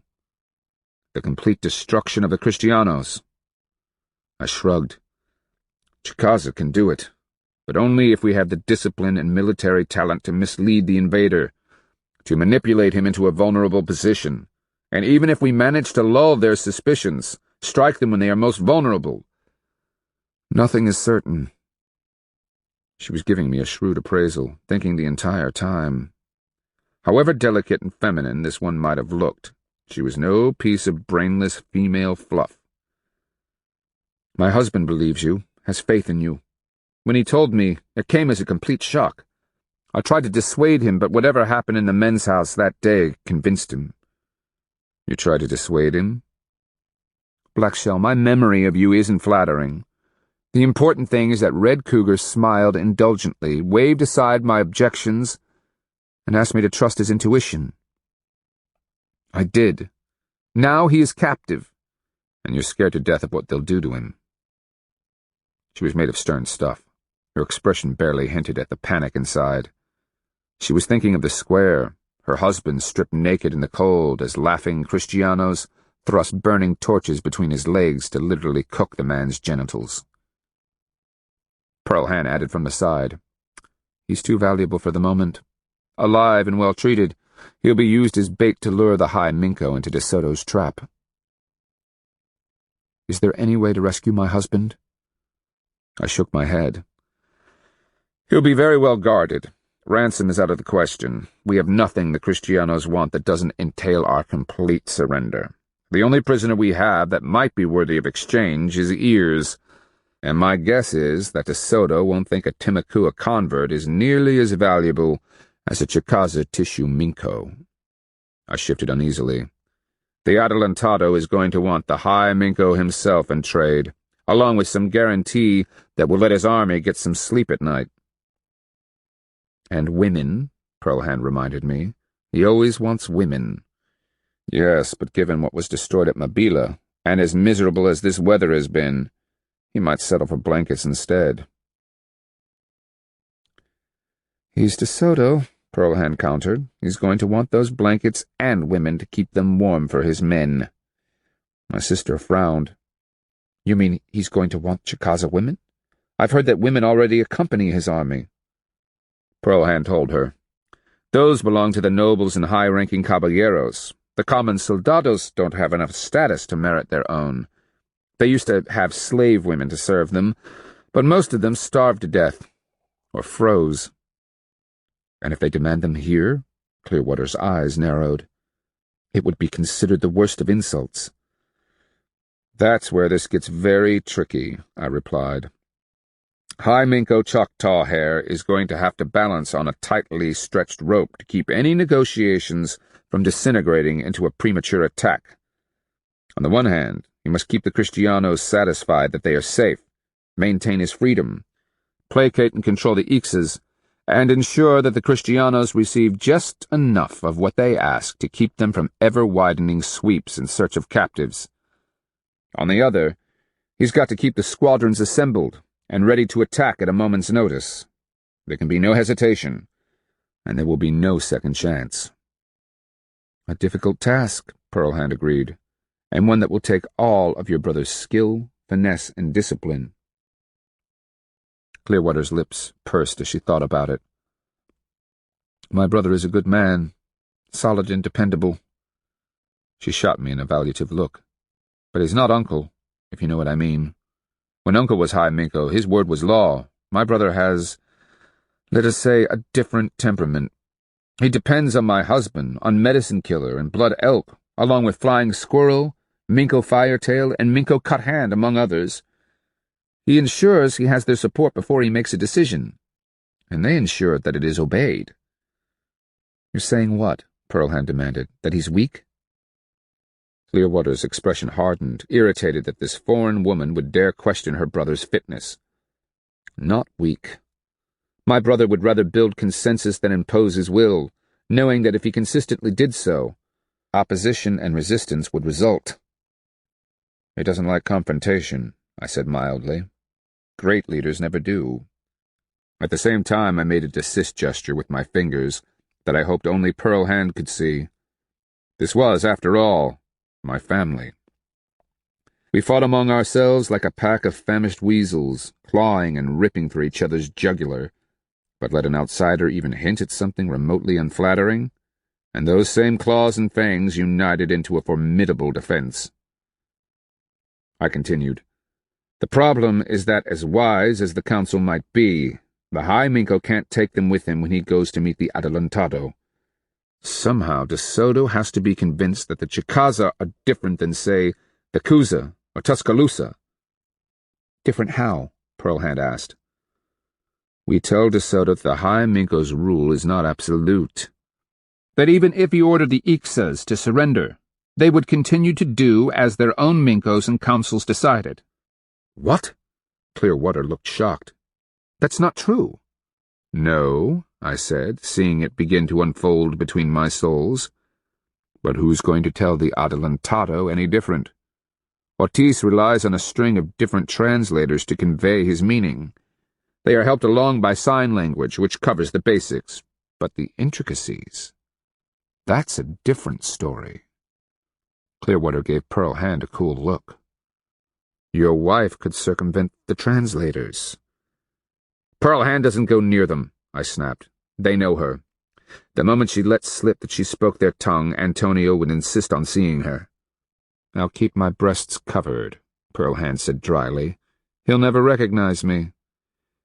It's an old joke, I told my sister. Apparently before we captured him down in the peninsula, he'd never seen a woman. He did offer to make me his first wife, Pearlhand reminded me in an emotionless voice. To Clearwater, she said. That was before Black Shell drove an arrow into his arm, killed his father, carved up his pretty face, and left him scarred. These days the Kristianos call him feo, which means ugly. My sister studied me from the corner of her eye. You have truly become a warrior? I sniffed at the incredulous look in her eyes, and drew a breath to make a caustic reply. Pearlhand beat me to it, her voice dripping sarcasm. Become a warrior? Woman, he has lectured war chiefs and Minkos on how to kill Kristianos. No other man alive in our world has killed as many Kristianos. When you speak to him, show some respect. My sister ground her teeth under the rebuke, but something had changed, quickening in her gaze as she studied me. Whatever you're thinking, I told her, don't try it. These are Kristianos, a people unlike any you've ever dealt with before. They have no honor, no respect for either your social position or that your chief clan. If you fall into their clutches, they'll strip you naked, and you'll be serving men by nightfall. Pregnant or not, all they care about is that you're pretty and have a warm sheath. Pearlhand gave my sister a veiled look. The last woman who tried to manipulate them, heir to the high chair at Kofita Cheki, ended up as a captive, and destroyed her nation in the process. I added, her little sister warms a Kristiano bed to this day, spreading her legs on demand to one of the unwashed vermin. An irritated smile bent Clearwater's lips. Yes, I understand. And no, I'll never allow myself to get close to them. Wouldn't want to, given how alien they are. Then what are you thinking? Isn't it obvious? I'm considering how best to get my husband back. It will take guile, courage, and patience. The Adelantado will deal with you believing he is in a position of strength. If the monster so much as suspects treachery, he will take your messenger captive. If he decides to emphasize his anger, he will cut off your messenger's arms, legs, penis, and testicles, and leave the poor wretch where your warriors can find him. Whoever goes in there will have to find just the right balance between arrogance and humility. He'll have to have an uncanny sense of when to push and when to dissemble. You need someone not only smart, but also expendable. The way she studied me, head tilted, eyes narrowed, and lips pursed, left me uneasy. Clearly, my sister had grown into a very clever and thoughtful woman. I think I have just such a person in mind. She finally flicked a hand in a dismissive manner. If you'll excuse me, I must go find the High Minko. My brother and I have things to discuss. And with that, she slipped through the door and was gone. What was that about, I wondered. Pearl Hand had that intuitive look as she focused on the door. Given what I suspect about your sister, nothing good. Chapter 24. My wife is a smart and perceptive woman. The following morning, I, Pearl Hand, and Tupac were summoned to the Chicaza by a somber-looking Ayopachi bearing his brightly painted staff of office. It had snowed again that night, the ground covered by a thin white blanket. Our breaths puffed in the cold air, and I couldn't help but think about the poor captives in De Soto's camp. Reports from the scouts indicated that they were huddled together for warmth under whatever rags the already threadbare Kristianos had discarded as useless. After Ankaika, a sane commander would have realized that feeding and sheltering his captives would extend their usefulness. But then I'd never been sure that De Soto was sane.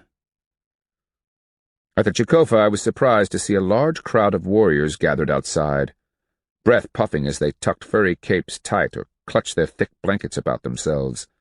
Shields were stacked against the building wall, their weapons hanging from their backs, and war clubs tied to their belts. They watched our approach with obvious interest. "What do you think?" Tupac asked. "Are we in trouble for something?" "We've done nothing wrong," I countered. "I'd say this is just another planning session." "They don't usually insist that Tupacs attend a planning session," Pearl Hand noted. "And look at the excitement in the warriors' eyes. Something's happened." "I'll bet that De Soto's messenger has arrived to announce that he'll trade the tissue Minko for the High Minko," I muttered in realization. "My brother's going to want a solution to the problem." We stepped through the large door and into the warm interior. The Ayopachi cried, "High Minko, matron Canemat, Minkos, and beloved elders, I announce the arrival of Altakla, Minko Pearl Hand, and the trader Tupac. Summoned, they are now present." "Under the white power, let them enter in peace," my brother replied, rising from the panther hide stool behind the fire. With his palace in Chicaza town occupied by De Soto, the stool was carried wherever he went. We marched down a narrow aisle with people crowded to either side. They were seated according to Ixa rank, legs crossed, blankets over their shoulders. All eyes were fixed upon us. Glancing around, I realized that most of the leadership of Chicaza was present. My brother was watching me with half-lidded eyes, a wary tension in his expression. To my surprise and displeasure, Mother was standing just behind him, poison in her hard, black stare. Clearwater lurked at her right elbow, and Silent Spring crowded close behind. At my brother's right stood Old Wood, his gaze thoughtful. Medicine Killer, Takes Hair, Blood Elk, Copper Sky, and the rest of the Chief Clan's influential leaders crowded behind. Raccoon Clan filled the ranks to the left, followed by Panther Clan's prominent men, and so on around the room. I stopped short before the fire, dropped to one knee, and touched my forehead respectfully, the mace cradled against my chest. "Greetings, High Minko. How may I be of service?" "We ask you to share our solemn hospitality." My brother shot a glance at the Ayopachi and ritually clapped his hands 4 times. "Prepare the pipe." I watched as the Hopai turned to the inlaid box by my brother's feet and reverently opened it. From inside he retrieved the sacred pipe, a large piece of green stone carved into the shape of a crouching eagle, the bowl in the center of its back. Next he brought forth the long stem, which, as was traditional, had been carved to represent a colorful serpent. Eagle, being a symbol of the sky world, and serpent, emblematic of the lower world, were joined together in our world. The symbology compounded the power from each of the 3 worlds of creation. Tobacco was shaken from a beaded pouch, prayed over by the Hopae, and carefully tamped into the bowl with a long wooden dowel. As the Hopae retreated, the High Minko himself stepped forward, lit a stick from the fire, and crouched to puff the pipe alight. Exhaling blue smoke toward the smoke hole above, he prayed, "Hear us, Breath-Giver. Hear us, powers of the sky world. Hear us, noble ancestors. Grant us the wisdom, courage, and opportunity to strike the invader. Grant cunning and valor to those we ask to risk everything in your name. Bless us in our quest to destroy this malignant enemy who has come among us." Bearing the pipe, he walked up to me, offering the stem.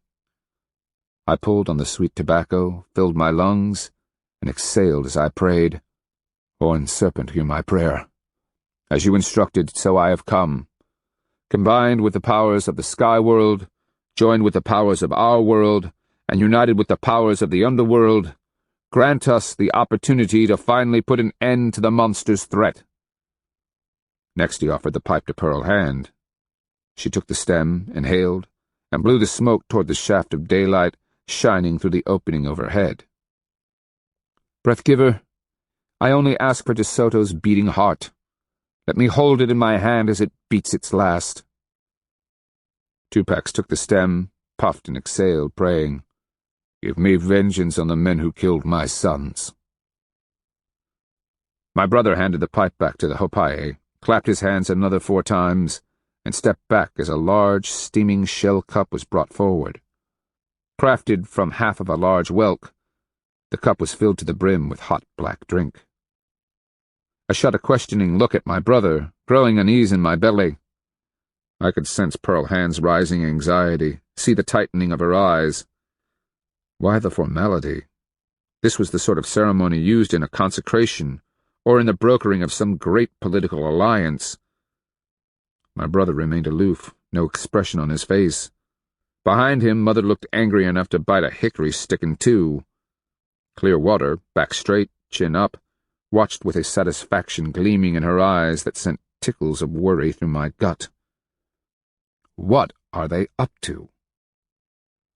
I took the shell cup when the Hopae offered it, and, as was expected, drained the whole thing. The liquid was almost scalding.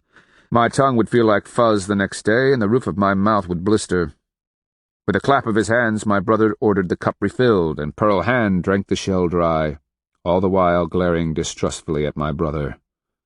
Tupac, apparently missing the import, took the cup when it was refilled, and swilled the hot holly tea down, as if he were half dead of thirst. Upon finishing, he smiled, and managed a polite belch. My brother clapped his hands again. "Arise, orphan. You are aware of the Tissue Minko's capture by the invader?" "Yes, High Minko." "Has the Adelantado sent a messenger in the Tissue Minko's name requesting a meeting?" "He has." "And does the invader claim that his intentions are peaceful? That his firmest wish is that the Kristianos and Chicaza become great friends? Does he claim that the Tissue Minko remains but a cherished guest, and that the only reason the Tissue Minko is not freed is because De Soto values his company?" "How did you know?" my brother asked. "We have heard these words before," Pearl Hand told him bluntly. "He used the same ploy to keep the chiefs captive at Napatuka. Next he will say that his fight with Panther Clan at the river was a misunderstanding. Does he ask you, High Minko, come to him, accompanied by all of your clan leaders and war chiefs?" "I see by your expression that is indeed the case. And does he offer amazing gifts, and a willingness to become your brother?" "He does." Pearl Hand gave him a grim smile. "Nothing changes, High Minko. A weasel remains a weasel, no matter how vehemently he protests that he is really a mouse." My brother fixed his gaze on mine, a calculating glint in his eyes. "Then how should I go to him?" "You should not," I cried. "Haven't you heard a word we've said? He's holding the Tissue Minko as bait to lure you in. By the pious balls, High Minko, if he gets his hands on you, Chicaza is lost." "Minko Tuscaloosa met De Soto." My brother arched a questioning eyebrow. "You yourself told me the story. Tuscaloosa led him all the way down the Coosa River and trapped him in Mabila, where, if you recall, Tuscaloosa was killed. blown into the sky and sent tumbling to earth when his palace exploded. I challenged him sharply. He died, and his nation died with him. That worked out well, didn't it? But the situation isn't exactly the same here. Tuscaloosa was seeking to lead the Kristianos into a trap. We have already managed to place the enemy where we want him. We just need to buy time until the invader relaxes, lowers his guard. Then, when the time is right, we strike. To do that, we need someone inside their camp. And if you make a single mistake, I countered, De Soto will clap a chain around your neck, threaten to burn alive those Chicaza he's already taken captive, and order you to call the rest of our people into captivity. Chicaza will not be served if its high Minko takes such risks and ends up as a prisoner. My brother gestured around the Chikofa. Then what do? Simply let Tissue Minko Red Cougar endure his captivity? Perhaps I should send Old Wood, one of our most precious beloved elders. Or maybe Minko Flying Squirrel. And when he goes, I have to hope that he can outsmart the enemy, obtain Red Cougar's freedom, and evaluate the Kristiano defenses. That's ludicrous, Pearlhand growled in Timakua. Tupac, knowing the language, gave her an unhappy scowl. That's when Clearwater stepped forward, voice ringing out. So, Orphan, according to you, we need to have someone capable of understanding how the invader thinks and behaves, correct? That would be advantageous, I agreed. And it would help if the person the High Minko sent understood something about how the Kristianos organize their camp, how they manage their defenses. She cocked her head, frowning, as if searching for the right words. We need a person who knows how to conduct combat, someone who would know when they would be vulnerable. Are you thinking of converting one of the Kristianos to our cause? I asked mildly. Otherwise, I'm not sure where you're going to find such a person. Certainly not among the Chicaza Ixes, for as talented as our people are, none have had the opportunity to study the Kristianos to a sufficient degree to have any hope of success. Mother was giving me a baleful glare, her jaw clenched so tightly the lines pinched around her mouth. Whatever was happening here, she was heartily opposed. My sister arched a high brow. Mockery serves no purpose here, Orphan. The Kristianos are parasitic vermin, ignorant of even the simplest courtesies we reserve for our vilest enemies. Conversion, even if it were possible, is out of the question. I say send a volunteer or slave, Mother growled just loudly enough to be heard. Send a slave? Clearwater asked. We've already discussed this. He would have no ability to pass himself off as a Chicaza noble. He might agree to any ridiculous thing. The Kristianos would see right through him if they had any sense at all. I added, You are correct, Matron Clearwater. Your enemy has held enough Minkos and Holatas as hostage to know how they act. And in a place called Tapaholata, down in the peninsula, a man tried to pass himself off as a chief in an attempt to free hostages. When De Soto discovered he'd been tricked, he left a line of corpses behind him. The deceiver's decapitated head was stuffed down into his pelvis, so his dead eyes stared out the bloody hole where his anus had been. My sister's expression hardened. And do you think De Soto would commit such an atrocity if the High Minko were to displease him? Without the slightest hesitation, Pearlhand said coldly, her posture stiff, wary. Clearwater snapped. In that case, we would not want to expose the High Minko to such a fate. Agreed? I crossed my arms. Absolutely. My brother kept pursing his lips, shifting from foot to foot.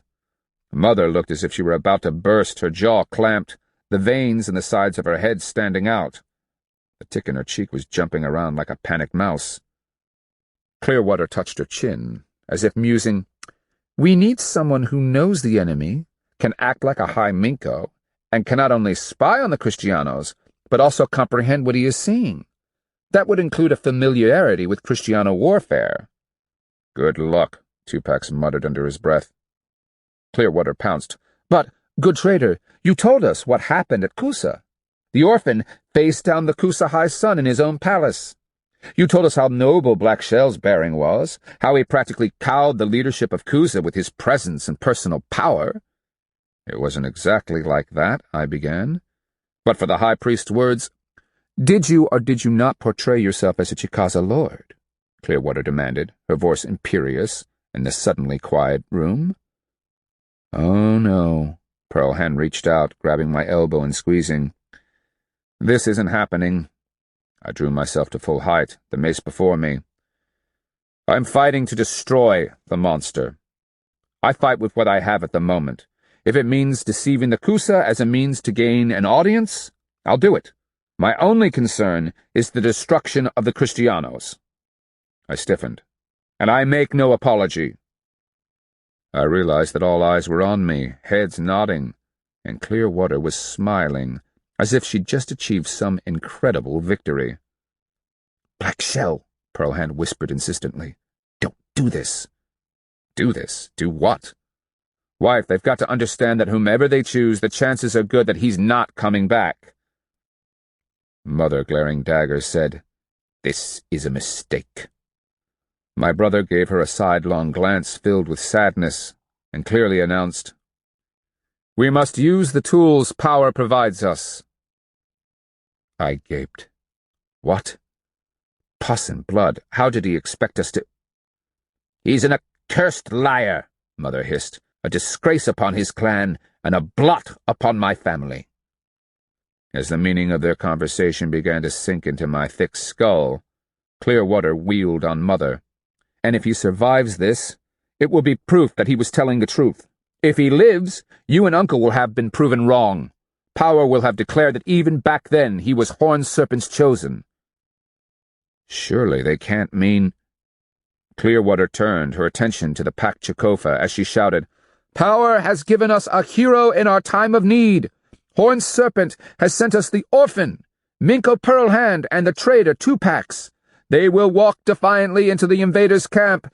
The orphan will mislead the monster, learn his plans, and tell the Chicaza when it is time to strike.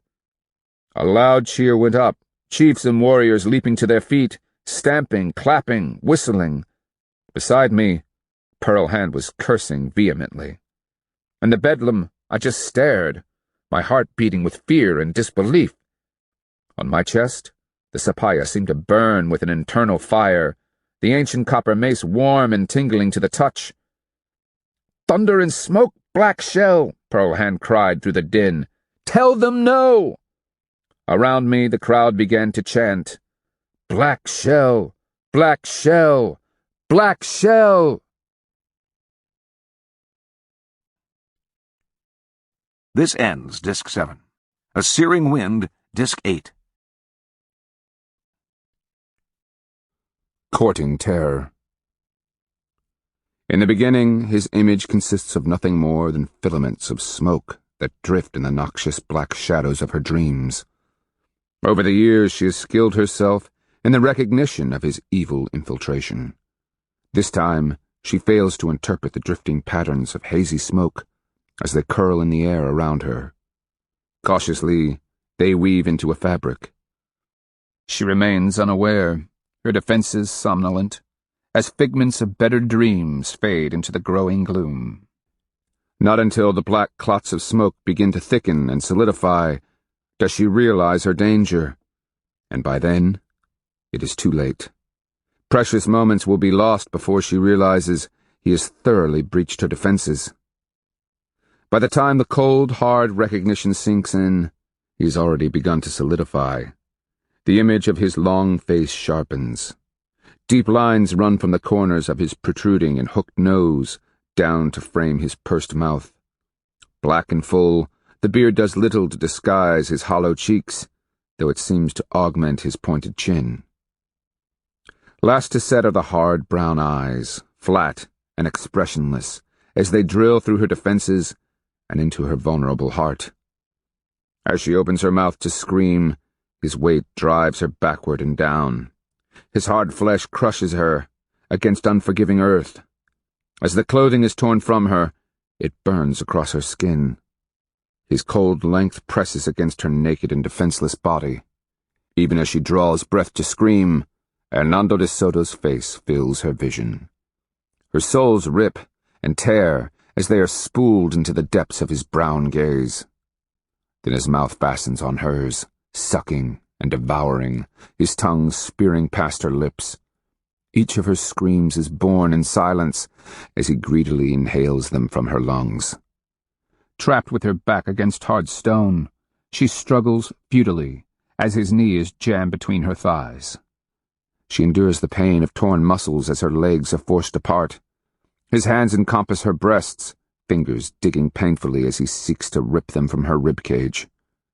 De Soto's sucking brown eyes enlarge until they fill her vision, and she gazes into the stark reality of his soul. In that instant, she realizes her body is merely a convenience. She recoils as his erect shaft probes her.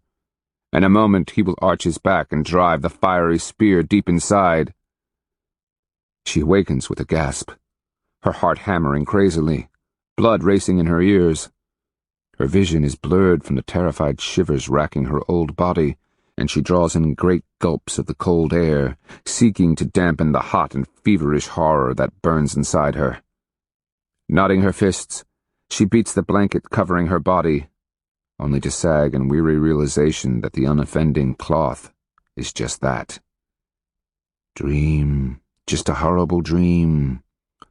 With realization comes wondrous relief.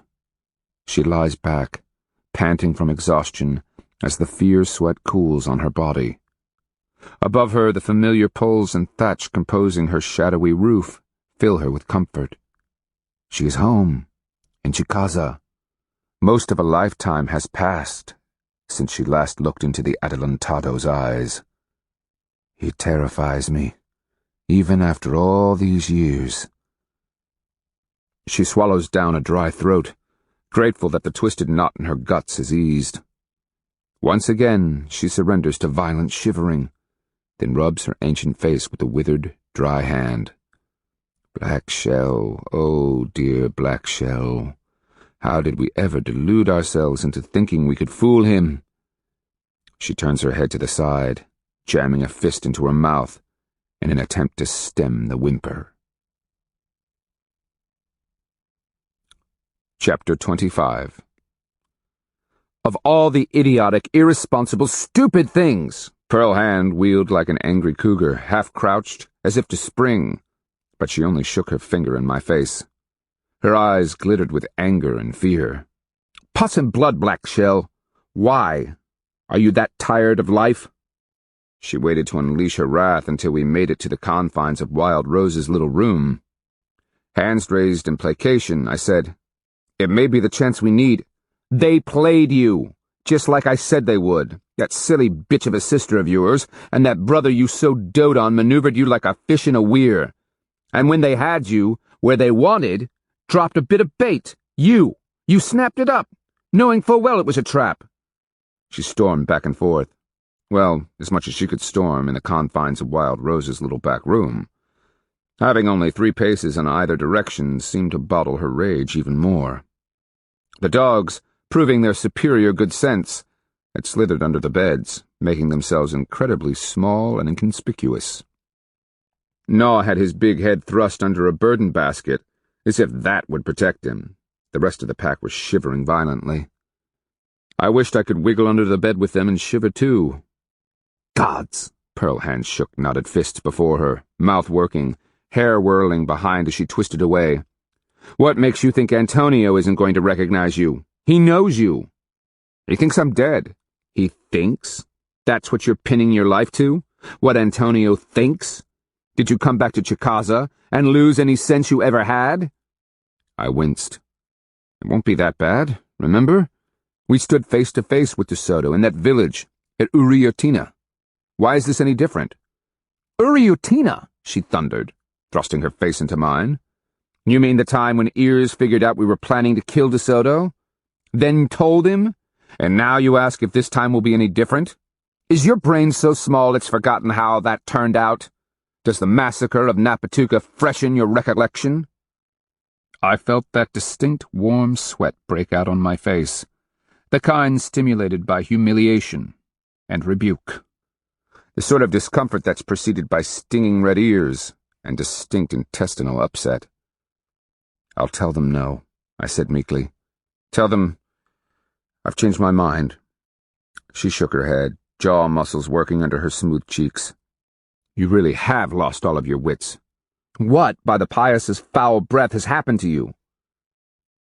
I said I'd tell them. They already think you're a coward, that you ran to save your skin when you were a boy.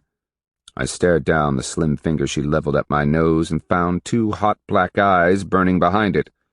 Black Shell, if you back out now, it will be a repudiation of Horned Serpent.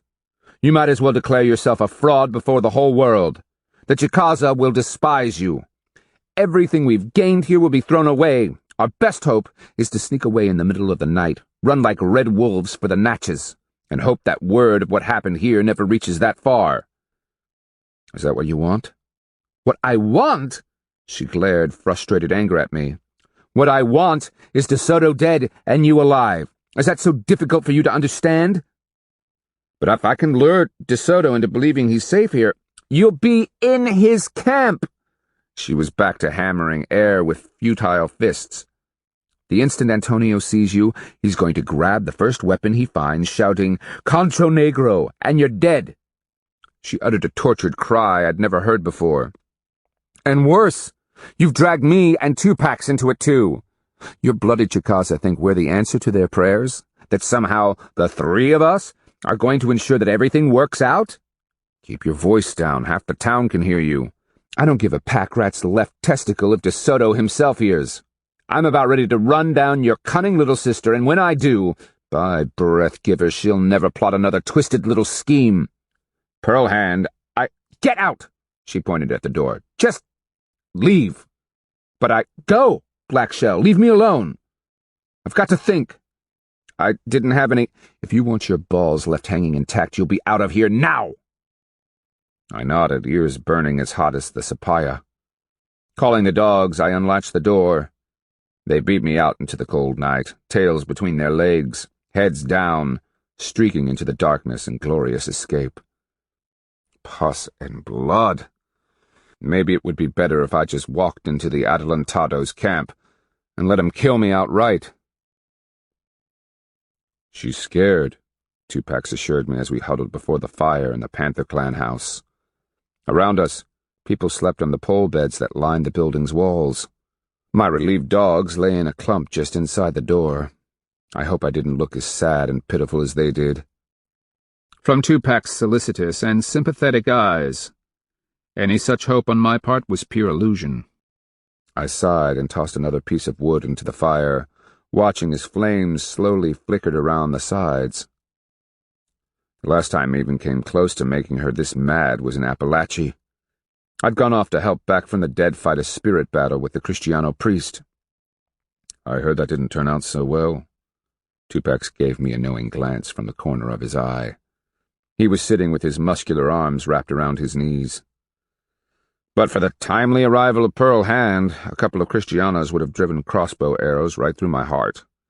They had me and the Healy Shia dead to rights.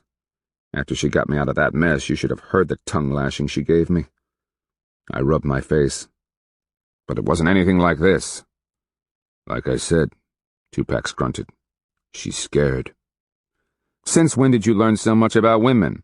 I thought all you were interested in was how to get them on their backs. A bit of smile flickered around his lips. I like women. I noticed. No, I truly like them. I enjoy spending time with them, talking, being in their company. Here's the thing. Long ago, I began to take them seriously. Coosa, Yuchi, Appalachia. It doesn't matter what the nation. Men take their women for granted. Especially their wives. He gestured to make his point. We think of them as different, separate and distinct. Even lying with them, we expect that it's up to them to make the experience pleasurable. They're taught that by their grandmothers and aunts. Serve the men, and they do. My secret? I've made a study of all the ways to make a woman literally vibrate with delight when we're coupling. Then, when I finally wear them out, I hold them, listen to them, and cherish them. He grinned. Funny thing, they always relish having me come back. Pearl Hand and I have found that magic. I know, he gave a half-hearted wave. And once I understood that, I stopped trying to seduce her. She thought you were a leering pest. How complimentary. He made a pay-attention gesture. She loves you with all of her heart. That's why she's so panicked. She's terrified of what De Soto is going to do to you. He's going to kill us eventually.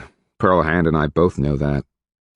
She made her peace with your dying in battle, but the idea of you ending up as a captive? That, my friend, is a whole different animal. It will take her a while to skin that one. I rested my chin on my knee, watching the flames. My sister did have me pretty well boxed in at that council. It was as if she knew what I'd do. She's smart, that one, he agreed. And worse, she's really in love with the tissue minko. That being the case, she's as dangerous as Pearl Hand. If I hadn't seen it, I'd never have believed it. Clearwater even trampled her way right over Mother's objections. You don't know my mother, or how significant it is that Clearwater defied her. Now your mother, there's a woman who's never known love. I shot him a glance. And just how do you think my siblings and I got here? I said love. I'm sure the process of breeding was endured with as much courage and stoicism as she employed to tackle every other responsibility dropped on her shoulders. He gestured with a callous finger. It all goes back to the underlying notion that women serve men. Your mother served her clan, ensured the success of her lineage, and all the while her soul's dried up, twisted, and shriveled. Growing up, it never had crossed my mind that Mother could be different.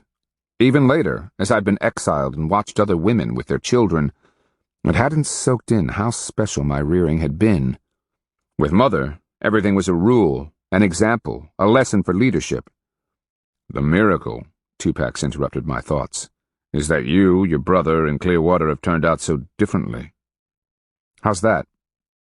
Your mother is narrowly and completely focused on herself, her clan, and the immediate politics of the situation. She's been so tightly laced into her responsibilities, she never took time for herself. If you suggested the notion, she'd take it as a sign of weakness. But you, Black Shell, have time for Pearl Hand, and love her with all your heart. Your brother, he loves his people and would do anything for them. His very compassion is his greatest potential flaw. Clearwater, like you, is in love. Terrible, passionate love. As to Silent Spring, I haven't seen enough of her. Maybe we got it from our father. He was a Raccoon Clan man, the tissue minko back before Old Wood. I never knew my father well. He was killed before Silent Spring was born. And your uncle? He was a tyrant like Mother, maybe more so. I smiled at the thought of the stern old high minko. The memory of his expression the day I'd been exiled from Chicaza sent a spear of pain into my heart.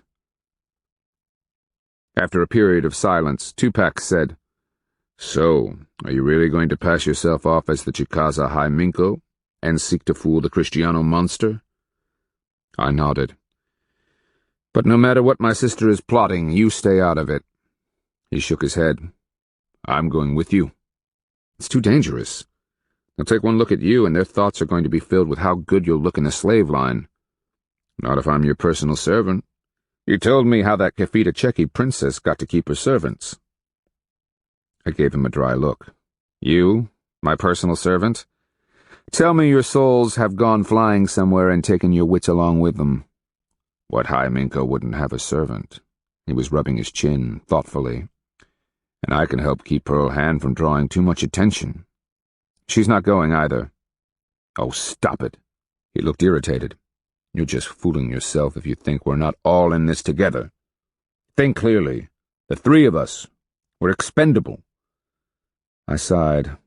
If anything happens to you, it's already happened, old friend.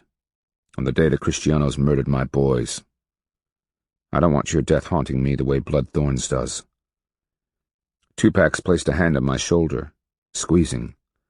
Like me, he did what he had to. That's all any of us have. Honor and duty. I took a deep breath. But Pearl Hand isn't going. I insist. Rotten puss, she's mad enough she might just agree with me. Her? Stay behind? God, you're a deluded fool. Meanwhile, I've got an idea about how to keep her safe. I arched a suggestive eyebrow. Send her on to the Natchez? Now you're talking foolishness. No, let me think on this a bit. Maybe talk to Wild Rose. If Antonio gets as much as a look at her, leave it to me. He frowned. How soon are you planning on going to Chicaza town? Tomorrow morning. I want to sneak close with the scouts, see what the town looks like. If I have to make a run for it. But that was just fooling myself. If things turned ugly, I was already caught. The nightmare of the Euro collar eating into my neck sent a shiver down my spine. The last time they'd caught me, I would have died, but for Pearl Hand. And if they caught her this time? Just the thought of things she would endure before she managed to get herself killed sickened me. And they will all be my fault. Chapter 26. We had lived in a similar circumstance during the fighting around Appalachia. There, too, we had operated out of a small camp hidden in a thicket. But back then, Bloodthorn and the orphans had been with us. Skipper had been alive, and even though the fighting was deadly, we'd all hoped that we could eventually wear down De Soto's resistance and drive him from the land. Could that really have been only a year ago? I took a deep breath as I surveyed distant Chicaza town, flanked by its two streams, the woods close behind it. The problem was going to be the approaches. Even if I could convince De Soto to let me pass back and forth at will, which is a long shot, when the time came to attack, how were the Chicaza going to concentrate their forces without discovery? The forest around Chicaza town gave some cover, but it was open beneath the mature trees. Perfect ground for the caballeros to ride down Chicaza warriors. While a man might hide behind a tree trunk, the Kristianos had practiced circling their caballos at a fast trot. Inevitably, they'd pick a man off with one of their long lances. I heard the rasping of clothing against bark as my brother climbed up to my high vantage point. He tested each branch as he climbed, eventually finding a perch just below mine. "What do you see?" he asked. "A problem," I replied. "Assuming this pigeon-brained scheme works and I don't get clapped into a collar and chewed apart by Kristiano war dogs, how do you and the Tissue Minko assemble the squadrons for an attack without the whole town knowing?" He glanced out at the fields. "When we relocated the capital after Uncle's death, we chose this location because it's open, out in front, and the creeks provide an obstacle to attack from the sides.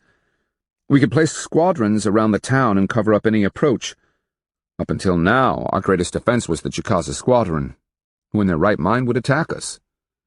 I chewed on my thumb as I squinted across the distance. "Well, making an approach is going to be a problem when the time comes. That's perfect ground out there for Kristiano caballeros." I paused. "You do believe me about this, don't you?" "Yes, brother," he said solemnly. "If nothing else, you've convinced us no matter what our hearts insist. We won't try an open massed attack. I give you my word." He glanced out at the town. "Meanwhile, Abba Minko, who takes the blood-spotted shield.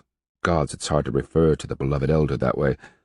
He's assumed his old name in the rank of Tissue Minko until we get Red Cougar back."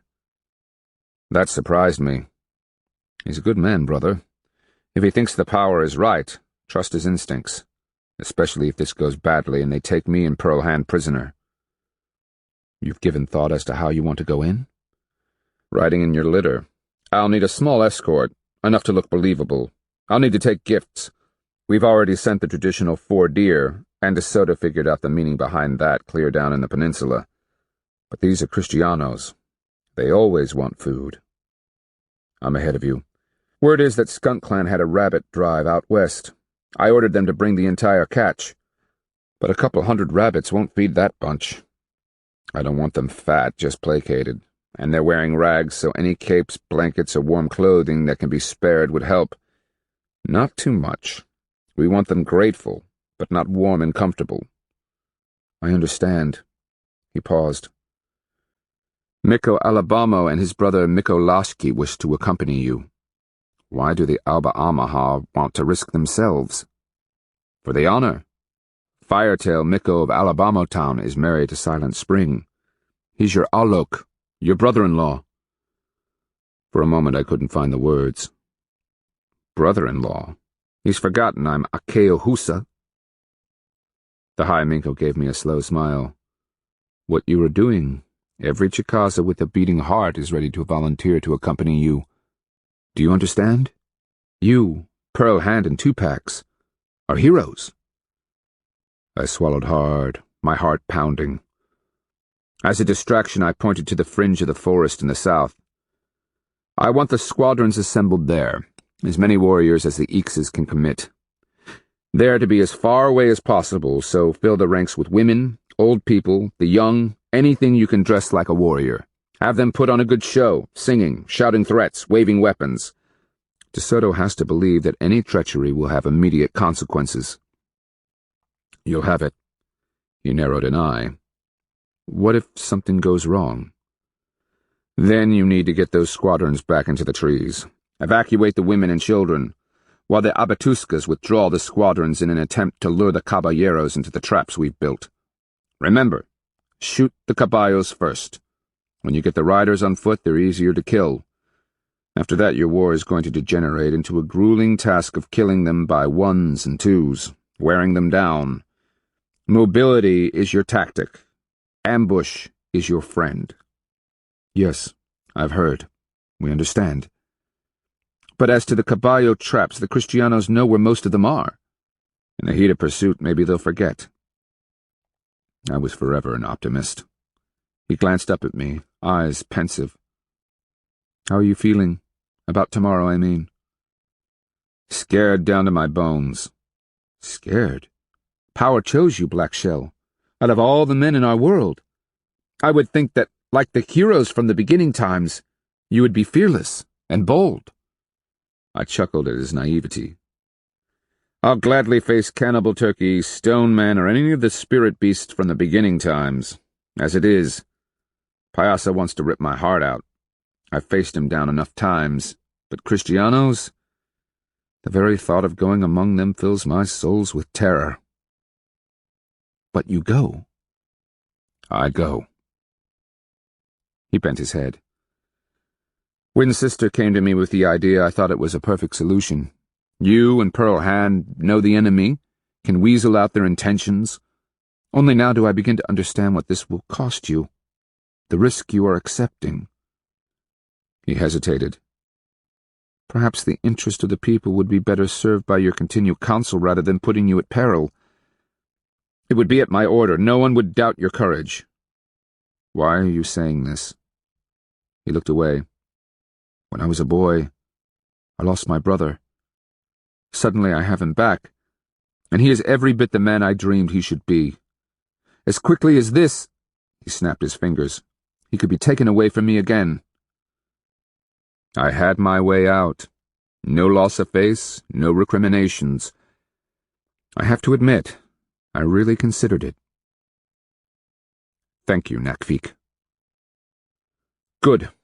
I'll go down and tell everyone we're going back to Black Oak Town. They can begin. I mean, thank you for the opportunity. I shook my head. After Mabila, I was shaken, unsure and afraid. Pearl Hand and I sneaked into their camp one night. I stole that armor from Antonio, and in the process, I got my courage back. He listened quietly. The battle with fear, I told him softly, is constantly fought. If I take this way out now, what if I take it again later? What if it becomes a habit?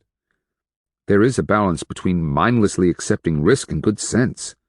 True. But Mother and Uncle declared me a coward and a liar. Outside of incest, the two most heinous crimes that Chicaza can be accused of. If we were in Kuza, or Kafita-Cheki, anywhere but Chicaza, I might actually bow to the good sense you're offering. I smiled down at him, heart sinking. But I'm in Chicaza. Mother's just over the hills to the south, still believing me to be a coward. He nodded. I understand. How's Pearl Hand? Still irritable? He arched uneasy brows. Irritable? Just being in her presence makes me nervous. She's been sharpening that Eero blade of hers, glaring arrows at anyone who dares to disturb her. Even blooded warriors tiptoe around her and speak most respectfully. She practically oozes the promise of mayhem and violence. She's scared. Scared? It's more like she's spoiling for a chance to rip a man's guts out. Excuse me, I misspoke. She's wavering on the verge of blind panic. If you say so. I do. I willed myself to say the next. Brother, if this goes badly, I want your word on something. Of course. If I don't make it, and Pearl Hand somehow does, I want you to make a place for her. She's not like any woman you've ever known. If she survives capture, it will be because she's endured and overcome, killed and escaped. But she will do so at a terrible cost. She'll be injured, down deep in her souls. Do you understand? He met my eyes, nodding, jaw firm. She will have an honored position among us. We will treat her as if she descended on a beam of light from Mother's Sun.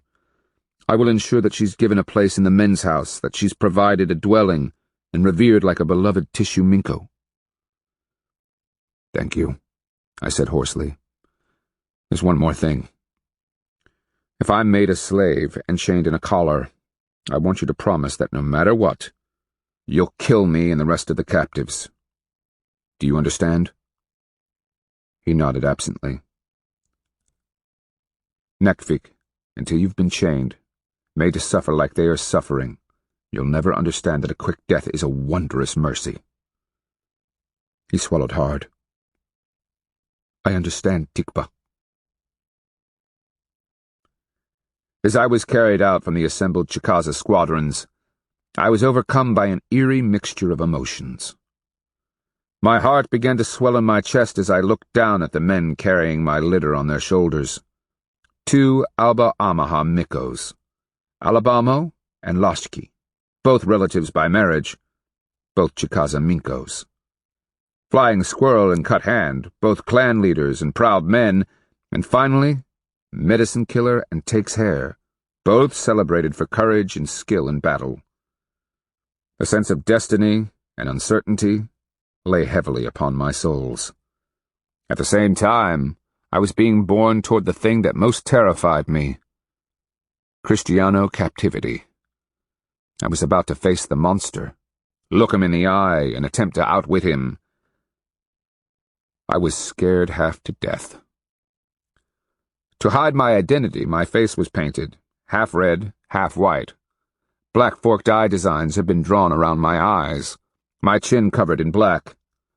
De Soto would expect such a design. By now, he and his men knew that white denoted peace, red war, and black death. It signified that I was willing to accept any of the three. The choice between peace, war, and death was De Soto's to make. In addition, the paint had been laid on thickly, obscuring my facial features. Pray that he really believes me dead.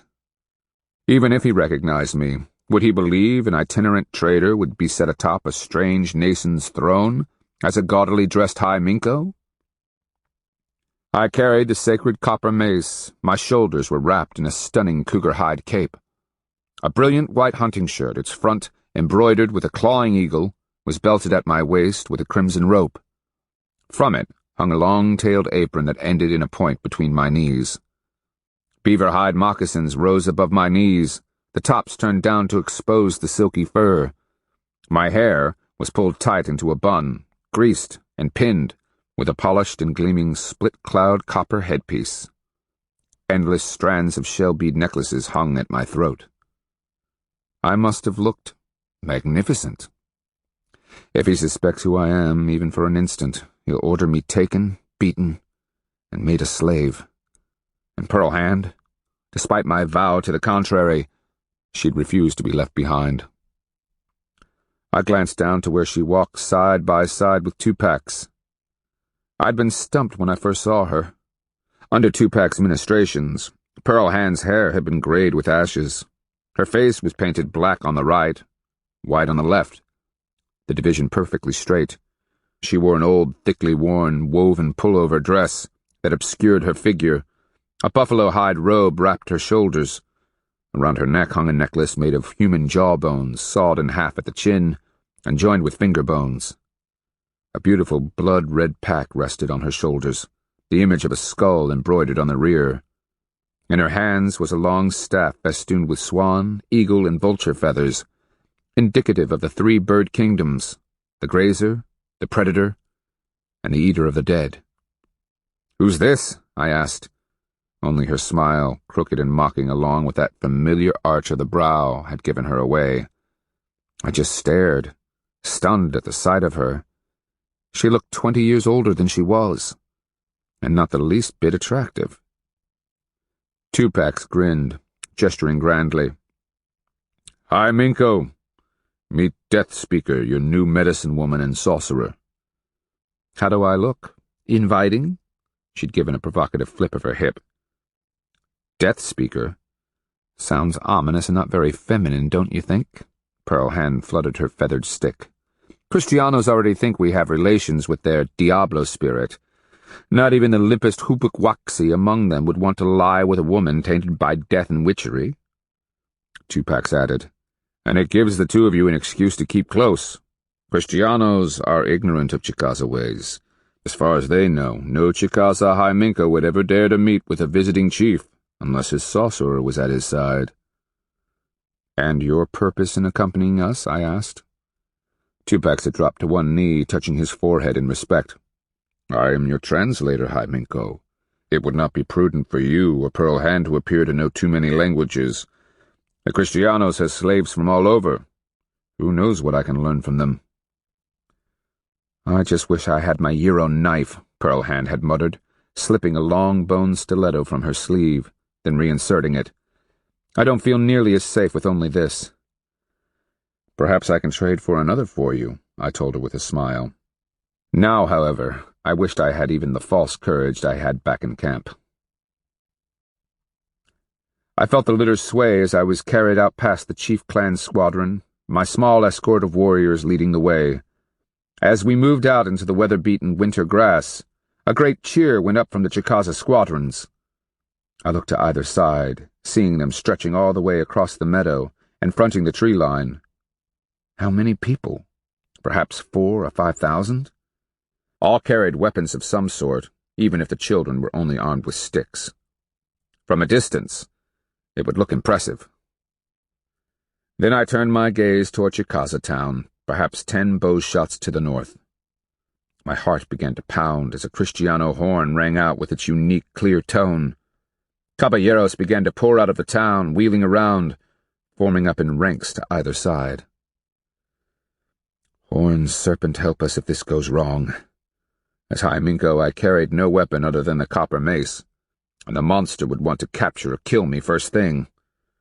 I'd never been the primary target in a fight before. The feeling wasn't pleasant. Behind me, the rest of my little procession fell into ranks. Black Martin and his warriors carried perhaps 150 rabbits that had been commandeered. Others bore folded stacks of blankets, winter capes, and assorted articles of clothing. Everyone looked nervous and excited, and but for Pearl Hand, Tupac, and me, none of them knew just how terrified they should be. Horned serpent, grant me courage. I struggled to gird myself with the thought. On my chest, the sapaya began to warm and pulse with each beat of my heart. My mouth had gone dry, my guts twisting with fear. Again the trumpets sounded, and the soldados began to tramp out, clanking their shields as they formed up in a solid line behind the caballeros. Crossing that beaten field, partially grazed by caballos, dimpled with their piles of dung, could have taken no more than a finger's time. To me, my heart bursting with terror, it seemed half a lifetime. I started when someone behind me gave the signal, and flute music, the traditional signal of peaceful intentions, carried on the suddenly still air. In Timaku, I called down, "So, wife, are you ready to run?" Like a panicked rabbit, "I still haven't forgiven you for agreeing to this madness." She shot me a sidelong glance from her black and white face. "Fortunately for you, I doubt we're going to live long enough for you to endure even the smallest measure of my wrath. Your optimism bursts my heart with joyous song. I hope it's more melodic than that ragged, ill-timed flute music. Didn't any of you Chicaza ever study how to play an instrument? Or does this have some sort of military purpose? She narrowed an evil eye, like driving the enemy to surrender just to stop the pain. Tupacs, fluent in Timakua, burst into nervous chuckles. I remember why I loved the woman so desperately. Listening to this, I asked, I'd surrender to stop it. Wouldn't you? She jabbed her feathered staff toward the Kristianos. Unless it drives them into the kind of insane madness that precipitates a charge. Wife, you've always got your new-bone stiletto. Blood and pus, you're right. And if I have to hear any more of these wheezing flutes, I'm going to kill someone. Anyone. I actually smiled. Pearl Hand's irreverence in the face of death always reassured me. Here they come, I warned. Within moments, we would know if we were going to live, die, or precipitate the destruction of the Chicaza world.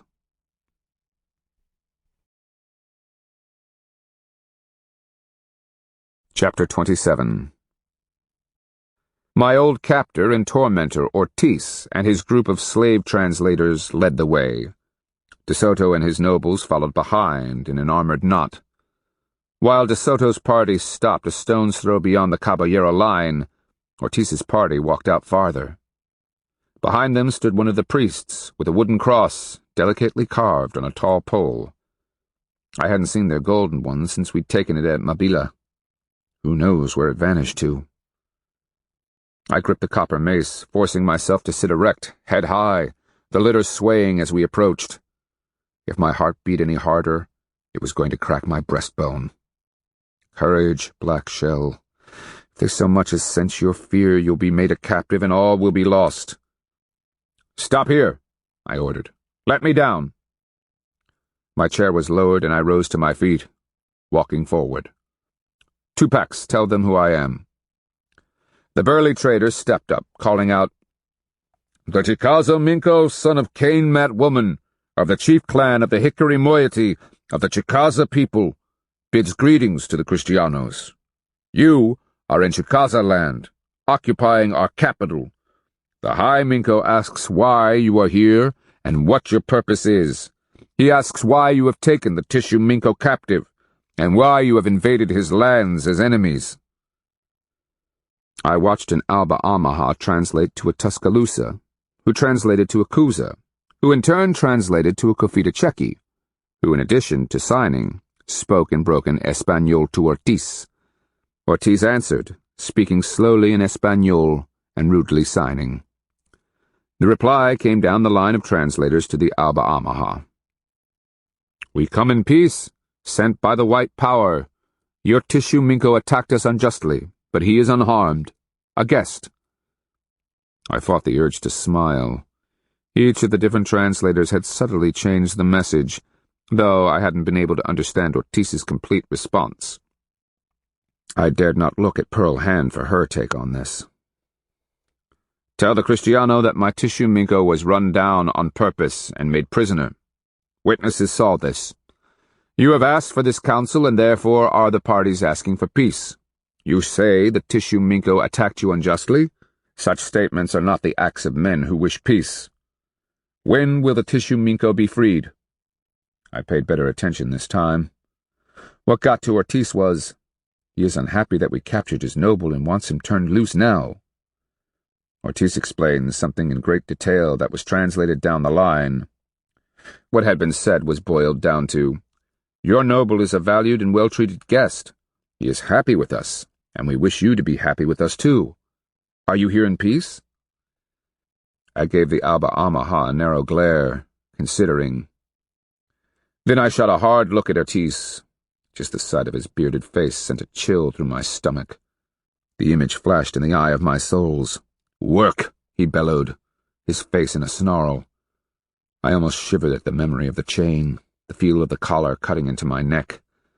In that moment, desperate fear ran through me. As quickly, it passed, leaving me shaken and unsure.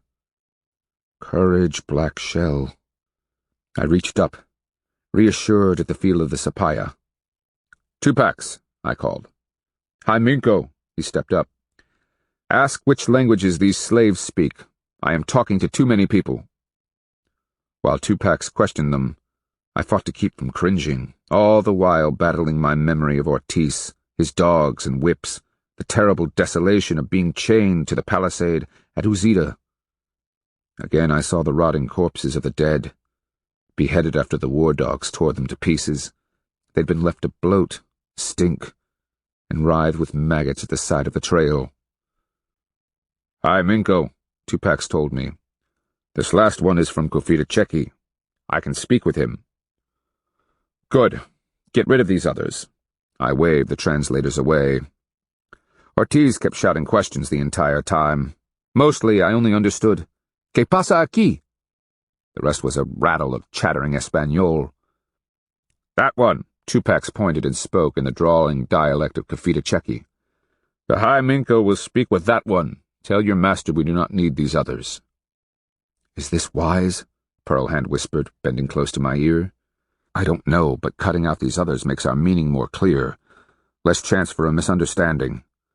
I was keeping an eye on De Soto's party. They stood in a defensive formation, a bow shot to the rear. I could tell that the adelantado was growing impatient. He was smacking his fist into his gloved hand, shifting from foot to foot. The caballeros waited on either side of him, the winter breeze teasing the manes and tails of their mounts. Long lances rested butt down in the stirrups. I glared hatred at that long line, aware that if they attacked, we were all going to die. There, finally on the fifth caballo to De Soto's right, I saw Antonio, his face marked by 2 long red scars. Afraid he'd sense my stare and recognize me, I glanced away, heart thumping. Ortiz asked the Kofita how Tupacs spoke his language. "I am a trader from Cusa," Tupacs answered. "I speak many languages."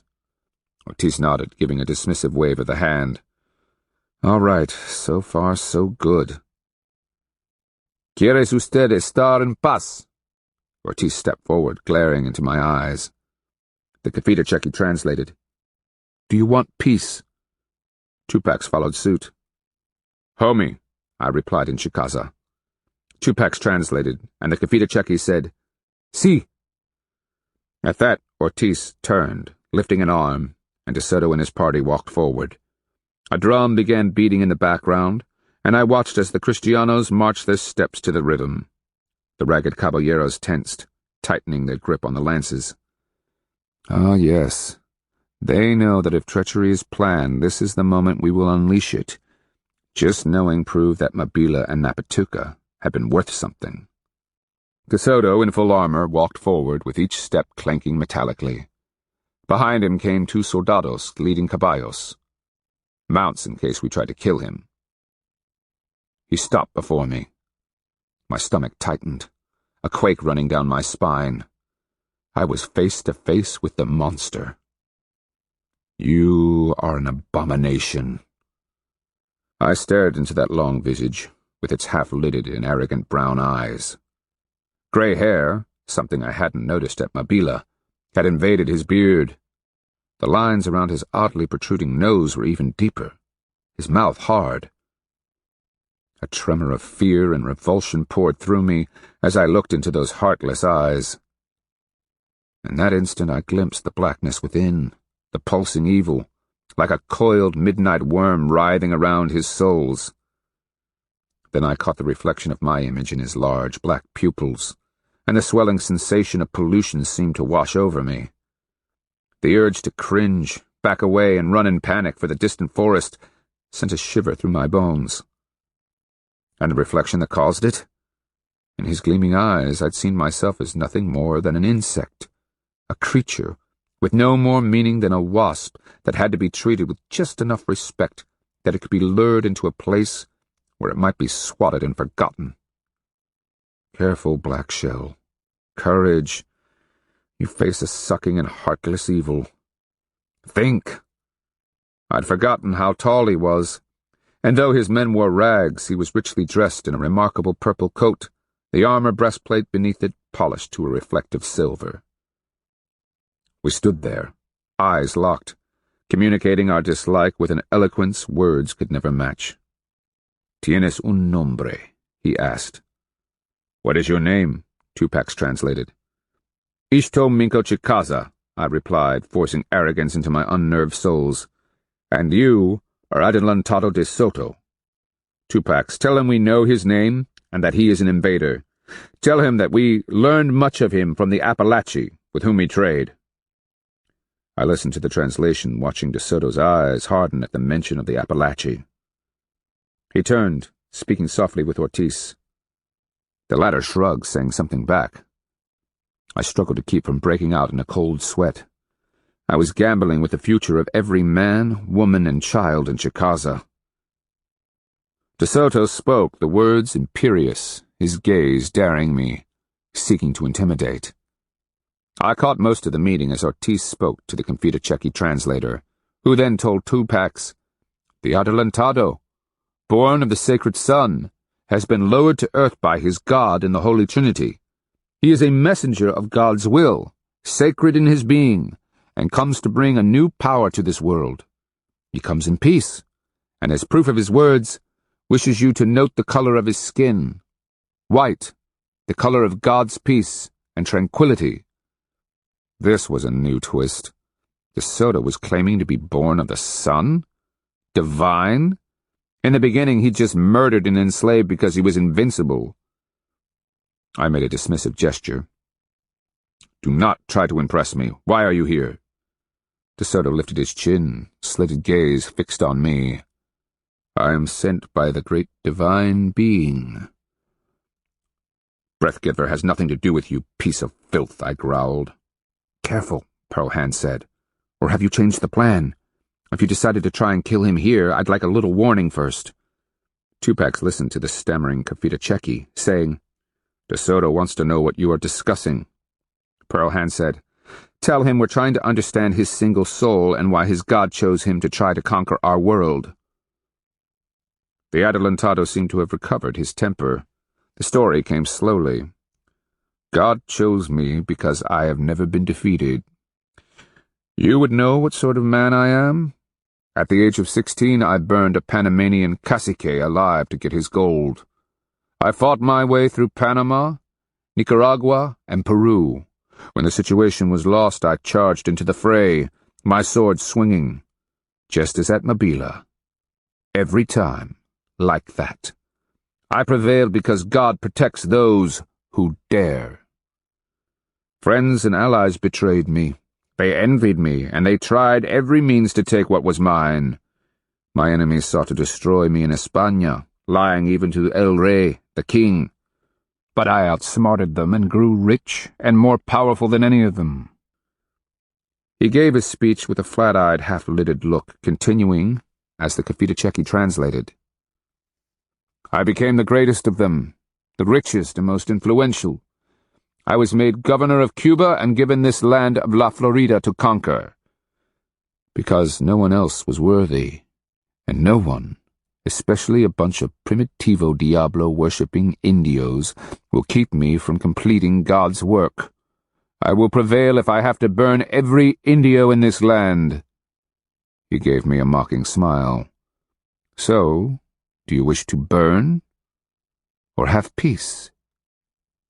Staring into his dismissive eyes, hearing his lies about godhood, goaded my smoldering anger. "Come on, Black Shell. You're a traitor, and expert at negotiation." I needed to push him just far enough, make him just wary enough. The breeze that had been blowing from behind eddied, and I caught a concentrated smell of something acrid and vile. Then, just as quickly, it was gone. "Tell him," I announced before he could say more, "that I have come to meet him in the hopes that we can find a way to avoid the kind of war he fought with the Appalachi. But if such a war is his wish, we will accommodate him. Further, I have issued orders that if I am taken hostage, as Miko Kafaki was, my squadrons will retreat and harass his men day and night. We promise to fight his Kristianos as the Appalachi did."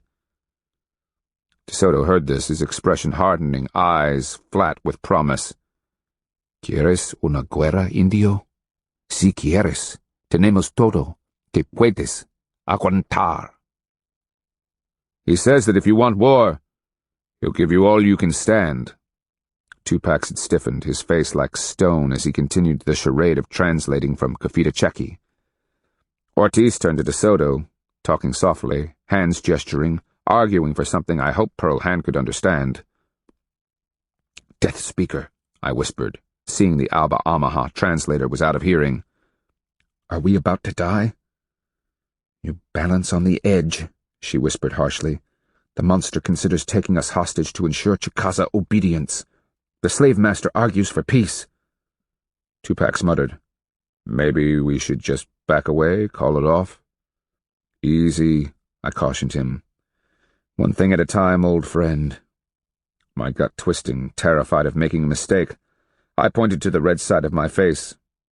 Adelantado, if you choose war, your army is behind you. Mine is behind me. If you utter the word, we shall fall upon each other. You will kill me and the peace party who have come to you under the white power. My successor will then do everything under the red power of war to defeat you and your army the way the Appalachi did. I pointed at the gift-bearers. On the other hand, behind me are emissaries bearing food, blankets, and some clothing, which, after Mabila, your men could use. These are offered in peace. I pointed to the white side of my face. I see no presence among the men behind you, no gifts for the Chicaza or the High Minko. Does this indicate your preference is for war? Heart-pounding, I watched De Soto as the words were translated. His only reaction was the faint thinning of his lips. Locking eyes with mine, he spoke, and while I caught occasional words, the gist of it was this. You must forgive my lack of gifts. If you have heard of Mabila, you know that despite my desire for peace, our offers have often met with treachery. If you will accompany me back to the town, I will feast you and present you with many fine things, including Gyro, a metal you have never seen before. I clasped the mace before me, saying, I will make a counter-offer, Adelantado. I turned, ordering the porters. Bring forth the gifts and clothing. Lay the things here to the side, so the Adelantado may see. As the warriors began bringing the plunder forward, I turned to De Soto. These things I offer in exchange for tissue Minko Red Cougar. Your messenger informed us that you enjoyed his company. I smiled grimly. As fine as his company must be for you, I miss him even more. He is family, married to my sister. And if I send him back? De Soto's deadly stare sent shivers down my spine. These gifts are but a sample of what we can provide. There is more where this comes from, including venison, turkey, fish, pigeons, and other meats. We have warm clothing, including blankets. You have the Chicaza town granaries with their corn, beans, and squash, but we can send nuts, breads, and meat. Ortiz said something. Then De Soto told me, Perhaps you will stay with me until these things are delivered? I narrowed an eye, adding coolly, This is not Cusa Adelantado. I have given my orders. If you do not allow me to return, the Ixas will be at war with you, and your army will have no rest. The breeze wavered, and that curious stench drifted to my nose again. Not like rotten garbage, but what could it be? Ortiz and De Soto bent their heads together and whispered. Then the Adelantado gave me his unnerving insect stare, his thin-lipped smile mocking. Your people will not barter for you if you are a prisoner? Yet you come for your Miko? He is a relative, I said with a shrug. I have an obligation to him. Unfortunately for you, I do not have enough brothers and sisters to have marriage obligations to every person in the entire Chicaza nation. Ortiz chatted away in De Soto's ear. As he did, the Adelantado kept trying to read the path of my souls. I glared back, wishing I could reach out and choke the life out of him. He glanced behind me at the distant ranks of Chicaza, as if evaluating the threat they posed. This is it, Pearl Hand said warily in Timakua. If you strike De Soto hard enough in the head with a mace and jump on him, I might be able to drive this bone stiletto into his throat. 2 packs. Can you keep Ortiz off until we kill the monster?" "Oh, yes," 2 packs growled. De Soto flicked his hard gaze at Pearl Hand as she spoke, then back to me as he said, "I will take your gifts today. And if there is no attack tonight, no arrows dropping from the dark sky, and if you come tomorrow as you did today, I will return your chief to you. It will be a test. If you return our tissue Minko and take no others captive in the meantime, I will return here tomorrow with additional gifts. He will slowly and cautiously determine whether there is to be peace or war." With that I backed away and touched my chin, though it sickened my gut to give him any sign of respect. As regally as possible, I seated myself in the chair. "Take me back," I told the porters. "We have done all we can today." Only when they had lifted me onto their shoulders and we turned, heading back, did I ask, "Pearl Hand, what's he doing?" Half afraid she'd say he was waving his caballeros after us, I heard her respond, "He's headed back into town. The caballeros are following him." The shakes caught me by surprise, beginning in my chest, moving out my arms and legs. I wanted to throw up, but as demeaning as such a display would have been for Black Shell the traitor, it would have been downright humiliating for a high Minko. And there were my bearers to consider. Coward though I might be, I couldn't spew onto such brave men. I just couldn't. Chapter 28. Though a freezing rain fell, a bonfire burned brightly in the center of our hidden camp deep in the thickets along Deer Creek. Around us, Chicaza Minkos, Apatuskas, and blooded warriors huddled under blankets, their breath glowing ghostly in the firelight. My brother sat to my right, Pearl Hand and 2 packs to the left. Miko Alabamo and Miko Lashki, along with Miko's Cut Hand and Flying Squirrel, crouched in places of honor beside him. Medicine Killer and Take's Hair, who had also borne the litter, were seated immediately behind the high Minko. Old Wood, or Blood-Spotted Shield as he again was known, stood across from us, his lion features accented by the flickering yellow light. I chose my words carefully as I could. We barely avoided disaster today. De Soto and I are like 2 spiders who meet by chance on the trail. We are circling each other, front legs raised, fangs bared, each trying to outbluff the other. Pearl Hand said. Ortiz kept telling him not to be in a hurry, that they have time to negotiate. He repeatedly told De Soto that if peace could be obtained, it would reduce tensions among the soldados. Most of all, Ortiz wants to avoid another winter war like they had with the Appalachee. He thinks the men will revolt. De Soto told them that he'd hang the first mutineer by the neck, and keep hanging his men for disobedience until only the brave were left alive. My brother thoughtfully mused. Is that something we could use against them? Not reliably, I replied. We heard this clear back at Uriotina, and hoped to exploit it after we killed De Soto at Napatuca. But that didn't work out so well, Blood-Spotted Shield asked. Pearl Hand said, It's never worked out. If the Kristianos ever would have revolted, it would have been after Mabila when they had the hope of finding the rescue ships at Ochuse. Instead, they followed De Soto as if he were a spirit leader. I jerked a thumb in the direction of Chicaza town. Spirit leader. You heard that fecal spew this morning? He now claims he's descended from Mother's son, sent here by God. He's using our belief in power and his sickly skin color against us. The bad news is that in most nations people may well believe it. After all, he comes riding strange beasts, wearing that accursed armor, and seems invincible in battle just like the stories of the beginning times. Pearl Hand propped her chin on her hand as she stared thoughtfully at the fire. I wonder what his Rey Carlos and that Papa Antonio told us about would think if they heard De Soto claiming to be a god. I think the monster's desperate. The more he learns of our beliefs, the more he's going to use them as a weapon against us. I looked at them one by one. De Soto's claim to be divine, born of the sun and lowered to earth by Breathgiver, is only as dangerous as our willingness to believe it.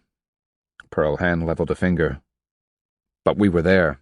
We know that he came from the sea, that he unloaded his army from great boats.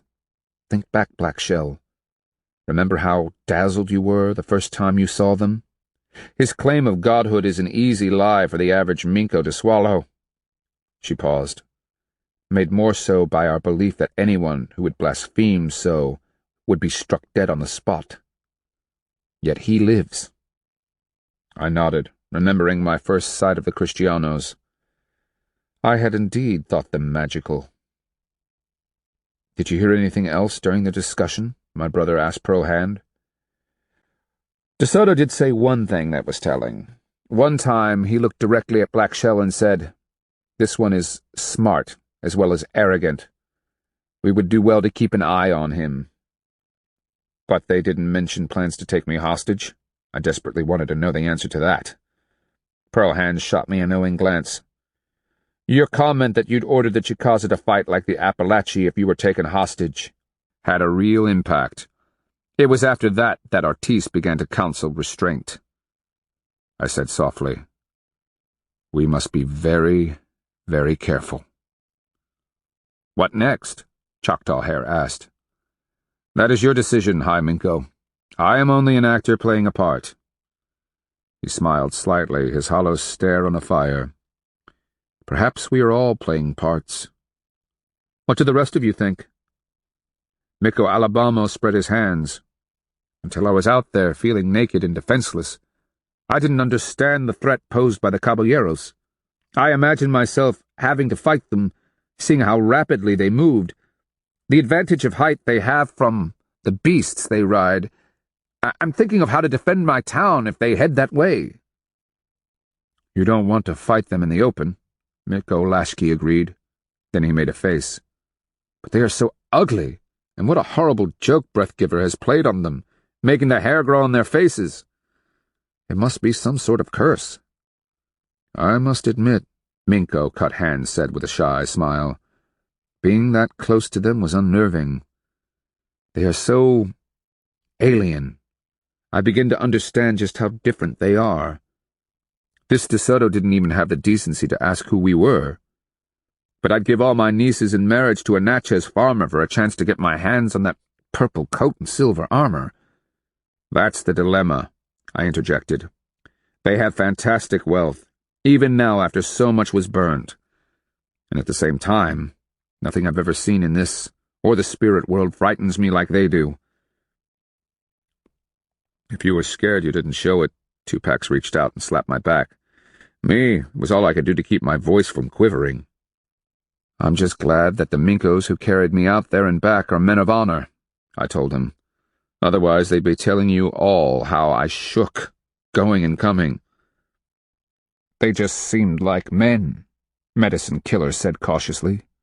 Ugly, it's true, and dressed like no men I've ever seen, but still men. And that's what they are, Pearl Hand declared hotly. Rich, yes. Dangerous, absolutely. Treacherous, beyond any doubt. But once they relax, climb down from their caballos, and take off that armor, we can kill them all. I nodded in agreement.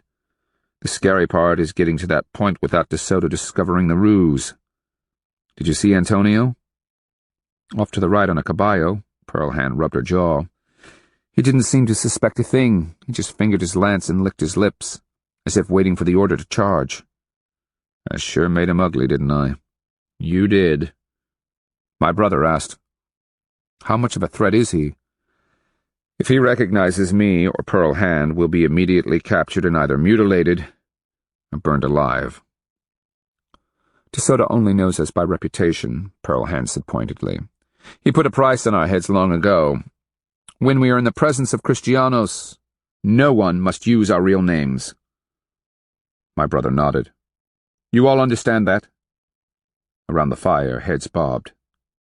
He asked, Will De Soto free Red Cougar Man-Killer tomorrow?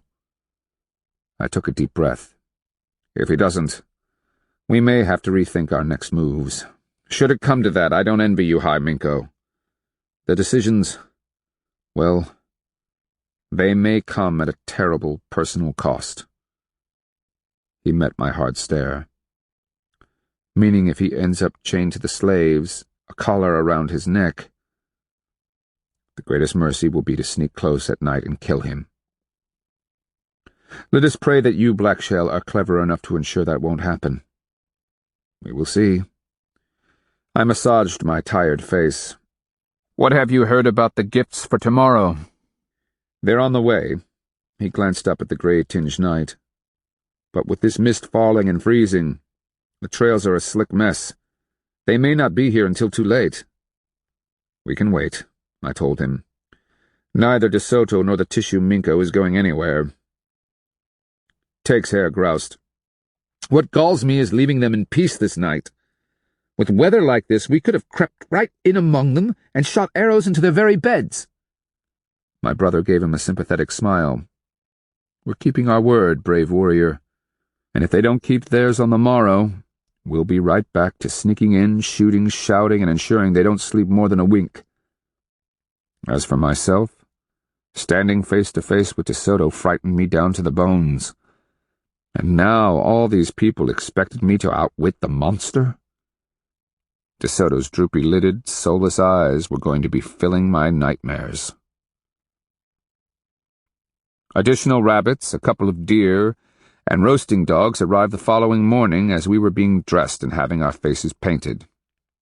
Every time Pearl Hand and I had to go to face De Soto, we'd have to be made up. All it would take would be one mistake in front of Antonio, and we'd be lost. Not even the chance for peace with the Chicaza would outweigh De Soto's rage with Pearl Hand and me.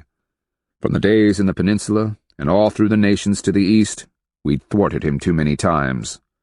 Even as paint was applied to my face, tension began to twist my gut into a knot. "What do you think?" I asked Pearl Hand, glancing sidelong to see her beautiful features being covered with black, the white side already finished. "Do we get the tissue minko back today?" "Depends," she answered, trying not to move her jaw as gleaming black was smoothed on her cheek. "How well did we fool the monster yesterday? And what counsel did his nobles give him last night? Maybe they were too busy sleeping. If that's so, they may want to sleep again tonight, and we'll get the tissue minko back." They finished with her face, and she turned, saying in Timakua, "You'll be your sister's favorite brother." "You really don't like her, do you?" Pearl Hand glanced down at her hands, finding them dusted with a coating of the ash that had been massaged into her hair. "I know what your family did to you. It may take me a while to find redeeming traits among them. They only acted as they were told. Your sister still put you and me at risk. It was, after all, her idea to substitute you for the High Minko." As they finished with my face, I cocked my head. "You've come to know my brother. Can you imagine him facing De Soto, knowing where he can push? What he can successfully get away with?" "No," she admitted before giving me the eye. "Are you sure you know what you can threaten? What you can get away with?" "We're alive so far." "Oh, yes. After one whole meeting. We've still today to survive. And all the days after that." I agreed, my smile full of false bravado. "But what if I told you last summer we'd all be eyeball to eyeball with the monster, attempting to trick him into lowering his guard so we could sneak in and cut his throat?" "I'd have said you were a maniac." Yes, but outside of the obvious, what would you have said?" "That I'm honored to be the woman who shares your life." "I see." I tried to keep from going maudlin. "I'm still trying to live long enough to endure your wrath for agreeing to the charade." "De Soto will have plenty of opportunities to kill you before that happens, so don't resign yourself too soon. On the other hand, the notion of getting so close to him is starting to have a certain appeal." She slipped a long bone stiletto into her sleeve. "If he'd just take that breastplate off, I might be able to drive my blade right through his evil heart." "When the time is right, woman." "I suppose." She gave me a sad look. Fear and tension just bring out the murderer inside me. "Ah, the joys of love." I stood. "Are you ready?" "After you, High Minko." She stepped close, adding, Calling yourself that here, in Chicaza, it really does bring you a certain amount of delight, doesn't it? Oh, yes. Well, how about if we survive today, you and I sneak off to our bed a little early?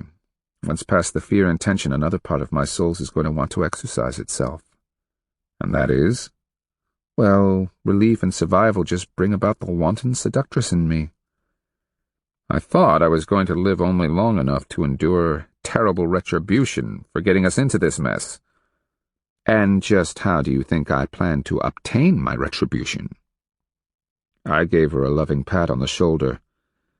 Come on, you've given me a reason to live that I didn't have just a few moments ago. This ends Disc 8. A Searing Wind, Disc 9. Chapter 29. We played the same game as the day before, though my litter-bearers traveled a great deal more slowly given the icy grass. Even so, on more than one occasion, they came within a whisker's breadth of dropping me. Again the Chicaza, under orders from the High Minko, paraded out in squadron formation as a show of strength. Again the Kristiano caballeros barreled out in response, but this time they came in two racing lines that charged each other, spun, and whirled in a complex maneuver of flying beasts, glinting gyro, and shouting men. Then the whole came together, wheeled at the edge of Deer Creek, and in a thundering wave, cut across in front of the town. "Feeling reassured, are you?" I called down to my bearers.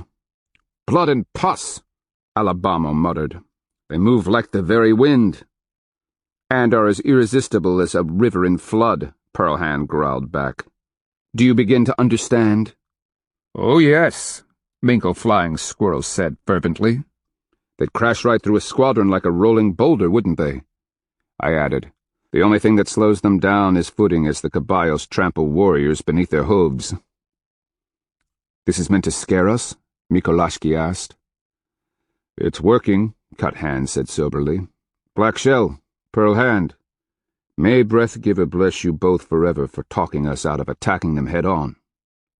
Pearl Hand answered, "May Breath Giver bless you for having the brains to listen. After all the times we've tried to describe Kristiano military superiority, who'd have thought it would be the proud Chicaza who finally had the sense to listen?" "Maybe it's because we don't like losing," Flying Squirrel riposted. "And when old Woods shattered that war axe on your armor in the men's house, Minko Pearl Hand, it made an impression." "Better start calling her Death Speaker," I warned him as Cut Hand slipped and almost fell on the ice-covered grass. I grabbed the chair sides, as if something so futile would have saved me. The caballeros having formed their line, the soldados now marched out, trotting in time to drums and horns, their armor clanking to the beat. As they lined up, one by one, they crashed their shields together, as if to display the solidity of their defense. The horns blared again. De Soto and Ortiz marched out in advance of the Kristiano formation. Firetail slipped and barely caught himself. "By the pious balls, don't drop me now! We'd look like fools." "Yes, I'm Minko," Medicine Killer growled. "But as much as you ate for breakfast, we may have to hope Horned Serpent flies down and grabs you away at the last moment. We're doing all we can do under the extra load." I laughed with the rest of them, oddly reassured by their teasing in the face of danger. The Adelantado was once again wearing his purple coat, silver helmet, and polished Euro breastplate. His ornate sword hung from his belt. Two caballos and a war lance were being held behind him, and a group of his nobles surrounded Tissue Minko Red Cougar. My brother-in-law stood with his feet braced, no expression on his face, until his eyes fixed on me. I could see his surprise as he figured out who I was. I made the hand signs for patience as I was lowered to the ground. Rising, I clutched my copper mace and marched up to De Soto. Pearl Hand and Tupacs followed closely behind. Instead of the usual protocol and rituals, I asked bluntly, "Sleep well last night, Adelantado?"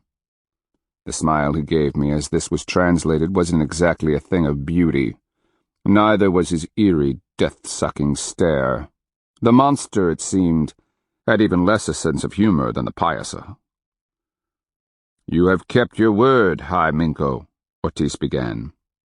"As a symbol of our word," I added, "the Chicaza offer the Kristianos these additional gifts." I raised my mace, signaling Black Martin and his warriors to bring the most recently scavenged goods forward. After they were deposited and the warriors had retired, De Soto gave a nod of his head.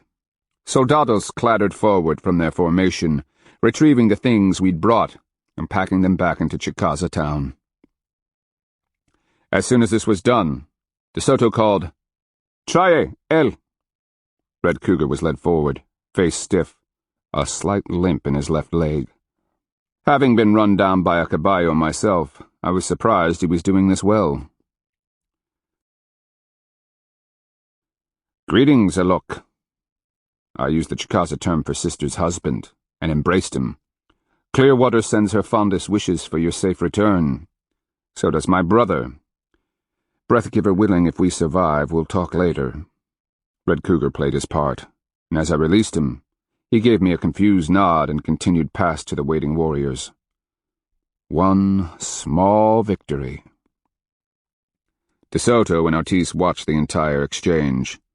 Now Ortiz asked, "As a measure of our building trust, we would invite you to come and share a feast with us." He glanced behind me. "We assume that those who accompany you are nobles." I gestured with the mace. "This woman is known among the Chicaza as Death Speaker. Her souls are filled with power, Adelantado. She communes with the dead, hears their voices, and heeds their warnings. All of her life she has trained herself in the arts of terrible magic and curses. Among her other talents is the ability to call a man's soul out of his body." I adopted a pained look. "There is a terrible fire where she sends the man's soul. Does that make sense to you?" I listened as this was translated, seeing a slight quiver of Pearl Hand's lips as the words, "una bruja," were whispered to De Soto. He involuntarily stepped back, his right hand making that odd crisscross pattern of touching the chin and navel, then each breast. I then said, "In addition to her ability to kill through a curse, I bring her with me because she can detect lies." "Padre," De Soto called after this was translated, and the brown-robed priest came forward, his wooden cross in hand. "Esta mujer es una bruja y está en connivencia con el diablo. Te necesitas vigilancia con ella." The priest began mumbling, crisscrossing himself, and dipping his long-tailed cross in Pearl Hand's direction. She maintained a dignified posture, head up. "Miko Alabamo," I called, and Firetail stepped forward and began introducing himself. Tupax translated as the Miko extolled his family, clan, and people. He was followed by Miko Lashki, and then by the others. In all, it took quite a while before introductions were finished. De Soto was bored. He kept shifting, studying me through those empty brown eyes, his mouth pursing, which caused his beard to twitch. On occasion, I caught faint whiffs of that strange, acrid stink I'd smelled the day before. I made myself glare back, all the while cringing inside. Yes, cringing. Try being the object of intense scrutiny by such a loathsome, heartless, and evil being, and see how you feel. "Basta," he called, then added something else to Ortiz. They discussed for a while. Then the invitation was made. We would invite the Ishto Minko and his nobles to a feast as a sign of friendship. We do this as a gesture of our growing goodwill toward the Chicaza. Further, we would learn more about your country and people, and we would have you learn more about us and the mission our God has sent us upon. In Timacuan dialect and affecting nonchalance, I asked, "Wife, is this a trap?" "Not yet," she replied. "They're actually encouraged by the prospect of peace. De Soto, however, doesn't trust you." I wanted nothing more than to turn around, take our tissue minko, and run like panicked deer for the safety of the distant Chicaza squadrons. Pus and blood. I don't believe I'm doing this. Very well. Tupac, tell him that we're delighted by his offer." I watched De Soto's face as the acceptance was translated, then listened as he and Ortiz discussed it. "Trap?" I asked again, knowing I'd have but an instant to grab De Soto so Pearl Hand could stab him in the throat. "Ortiz keeps saying, 'See what happens.' The monster calls it a test of intentions, whatever that means." Pearl Hand shot me a level look, her eyes flashing distrust. My soul's already tied in knots, cramped with dread. Orders were shouted in Espanol, and the soldados stepped smartly back, opening a gap through which we could pass. I locked step with De Soto, head erect, my heart so high in my throat, I thought it would choke me. To look back would have reeked of cowardice that coursed through my veins like iced fear, but then I didn't have to. I could hear the soldados closing in behind us. Tell me I haven't just made the worst mistake of my whole life.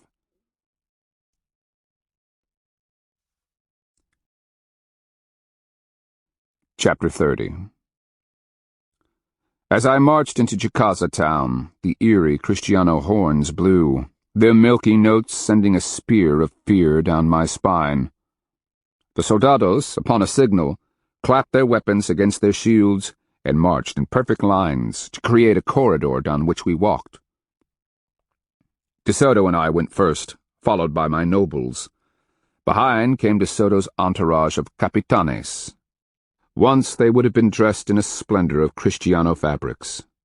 Now they wore a collection of stolen garments, including women's dresses, rudely tailored blanket coats, and hunting shirts. One burly and bearded ruffian wore a young girl's virgin skirt, like a shawl over his shoulders.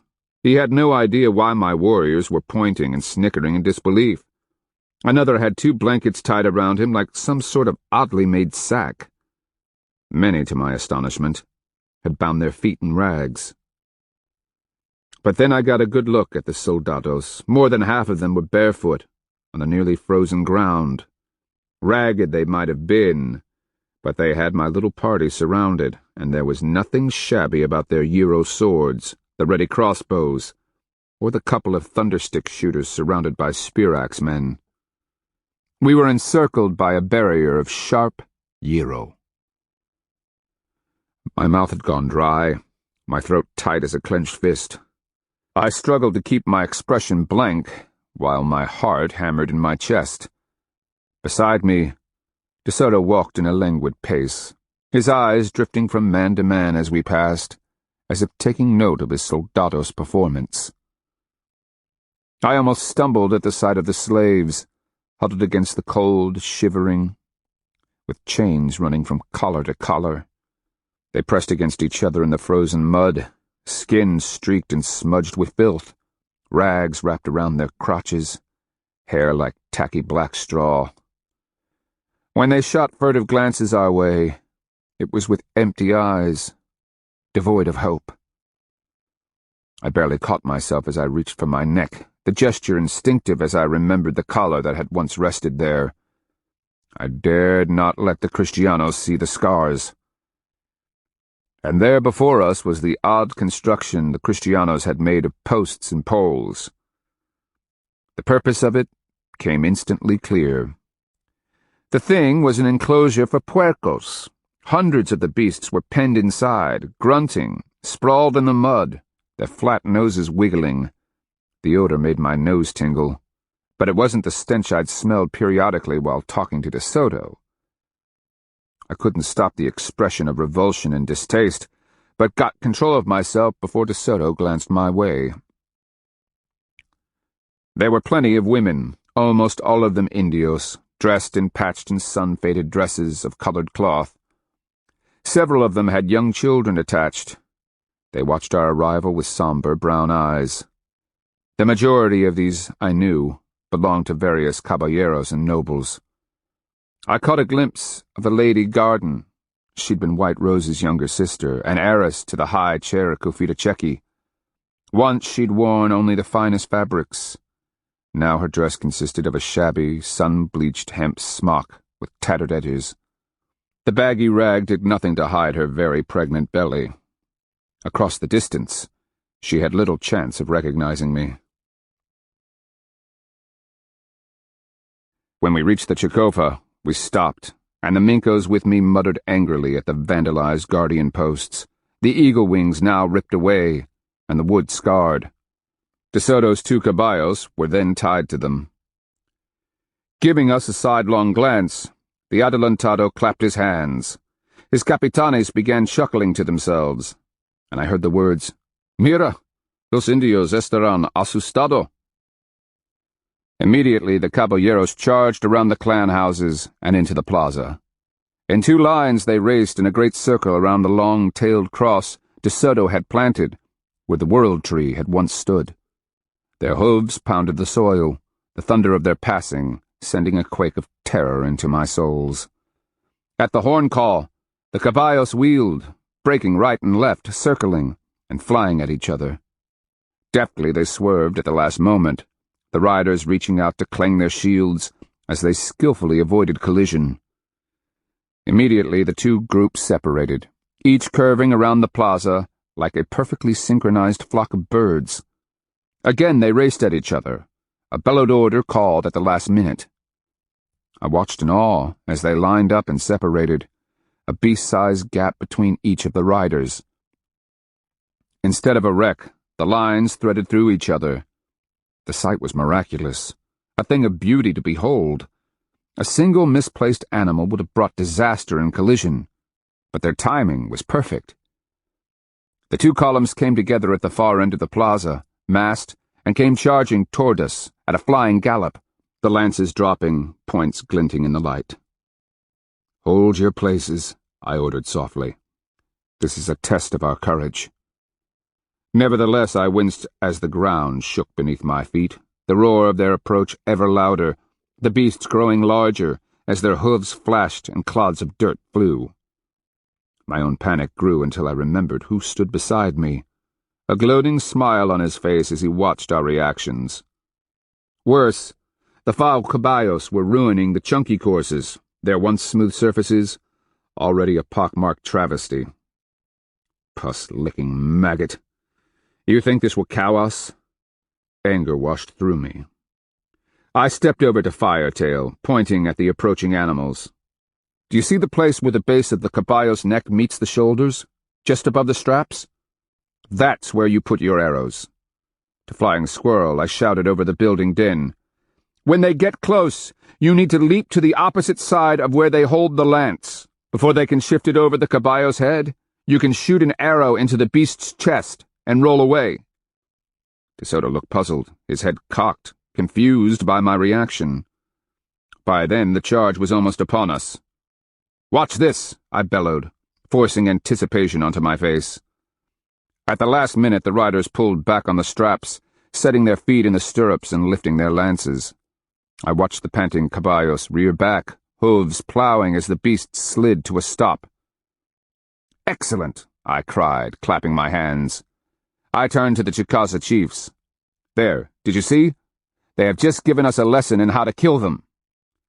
I prayed that the terror in my heart could be misinterpreted as excitement. De Soto seemed to buy it, the lines in his face deepening as he muttered something to Ortiz, who asked Tupacs via the Kafita Checky, "What is he saying?" I turned to De Soto asking, "Can they do that again?" "Of course," came the reply. De Soto clapped his hands, shouting, "Otra vez!" and the caballeros wheeled into 2 squadrons, cantering away along the edges of the plaza. I turned to my chiefs. "The first time you were no doubt surprised. This time, think about how you would defend against them. Where would you put your arrow? How would you escape at the last minute? Pay attention to which hand holds the control straps. That hand does not hold a weapon, so you have a slight advantage on that side of the caballo." Ortiz was pestering the Kafita Checky, who was pestering Tupacs for a translation. When the gist of what I was doing was translated, I watched De Soto's face redden with anger. "Bastante!" he bellowed. A horn blared a staccato of notes, and the caballeros pulled their mounts up, clustering in groups, no doubt awaiting further orders. I glanced from Minko to Minko. Do you begin to understand now? How do we stop them? Cuthan asked. Can a single arrow bring a caballo down? Takes Hair wondered. What if you duck to the offside, shoot, and another caballero is riding down on top of you? Then you die, I answered, aware that De Soto stood seething in rage, his jaw clenched as tightly as his fists. But if you learn nothing else— Food is ready, the Cefita cried, adding, Impa, impa, the Chicaza word for food. Where he learned it I have no idea, but it got the point across. De Soto was marching in, stiff-backed, cursing under his breath. We could still die here, I reminded myself, unsure if I'd just scored a victory or a death sentence. As we filed into the Chicofa, each of us fought the urge to touch the guardian posts, unwilling to get that close to the caballos. The wood was scarred, the ground around the posts hammered hard and flat with caballo tracks. A half-circle of droppings covered the earth about a caballo's length away. I glanced back at the track-dimpled surface of the chunky courts. Filthy weasels. The Chicofa had been the center of Chicaza social life. Now it was jumbled with packs that had been shoved under the pole beds along the walls. A Kristiano cross hung in the rear, and the fire was a great roaring thing in the center of the room. Not only that, it smelled just plain rank. And on mats to the side, to my horror, lay two of the accursed war dogs. They were alert, heads up, ears pricked, watching us with complete and total concentration. Knowing dogs as I did, I could tell from the tension in their muscles that they waited for the command to leap. I'll remember you both, I told them under my breath, trusting dog ears to hear me. One of you is for bark, the other for gnaw. You may be good at maiming and killing men, but let's see how you do against trade dogs. The dogs fixed their gaze on me, perhaps hearing the threat more than they understood the words. A queasy sensation stirred my insides. De Soto, still fuming, indicated where we should sit in the rear, and to my immediate annoyance, Kristianos walked back and forth between us and the fire, a behavior considered most rude. Among many nations, walking between the Minko and the fire was an offense worthy of death. Many of his high-ranking Kristianos had filed in, including, to my amazement, both of the Kristiano women. Pale, their hair styled in piles of high ringlets, and held in place with combs, they watched me through jaded eyes that might have been seeing just another curiosity. The younger of the two was pregnant, her fine fabric dress spilling about her protruding belly like a pattern of waves around the bow of a canoe. She wore several strings of beads over the embroidered chest of her dress. Having never seen them so close, I took a moment to stare. Outside of De Soto and his immediate capitanes, the women were the finest dressed of all the Kristianos. I could have made a fortune trading that fabric. Mis capitanes, De Soto said, making introductions. Luis de Moscoso y Alvarado. I touched my chin as the man bowed. Yes, I remembered him from before. He seemed to have De Soto's respect. He was muscular, his armor polished, his hair curly. I wondered if he knew that the brown fabric he wore like a tunic was an Alpafalaya maternity dress. Baltazar de Gallegos, De Soto said, as a square-jawed man snapped his heels together and jerked a short nod of the head. He had a small mouth, light brown eyes, and an arrogant look. Nuño de Tovar, De Soto announced, Capitán de los Caballeros. I touched my chin, remembering him from some time in the past. The way I recalled it, I was aiming an arrow at his face. He ducked at the last instant, so it shattered on his helmet. His odd green eyes held no recognition. Juan de Guzman, De Soto said with pride. This one was a soldado, bulky, his battered armor stained and stitched.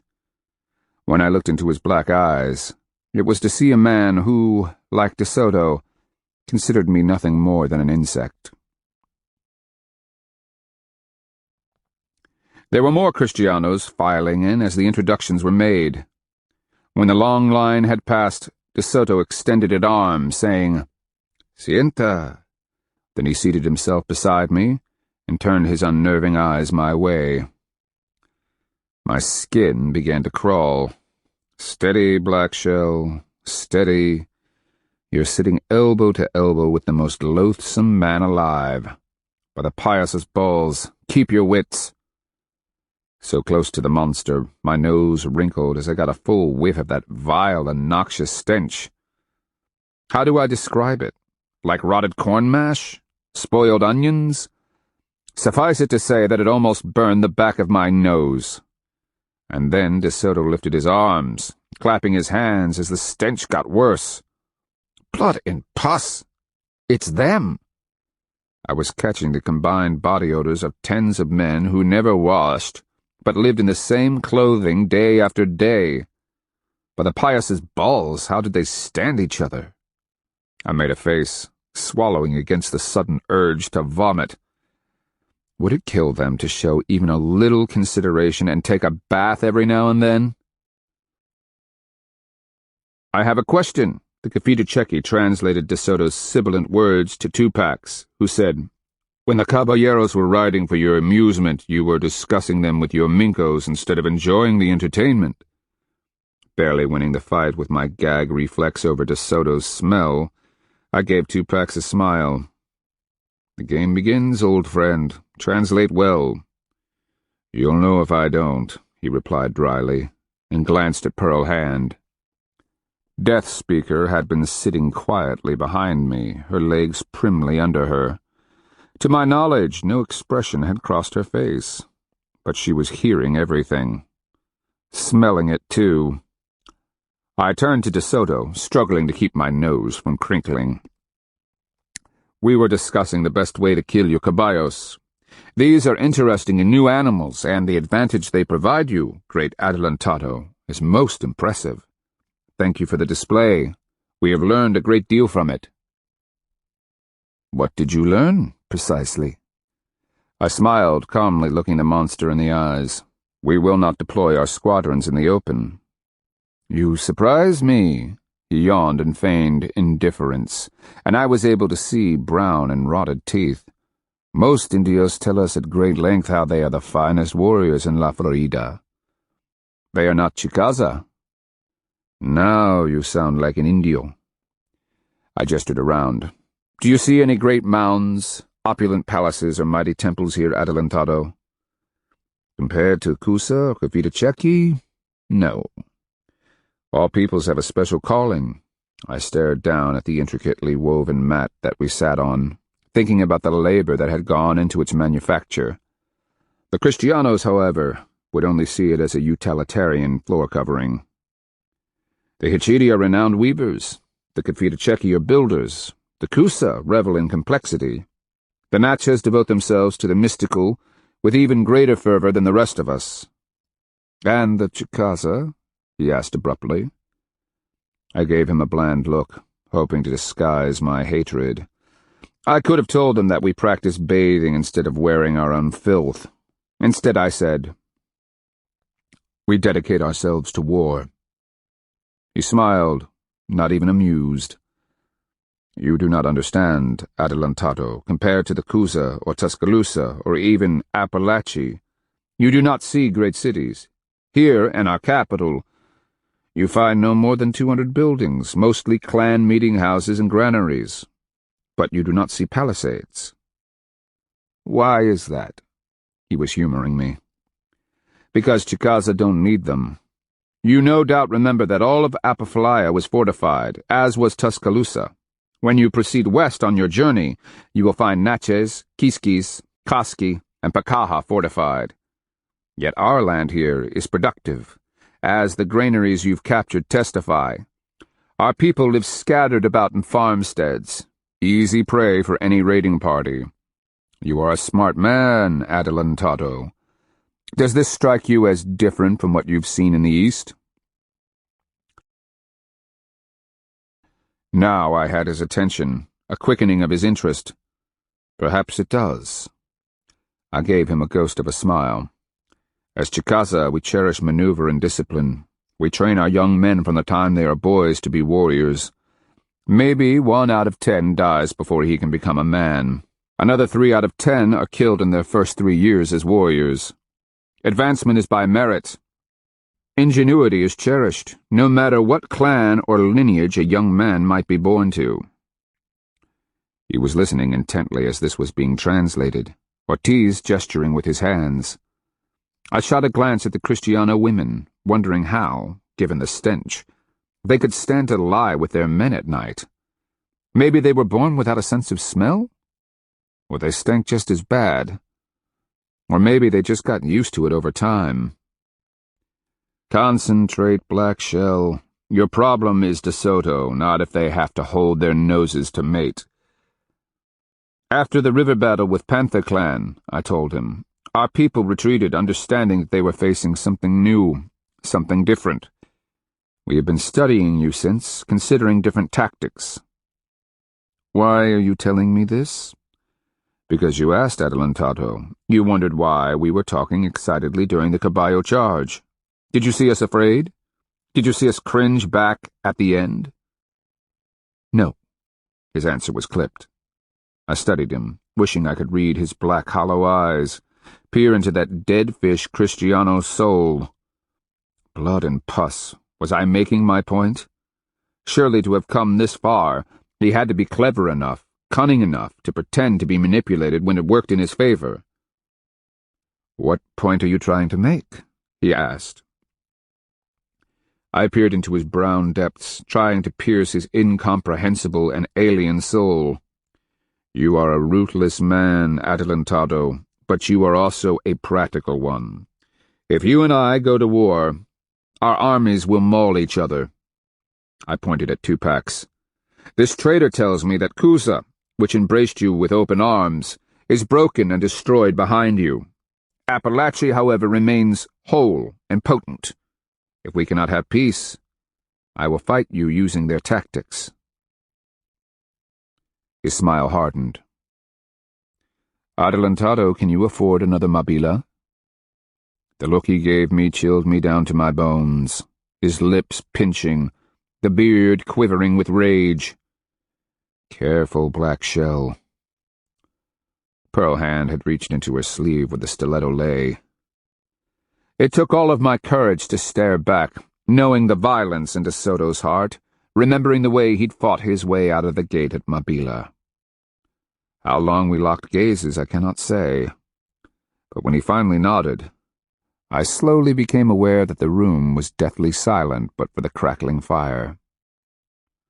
Very well, Indio. I think you and I understand each other. We shall have peace, provided there are no more attacks on my men. Chicaza discipline will ensure that my order is followed. Any Chicaza who disobeys does so on his own, and I will not hold you responsible for retaliation. However, if any Chicaza men or women are taken captive, it will signal the end to peace. Ah, about women, he gave me a knowing smile. I would have it known among your people that young women who lie with my men will be amply rewarded.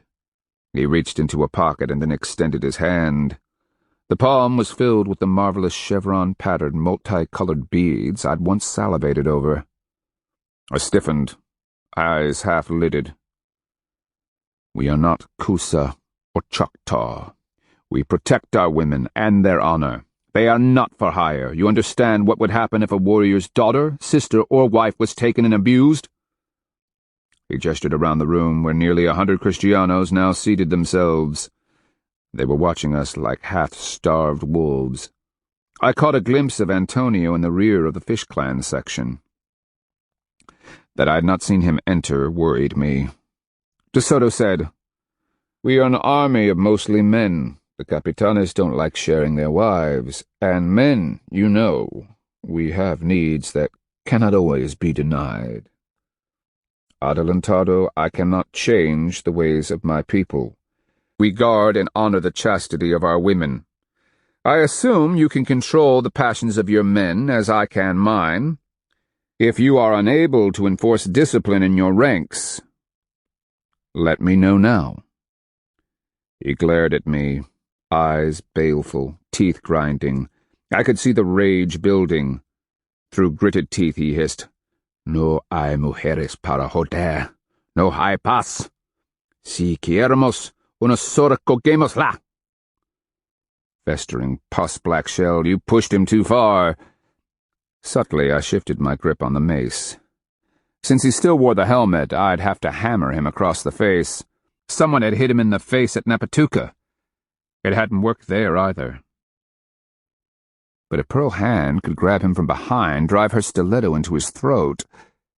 I shot her a glance in an attempt to communicate my desperation. Moscoso and Gallegos, sitting on either side of the adelantado, now leaned toward him, arguing vehemently. I swallowed hard. Everything hung by a strand. A wrong word, a misinterpreted gesture, and it was time to die. Ortiz leaned forward, hands gesturing, as he pleaded in concert with the capitanes. I waited, lips pursed, heart pounding like a pestle. De Soto jerked a nod, butting off angry words. Ortiz repeated, "Your women will be safe." De Soto added another couple of additional sentences that Ortiz apparently didn't wish to repeat. I got the gist, seeing the smoldering violence in the adelantado's expression. The empty blackness behind his eyes had been replaced by a seething rage that promised me retribution and hurt.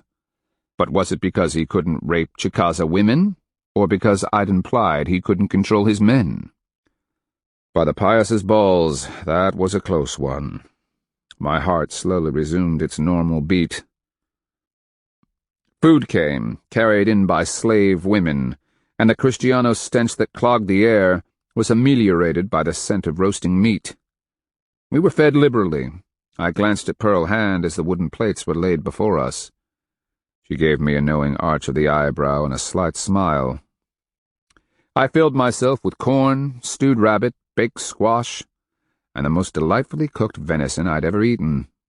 To my right, Tupacs, Alabamo, lashki, cut hand, and others stuffed themselves with the sweetly seasoned meat. "How is this cooked?" I asked Ortiz. "Is this some special Kristiano spice? Something we could trade for? I've never had venison like this." Ortiz didn't even translate the question. He just chuckled, chewing, and muttered an answer that left me near heaving. "Es puerco."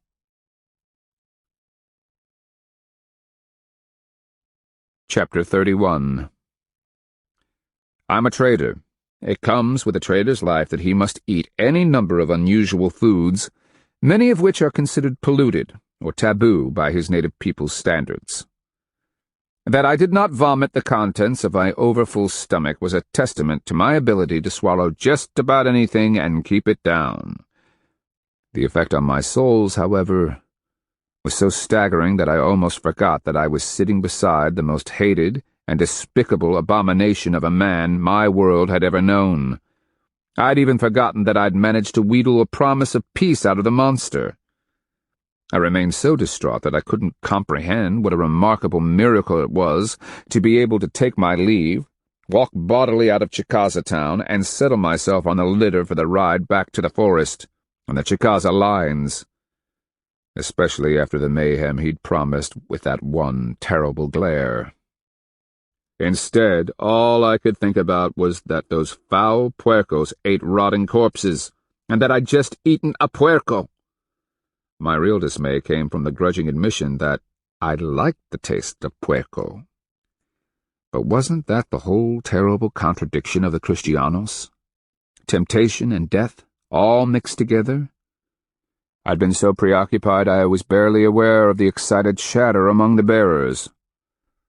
"Did you see all the colors of their eyes?" Alabama was saying. "Black, dark brown, light brown, green, even sky blue." "And their hair," Take's hair cried. "I'd love to have an ishkabo from each one of them." I made a face, one hand to my belly. "You have my blessing in your quest. Carving the scalp off a single one is honor enough. But to get one of each color, you'd better hurry. They didn't have many red ones to start with, and I only saw 2 left. The smell of them, Alabama made a face, was all I could do to keep from gagging. Do they never watch? Or do they actually wish to stink like that? Seek de reek, laughed Takes Hair. The good news is that they're easy to hunt in the dark. Just get downwind and follow your nose. The caballo charge was very impressive, Flying Squirrel added. But for Black Shell's warning, I'd have run. Wait until you experience it for real, Pearl Hand muttered darkly. Until you do, you'll never believe that all the terror in the world can be squeezed into your souls. I shot her a look where she paced beside us, the setting sun shooting threads of silver through her ash-grayed hair.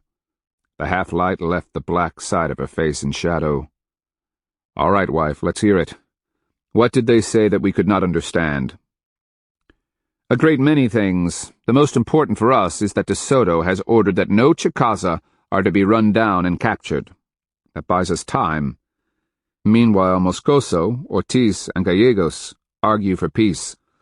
That little argument they had over taking women? That was a close one, husband. Don't scare me like that again, please. The Capitanes barely talked De Soto out of cutting your throat. They managed to insist that given a choice, the soldados would prefer a winter of peace over a warm bed. I thought for a moment I'd pushed too far. She smiled, cracking her face paint. You did. I was ready to leap on his back when he gave the order to kill us. I thought maybe I could drive that silly bone stiletto into his throat before I was cut in two. She paused. The implication that he couldn't control his own men really stung him. I sighed with relief. Well, like you said, we bought time. More than that, she answered.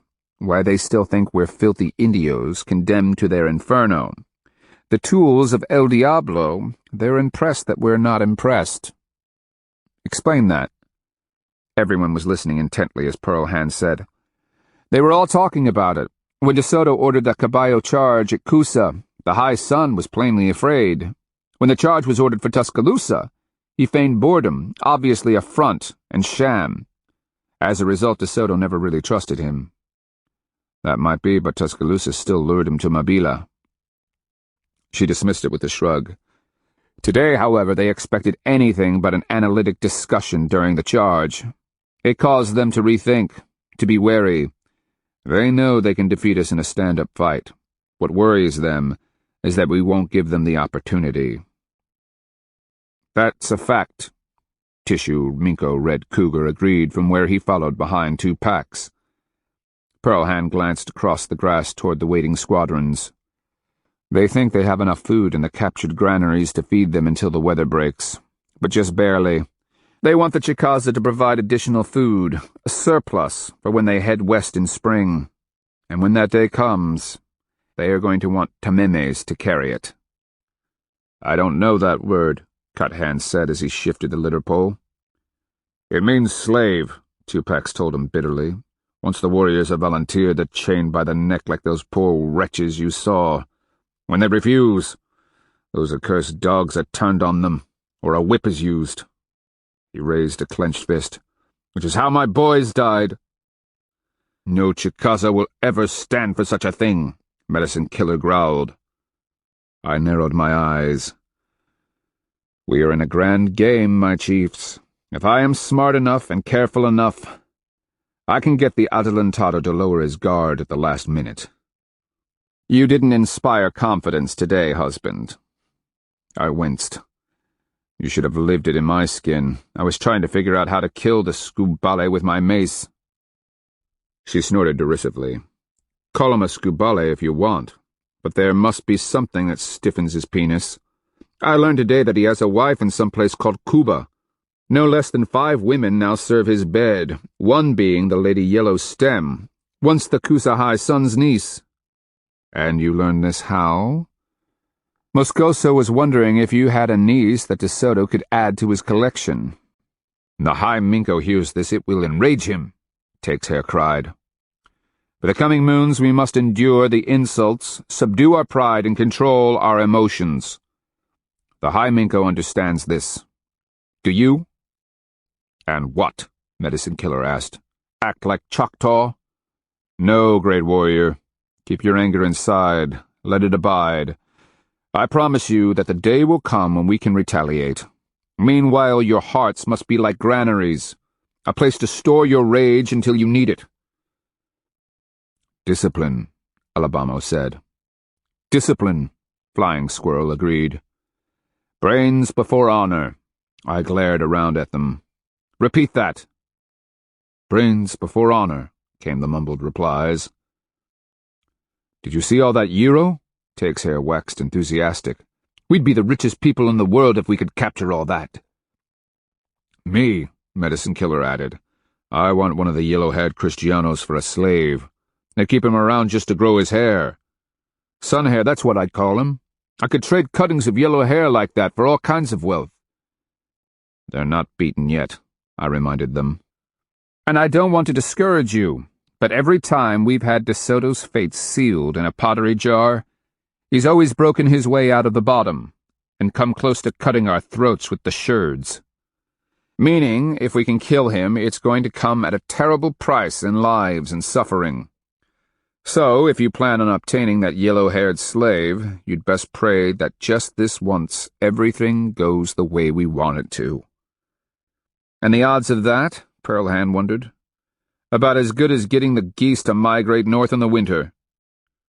She began smiling, then broke into chuckles. What? Oh, I don't know. If I'd asked you yesterday, you'd have said the sun would have to rise in the west before you'd eat puerco.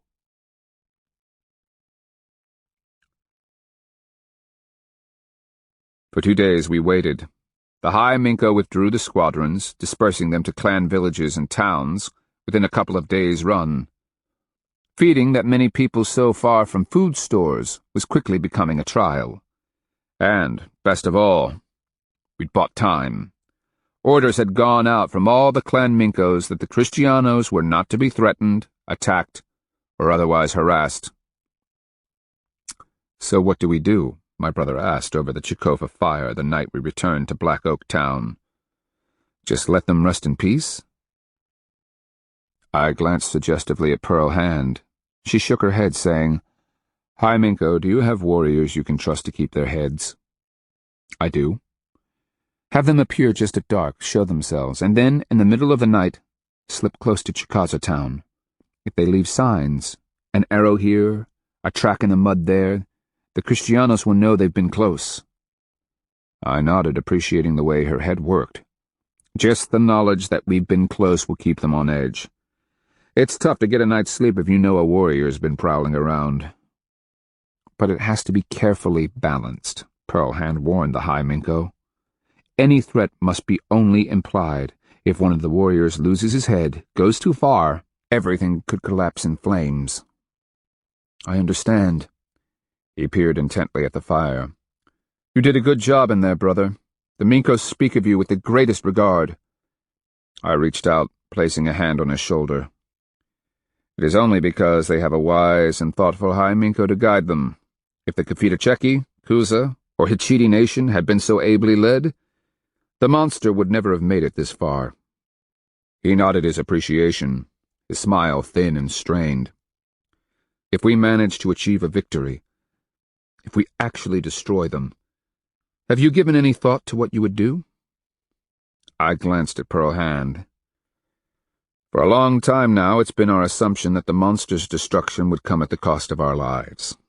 And, well, I have a debt to the Payasa. He lifted an eyebrow.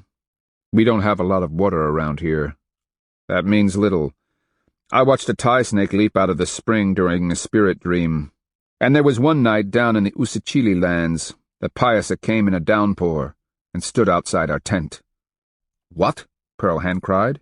You never told me that. That was before I understood. I shrugged. But I do now. I've seen him too many other places, including that night on the Split Sky City landing. My brother said nothing, 1,000 questions behind his soft brown eyes. Next time a spirit beast is prowling around in the night, Pearl Hand jabbed a finger into my chest, you rotted well wake me up. I gave her a mollified and submissive nod of the head. And if you survive, my brother asked softly, what then? Back to trading? The discussion left me feeling uncomfortable. Even the notion raises hopes that are better left deeply buried. There are some who think you might assume the panther chair here. He said it offhandedly, his gaze averted. Ah, there it was. Pearl Hand was shaking her head, muttering soundlessly to herself. I could see the distaste in her expression. I laughed, actually amused. Brother, you are High Minko. Now, forever, and even after your souls travel the path of the dead to the ancestors. And that, as they say, is the pack rat's tale, the end of the story, the final word. I could never have accomplished the things you have, Black Shell. All of Chicaza is talking of your leadership, how you faced the invader, and how you made the monster back down. Back down? Excuse me? These witnesses were present at events I never saw. I threw up my arms. Brother, High Minko, several times in the past days, I've literally been holding on by my fingernails. By some miracle, we have a temporary peace negotiated with that abomination of a human being. This peace of ours is supported by the thinnest of threads. Anyone who tells you differently is either a mindless idiot or an ignorant fool. Even my sisters, women who once despised you and refused to say your name, now sing your praises. And Mother? A look of despair filled his face. Very well. There's at least one Chicaza who won't vote to place you in the panther chair. Brother, you are High Minko. I clapped him on the shoulder. I was chosen for another destiny. He cocked his head questioningly. And what if I asked you to take the panther chair? I glanced at Pearl Hand, who'd been quietly watching the fire, her triangular face somber. I wasn't sure how her thoughts were lining up, but I could guess. Brother, if you ask me, I will be honored and humbled. But the answer is no. Chicaza has the most qualified High Minko it could possibly have, and until the day Pearl Hand and I leave, we are honored to serve you.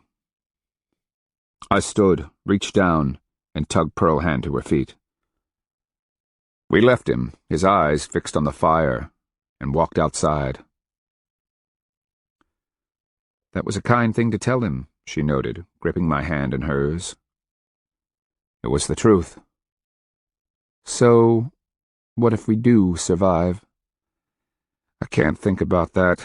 Neither can you. We only have the present. Just you and me, and the accursed Kristianos. She nodded, looking up at the star-frosted sky, exhaling in a pale fog. We were close enough that with the right weapons we could have killed him. I know. First, we didn't have the right weapons. Secondly, he was wearing that accursed armor. She glanced at me, eyes like dark holes in her face. And what if the opportunity arises? If we have the right weapon and he's not protected? I grimaced as I stared up at the night sky, missing the sight of Horned Serpent's constellation in the south. This was winter. He was safely bedded down in his lair in the underworld. That's a gamble, I said. We kill him, the monster is dead. We die on the spot, and warfare breaks out immediately with the Chicaza. That being the case, what happens? Do the Kristianos fold and mutiny? Or does Moscoso or Gallegos take control? I watched them. The men respect them almost as much as they do De Soto. I heard Moscoso that night in the camp outside Mabila. He's a competent leader. If we kill De Soto, my guess is that Moscoso steps right in behind him. We don't know enough about him, I added. Obviously, the Kristianos would take their rage out on the Chicaza, or try to. I think the High Minko and the Tissue Minko would act with discretion and fight a running battle through the forest. But after that, I don't know. Pearl Hand tilted her head back, thick hair spilling over her shoulders as she scanned the night sky. Either they'd head south for the coast, or perhaps they'd stay right here and attempt to carve out a nation for themselves. Chicaza has good land, more resources than its people can eat. Or they might return to Tuscaloosa or Coosa, maybe even Cofita-Cheki, someplace close to the sea where their ships could land. She studied me. Is that what we want? To take that chance? Or do we want to destroy them completely? I sighed. I vote for destruction. She squeezed my hand. Me too. That means we can't kill De Soto until the very end. If he's vulnerable and at our mercy, we have to let him live. The very notion wounds my souls. Mine as well. It won't be the first such wounds we've borne. No, and having you beside me, I can bear anything. Come, she whispered. After making such a depressing decision, I need you to take me to our bed and cheer me up. Besides, if you don't use it, you might become a skubale yourself. Not a chance. Nevertheless, as we walked through the cold night toward Wild Roses, I remembered De Soto's face as he raged about raping Chicaza women. Yes, maggot, you will live for now. But now wouldn't last forever.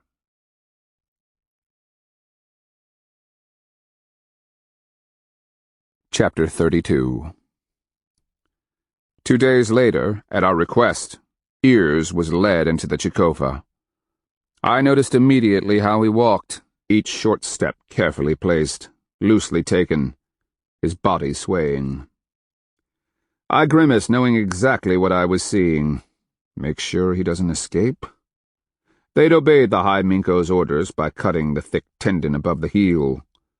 I'd been terrified that the old Cofita-Cheki Miko was going to do the same thing to Pearl Hand during her captivity. Irritated by my sudden sense of compassion, I had to remind myself that this was Ears, who'd vowed to rape Pearl Hand to death, and who once served both Antonio and his late father. Ears had joyfully sought to destroy me clear back at Iraparakoki's town. He perpetrated the massacre at Napatuka when he betrayed the Usachili to De Soto. The Chicaza were watching Ears with reservation, wondering no doubt why I'd called him. Around me, seated according to Ixa, were the Minkos, Hetisus, and Squadron Abatuskas. My brother sat to my left, Tissue Minko Red Cougar beside him. So, too, was the Tissue Minko's kinsman, Old Wood, back to his priest name with the return of Red Cougar. Place him just across the fire from us, I ordered. I want to see his face. Ears was led, a rope around his neck, to the spot reserved for speakers, his features illuminated in the dancing light. He glanced around, picked me out immediately, and smiled bitterly. Hello, traitor. If there is a stench in the air, I need only to locate you to determine the source of it.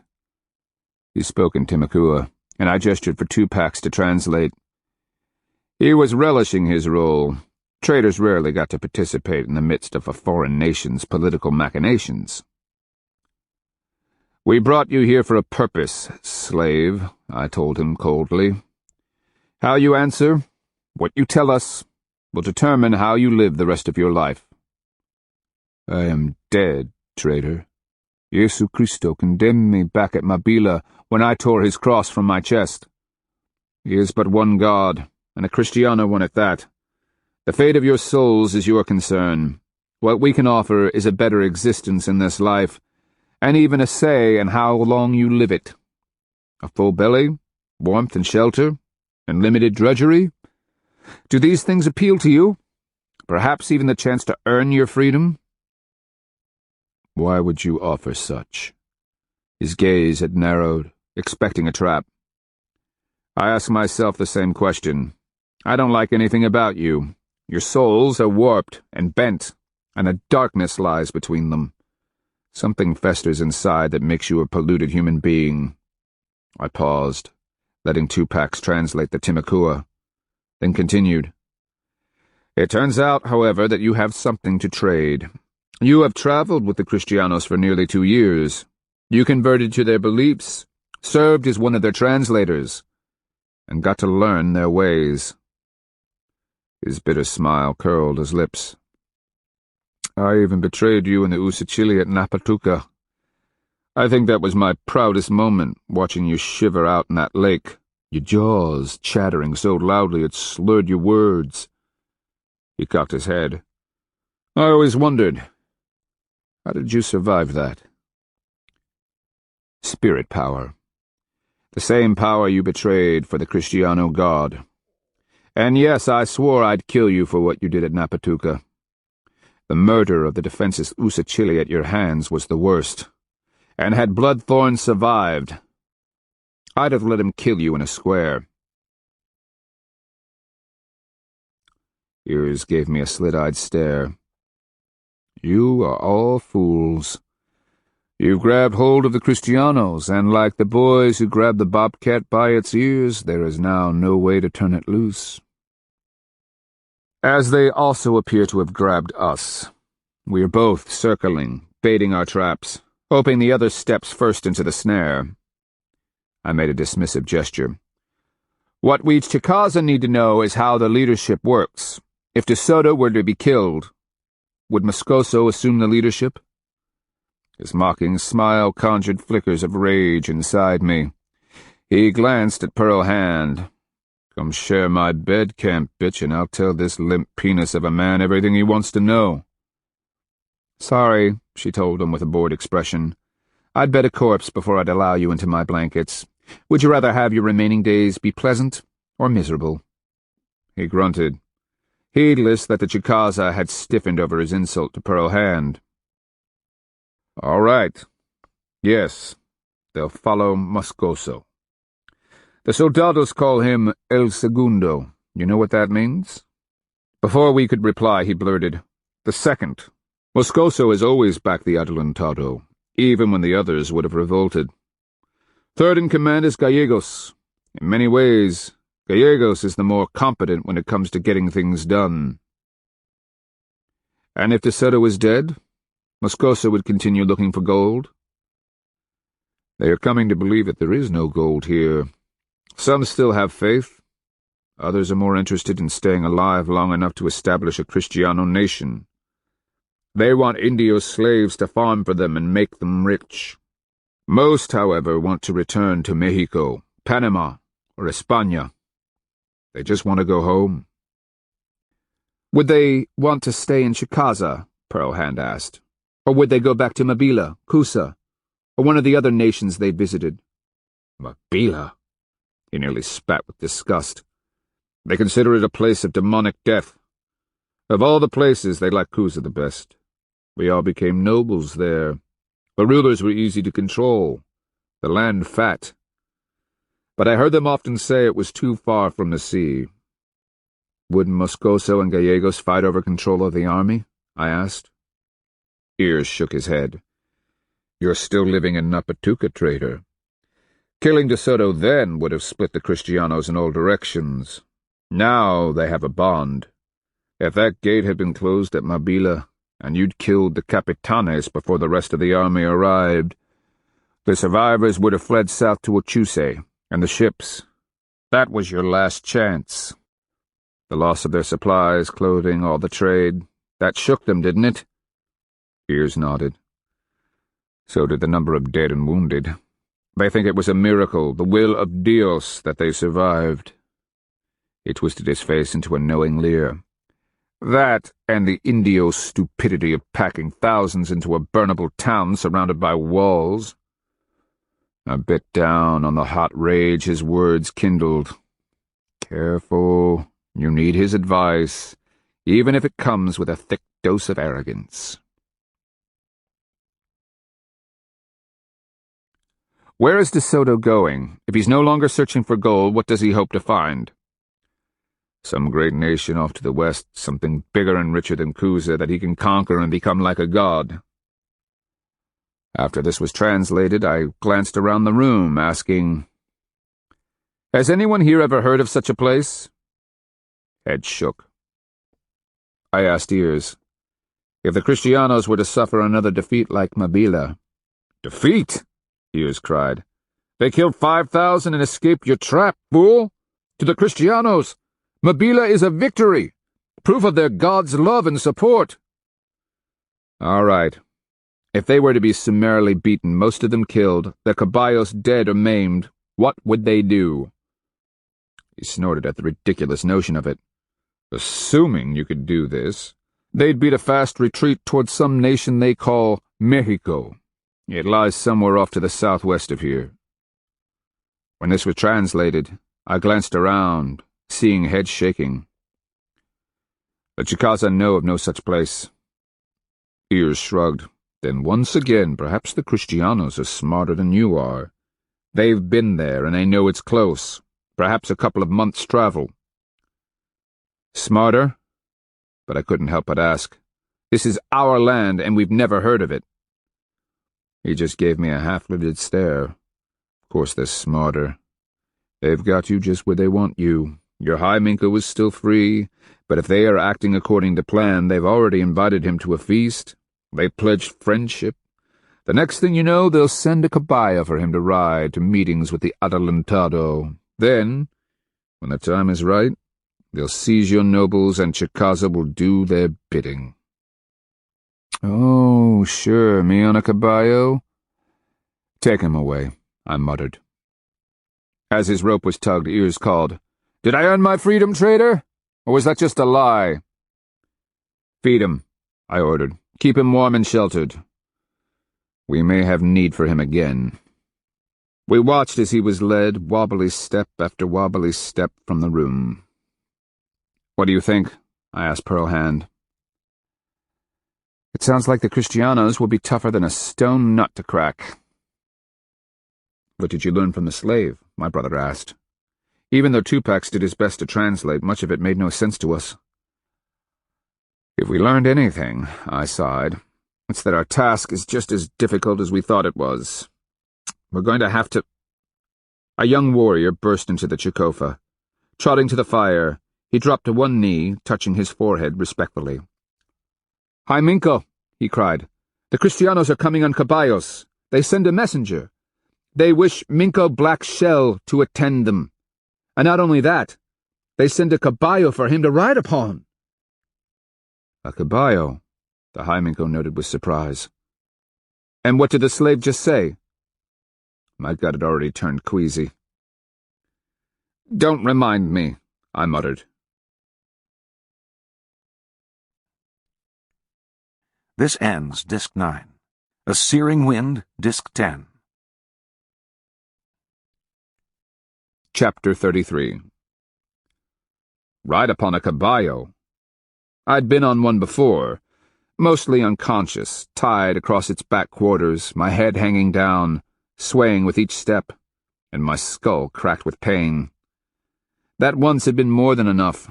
Now they wanted me to trust my life and souls to one of those polluted and evil creatures. Rocks would sprout wings first. This time I was putting my foot down. Having reassured myself thus, I followed the exodus from the Chicofa and into the Black Oak Town Plaza. A crowd was gathered, standing far back. Cries of amazement ran from lip to lip. Their eyes were big as spindle whorls as they stared at the 3 caballos that plodded into the plaza. 2 bore riders, Ortiz and the one called Nuño de Tovar, the captain of the caballeros. The Cafita translator ran behind, panting hard, calling, The Adelantado seeks counsel with the Ishto Minko Chicaza. In a token of his respect, he has sent a caballo to carry the High Minko to Chicaza town. When this was translated, whistles of approbation, clapping hands, and stamping feet followed. Those eyes not on the caballos and the Kristiano riders turned to me in worshipful anticipation. I winced, experiencing a sensation like a great weight falling through my gut. Oh, sure, putting my foot down. I glanced at Pearl Hand. What if I don't want to? The look she gave me through flat black eyes expressed no pity. You're the one who wanted to be High Minko.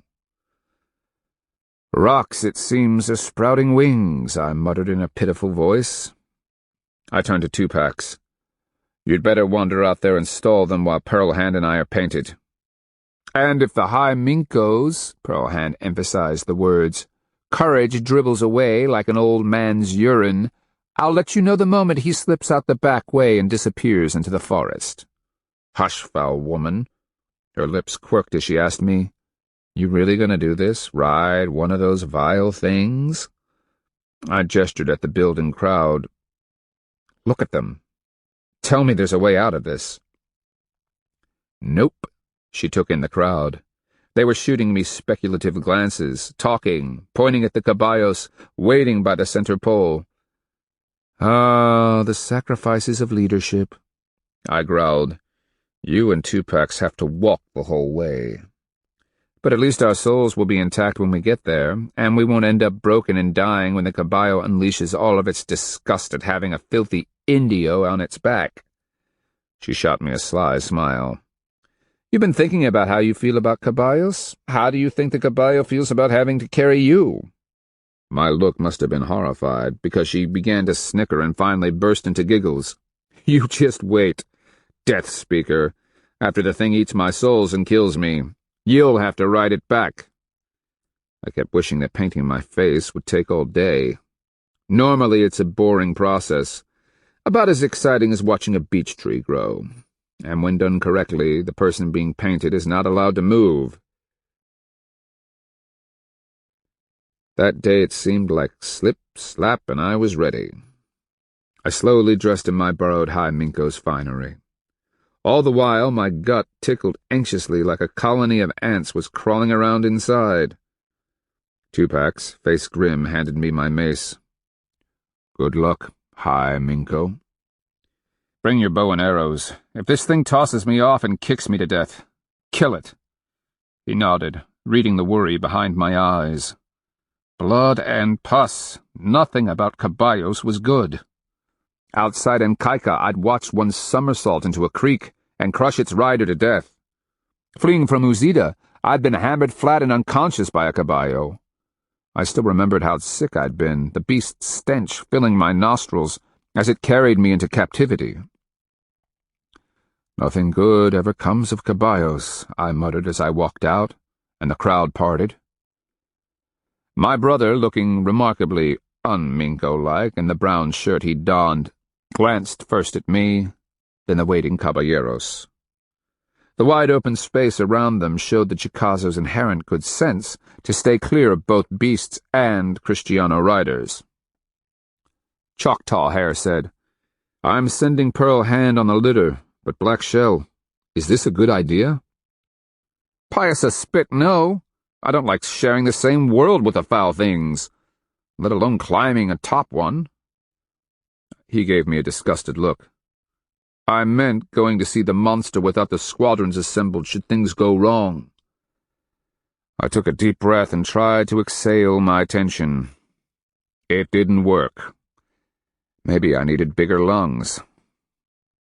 We can't keep calling up the squadrons each time the pus-licking Adelantado wants to talk. The warriors would be run ragged. Discipline would be stretched for no reason. No, I'll go. I thumped a fist against his shoulder. But if we're not back by tonight, you go to war. No negotiations, no concessions for our safety. We've discussed the tactics you'll need. The Minkos who accompanied me last time have seen the caballeros. They understand the threat. Just fight smart, brother. Brains before honor? Now you're learning.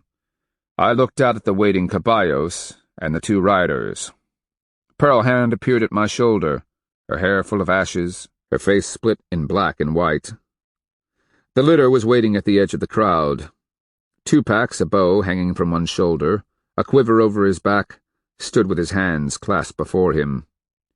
I could see the tension in his eyes. Under my breath I muttered, Come on, Black Shell, you've been eaten by your spirit helper. How could a caballo be worse than that? Rot and stink take me, I was about to find out. Somehow I walked out past the last of the crowd, hearing the plaza go silent. The malignant beast they'd brought was a mouse-brown color, its back dipping down behind the shoulders and rising to the bony and rounded rump. The thing had its head down, the pin ears flattened. Its large eyes were half-lidded, as if it were on the verge of dozing. "Listo?" Ortiz asked, his Kofita translator asking, "Ready?" I almost forgot to wait for Tupac's translation.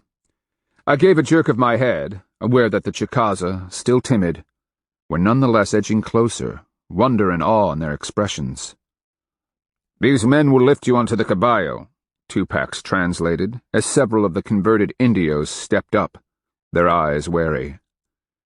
Atop the other caballos, Ortiz and Nuño were grinning, fists on the saddles of their breasts. They split their time between shooting anxious looks at the crowd and then amused ones at me. Piss and blood. They know I'm terrified, and that just spurred a burning anger inside me. All right, if this thing tries to kill me, neither of these fools is leaving the plaza alive. My last words would be, "Kill them all!" and the Chicaza would comply. Ready to die, I steeled myself, fear tingling in my gut, arms and legs. I took a breath. "You may place me upon the beast," I ordered, anger and desperation lending my voice an air of authority. "En este lado," Nuño said, pointing, and the slaves carried me to the caballo's left side, and lifted. My skin crawling, I managed to scramble onto the beast, alternately amazed at the warm, short-haired firmness of its wide back and the height from which I stared down at the crowd. The sensation of my legs around the great beast's barrel chest was remarkable. Amazed, I looked down the long neck, past the back of its head and pin ears. A cheer went up from the crowd, and I sat petrified. "Grasp the neck hair," Tupac's, his voice strained, translated. "That's it. Hold tight." As if I'd hold any other way. "Do not kick the caballo," I was told. "Be still. As long as Nuño holds the lead rope, it will follow him. Relax. Allow yourself to move with the caballo. It will not hurt you." Sure, and nasty old Payasa was chock full of white power. I knew a lie when I heard it. I froze solid as an oak when Nuño's caballo took a step.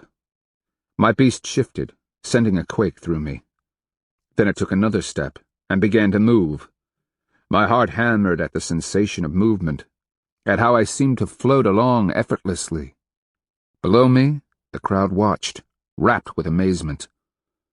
All of my attention was fixed on not falling off as the animal strode after its mates. The head rose and fell with each step, the hooves clopping on the packed clay of the chunky court. It was a measure of my distress that I had more pressing concerns than the damage it was doing to the groomed clay. Glancing behind, I saw Pearl Hand's litter lifted onto warriors' shoulders. They trotted after us. A great "Ho! Ho!" shout went up from the Chicaza, as if in celebration of some remarkable victory. Accompanied by a stream of Chicaza, we clopped out of Black Oak Town and onto the trail. There, just behind the trees, a line of caballeros waited, lances resting in their stirrups. My blood ran cold. But then the Adelantado wouldn't have sent Nuño and Ortiz by themselves. Had we attacked them, the reserve would have come on the gallop. The prospect of riding back to Chicaza town, surrounded by caballeros, only added to my fear and distrust. And there, near the middle, Antonio sat atop a mount, his scarred face peeking out from beneath a battered helmet. He'd found another Euro breastplate, somewhere, and this one fit him no better than the last one. To my relief, the caballeros lined out, leading the way, leaving us in the rear. "How are you doing?" Tupac's translated Ortiz's question. "Tell him I will cut the liver and intestines out of his living body and feed them to the Blue Jays for subjecting me to this," Tupac's told the Kofita trader. The Ishto Minko thanks the Adelantado for the remarkable honor you have bestowed upon him, and he only hopes he can return the favor. I gave Tupac my most loathing and baleful look. He grinned back at me like some three-fingered idiot. Concentrate on moving with the animal, came the next instructions. You are riding like a wooden statue. Loosen up and sway at the hip so you'll be falling off. As it was, I had to shift constantly to keep even with the animal's midline. Nevertheless, hating to take any advice from Ortiz, I bit my lip and did my best to comply. By the time we'd entered the forest trail, I was beginning to catch on. Loosening my hips and swaying in time made all the difference. When we crossed a down log, I tensed, amazed that the beast simply stepped over the obstacle without so much as a tremor or bump. My next surprise came when, starting up the ridge slope, the creature began breaking wind, each eruption timed to the taking of a step. I just shook my head. You'd think a caballo similar to a big pack dog. Of course, dogs always waited until we were in camp, everyone crowded around the fire enjoying the evening, before they lay down, lifted their tails, and perfumed the air with the annoying scent of digested rabbit, deer, or turkey. Perhaps a hand of time later, I'd grown comfortable enough that I began to appreciate the novelty of the experience. I was amazed at the advantage I had looking down, out, and around. Not only that, but even at our plodding pace, the party following came on at a trot, their lungs heaving. Pearl Hand's carriers had sweat shining on their faces, despite the cool temperatures. "Dare I speak with you?" I asked the caballo. One of the spear-point ears swiveled back at me. "I am a Chicaza," I whispered, unsure if I dared mention my name. Did caballos commune somehow with their masters? Or perhaps among themselves? Did they know that since coming to our world I'd killed so many of them? The ears swung forward, the head continuing to bob as it followed Nuño's caballo. Nothing in my entire life compares to that caballo trip to Chicaza town. The experience is right up there with canoeing down rapids. Think of it as the sense of exhilaration that comes with the knowledge that you are doing what you would have considered impossible. Riding a beast from another world, your head a body length above the world you once knew. My perspective had been irrevocably altered. The arrival at Chicaza town was almost a disappointment, though my hips and knee joints had discovered a disadvantage to caballo travel. They were aching from the unusual angle required to straddle the immense chest. Dropping to the ground in the Chicaza town plaza, I winced as I took tentative steps. The Kristianos laughed, making fun of me. It reminded me of how I'd been treated at Uzita when they took me captive. I bit my lip, keeping my expression neutral. A Kristiano stepped up from the side, taking the animal's lead rope from Nuño, and in that instant, the magic vanished. From no more than an arm's length, I looked into Antonio's hate-filled eyes. I struggled to keep from signaling recognition. At the same time, I was repelled by the still-healing wounds marring his visage. The scab had fallen from the long furrow my arrow cut into his thinly bearded cheek, leaving a long welt of puffy pink scar tissue running clear back to his ear. Someone had sewn his cleft nose back together. My sword had cut clear down to the cheekbones before being stopped by the sides of his Euro helmet. Despite the stitches, Antonio's nose was slightly mismatched, the healing cleft red and angry. Apparently, he misread my reaction, perhaps thinking I was startled by his appearance, for instead of recognition, loathing twisted his mouth, and he ground his jaws, eyes narrowing. Then he spun away, stomping off. My caballo followed, its hips canting with each step. Perhaps 10 paces away, Antonio stopped and turned, a question in his eyes as he shot me a glance. "Don't look at him, fool. You're supposed to be a high Minko. Act like one." Smart me. I didn't reach up and finger my thick face paint, which would have given him a clue. Concho Negro was supposed to be dead. Back turned to Antonio. I stepped to where Tupac stood, knees braced, catching his wind. Tired? That's a long run, he wheezed. You're not the trader you used to be. He grinned at me. Maybe I never was. I chuckled and watched Pearl Hand rise when her litter was lowered. Shooting a sidelong glance at Antonio, I caught him barely giving Pearl Hand so much as a second glance. Our disguises seemed to have passed the test. Blood and piss. Must we always live on the ragged edge? I took a deep breath, heart slowing. All right, let's see what the monster wants this time. When I glanced back, Antonio was leading the caballos off, head down. He didn't look back the way he would have had he suspected me. I have to hand it to De Soto. He learned our ways well. A pipe was offered, as was black drink, though we drank it out of a metal Kristiano cup. I tried to read the monster's expression while this was going on. He just watched me through those flat and soulless eyes, as if he were attempting to comprehend some novel form of carrion fly. When we were seated and food had been provided, he finally had Ortiz state, "There have been Indios around our camps. They come in the night, sneaking around." I nodded as I listened, asking, "Have there been any attacks?" "No, but they worry my soldados." I pressed my palms together as if considering, and finally replied, "Adelantado, you are sure there have been no attacks?" "Not yet." "Then my orders have been obeyed. As to the close presence of my people, it is their land.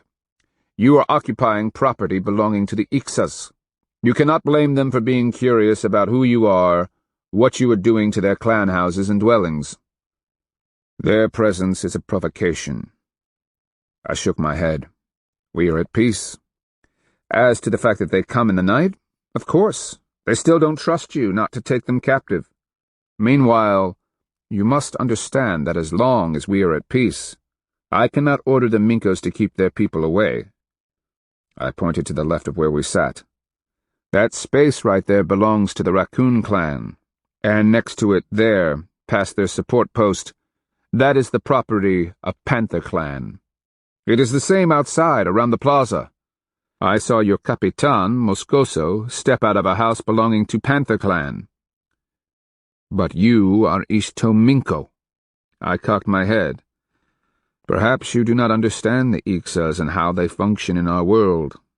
In the beginning times, when Breathgiver formed the first men of clay inside the sacred mountain, far to the west. He cut me off with a slash of the hand, as this was being translated. I waited for Tupac to translate his outburst. The Adelantado doesn't care about your silly stories. He wants the Chicaza to stop sneaking around his men in the night. I gave De Soto a smile, nodding slightly and chuckling. We are at peace, are we not? Is my face paint not completely white? Did I not come with only my translator, death speaker, and a small escort? Does the Adelantado see the squadrons in their formations ready for war? No, he sees only his friend and brother, sitting here as a man of peace sits. The Adelantado is pleased with your trust, but he demands that Chicaza do not sneak around his soldados and harass their sleep. It must be stopped. Tell the Adelantado that trust must run both ways. His soldados occupy houses and land provided by the Ixas for the Kristianos' use. Each of the Ixas has agreed to the peace, and if there is ever an attack, or a theft, or any violation of the peace, you must let me know immediately. The culprits will be appropriately punished. He watched me through narrowing eyes, his expression pinched. I got the feeling he didn't like being lectured. A prickling of unease, like when one finds oneself face to face with an angry cougar, tickled my spine. I added, I would ask, Adelantado, what compensation has been offered to the Ixas for the use of their property? You said that the Kristianos would offer presents, remarkable wealth, in return for our overtures. Meanwhile, Chicaza have provided food, blankets, and clothing for your shivering soldados. What have the Chicaza received in return?" He took a deep breath as this was being translated, nodding. "Very well, Ishto Minko. Upon your return I shall send needles and beads, mirrors the like of which you've never seen. Wealth beyond your comprehension. In return you will stop the Indios from sneaking close in the night." "The Chicaza accept your presence with delight." I inclined my head. "You, however, must understand that we have never seen your likes before. I cannot banish my people's curiosity with an order." I paused, just long enough, then continued before he could speak. "But what I can do is send those who are not afraid by ones and twos to visit during the day. That way they can see who and what you are. I will reassure your soldados that so long as peace exists, Chicaza are not a threat." "And the night visits will cease?" I nodded. "I believe so, but I cannot promise. Like I said, the land belongs to different Ixes. I can only speak for Chief Clan," and gestured at the floor. "This place where we now sit." Expressionless, he fixed his stare on mine, and I realized again how dangerous he was, how alien a world he came from. I struggled to keep my face impassive. "Yes, monster, we play the game well.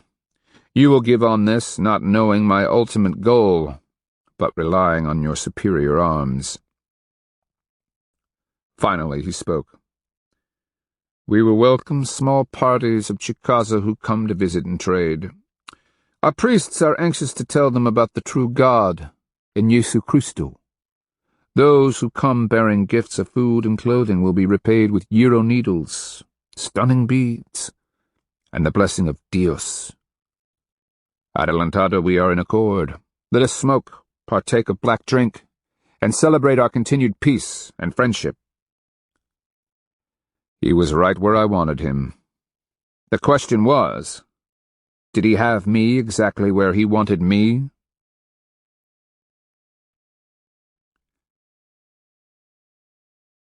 Chapter 34. I stared up at Black Oak Town's smoke-choked Chikofa roof. The blue-gray haze drifted up through the square hole and rose toward the star-filled winter sky.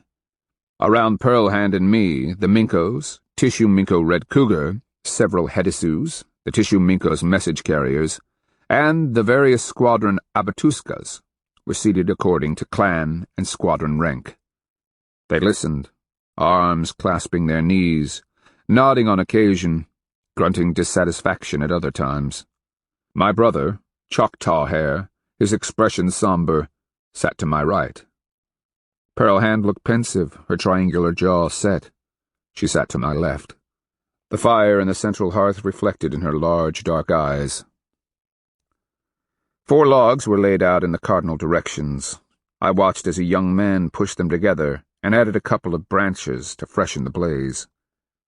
As the flames speared up, I said, "We need to be very careful with these visits. Choose only those warriors you know you can trust to keep their heads. I would prefer that the Ixas send their Abatuskas to start with." "Why?" Red Cougar asked. He sat in front of the Raccoon Clan contingent. He'd been quiet since his release, thoughtful and introspective. "Because when the time comes for the attack, each squadron is going to have to maneuver around the new dwellings the Kristianos are building. They'll have to negotiate the Puerco pen and attack different objectives." I made an interlocking gesture with my fingers. "The Kristianos have changed the entire layout. Old passages are plugged. Additions have been built onto clan houses. Storehouses have been cleaned out and turned into dwellings. Where before you could have charged 10 abreast, now you'll have to squeeze through in single file. In places, even the roofs are now overlapping." "It isn't all haphazard," Pearl Hand added. "I overheard Moscoso and Gallegos discussing it. The buildings were placed so close together precisely to break up an attack by squadrons. They want our warriors bottled between the buildings." "Why?" Flying Squirrel asked. I gave him a knowing look. "Because 5 soldados, their shields overlapping, can defend a narrow gap between the buildings against hundreds of warriors. Behind them will be crossbowmen and perhaps thunderstick shooters. We still don't understand these thundersticks, Oldwood called from the rear of the Chicofa. They don't use them much anymore, I answered. Probably because the black medicine sand they poured down the tubes blew up at Mabila. You can find black sand lots of places, one of the Abatuskas reminded me. It takes a special kind, blessed by some kind of power I don't understand, I answered. I've looked at it, tasted it. It's not like regular sand, but stinks of sulfur. Where do they get it? Another wondered. I waved them all down. We're getting away from the point. When you go to Chicaza town, you're going with the purpose of learning where each of the Kristianos lives, especially the capitanes and nobles. Pay attention to the changes they've made. Don't just gawk at their strangeness, but think about how you'd attack. Think about how you'll maneuver in the dark. Memorize the route you'd take to get into town, and how to escape out the other side if your squadron is shattered and disorganized. In short, my brave Chicaza, think. My brother added, You must show discipline the entire time you are there. If you are insulted, you must not retaliate. Do you understand? This is a battle walk, and every bit as much discipline is required as would be in Natchez or Choctaw country. Pearl Hand added, When you are chosen to go to Chicaza town, go with the knowledge that clan totems have been abused. The world tree has been cut down in the plaza and replaced with a tall, long-tailed cross. Guardian posts have been defaced. The charnel house is burned. Angry growls burst out around the assembly. Stop it, I ordered. Of course you are incensed. When you go and see for yourselves, bite your tongues, still your protests, and wait for your time. It will come. Your mission remains twofold. You are scouting the enemy, learning his disposition and ways, and you are allaying his fears. When you are in Chicaza town, you will smile, nod, and touch your chins. You will offer them food or clothing, and you will trade. As you do, learn where they stack their weapons, where they pile their armor, and how they come and go. Memorize the ground you will be fighting on. Around the room, heads nodded. My brother added, Do you understand why you must be friendly, even if they are pissing on your clan house walls? Do you understand why you must swallow your pride for the time being and act as subservient as an Apophalaya farmer? Brains before honor, Pearl Hand barked crisply. Again, heads nodded. I summed it all up. If you do this, manage to mislead the enemy, we will have a chance to kill them all. But if any of you can't hold your temper, if any of you accepts a fight or steals or in any way provokes the Kristianos, you personally will be responsible for our ultimate defeat and the deaths of your families. I paused, my gaze going from man to man. Do all of you understand the gravity of what we're about? Yes, Al-Takla, came their bellowed reply. Under my breath I whispered, May Horned Serpent grant us the strength and cunning. Iti Halali, my brother responded fervently. May it be so. In the following 6 days, I went 2 times to Chicaza town, once on my own to monitor the first Chicaza who went to trade and scout the Kristianos.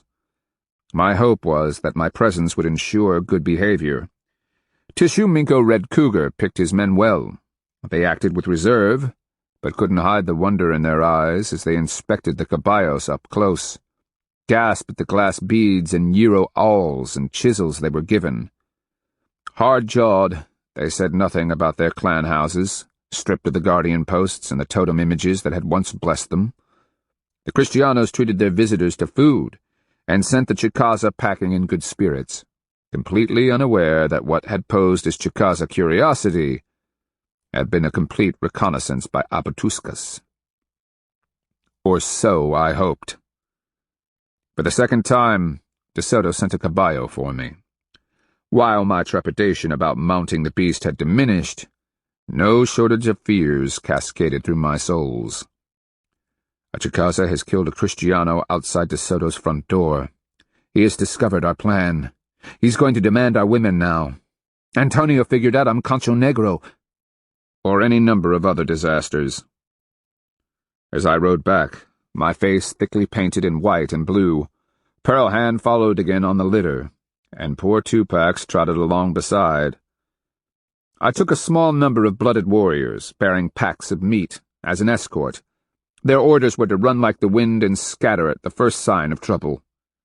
Someone needed to get word back to the High Minko if war came sooner than expected. The ride was cold. A hard wind came blowing down from the north and made a tearing sound as it whipped the branches back and forth. The trees groaned with each new gust, and twigs clattered down around us with other bits of detritus. At Chicaza town, we were escorted to the Chicofa. My heart pounding, I touched my chin as Ortiz stepped out, his bearded face and brown eyes impassive. "Greetings, Ishto Minko," was translated by Tupac. Pearl Hand stood behind me, her face as impassive as usual. She kept her arms crossed, and I knew that her right hand grasped the stiletto up her left sleeve. "Greetings, Ortiz. I was asked to visit you. I hope there is no problem." He gave me a faint, almost mocking smile. "The Adelantado has questions." He extended an arm, gesturing for me to enter. I glimpsed his expression as Pearl Hand passed. Ortiz couldn't hide his dismay, and I fought a grin as he cringed back, fearing to be too close to such an evil, polluted witch. As gloomy as it was outside, the interior of the Chicofa reminded me of a cave. The slant of midday light through the smoke hole illuminated the northern floor, where De Soto sat in conference with his capitanes. Moscoso, Gallegos, Nuño, and the rest were gathered around in a ring. As I approached, I saw that they'd ripped up the matting to expose dirt. What looked to be a map had been scratched into the clay. When I stopped before them, the combined stench of their unwashed bodies rose. I tried not to breathe through my nose or make a face. De Soto looked up, speaking. Tupac translated. "Good day, High Minko. We thank you for coming on such short notice and hope it was not an inconvenience." I touched my chin and experienced the same twinge of revulsion that gesture always cost me. I hoped the smile I forced didn't reflect either my fear or my disgust. With two dangerous armies in close proximity, and with peace so newly made between us, a prudent leader is always wary and alert, Adelantado. "Is there a problem?" We traded gazes, the soulless brown eyes offering nothing, his lips barely twitching behind his mustache. I noticed a smudge of charcoal on the side of his protruding nose. The monster inside was coiled, but restrained today. Finally, breaking the impasse, he offered a faint smile. "Oh yes, we both know that we're playing for time. Neither one of us is fooling the other." The capitanes, too, seemed to feel it. They glanced back and forth between De Soto and me, eyes reserved, expressions thoughtful. The exchange affirmed what I already knew. They despised me and the Chicaza, having already discounted any threat we might be to them. Good. Continue to think that. De Soto gestured at the map they'd drawn on the floor. "Cacique, we are considering what we know of your country. Coming from a distant land, we are ignorant of so many things. We would consider it a kindness if you would tell us about the nations surrounding the Chicaza." I nodded, aware of someone entering from outside. As they made a space for me, I knelt, catching a glimpse of the newcomer. Antonio! I paid him not the least bit of attention, battling to keep my expression calm as I studied the map. Pearl Hand and Tupac crowded in behind me, both staring down. Moscoso pointed with a long gyro knife as he spoke. The Kafita Cheki translating to Tupac, who translated to me. "This is Apophylia and its river. Here we have your Chicaza. Just east here, this is the river where we fought your squadron. We call it the Chicaza River." I nodded. "What do you wish to know?" "What peoples are in these areas to the south, west, and north?" I pointed to the north. "There, perhaps 10 days' travel through hills and forests, you will find the great bend of the Tanasi River. That is the land of the western Yuchi nation. They are currently allied with the Kaskinampo to their north." I pointed to the northwest of the dot they'd made to indicate Chicaza town. "You have met Firetail, the Alabama Miko. His town is there. Beyond it, to the northwest, and 10 days' journey through barren forest, you will find the Kiskis nation, composed of 5 or 6 large towns on this side of the farther water." "What is that?" "A great river so huge it is impossible to swim." I pointed to the south of Kiskis. "Dominating the bluffs to the south, you will find the Kiguautum alliance of the Natchez nation. The Natchez are a prosperous and numerous people, their bottomland rich with wild foods, and the uplands filled with fertile soils. We have a great deal of respect for the Natchez." "And down here?"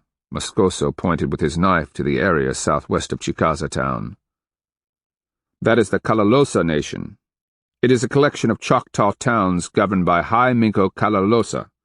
His name means hard black, because the ancestor who first took the name and founded the nation donned the collar of death before every war." "How far?" De Soto asked. "Perhaps 5 days through rolling wooded country, most of it old growth and passable by caballos." "You are at war with them?" Gallegos asked. "Off and on. Chicaza and Choctaw are descended from the same people. We share many beliefs." 5 days, De Soto asked thoughtfully, as he stared at the map, his chin resting on his hand. "Moscoso?" he asked, and there followed a rapid-fire exchange of Espanol. I'd been so engrossed, I'd forgotten that Antonio was standing in the rear, watching with a collection of soldados and caballeros. A decision made, De Soto raised his eyes to mine. "I would like to send a party to Calusa." He couldn't quite manage the correct pronunciation of Kalalosa.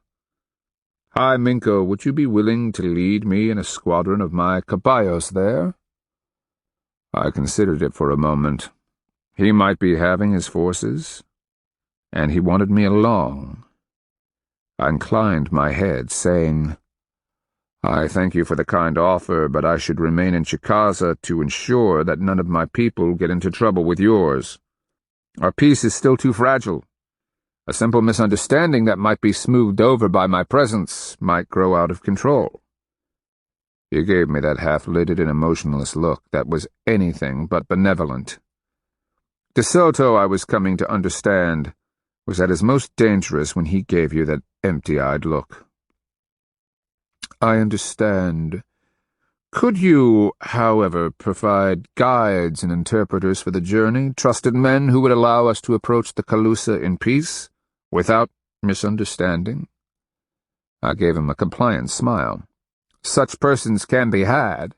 I and they will expect compensation for such services." De Soto's smile thinned. "What did you have in mind?" I glanced at Moscoso. "The blade, what do you call it? Gyro? It is a fine piece." As this was translated, I watched Moscoso's expression tighten. He shook his head, hand protectively clasping the leather hilt. In the end, he relented when De Soto matter-of-factly added something else. I caught the word matarlo. It meant kill him. Moscoso gave De Soto a weary nod. The way he smiled at me as he handed over the blade did nothing to hide his complete hatred. I admired the knife in the slanted light and said, "Adelantado, how soon do you want your guides and interpreters? I shall send 4 deer to High Minko Kalalosa, first thing tomorrow under the White Arrow, and inform him of your imminent arrival." It was only later, when we were on the trail home, that I motioned Pearl Hand's litter up even with my plodding caballo. What did they say? She gave me a ravishing smile. They are looking for land to build into a nation. Gold was only mentioned once. Instead, their conversations were centered on finding a fertile farmland with access to the sea. They do not believe the Father Water is as large as you say it is, but wonder if their large boats might float up it. Their new goal is to visit as many places as they can, learn the land and peoples, then they will pick one to finally conquer to build their Kristiano nation. I see. She gave me a penetrating look. They are more dangerous now. When they find the right place, they will stay. How? Had they not left Appalachia, we'd have beaten them eventually. De Soto knows that. She nodded. He has another reason for visiting all the peoples he can. He's looking for allies. He and Gallegos discussed this briefly, but I got the gist of it. De Soto believes that he can use Indio nations against each other. Moscoso asked him if he planned to use Indios to fight other Indios, as he did when he defeated a great nation called the Inca in a land called Peru. De Soto said the same strategy would work here, too. If we have a fault, it's that we'd rather fight amongst ourselves than against him. I groused in irritation. And Moscoso's hesitation about gifting me with your new knife? Mine? To replace that bone stiletto. She gave me a thin smile, amplified by her black and white death speaker face paint. De Soto told him not to worry, that eventually the Capitan would get it back. From off your body when De Soto finally kills you. She caught the knife when I tossed it over to her. There, I growled. As long as you stay alive, I guess old Moscoso is going to be disappointed. She fingered the long, gleaming blade, tested the balance in her hand. The piece was beautiful, long and sharp on both edges. A much better blade than the one she'd taken off the guard she'd killed back in Uzita town. Flowery handguards made an S shape, and the handle was soft leather. A round knob topped the handle and was made of some yellowish metal. I assumed it wasn't gold, or Moscoso wouldn't have allowed De Soto to talk him out of it. Lifting the blade before her, dark eyes thoughtful, Pearl Hand softly murmured, You never know. I might just give this back to him one day, and in a most unpleasant way.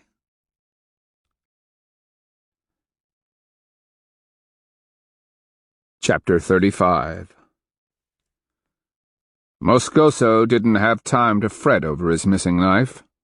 2 days later, my brother, the High Minko, Pearl Hand, Tissue Minko Red Cougar, and I watched Capitan Moscoso and 40 caballeros, guided by an escort of 10 Chicaza warriors, take the southeastern trail towards Calalosa.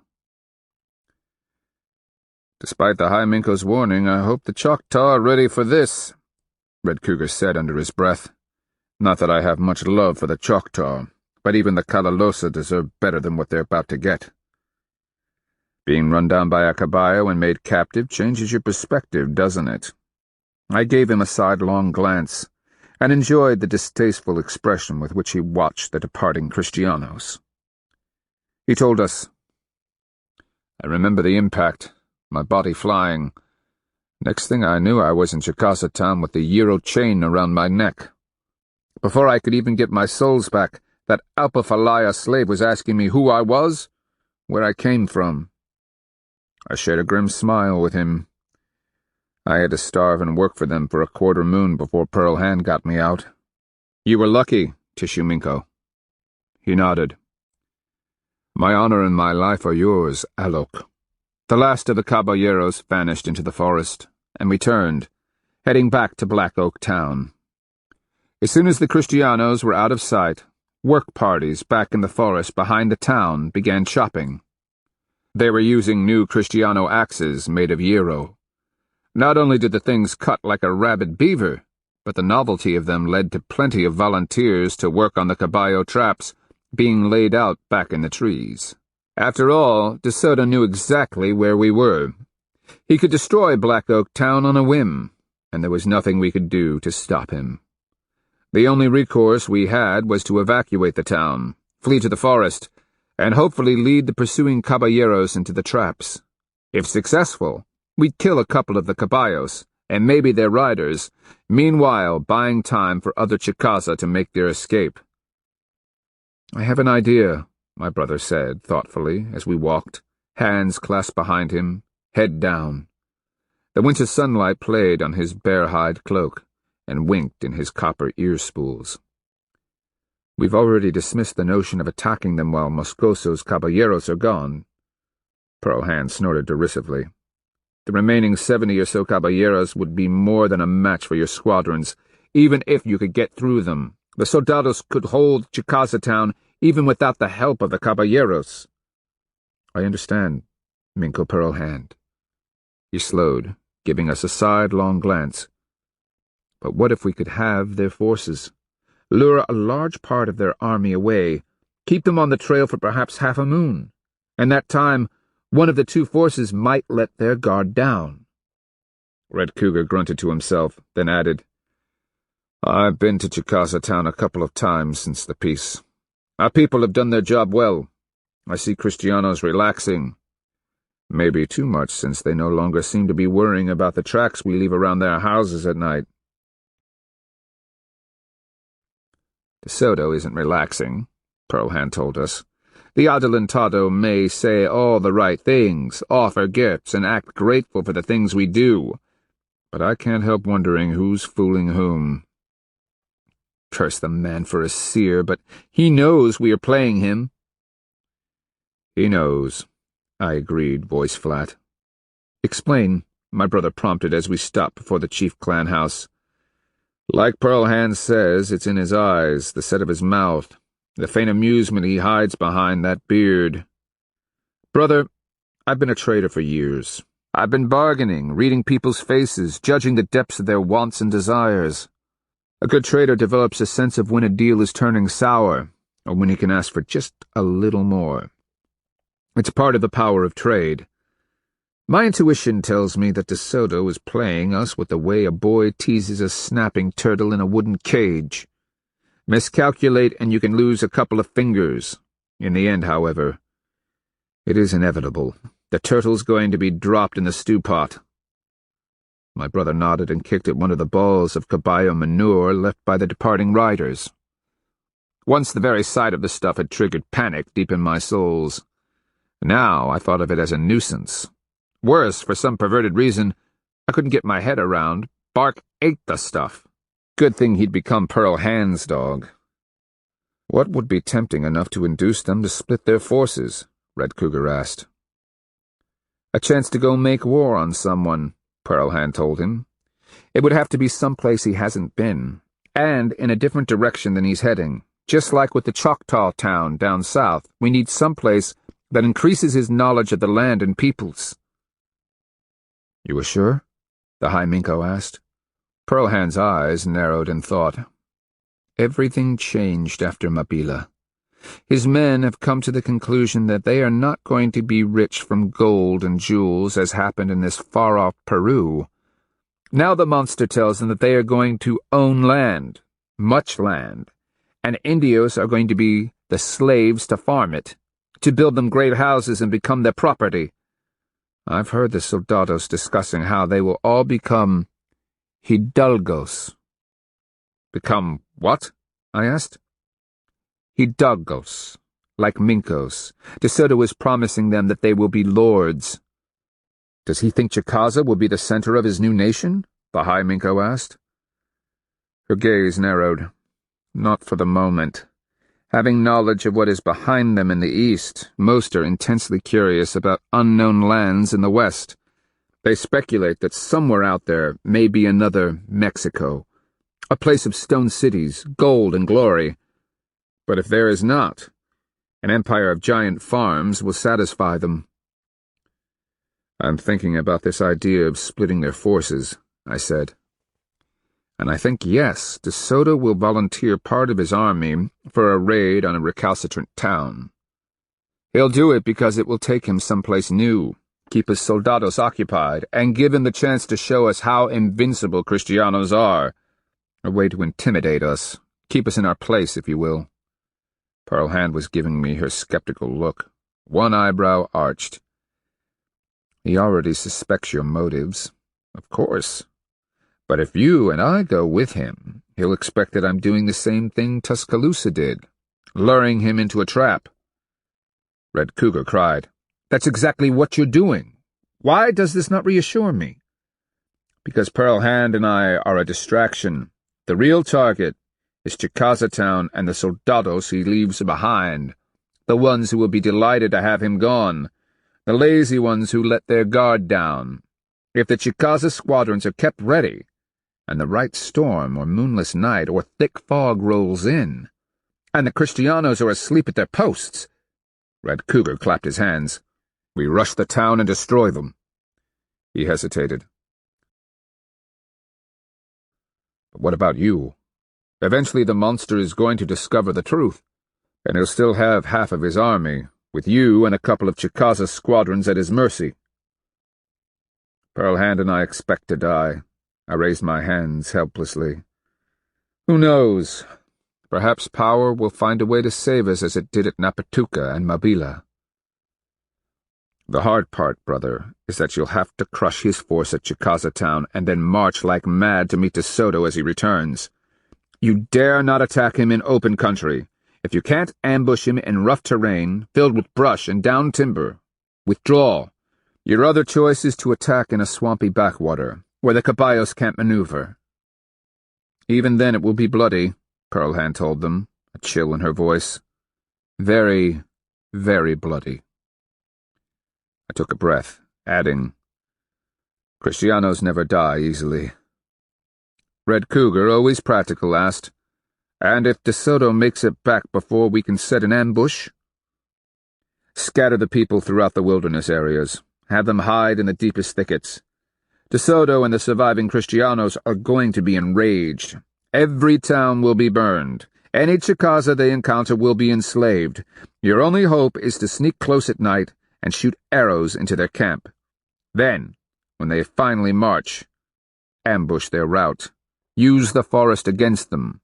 Deadfalls, pits, set fire to the meadows, anything to harass and delay them. First and foremost, Pearl Hand said insistently, kill the caballos. Once the caballeros are on foot, we are evenly matched. True, they are protected by armor, but we are fleet of foot, darting and mobile. Stand back and shower the Cristianos with arrows. Eventually, you will win.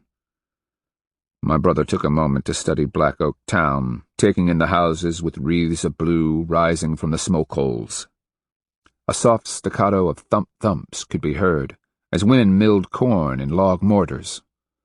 Dogs lazed in the sun, and two old men were flaking out arrow points beneath the nearest ramada. They were telling stories, grinning toothlessly, and happy. A group of young boys were being instructed in the fine art of chunky over by the World Tree.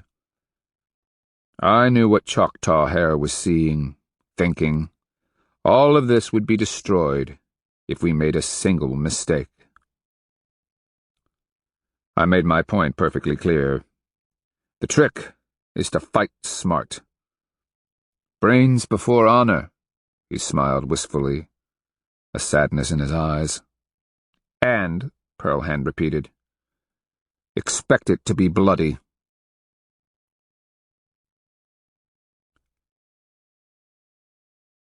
From the time we thought up the plan to the day I rode out of Chicaza town at the head of more than 200 warriors took no more than 10 days. To my complete surprise, De Soto took the bait after hardly any consultation with his capitanes. My pitch had been, Adelantado, one of my Mincos has decided to use your arrival as the opportunity to declare his independence. He refuses to send tribute, believing that I will not spare warriors to march on his towns. Perhaps you would care to accompany me with a party of your caballeros and soldados. Consider it an opportunity to demonstrate our current alliance. I'd smiled. Of course, any captives that you might take, including the women, would be yours to keep. Where is this unruly chief? His half-lidded eyes had met mine, the brown gaze reflecting no passion or curiosity. I could not but wonder if he and I had any similarity of emotion, feeling, or compassion. A series of small towns and villages south-southeast of here, on what you call the Chicaza River. The people are the Alba Amaha, but until now have subjected themselves to the Chicaza nation. Their capital is Sakchomasha town. Translated, it means, where the water moccasin strikes. How far? 5 days by hard march cross-country. 7 if we follow the easier trail south along the river. Sakchomasha, which the Kristianos, forever unable to pronounce our words, called Sakchuma, was home to Miko Lashka. Lashka's Alba Amaha already had plans to relocate the town in the fall. The aging buildings and half-rotten fortifications could be easily sacrificed. The fields were playing out after nearly 20 years of continuous cultivation. Situated as it was on the lower Tombigbee River, the location was far enough away that De Soto would have no idea what was happening back in Chicaza town. We met De Soto's force outside of Chicaza town, 30 caballeros and perhaps another 80 soldados, followed by 50 converted indios of various nationalities, and the assorted camp tenders and slave women. Pearl Hand and I each rode on a litter, borne side by side in advance of our force. Our faces were painted in red and black, the colors of war. Marching in their ranks, 2 squadron of Chicaza tramped behind us. The warriors carried wooden and wicker shields, their shoulders plumed in feather sprays from woodpeckers or raptors, each depending upon his personal power. Most wore a leather helmet, protection against blows from war clubs, and a chest protector. Their forearms were encased in heavy leather arm guards. Each squadron was preceded by a standard-bearer who carried a long pole, upon which perched the clan totem. Immediately behind Pearl Hand and me marched the Wildcat clan, their totem being a clawing bobcat. Behind them came the Hawk clan, a great red-tailed hawk, its wings spread, talons grasping atop their pole.